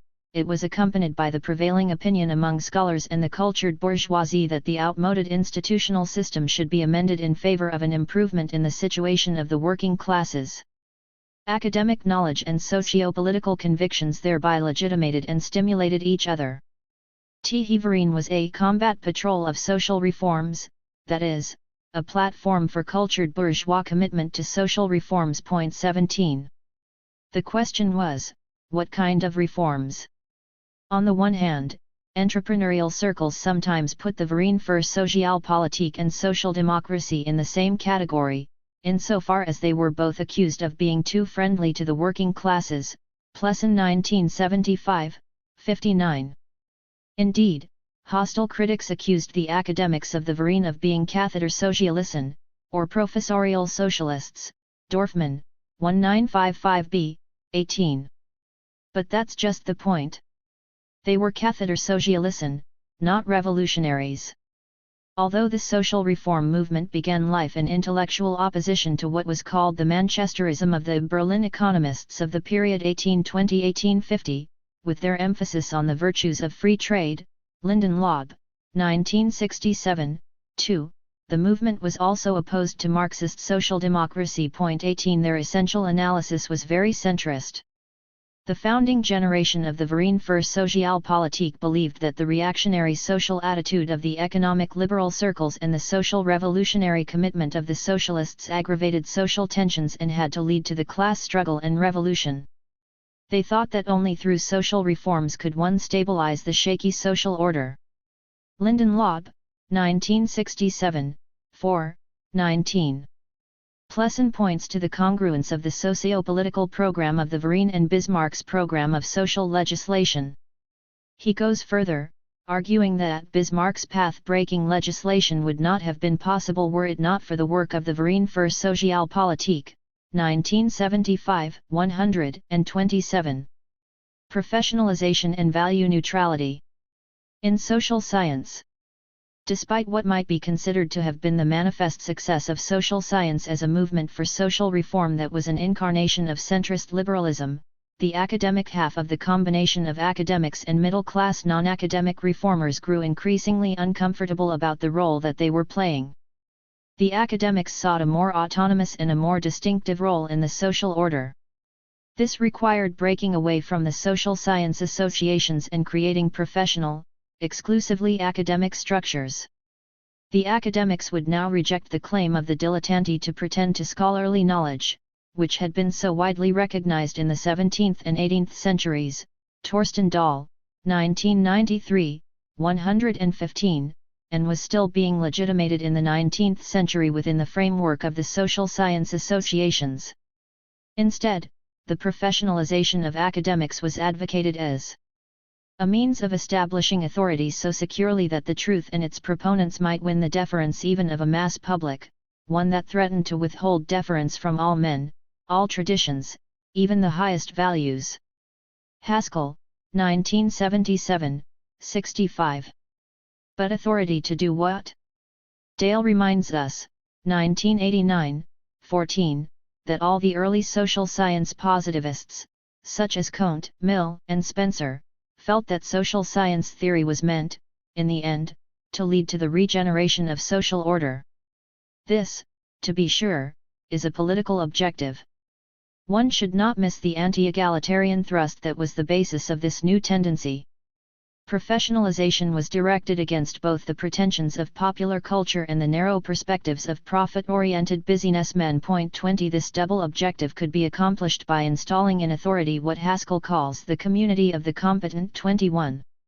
The authority of professional competence required a new social organization of science, Whitrock, 1993, 318. This was the Research University, a structure that permitted the university to resume its central role in the production, and not merely the reproduction, of knowledge.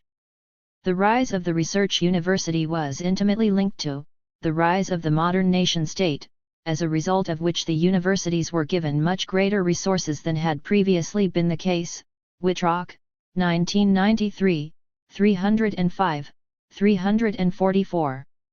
This did not necessarily mean the abandonment of centrist social reform as an objective, but rather putting its implementation more solidly in the hands of experts. Point 22. This meant that direct advocacy was no longer safe, since the academics lacked the cover of prominent non-academic figures.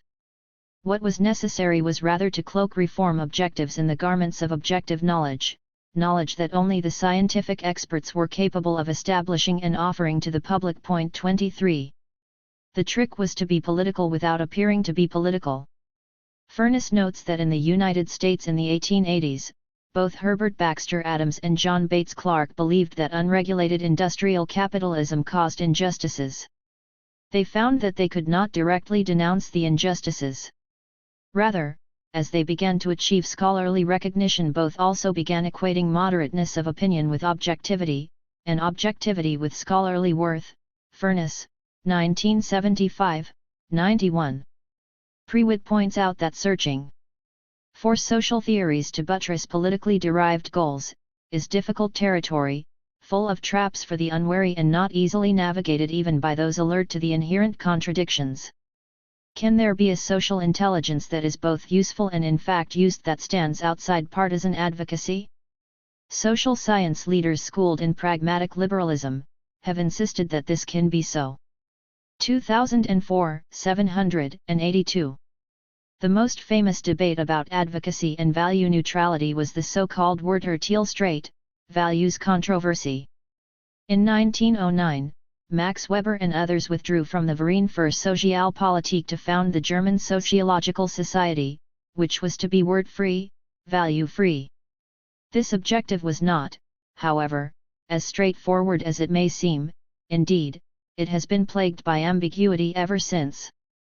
For the social scientists who claimed to be value-free nonetheless believed that the progress of science would ensure prosperity for all time to come. Science, pursued for its own sake, would enable men to transcend their petty differences. Science would triumph over war and social conflict as it had triumphed over ignorance and disease. Science was a harmonizing force, a unifying force. Proctor, 1991, 96. It was the particularly difficult political situation of German academics in the Wilhelmine period between 1871 and 1918 that created a very awkward squeeze on social scientists. On the one hand, they were being accused of being hidden socialists, while at the same time the socialists were pressing them to become their open allies. On the other hand, they were under pressure from German nationalists to identify openly with German military and imperial objectives. 24 Value freedom was the ideological expression of science under siege. 25 Value neutrality involved moral and intellectual wiggling. But did it work? Two later scholars, Ralph Dahrendorf and Raymond Aron, both deeply influenced by Weber, underlined the difficulties and the moral uncertainties of these arguments, what Dahrendorf calls their explosive ambiguity. If Weber's distinction between facts and values, between an ethics of conviction and an ethics of responsibility, is so clear, asked Dahrendorf, why did Weber himself find it all but unbearable to live with his distinctions? Could it be that the distinctions are, at the same time, intellectually compelling and impossible to sustain in practice? Are they a prescription for breakdown? 1987, 577-578. Aron is less harsh in his analysis, but in the end is not very far from Dahrendorf's reservations. The originality and the grandeur of Weber derives first of all from the fact that he was and wanted to be both a political person and a scholar, or more precisely to the fact that he separated and united politics and science. Separated, science must be independent of our preferences, pure of any value judgment. United, science is conceived in a way that it is indispensable to action. Neither science nor reality impose any law. Science, which is incapable of prophecy or total vision, leaves man entirely free. Each of us must decide for ourselves. Man must choose between the gods. History is the story of the rivalry of the gods, the conflicts of faith and necessity. 1950, 97-98. It is perhaps for these reasons that Novick said, 1988, 7, that objectivity is like nailing jelly to the wall. The debate has always centered around what one means by being disinterested. As Ruschmeyer and Van Rossen point out, 1996, 150, the Vereen claimed as evidence of their disinterestedness their distance from capital and working class alike, the fact that they were attacked by both interested parties. But given the increased political and ideological conflicts within the community of scholars, Weber drew the logical conclusion, p. 147, that social science had to be insulated from morality and politics. Point 26. The arena in which the objectivity of value-neutral social science most manifestly seemed to falter was eugenics. Eugenics was of course intimately linked to a basic characteristic of the modern world system, its continuing racism, a phenomenon overtly in conflict with the theoretically egalitarian doctrines institutionalized in the geocultural structures spawned by the French Revolution. When Linnaeus in the 18th century formulated a morphology with which biologists classified all biota, it became necessary to explain why, if Homo sapiens were in fact a unified genus/species, there seemed to be substantial visual differences between people in different parts of the world. Substantial visual differences are of course a matter of social definition. Few people create or utilize social categories according to the color of human eyes, but many do so according to the perceived color of human skin. By the late 18th century the term race was used primarily to classify groups differing in skin color. In the 18th century, there were two basic theories about the origins of racial differences: monogenesis, which accorded with the traditional Christian concept of the unity of mankind, Heidegger, 1980, pt. 3, and polygenesis, which asserted clear lines of distinction between the races and thereby provided a useful rationalization for the apparent historical subservience of non-whites to whites, Lorimer, 1978, 132. By the second half of the 19th century, although polygenesis had been discredited, a socio-biological argument about significant differences between the races came to be articulated, to which we have given the label scientific racism. It presumed the existence of impassable walls, Gilla Human, 1992, 25, between biosocially unequal groups. And significant efforts to popularize this authoritative scientific view were developed, Lorimer, 1990, 369.27. Eugenics was a social movement that derived from scientific racism. It called for state action to preserve the purity of the races and to favor in various ways the increase in numbers of the race that was considered superior, at the expense of the others. Despite what Hofstadter calls its fundamental conservatism, it attracted strong support at first from liberal centrists. The eugenics movement had about it the air of a reform, for it emerged in the United States at a time when most Americans liked to think of themselves as reformers. Like the reform movements, eugenics accepted the principle of state action toward a common end and spoke in terms of the collective destiny of the group rather than of individual success. Hofstadter, 1992, 167. The idea of race was linked to the development of nationalisms in Europe and the pan-European world. The two facts were at least contemporaneous. Gilla Human, 1972, 37. Watt Parker, 1981, 827, 846, terms liberal racialism was part of the search for national identity, one that led all too easily to hostility to those beyond the pale. Of course, as we know, eugenics was brought to its most horrendous, but logical, conclusion in Germany with the Nazi program of extermination of lesser breeds. The reciprocal involvement of science and politics took on a particularly strong form in Germany, where the small community of race hygienists, as eugenicists called themselves there, seeking status and recognition, formed a coalition with politicians of the conservative and radical right. Weingart, 1989, 260, 28. It was because eugenics led in Germany to the Nazi conclusion that the liberal center after 1945 so firmly rejected scientific racism to be replaced in its turn by what might be called a scientific anti-racism, which would also be put forth as value-free.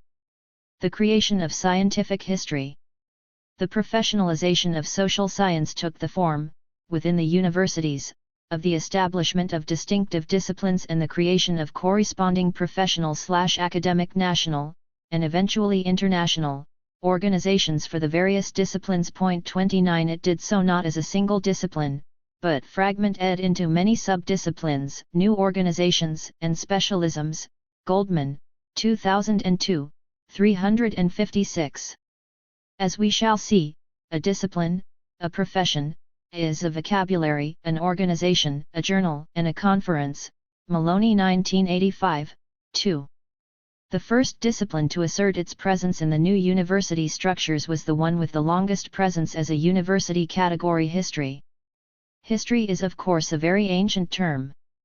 And it is common today to speak of noteworthy ancient historians. There certainly were always writers who described the past and who eulogized important rulers.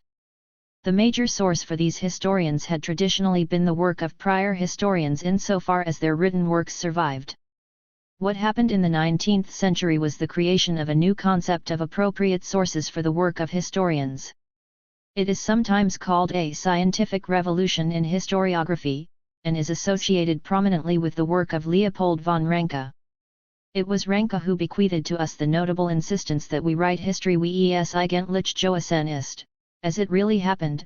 Point 30. There are two things we should notice in this famous slogan: the belief that it is possible to achieve a true description of the past, and the assumption that not everything that had previously been done in the name of history adhered to this rule. Ranke was asserting the potential existence of an objective analysis of the past. For all those who shared this view, the questions ever since have been what renders an account objective, and what it is that historians are writing about. Nipuriti, who considers Ranke the father of the idea of scientific objectivity in history, insists, 1988, 218, that the core of Ranke's ideas was the strict binding of the historian to both the sources and their critique, Quellenkritik, which he calls a methodologically restricted objectivity. Herbst underlines, 1965, 216, the contradictions of Ranke in historicism. As idealists they asserted the autonomy of their discipline and of all Geisteswissenschaften, while as empiricists they proposed to use the tools of natural science. Sources are a very empirical concept. Originally, and for a very long time, they were thought to consist only in written documents. Later, the concept was extended to include material objects such as archaeological finds that were available for careful study. Archaeology was used primarily as a mode of studying zones and times for which written sources did not exist or were very rare, a sort of second best. But why were written sources the basis of objective knowledge? The principal argument was that they were not created for the eyes of later researchers but somehow reflected immediate reality as seen by the participants of the time. To be sure, there was the possibility that such sources could be fakes that were written later than the source seemed to indicate, or were meant as modes of deceiving others at the time they were written. And it was for this reason that sources had to be subjected to Quellenkritik. Still, it was considered that there was no substitute for using such sources. Ranke approached the past as virtually a revelation of God. It was, as Ranke himself remarked, a sort of Gottesdienst church service. McClelland, 1980, 173. Historical research of this sort was scientific insofar as it was considered legitimate only if it was linked to empirical evidence. However, the historians were in other ways very unscientific. Most of them were anti-theoretical, rejecting any search for law-like statements that might be inferred from this empirical research. 31 They took this stance essentially because of their opposition to the Enlightenment radicals and their successors who wished to reform the world. 32 Novik believes, 1988, 27, that Ranke's abstention from moral judgment, rather than manifesting disinterested neutrality, was, in its context, a profoundly conservative political judgment. 33. And yet this shrinking of the analysis of politics to events in the narrowest sense, Burke, 1988, 197, served well the interests of the centrist liberals. 4. When generalizations were shunned, historical writing became for the first time in the 19th century a national religion. Barrett-Kriegel, 1988, 264. The reason was very simple. If one was to construct liberal states, there had to be states within which people could create their identities as a nation to which they could offer their primary loyalties. The creation of the nation was essential as the basis of the liberal state. And to create a nation, one had to have a state. 34. The historians were charged with the task of discovering/creating the memory of the historical past for a state. This was true for Great Britain and France, the original liberal states, but it was even more true for Germany and Italy, states to be created in the course of the 19th century, and then by extension for everywhere else. 35. The French Revolution of 1830 had, as we know, an echo in Poland, under Russian rule. And this in turn had an impact on German intellectuals, stimulating their concern with national unification.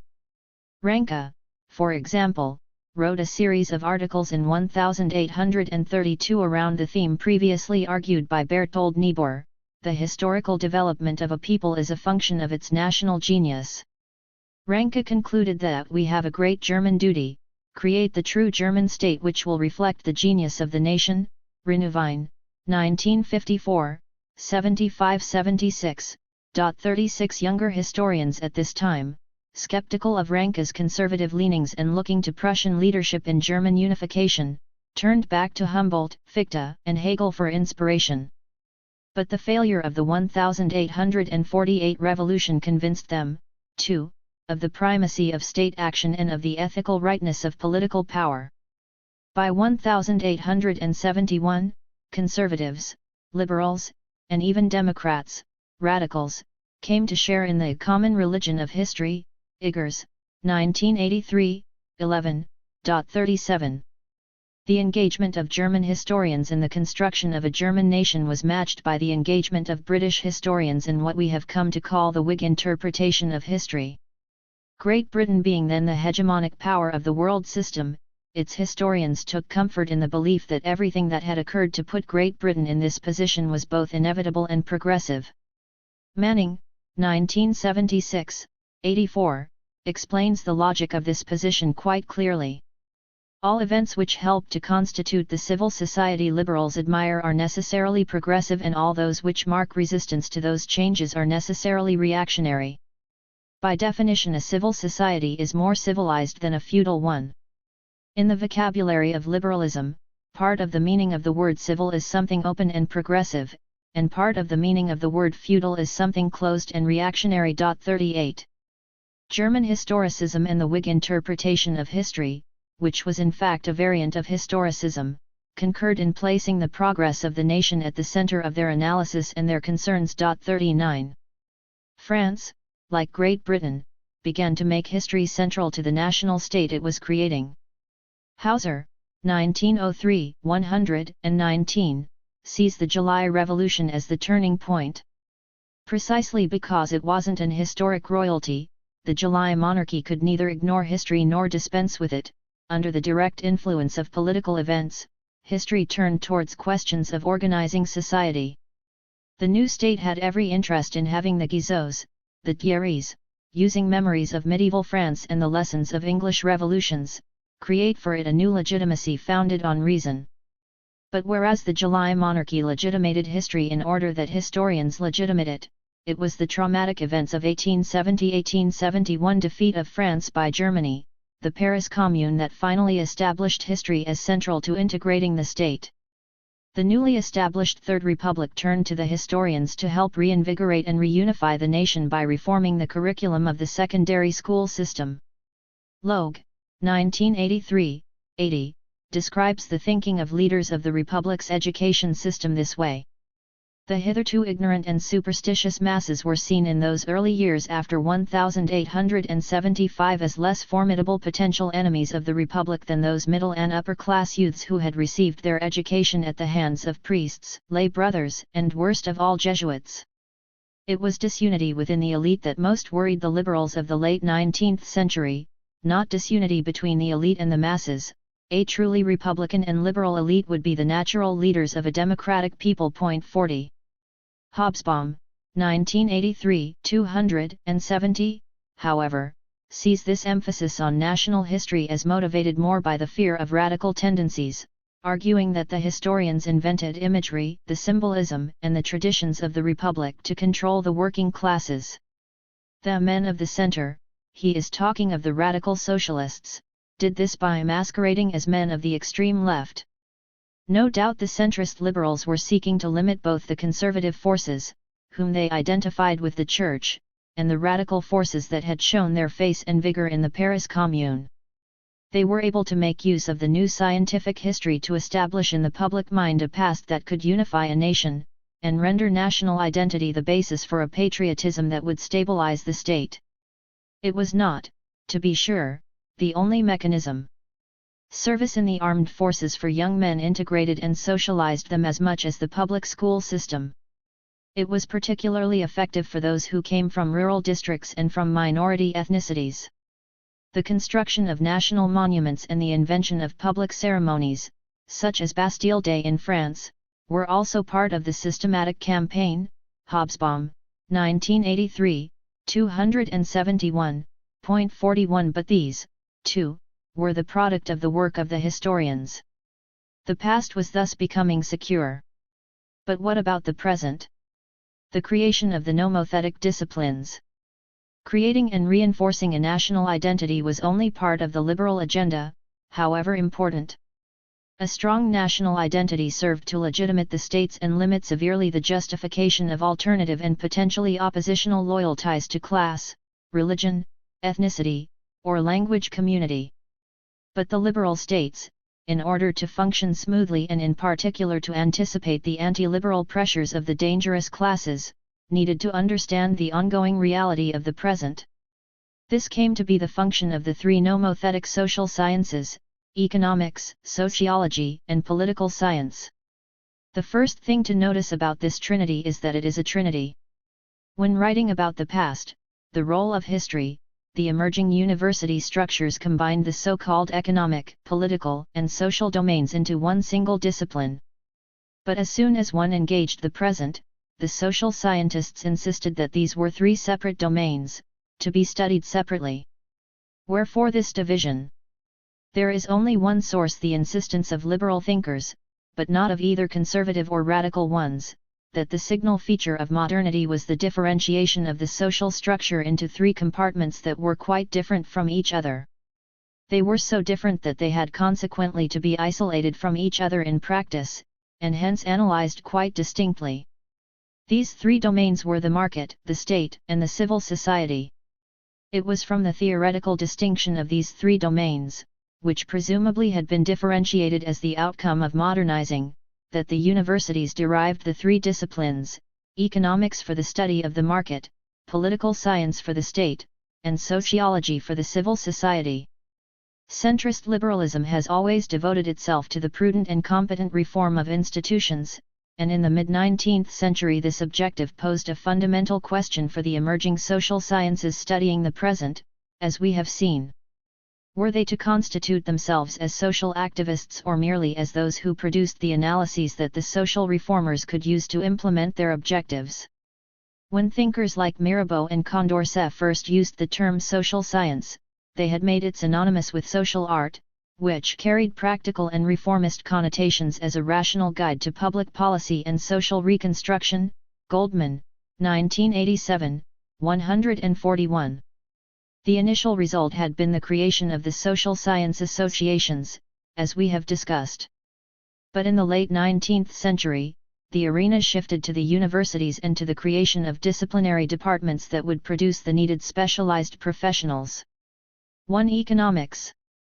The first of these nomothetic disciplines to be institutionalized was economics. The name economics was a late invention. Up until the late 19th century, the usual term in Great Britain and the United States had been political economy.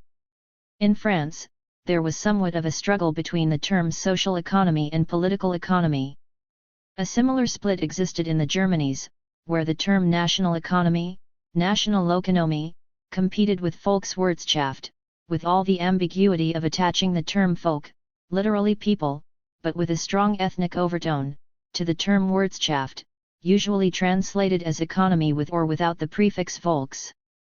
Why did all these other terms come to be rejected eventually in favor of the shorter term economics? The term political economy suggests that there is some relation between the political and economic spheres of life. But what kind of relation? One of the earliest expressions was the so-called Scottish historical school of the 18th century, which included such diverse figures as Adam Smith, Adam Ferguson, William Robertson, and John Miller.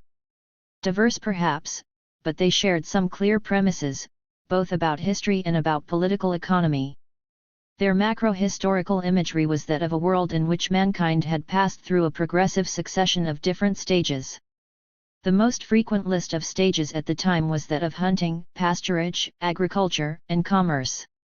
The basis of the list was a sort of techno-economic determinism 42. If these men spoke of political economy, it was because they analyzed these successive forms of economic structuring, and particularly that of commerce, as occurring within a polity, that is, a state. They all therefore placed emphasis on the mode of subsistence, a phrase invented by Robertson, Meek, 1967, 37.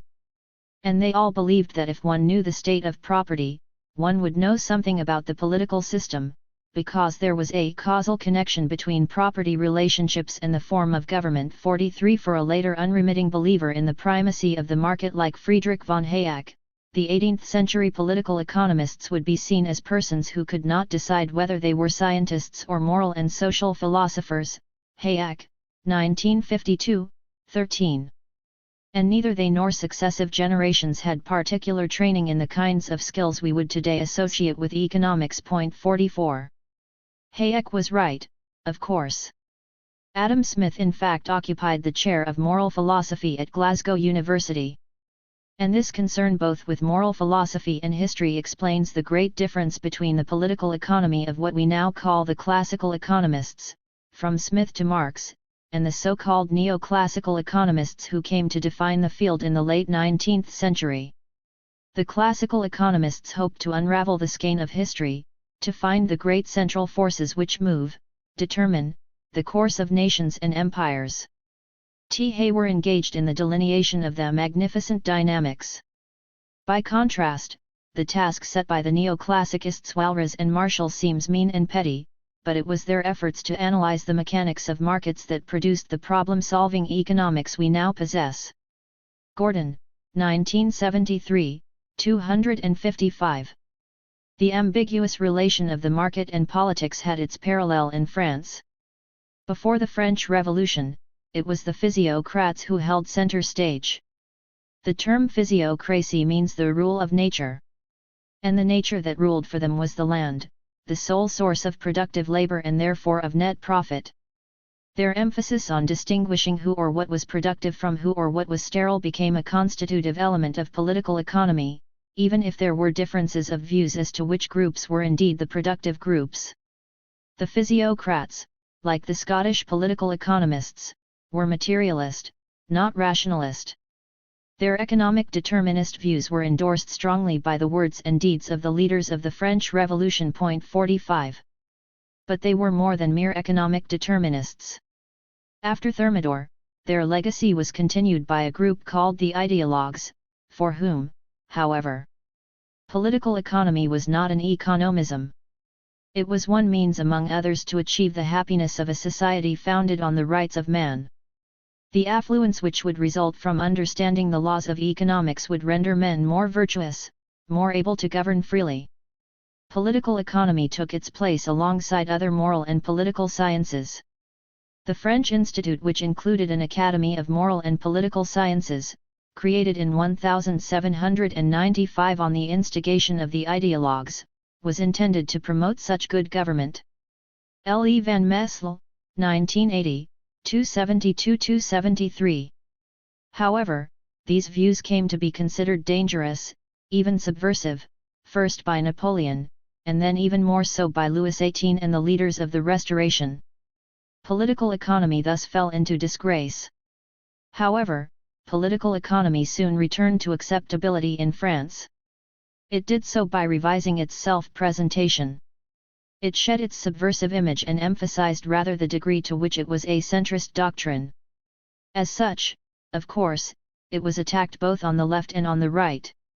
It would nonetheless seek to establish its political utility by demonstrating the link between what it defined as the centrist principles of the French Revolution and economic liberalism. In 1845, the political economist Eugene Dare wrote, "The glory of the French Revolution is to have inscribed in the law, on normal basis, the constitution of liberty, property, and family. Today the task of men who accept these principles is simply to make them realized completely in reality, and to combat energetically any retrograde or so-called progressive doctrines which tend to undo the work of our fathers, and to deprive future generations of the rewards of the blood spilled on their behalf." Cited in Latvala, 1972, 495. It is because political economy became so centrist that some left Catholic thinkers sought to oppose social economy to political economy. The 1835 Catalogue of the Faculty of Social Sciences of the Catholic University criticized political economy for concerning itself only with how wealth was accumulated and failing to discuss the fact that the wealth was badly distributed. Thus the fortune of some was based on the misery of others. And society, awakened from its dreams by the clamors of the poor, discovered at last that it had lost in security what it had gained in opulence. De Cause, 1835, 35. Hence, it followed that there was need for a course in social economy. The voice of these left Catholics was not heard by the political elite, and the clamors of the poor, De Cause was no doubt referring to the uprising of the Knights in Lyon, were not to find a significant political expression until the Revolution of 1848. One of the noteworthy decisions of the Provisional Government in 1848 was to abolish the chairs of political economy in the university, precisely because political economy was seen as linked to social conservatism, despite the vain protests of the Society of Political Economy. In turn, the Academy of Moral Sciences responded to the appeal of the government by asserting that it was not sufficient to restore material order by force if one did not restore moral order. L. E. van Messel, 1980, 286. The radicalism of the revolution did not last long, as we know, but political economy was not restored as a discipline. Perhaps it was considered too centrist and insufficiently conservative in the aftermath of the revolution. By 1864, however, Victor Duroux persuaded the emperor to found a chair of political economy in the law faculty. He argued that Great Britain had avoided a bloody revolution in 1848 precisely because the principles of political economy were widespread in all strata. Wise, 1979, 87. France was returning to centrist liberalism. In the Germanies, the cameralism of the 18th century, which emphasized the economics of public administration, gave way to the national economy of the early 19th century. Staatskunst, the art of the state, was replaced in Prussia by Staatswissenschaft, the science of the state, of governing in relation to economic processes, Tribe, 1988, 8. And once again, the simple advocacy of market principles was replaced by what was called in Germany historical economics, the last defense of a political economy that was as much political as it was economic. In effect, Germany was still holding on to a variety of political economy at a time when Great Britain, the United States, and France were finally ready to bury it in favor of neoclassical economics. The big shift occurs with the change of name. Political economy became economics. The widely influential W. S. Jevons suggested this in 1879.46, but it was Alfred Marshall who institutionalized this change when he became professor of political economy at Cambridge in 1884. He had already written a text entitled The Principles of Economics in 1881. And in 1885 he argued that the Statistical Society should change its name to the Society for Economic Science and Statistics. He would proceed to be a founder of the British Economics Association, later the Royal Economics Society, in 1890, which he and his followers firmly controlled. Kadish, 1982, 143-144, 152, Coates and Coates, 1970. By 1903, Marshall was able to establish Economics Tripos as an undergraduate course at the University of Cambridge. What did Marshall institutionalize, however? One way to describe it is as a shift in the focus of economic inquiry.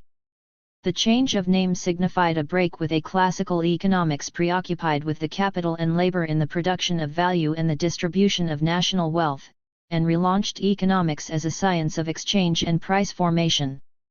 In place of a theory of production and distribution centered on rent, profit, and wages with their corresponding agents of production, landlords, capitalists and laborers, the new science of economics became a theory in which the allocation of scarce resources was effected by the calculations of an abstract economic agent. A new theory of value turned on the interactions of these self-interested agents, whose drive to satisfy their own wants led them in turn to satisfy the needs of others and hence create market prices. Tribe, 2005, 116-117. Another way to describe it might be to say that neoclassical economics ended definitively the connection of economics and history. The marginalization in Marshall's Cambridge program of the economic historian William Cunningham is notorious, and his actions seem to have led Cunningham to leave Cambridge by 1891. There were no doubt personality conflicts between the two men. Still, Geoffrey Hodgson disagrees with the idea that Marshall was hostile to economic history as such. Hodgson points to Marshall's sympathetic praise and support of the German historical school. He also points to the fact that he did not side in the Methodenstrate with Karl Menger, despite the fact that Menger, like Marshall, was a pioneer of marginal utility theory. 47. Perhaps the correct way to interpret Marshall's organizational transformation of economics is to see it as a way to consolidate the ability of economists to influence policy making more effectively by becoming professional and abstaining from direct partisanship, in short, of being centrist liberals. 48. To guarantee that, Marshall needed to control the program of university training by creating an economic orthodoxy, the true source of his dispute with Cunningham. 49. Church then explains that the very process of professionalization led economists away from historicist leanings. 50. But at the same time, this professionalization permitted the same economists to rescue economics for social reform. 51. The emphasis on the ability to influence policy affected the practice of French economists equally, although their economics tended to be located within the faculty of law rather than in the arts and sciences faculties, as in most countries. 52. Nor was this different in Germany, where training in economics had its historicist focus that was linked to the long dominant role of the Verein für Sozialpolitik. 53. With this in mind, it seems that one should not think of the famous struggle in the early days of the American Economic Association as one between advocacy and expertise, the usual line of analysis, but rather as a debate of what was the most effective way to achieve appropriate reforms in public policy. In the United States, the key figure in the late 19th century was Richard T. Ely. Ely was trained in Germany at Heidelberg under Karl Knies. He was very impressed by the German historical school and, when he returned, became a professor of economics at Johns Hopkins University in 1881. As early as 1882, he was urging acceptance of the German social legislation of Bismarck, Dorfman, 1955b, 2425. He formulated a plan to create an association of economists who, as he wrote in a letter in 1884, repudiate laissez-faire as a scientific doctrine, cited in Coates, 1960, 556. In 1885, he was one of the founders of the American Economics Association, AEA, of which he became the first secretary. In the AEA's founding statement of principles, the first point read, we regard the state as an agency whose positive assistance is one of the indispensable conditions of human progress. Its other 3 points emphasized the historical and statistical study of actual conditions, the need to solve the social problems resulting from the conflict of labor and capital, and the insistence that, although the AEA was not partisan, it felt that a progressive development of economic conditions must be met by a corresponding development of legislative policy. Dorfman, 1955, 27. Ely himself asserted 25 years later, 1910, 60, that this statement was a compromise in behalf of Catholicity. EACH modification represented what has been called a toning down process. The compromise did not work. In 1892, Ely ceased being secretary, and although he was later elected president of the AEA for a year, his view that the AEA should engage in relatively public advocacy was rejected in favor of a more professional orientation. 54 This did not mean, however, that there was a turn away from seeking to influence public policy, precisely because the upper and middle classes saw this as a positive role. 55 It simply meant that the political implications, primarily those of centrist liberalism of a professional, neutral economics, became sub rosa, not to be avowed publicly. 2. Sociology. Sociology underwent the same process of professionalization as economics. It was, however, as a discipline somewhat less coy about its commitment to social reform. As is well known, the term sociology was invented by Auguste Comte, who considered the study of social relations the culminating positivist activity, the queen of the sciences. But where can we place Comte's work in the political spectrum? Fourcoeur, 1946, 56, Comte's ideas were those of the ultra-conservative Bonald, dressed up, or rather disguised in modern garb. Nisbet, 1952, 173, gives a similar appreciation. Comte himself was no scientist, but through his romantic worship of science, the social structures of family, community, language, religion were removed from the frankly theological and reactionary context in which they lay in Bonald's thought and were given the context and terminology, if not the substance, of science. Comte's work was the means of translating the conservative principles into a perspective more acceptable to later generations of social scientists.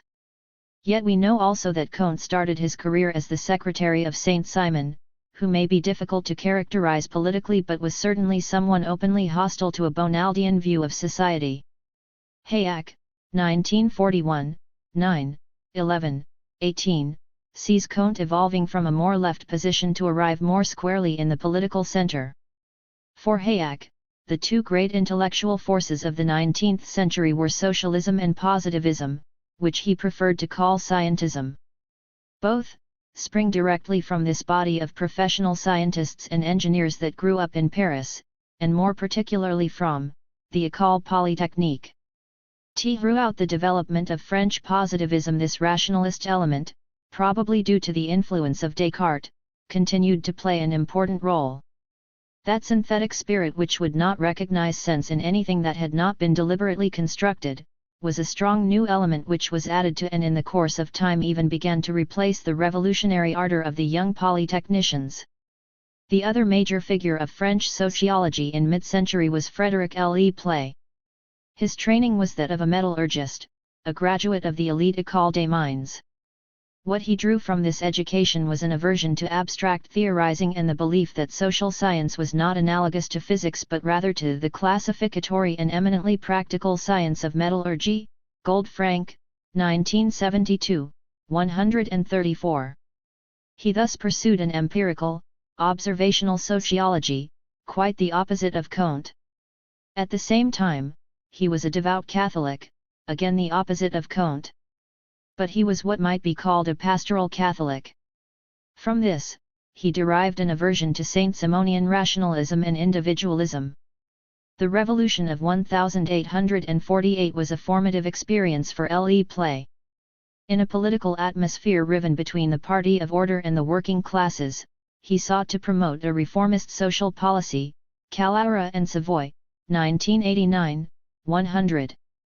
He founded the Société d'économie sociale in 1855, which was specifically concerned with the social implications of economic development for the working classes. He established links with the British SSA and pursued an objective of social harmony, with a conservative colouring. Le Play, being a careful but not value-free social scientist, insisted that social peace could be achieved only through an understanding of social reality. That reality consisted of a hierarchy of unequal classes reproduced in the industrial division of labor. He thereby threw out the marketplace as a model for social relations, and brought in the seigneurie, with the grande bourgeoisie acting as the ascendant social authority. Elwitt, 1988, 212. Le Play's reformism was not that of social and economic change but of moral reforms, reasserting the 5 bases of social organization: religion, family, property, work, and patronage.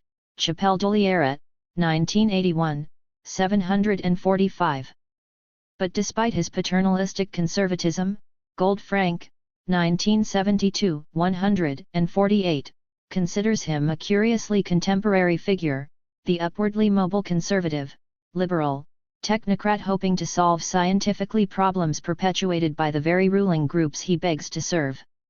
It is noteworthy that, in Great Britain at the end of the 19th century, Le Play was perceived as linked to the new liberalism of the nascent welfare state. He was seen as representing a third alternative to the enemy of disordered capitalism and the tyrannies of socialism. Abrams, 1968, 60, in short, as a centrist liberal. The other great figure of pre-university sociology was Herbert Spencer.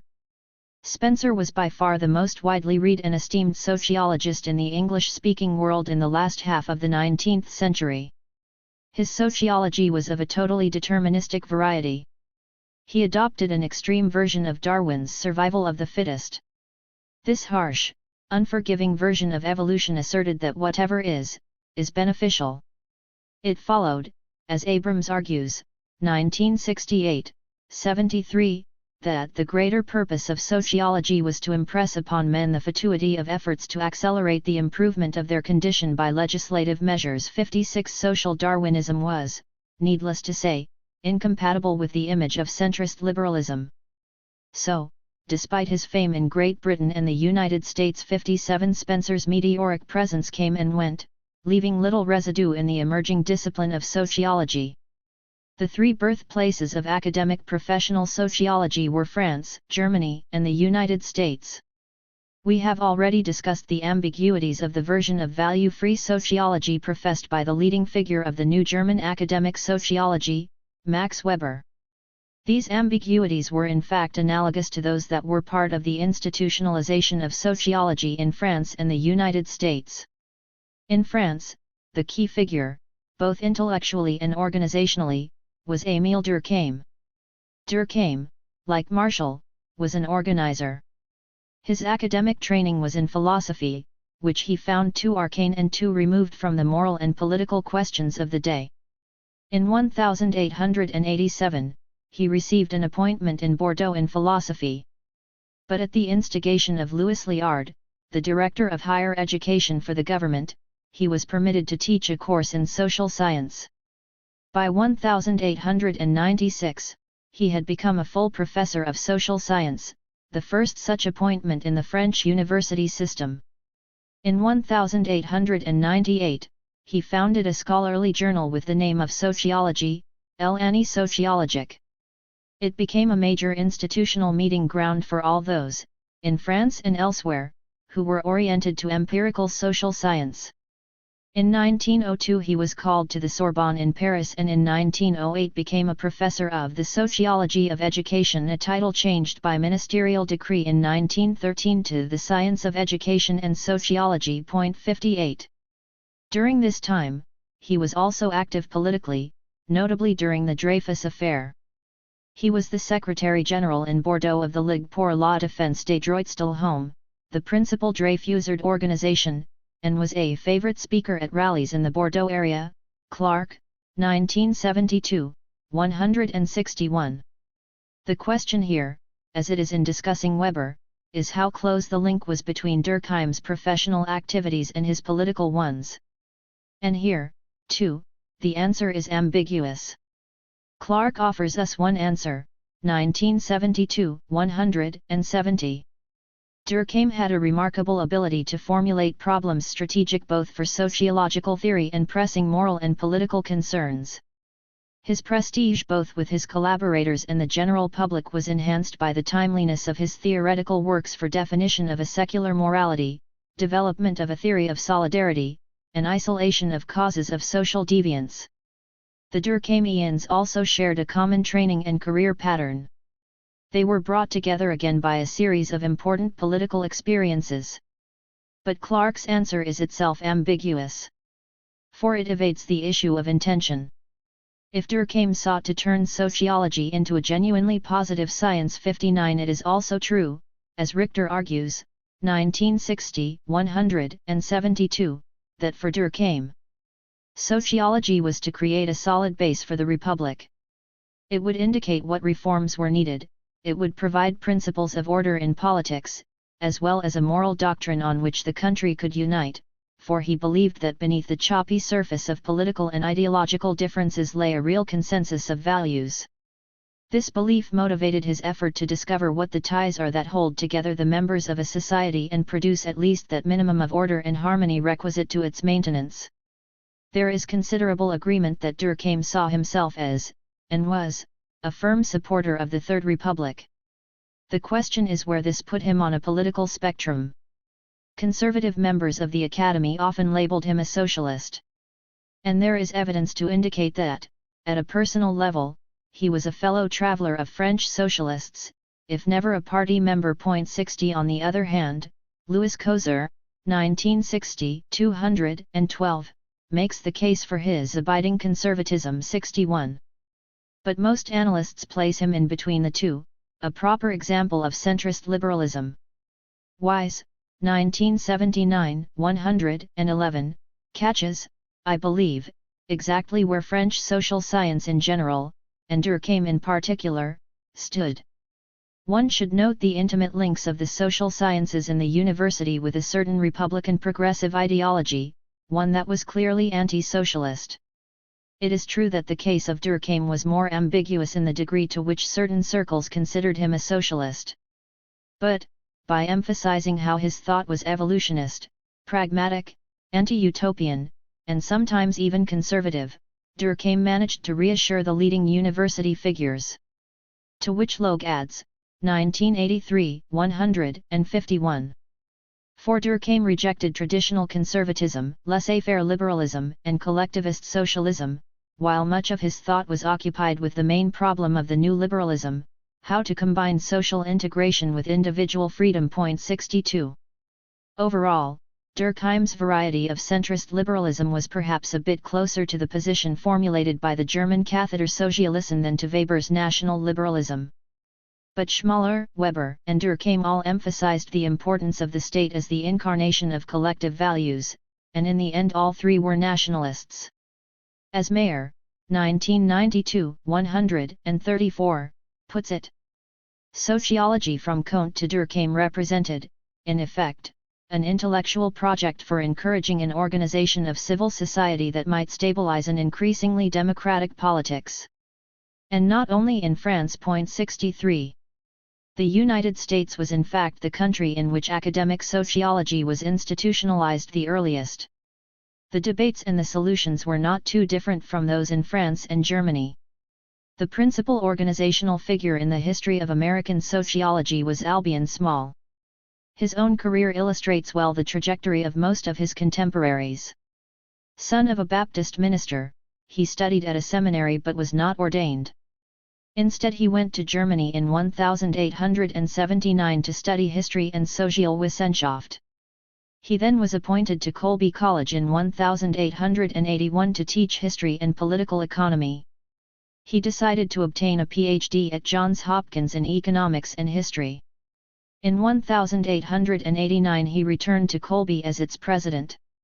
There he replaced the course in moral philosophy with one in sociology, one of the very first courses so entitled. In 1892, he was called to the newly founded University of Chicago to found the first accredited department of sociology in the United States, and indeed in the world. In 1895, he founded at Chicago the American Journal of Sociology, AJS. And in 1905, he was one of the founders of the American Sociological Society.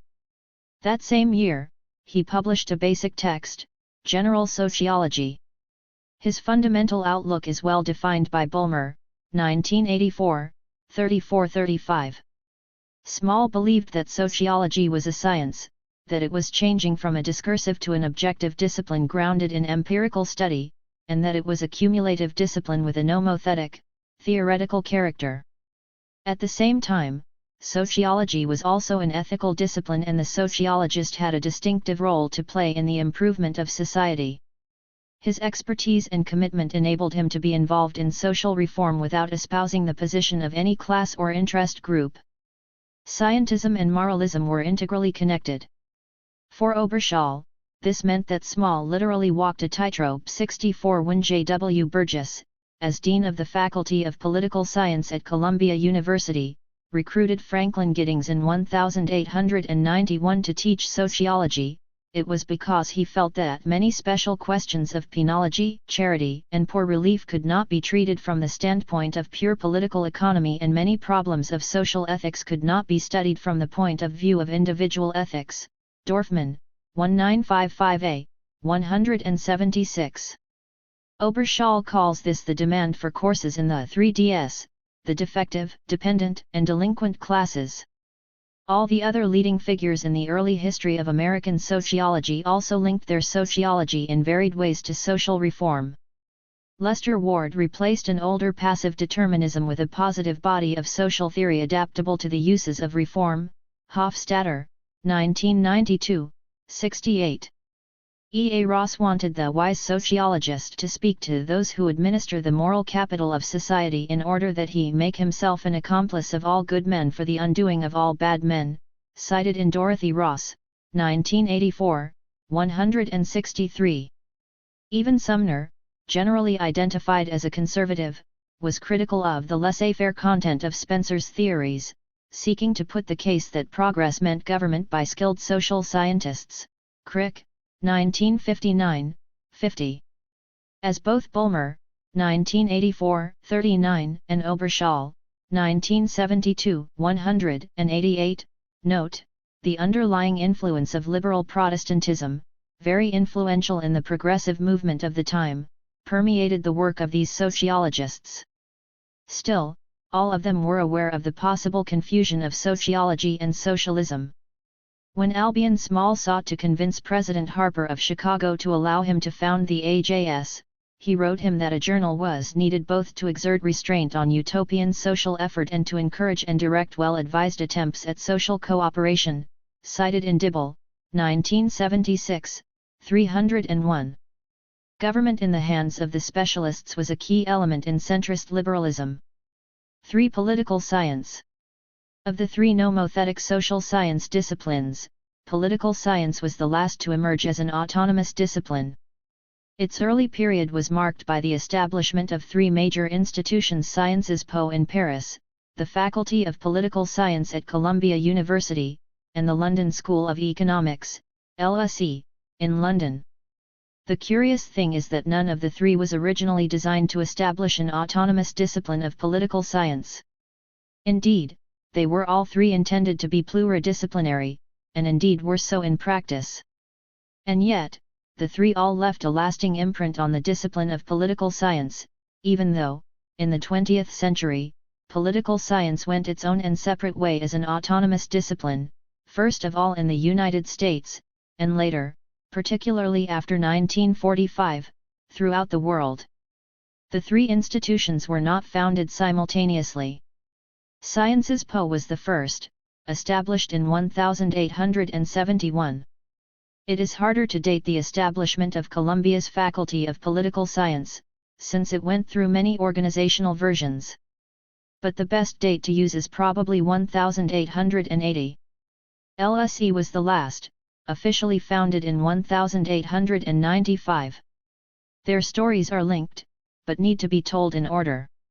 Sciences Po is the popular locution for the school, but it is not its formal name. In the semi-official history of Sciences Po, written by Richard Descoings in 2007, we read, p. 27.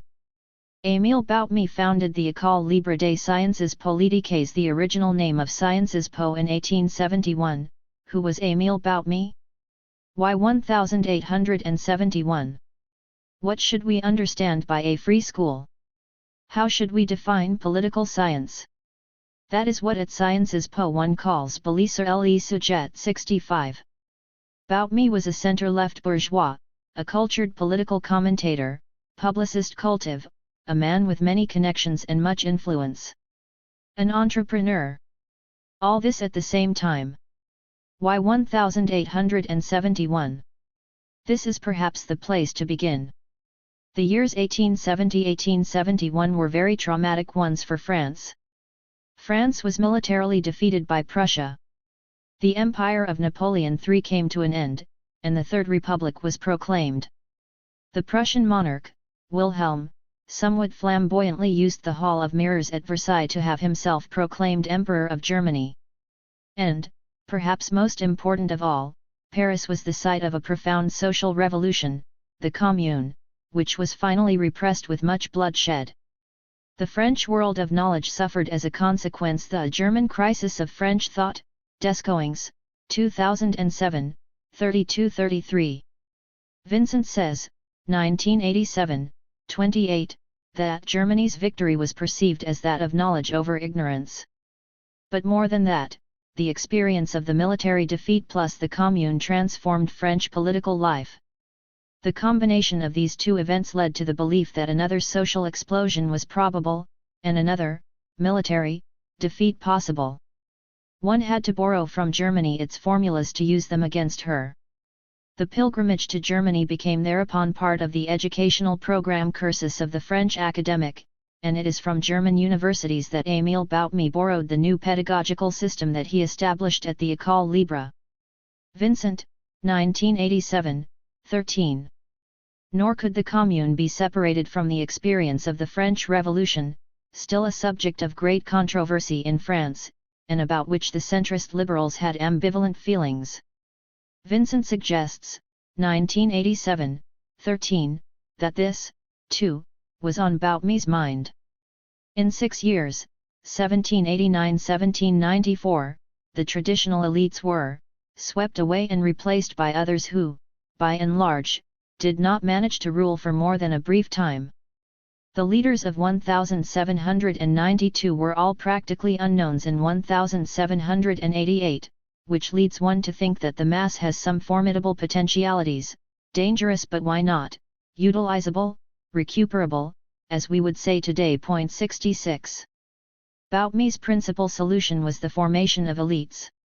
As Vincent notes, 1987, 12. Boutmy did not hesitate to use the word elite, and for him this meant endowing France with economic and political deciders recruited in the superior strata of the dominant class, including in the group a few exceptionally gifted persons coming from the lower classes. Better to have them on your side than against you. 67. So Boutmy used his connections to raise the money to establish a private institution. But in the first year he did not find too many students who were ready merely to study the political situation, to pursue what we might think of today as academic political science. So he quickly adjusted his strategy, adding a professional objective to the imparting of knowledge. In his report to his investors in 1872, he suggested that what was necessary was to offer something such that the two top-rated, haute vol, professions that have such a great influence on the destinies of nations, diplomacy and the higher civil service, find in this institution that first-class preparation which has up to now not been available, cited in Descoings, 2007, 40. In Vincent's metaphor, it was the shift from being an institution of knowledge to being an institution of power. Liberal, anti-state, the École became a center to prepare the examinations for appointment to the Inspection des Finances, the Conseil d'État, the Cour des Comptes, and the Quai d'Orsay, the French Foreign Ministry. Vincent, 1987, 61.68. Boutmy thus created an École Libre, that is, a private institution, one that was not subordinated to the Sorbonne but also was not clerical. It was a school of political sciences, note the plural. But the words political and sciences were both somewhat ambiguous. Sciences in French was still being used to mean knowledge in general, like the German Wissenschaften. And political sciences was still a term that could mean social sciences in general. Indeed, what Boutmy actually offered was mostly what we would call today history, economics, and sociology, rather than political science more narrowly defined. 69. John Burgess was called to Columbia University from Amherst College in 1876 with the title Professor of Political Science, History, and International Law, Hoxie, 1955, 6. The intent of the Columbia administration, as Burgess later recounted in 1893, was to neutralize the intense professionalism of the law school by supplying the students in private law with those studies in ethics, history, and public law necessary to complete the science of jurisprudence, cited in Bryson, 1932, 322. Burgess found the law school impenetrable and turned to creating a school of political science instead. In Hoxie's Official History of the Faculty of Political Science, written for Columbia's bicentennial, he delineates the link to Sciences Po. The story of the École Libre was an inspiring one for John Burgess. He, like many other students of our government, was much concerned in 1879 about the state of the United States civil service and was carefully following the reforms attempted by the Hayes administration. Moreover, the ideas he had gained from Sir Stafford Northcote regarding the British civil service had made a strong impression on him. He had noted during his visit to England in 1878 that civil service was viewed as a professional career for which one prepared much as for medicine or law. Could not a graduate school be established in this country for the training of civil servants, a school, or at least a department, not unlike the École Libre des Sciences Politiques? Might it not also provide the complement to the apparently unalterable professionalism of Columbia's law curriculum? 1955, 11. This fit in very well with a political movement of independent Republicans called the Mugwumps, a group drawn from the social elite and devoted to civil service reform. They were quintessential centrist liberals. They opposed the so-called Greenbackers and the labor unions, who they thought wanted to confiscate property. They also opposed the so-called radical Republicans, who had been leaders in the struggle to ensure political rights for the liberated Negro slaves. The Mugwumps considered the radical Republicans to be fanatics. On the other hand, the Mugwumps also inveighed against the social irresponsibility of the rich, which gave them their centrist credentials. They saw salvation in an educated elite. It followed that enlarging social sciences' place in the curriculum was another part of this educational effort. Church, 1974, 577.70. When the trustees of Columbia gave the go-ahead for a school, later called Faculty of Political Science, they noted that Burgess explicitly avows it to be part of his view to train men for the service of the government, but it is hardly necessary to make this a declared object, and to do so might awaken jealousies prejudicial to its success, cited in Hoxie, 1955, 15. The trustees may have feared the reactions of other faculty but had no doubt themselves as to the merits of the objective. In Columbia's College Handbook of 1880, the new School of Political Sciences objectives were stated this way: the prime aim is the development of all branches of political science. Its secondary aim is the preparation of young men for all branches of public service, cited in Crick, 1964, 28. Just as Émile Boutmy was the driving force to create Sciences Po and John Burgess to establish the Faculty of Political Science at Columbia, so Sidney and Beatrice Webb were the driving forces to create the LSE, whose full name is the London School of Economics and Political Science. The Webbs had long wanted such an institution when, in 1894, one Henry Hunt Hutchison died and left a bequest to the Fabian Society of £20,000, a princely sum at the time. So, at a breakfast meeting on August 4, 1895, convened by the Webbs and attended by George Wallace and George Bernard Shaw, it was decided, over Shah's opposition, to found the LSE. As in the case of the other two institutions, the initial intention was to improve the training of Great Britain's political and business elite. The Webbs used the curriculum of Sciences Po as the basis of their own offerings. Indeed, although their concerns were heavily oriented toward economic issues, Ralph Dahrendorf, a later director of the LSE, explains in his Centennial History of the School, 1995, 196, that the phrase "and political science" in the title was inserted because the Webbs did not want to lose the allusion to the Paris École Libre des Sciences Politiques and the Faculty of Political Science at Columbia University, so that political sciences had to find a place in the name. Furthermore, Dahrendorf notes, 1995, 21, that in the beginning all classes were given in the evening as a means of pursuing its object of professional education. Students would not be prepared especially for any degree, but attendance would be useful for civil service examinations as well as those of the Institute of Bankers, the London Chamber of Commerce, and others. Although Sciences Po continued to have as one, but not the only one, of its roles to prepare students for entry into diplomacy and the higher civil service, this eventually ceased to be a major role of the LSE, whereas the Faculty of Political Science at Columbia became a graduate school in the social sciences, one of whose departments was political science, called at Columbia at the time public law and government. Political science, as we knew it after about 1900, emerged first in the United States. 71 Its emergence was part of what Hughes, 1958, 66-67, has called the major ideas of the 1890s, one of which was to penetrate behind the fictions of political action to the actual wielders of power. Crick, 1959, 37-38, indicates how this idea was developed. The theories of a necessary progress and of a therapeutic science of society both appeared upon the scene. They were to result in a new split between political theory and political practice, a predilection to psychological explanation, and an antagonism to historical and philosophical explanation. They were to furnish added conditions for the emergence of a unique type of philosophy, pragmatism, and of a largely unsystematized but increasingly influential positivism. The positivist and presentist orientation of the founders of the American Political Science Association, APSA, in 1903 represented a break both with history and economics on the one hand and with the civil service training orientation of Burgess. As Gunnell argues, 2006, 481, the principal reason to break with history and economics was not, however, method but a concern about the relationship between social science and politics.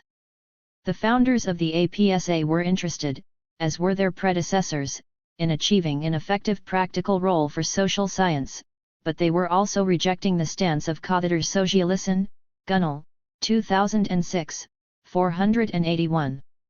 They were trying to do exactly what Weber and Tönnies would try to do in 1909 in the establishment of the Deutsche Gesellschaft für Soziologie. In taking this path, the American political scientists, like the German sociologists, were approaching what Dahrendorf calls, 1995, the Sidney Webb fault line between wanting to know the causes of things and wanting to change things. The way to navigate the fault line was centrist liberalism, an option Lowe suggests, 1985, 9, was particularly evident in the United States, and within the United States, in political science. National government in the United States, emerging late and slowly, built nevertheless of liberal lines. So did the social sciences, especially political science, rejecting the right and the left. Liberalism avoided judging the morality of conduct or of capitalism. Liberal government could be justified by concerning itself with conduct deemed harmful only in its consequences. Social science could analyze such a system and also serve such a system by concerning itself with hypotheses about conduct and its consequences or, correlatively, conduct and its causes. This helps explain why political science and the emerging national government both has such an affinity for science. The non-Western world.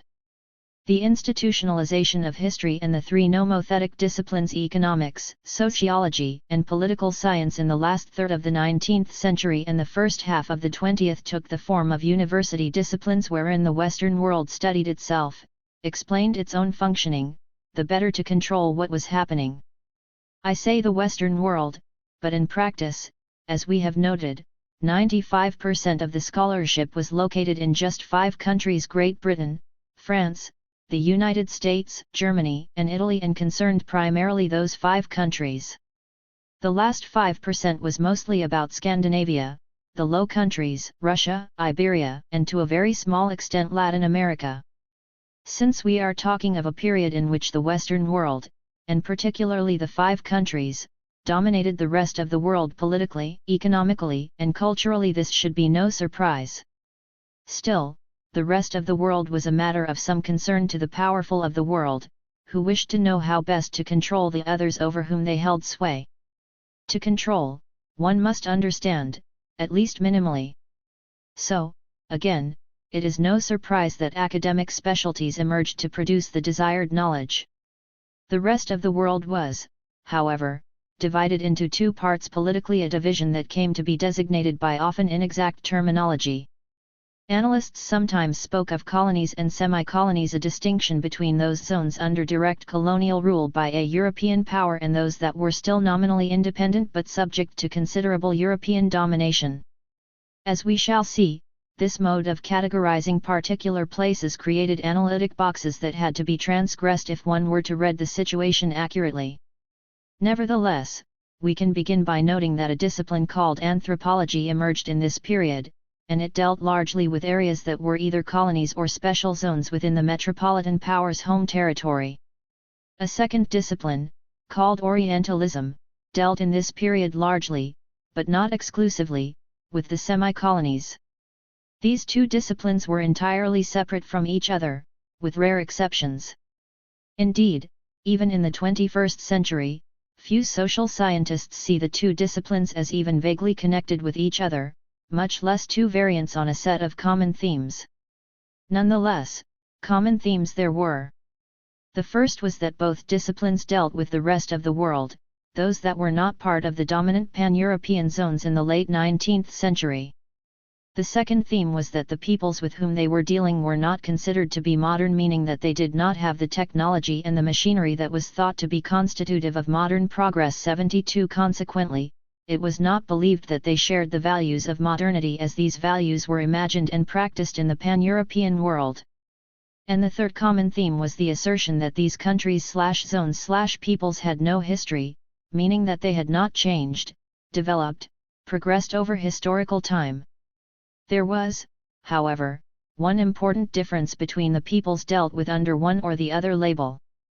Anthropologists dealt with populations that were relatively small, both in their numbers and in the size of the area they inhabited. These peoples, with rare exceptions, had no written documents at the time they came under colonial rule. They all spoke a single language, which was normally not shared with other neighboring peoples. Their gods also were not shared. From the perspective of their European conquerors, these were denominated primitive peoples, strange in every way, whose modes of living and thinking were virtually incomprehensible to the ordinary European. Orientalists dealt with quite different kinds of peoples. They dealt with peoples or civilizations that were large both in their numbers and in the size of the area that they inhabited. They did have written texts, albeit ones that were difficult for Europeans to decipher.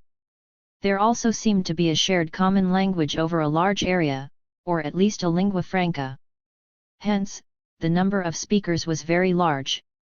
They seemed in addition to have a single dominant religion in this large zone, a religion large enough that, in the 19th century, Western scholars deemed it to be a world religion.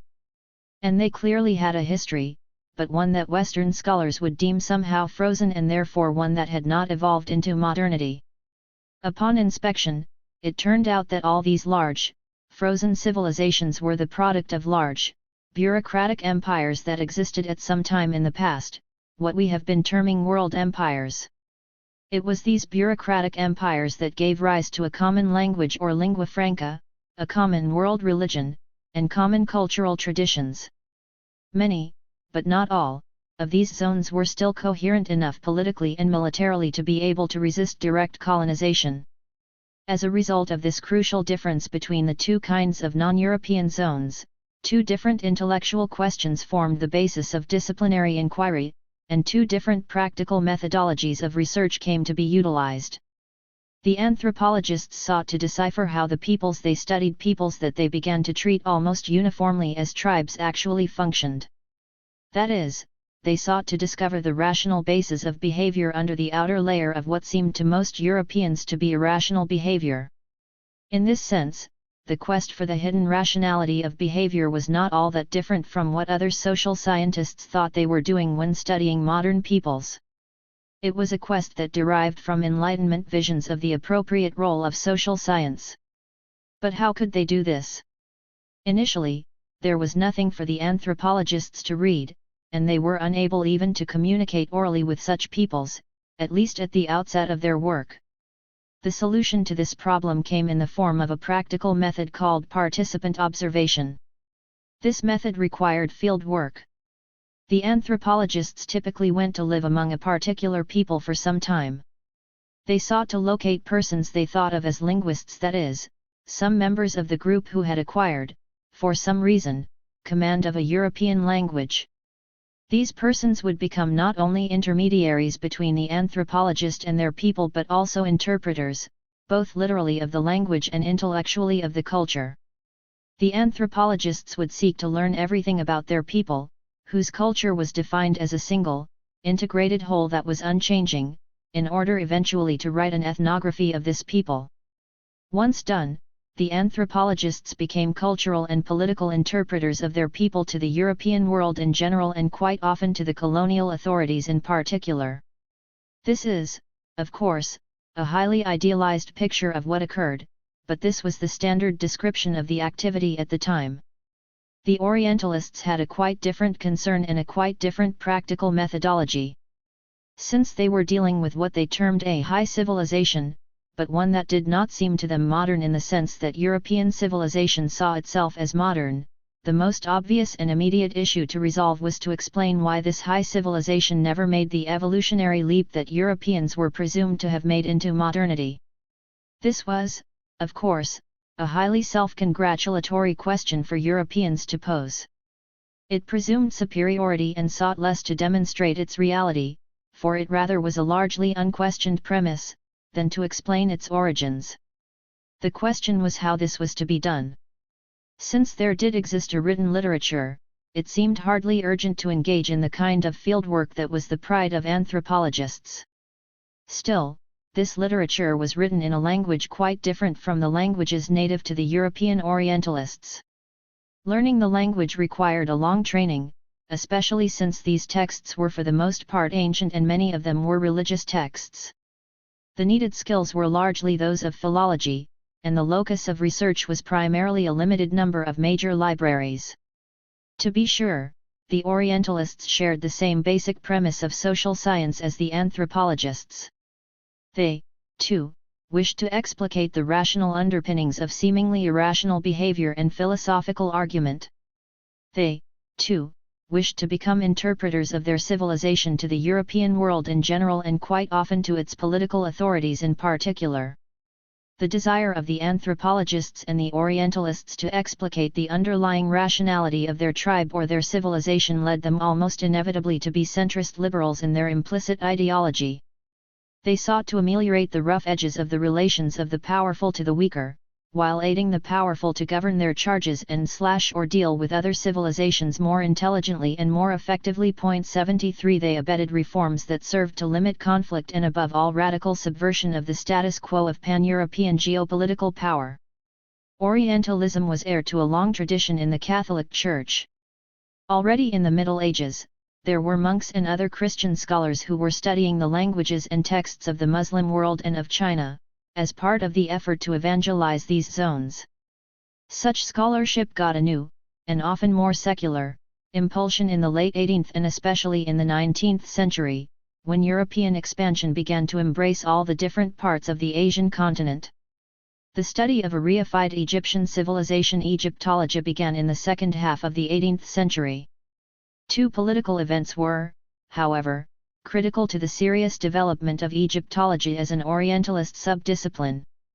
One was Napoleon's unsuccessful invasion of Egypt in 1798, and the other was the Greek War for Independence in 1823. Napoleon's invasion was in the end abortive politically, see Cole, 2008. But he had the idea to bring with him a whole group of scholars to study Egypt. One major result was a multi-volume work called La Description de l'Egypte, a compendium of articles on the history, architecture, flora, and fauna of Egypt, plus maps and engravings. This monumental work was perhaps less important in the creation of Egyptology than the incarnation of Greece as the fount of Western civilization, a concept so common today that it is hard to remember that this was not always a given of even Western perceptions of history.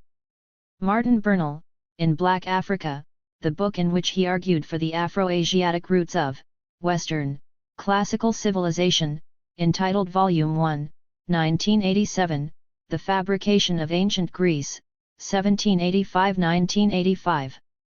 The point he was making is the counterpoint.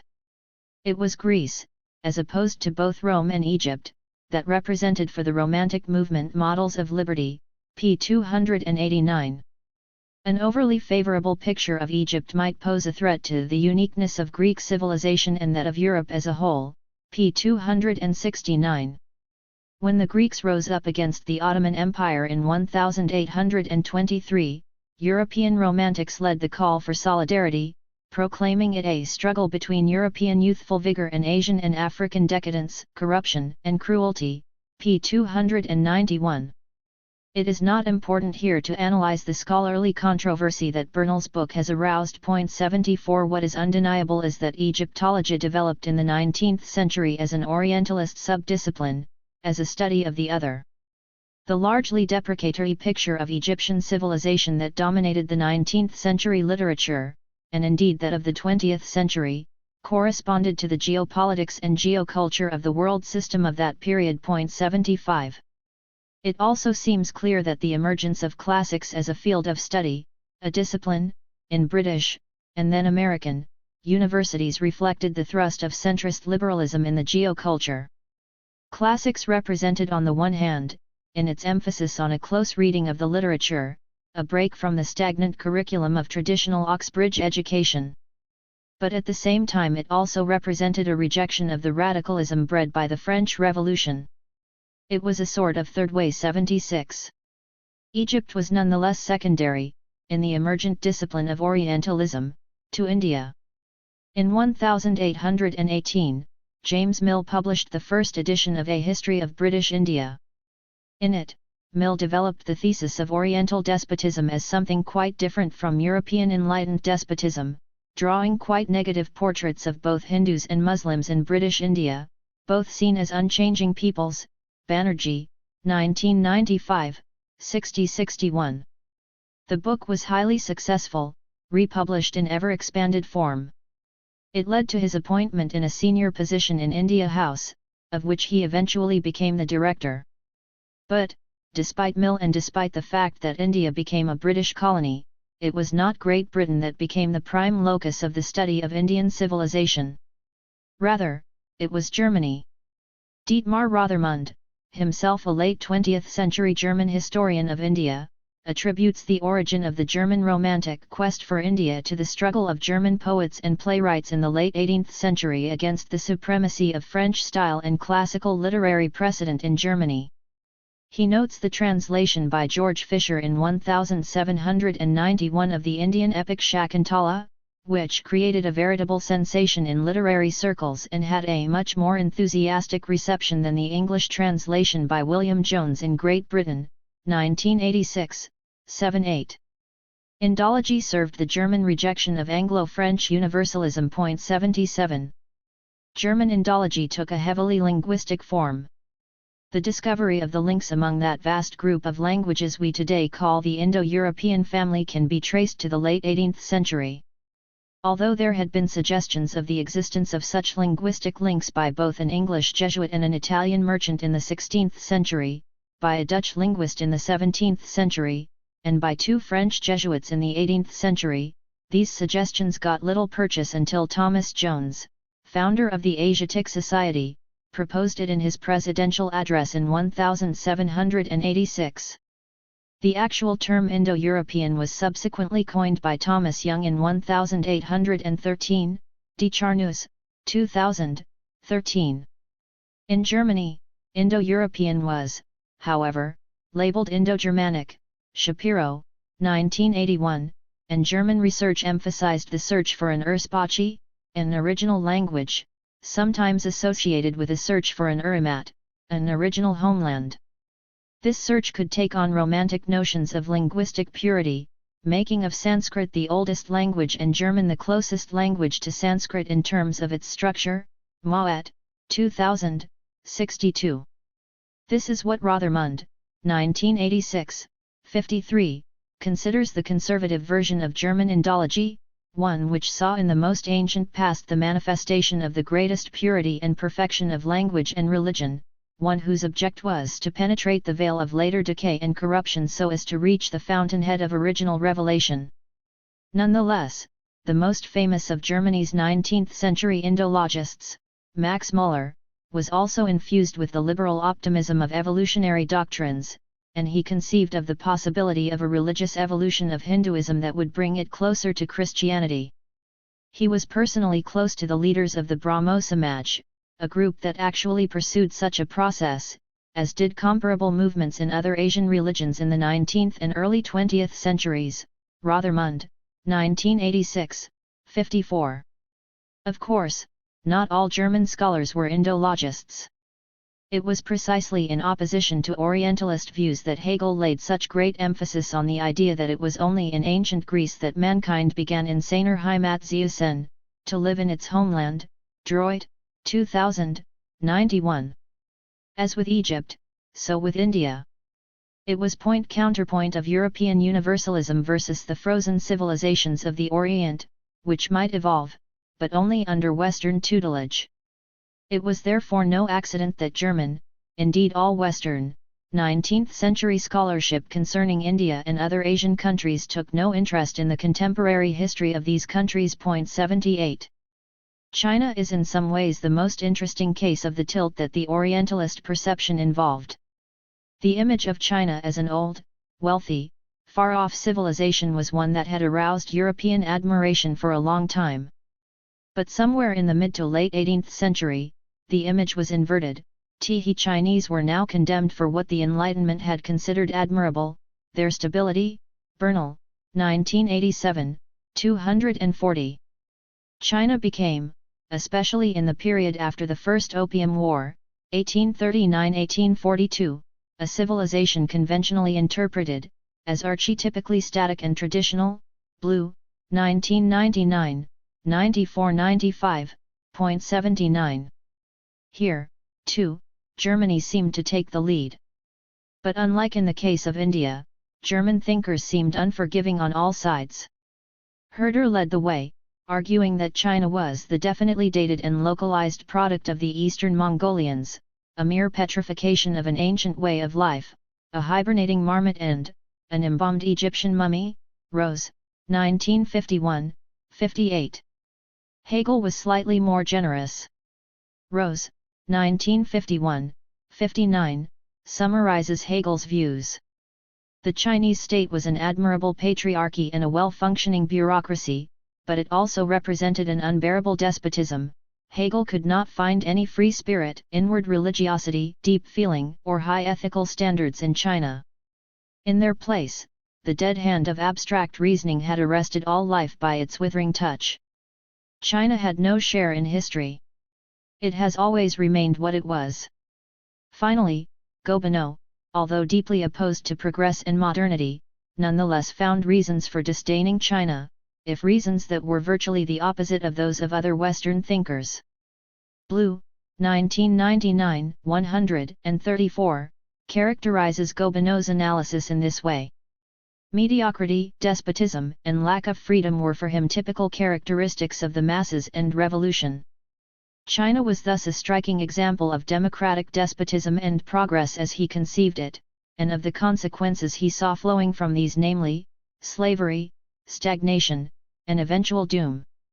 Thus, by different particular arguments but by similar logics, Orientalism as a mode of interpreting the high civilizations, those latter-day descendants or continuations of historic world empires, combined to produce an image of these zones as frozen civilizations that always remained what they were. They were, in Hegel's language, zones that could advance further only through some intervention by the European world. The anthropologists in many ways had an easier task in demonstrating their arguments. They dealt with peoples who had no written documents and whose technology was by and large beneath the level of that of 19th-century Europe. As Hensley, 1981, 29, says of the study of Native Americans in the United States, the central, nagging, political and religious dilemmas were these: are these peoples in any sense our brothers? By what right can we claim their land as our own? The early history of anthropology turned around a debate over so-called polygenesis, the concept we discussed previously, that Europeans and other peoples were not part of a single species. In 1910, John Linton Myers, 1916-69, gave a presidential address to the anthropological section of the British Association for the Advancement of Science. He sought to explain why polygenesis, by then a totally abandoned idea, had ever been taken seriously. He starts by noting that it was never seriously suggested before the late 18th century. Then something changed. That something was the emergence of a strong abolitionist movement in Great Britain. The slave-owning 18th century knew quite well that Negroes and Chinamen were no more homo ferus than they were chimpanzees, and justified enslavement as Aristotle had justified it of old, on the ground that, if anything, it was to the advantage of the slave. But it was no accident that the generation that first doubted, on the political side, the legitimacy of white man's ownership of black man, and translated these doubts into practice and acts of parliament, was precisely the generation which first doubted on the theoretic side, whether white men and black men were of the same blood. As long as slavery was regarded as justifiable morally, no one troubled to justify it anthropologically. But no sooner was the naturalness of slavery called into question by the abolitionists, than the slave owners raised the previous question: granted that I am my brother's keeper, and granted that this means I may not be his master, yet is this man, this black brother, in any true sense my brother at all? Is he not, on the face of him, only an exceptionally domesticable animal, and of different lineage from mine? 80. Polygenesis was a crude racist idea. It was used, even inside Great Britain, as an argument to deny the suffrage to Celts, Rohinger, 1978-69. But by the late 19th century, it lost out within the community of anthropologists to an older, alternative version of the primitive one linked to the basic concept of progress. 81. John Locke, 1965-383, had said in 1690, in the beginning all the world was America. In the mid-18th century, in France and in Scotland, the concept of multiple stages of mankind's evolution was put forth as a theoretical position, notably by Jacques Turgot and Adam Smith. In their presentation, the Native Americans provided a plausible working hypothesis about the basic characteristics of the first or earliest stage of socio-economic development, Meek, 1976, 128. This hypothesis fit in better with the zeitgeist than did polygenesis. It also fit in better with the emergent distinction between natural history and science, part of the more general divorce we have noted between philosophy and science. Whereas previously the two terms had meant pretty much the same thing, knowledge about the natural world, Merrill, 1989, 12, they now signified separate enterprises, as science came to be divided into separate disciplines. As Merrill notes, now a naturalist could still study all of nature, a scientist only studied part of it. Natural history remained accessible to amateurs, while science became the province of professionals. It is clear that anthropology, in adopting its emphasis on ethnographic delineation, was a version of natural history centered on human groups. And, of course, it remained open to amateurs for quite a while before finally becoming, in the early 20th century, a domain reserved for professionals. In the first half of the 19th century, anthropology still depended on the work of travelers, sometimes scientists aboard naval expeditions, sometimes explorers sent by geographic societies, sometimes members of colonial bureaucracies, sometimes missionaries, sometimes agents engaged in philanthropic tasks. The crucial transition was in the definition of what constituted the primitive. What up to the mid-19th century has been considered a social or artistic condition of simplicity, and therefore analyzable as a biological phenomenon, was now redefined as a particular cultural state of existence. Betts, 1982, 67. Once that shift was made, anthropology could become a discipline with a clear object of study. Troerlet, 1991, 40, captures the heart of it. Anthropology did not create the savage. Rather, the savage was the raison d'être of anthropology. Two famous statements made in 1871 set the stage for this. The Italian anthropologist Cesare Lombroso said, "For the dreams of the theologians and the phantasms of the metaphysicians, we have substituted a few dry facts, but they are facts," cited in Zagatti, 1988, 24. And that same year Edward Taylor put forward his proposition in Primitive Culture, 1920, 410, that the science of culture is essentially a reformer's science. The outlines of the profession were now set. It would be holistic and descriptive, producing ideographic ethnographies based on fieldwork. It would be interpretative of the rationality of primitive peoples. It would stand for the better integration of such peoples into the modern world, for their benefit and for the benefit of the European authorities that ruled over them.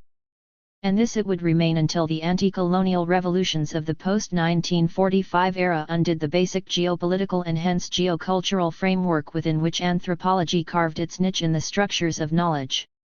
6. The argument restated. This book is about the modern world system in the long 19th century, which conventionally runs from 1789 to 1914. There are endless numbers of books that have discussed the basic characteristics of this period. There exists what we may think of as a conventional view, shared by scholars of varying ideological and/or scholarly views. It is seen as the century of multiple revolutions: the Industrial Revolution, the Scientific Technological Revolution, the Popular Revolutions, and notably the French Revolution. The usual view is that the combination of all these revolutions is what created, or was labeled as, modernity. Begun in the long 19th century, modernity would continue into the 20th century. The view of this work, as expressed throughout the whole of the 4 volumes written up to now, is different. Take first the concept of the Industrial Revolution. For most scholars, it occurred first in England or Great Britain. The most common dates are sometime between 1760 and 1840, and then was copied or emulated in a number of other countries in continental Europe and North America. We have explained at length in Volume 3 why we think that this is incorrect.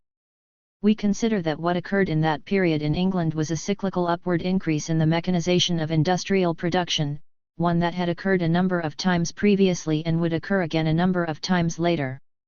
We consider also that it was a process of the world economy as a whole, one that accrued to the particular advantage of Great Britain because of its defeat of France in the struggle to become the new hegemonic power of the world system. For a long time, the dominant view of the French Revolution was the so-called social interpretation, which argued that the revolution represented the overthrow of feudal forces by the bourgeoisie, enabling France to become a capitalist country. In the last 40 years, this interpretation has been challenged by one in which the French Revolution was seen as an attempt to pursue a liberal, parliamentary path, one that went awry. Once again, we have disagreed with both views. In Volume 3, we explained why the French Revolution could not be thought of as a bourgeois revolution that installed capitalism, since we considered that France had long since become part and parcel of the capitalist world economy. Rather, we saw the French Revolution as in part a last attempt to defeat England in the struggle to become the hegemonic power, and in part an anti-systemic, that is, Anti-capitalist, revolution in the history of the modern world system, one that essentially failed. We have argued that the modern world system has two major cyclical processes. One is that of the Kondratiev cycles, more or less 50 to 60 years in length cycles of expansion and stagnation in the world economy as a whole. The second major cyclical process is a much slower one. It is of the rise and decline of hegemonic powers in the interstate system. We explained in Volume 2 how the United Provinces, today's Netherlands, achieved the status of hegemonic power in the mid-17th century. And we explained in Volume 3 how Great Britain was able to become the hegemonic power following its defeat of France in the revolutionary Napoleonic World War of 1790–1815.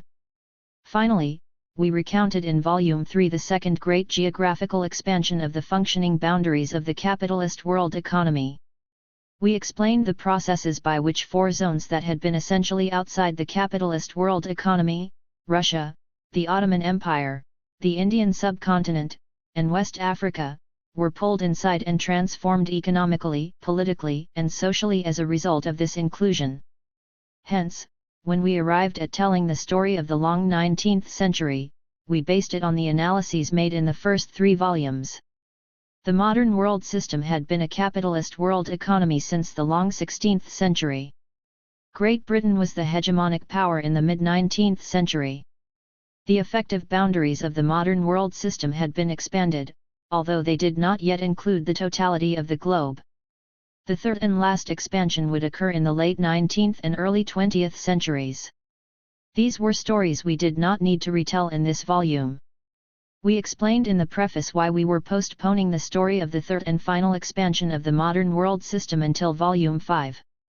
Instead, we chose to concentrate in this volume on what we thought was novel in the long 19th century. We label that newness the triumph of centrist liberalism. Of course, we are not the first to note the strength of liberalism as an ideology in the 19th century. But our approach to this issue is somewhat different from that of other scholars. This required, among other things, reviewing the difficult terminological history of the term liberalism and the confusion that its ambiguous usages has made for cogent analysis of ideological reality. To pursue this task, we needed to argue, first of all, that there was something that had not yet been achieved in the historical development of the modern world system, the creation of what we are calling its geoculture. By a geoculture, we mean values that are very widely shared throughout the world system, both explicitly and latently. We have argued that, until the long 19th century, there had been a disjunction between the political economy of the world system and its discursive rhetoric. In this volume, we have argued that it was the cultural impact of the French Revolution that made it imperative to overcome this disjunction by the development of the 3 main ideologies of the modern world system: conservatism, liberalism, and radicalism. We have sought to explain how it is that liberalism has always been a centrist doctrine, neither of the left nor of the right. We have argued that none of the 3 ideologies was in practice anti-statist, although all 3 pretended they were. And we have tried to demonstrate the ways in which centrist liberalism tamed the other 2 ideologies, transforming them into virtual avatars of centrist liberalism.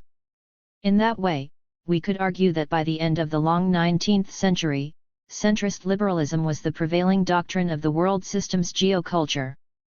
We develop in detail how centrist liberalism imposed its ideology in 3 crucial spheres. The first was the creation of liberal states in the core regions of the world system, in which Great Britain and France became the initial and leading exemplars. The second was the attempt to transform the doctrine of citizenship from being one of inclusion to being one of exclusion. We illustrated this by reference to 3 crucial groups that were excluded: women, the working classes, propertyless and often illiterate, and ethnic/racial minorities. The third was the emergence of the historical social sciences as reflections of liberal ideology and modes of enabling the dominant groups to control the dominated strata. We have put forth this analysis with as much empirical evidence as we could amass, and with whatever theoretical arguments we could assemble. The case is offered as one that better fits the totality of the world's social reality than alternate modes of explaining the long 19th century.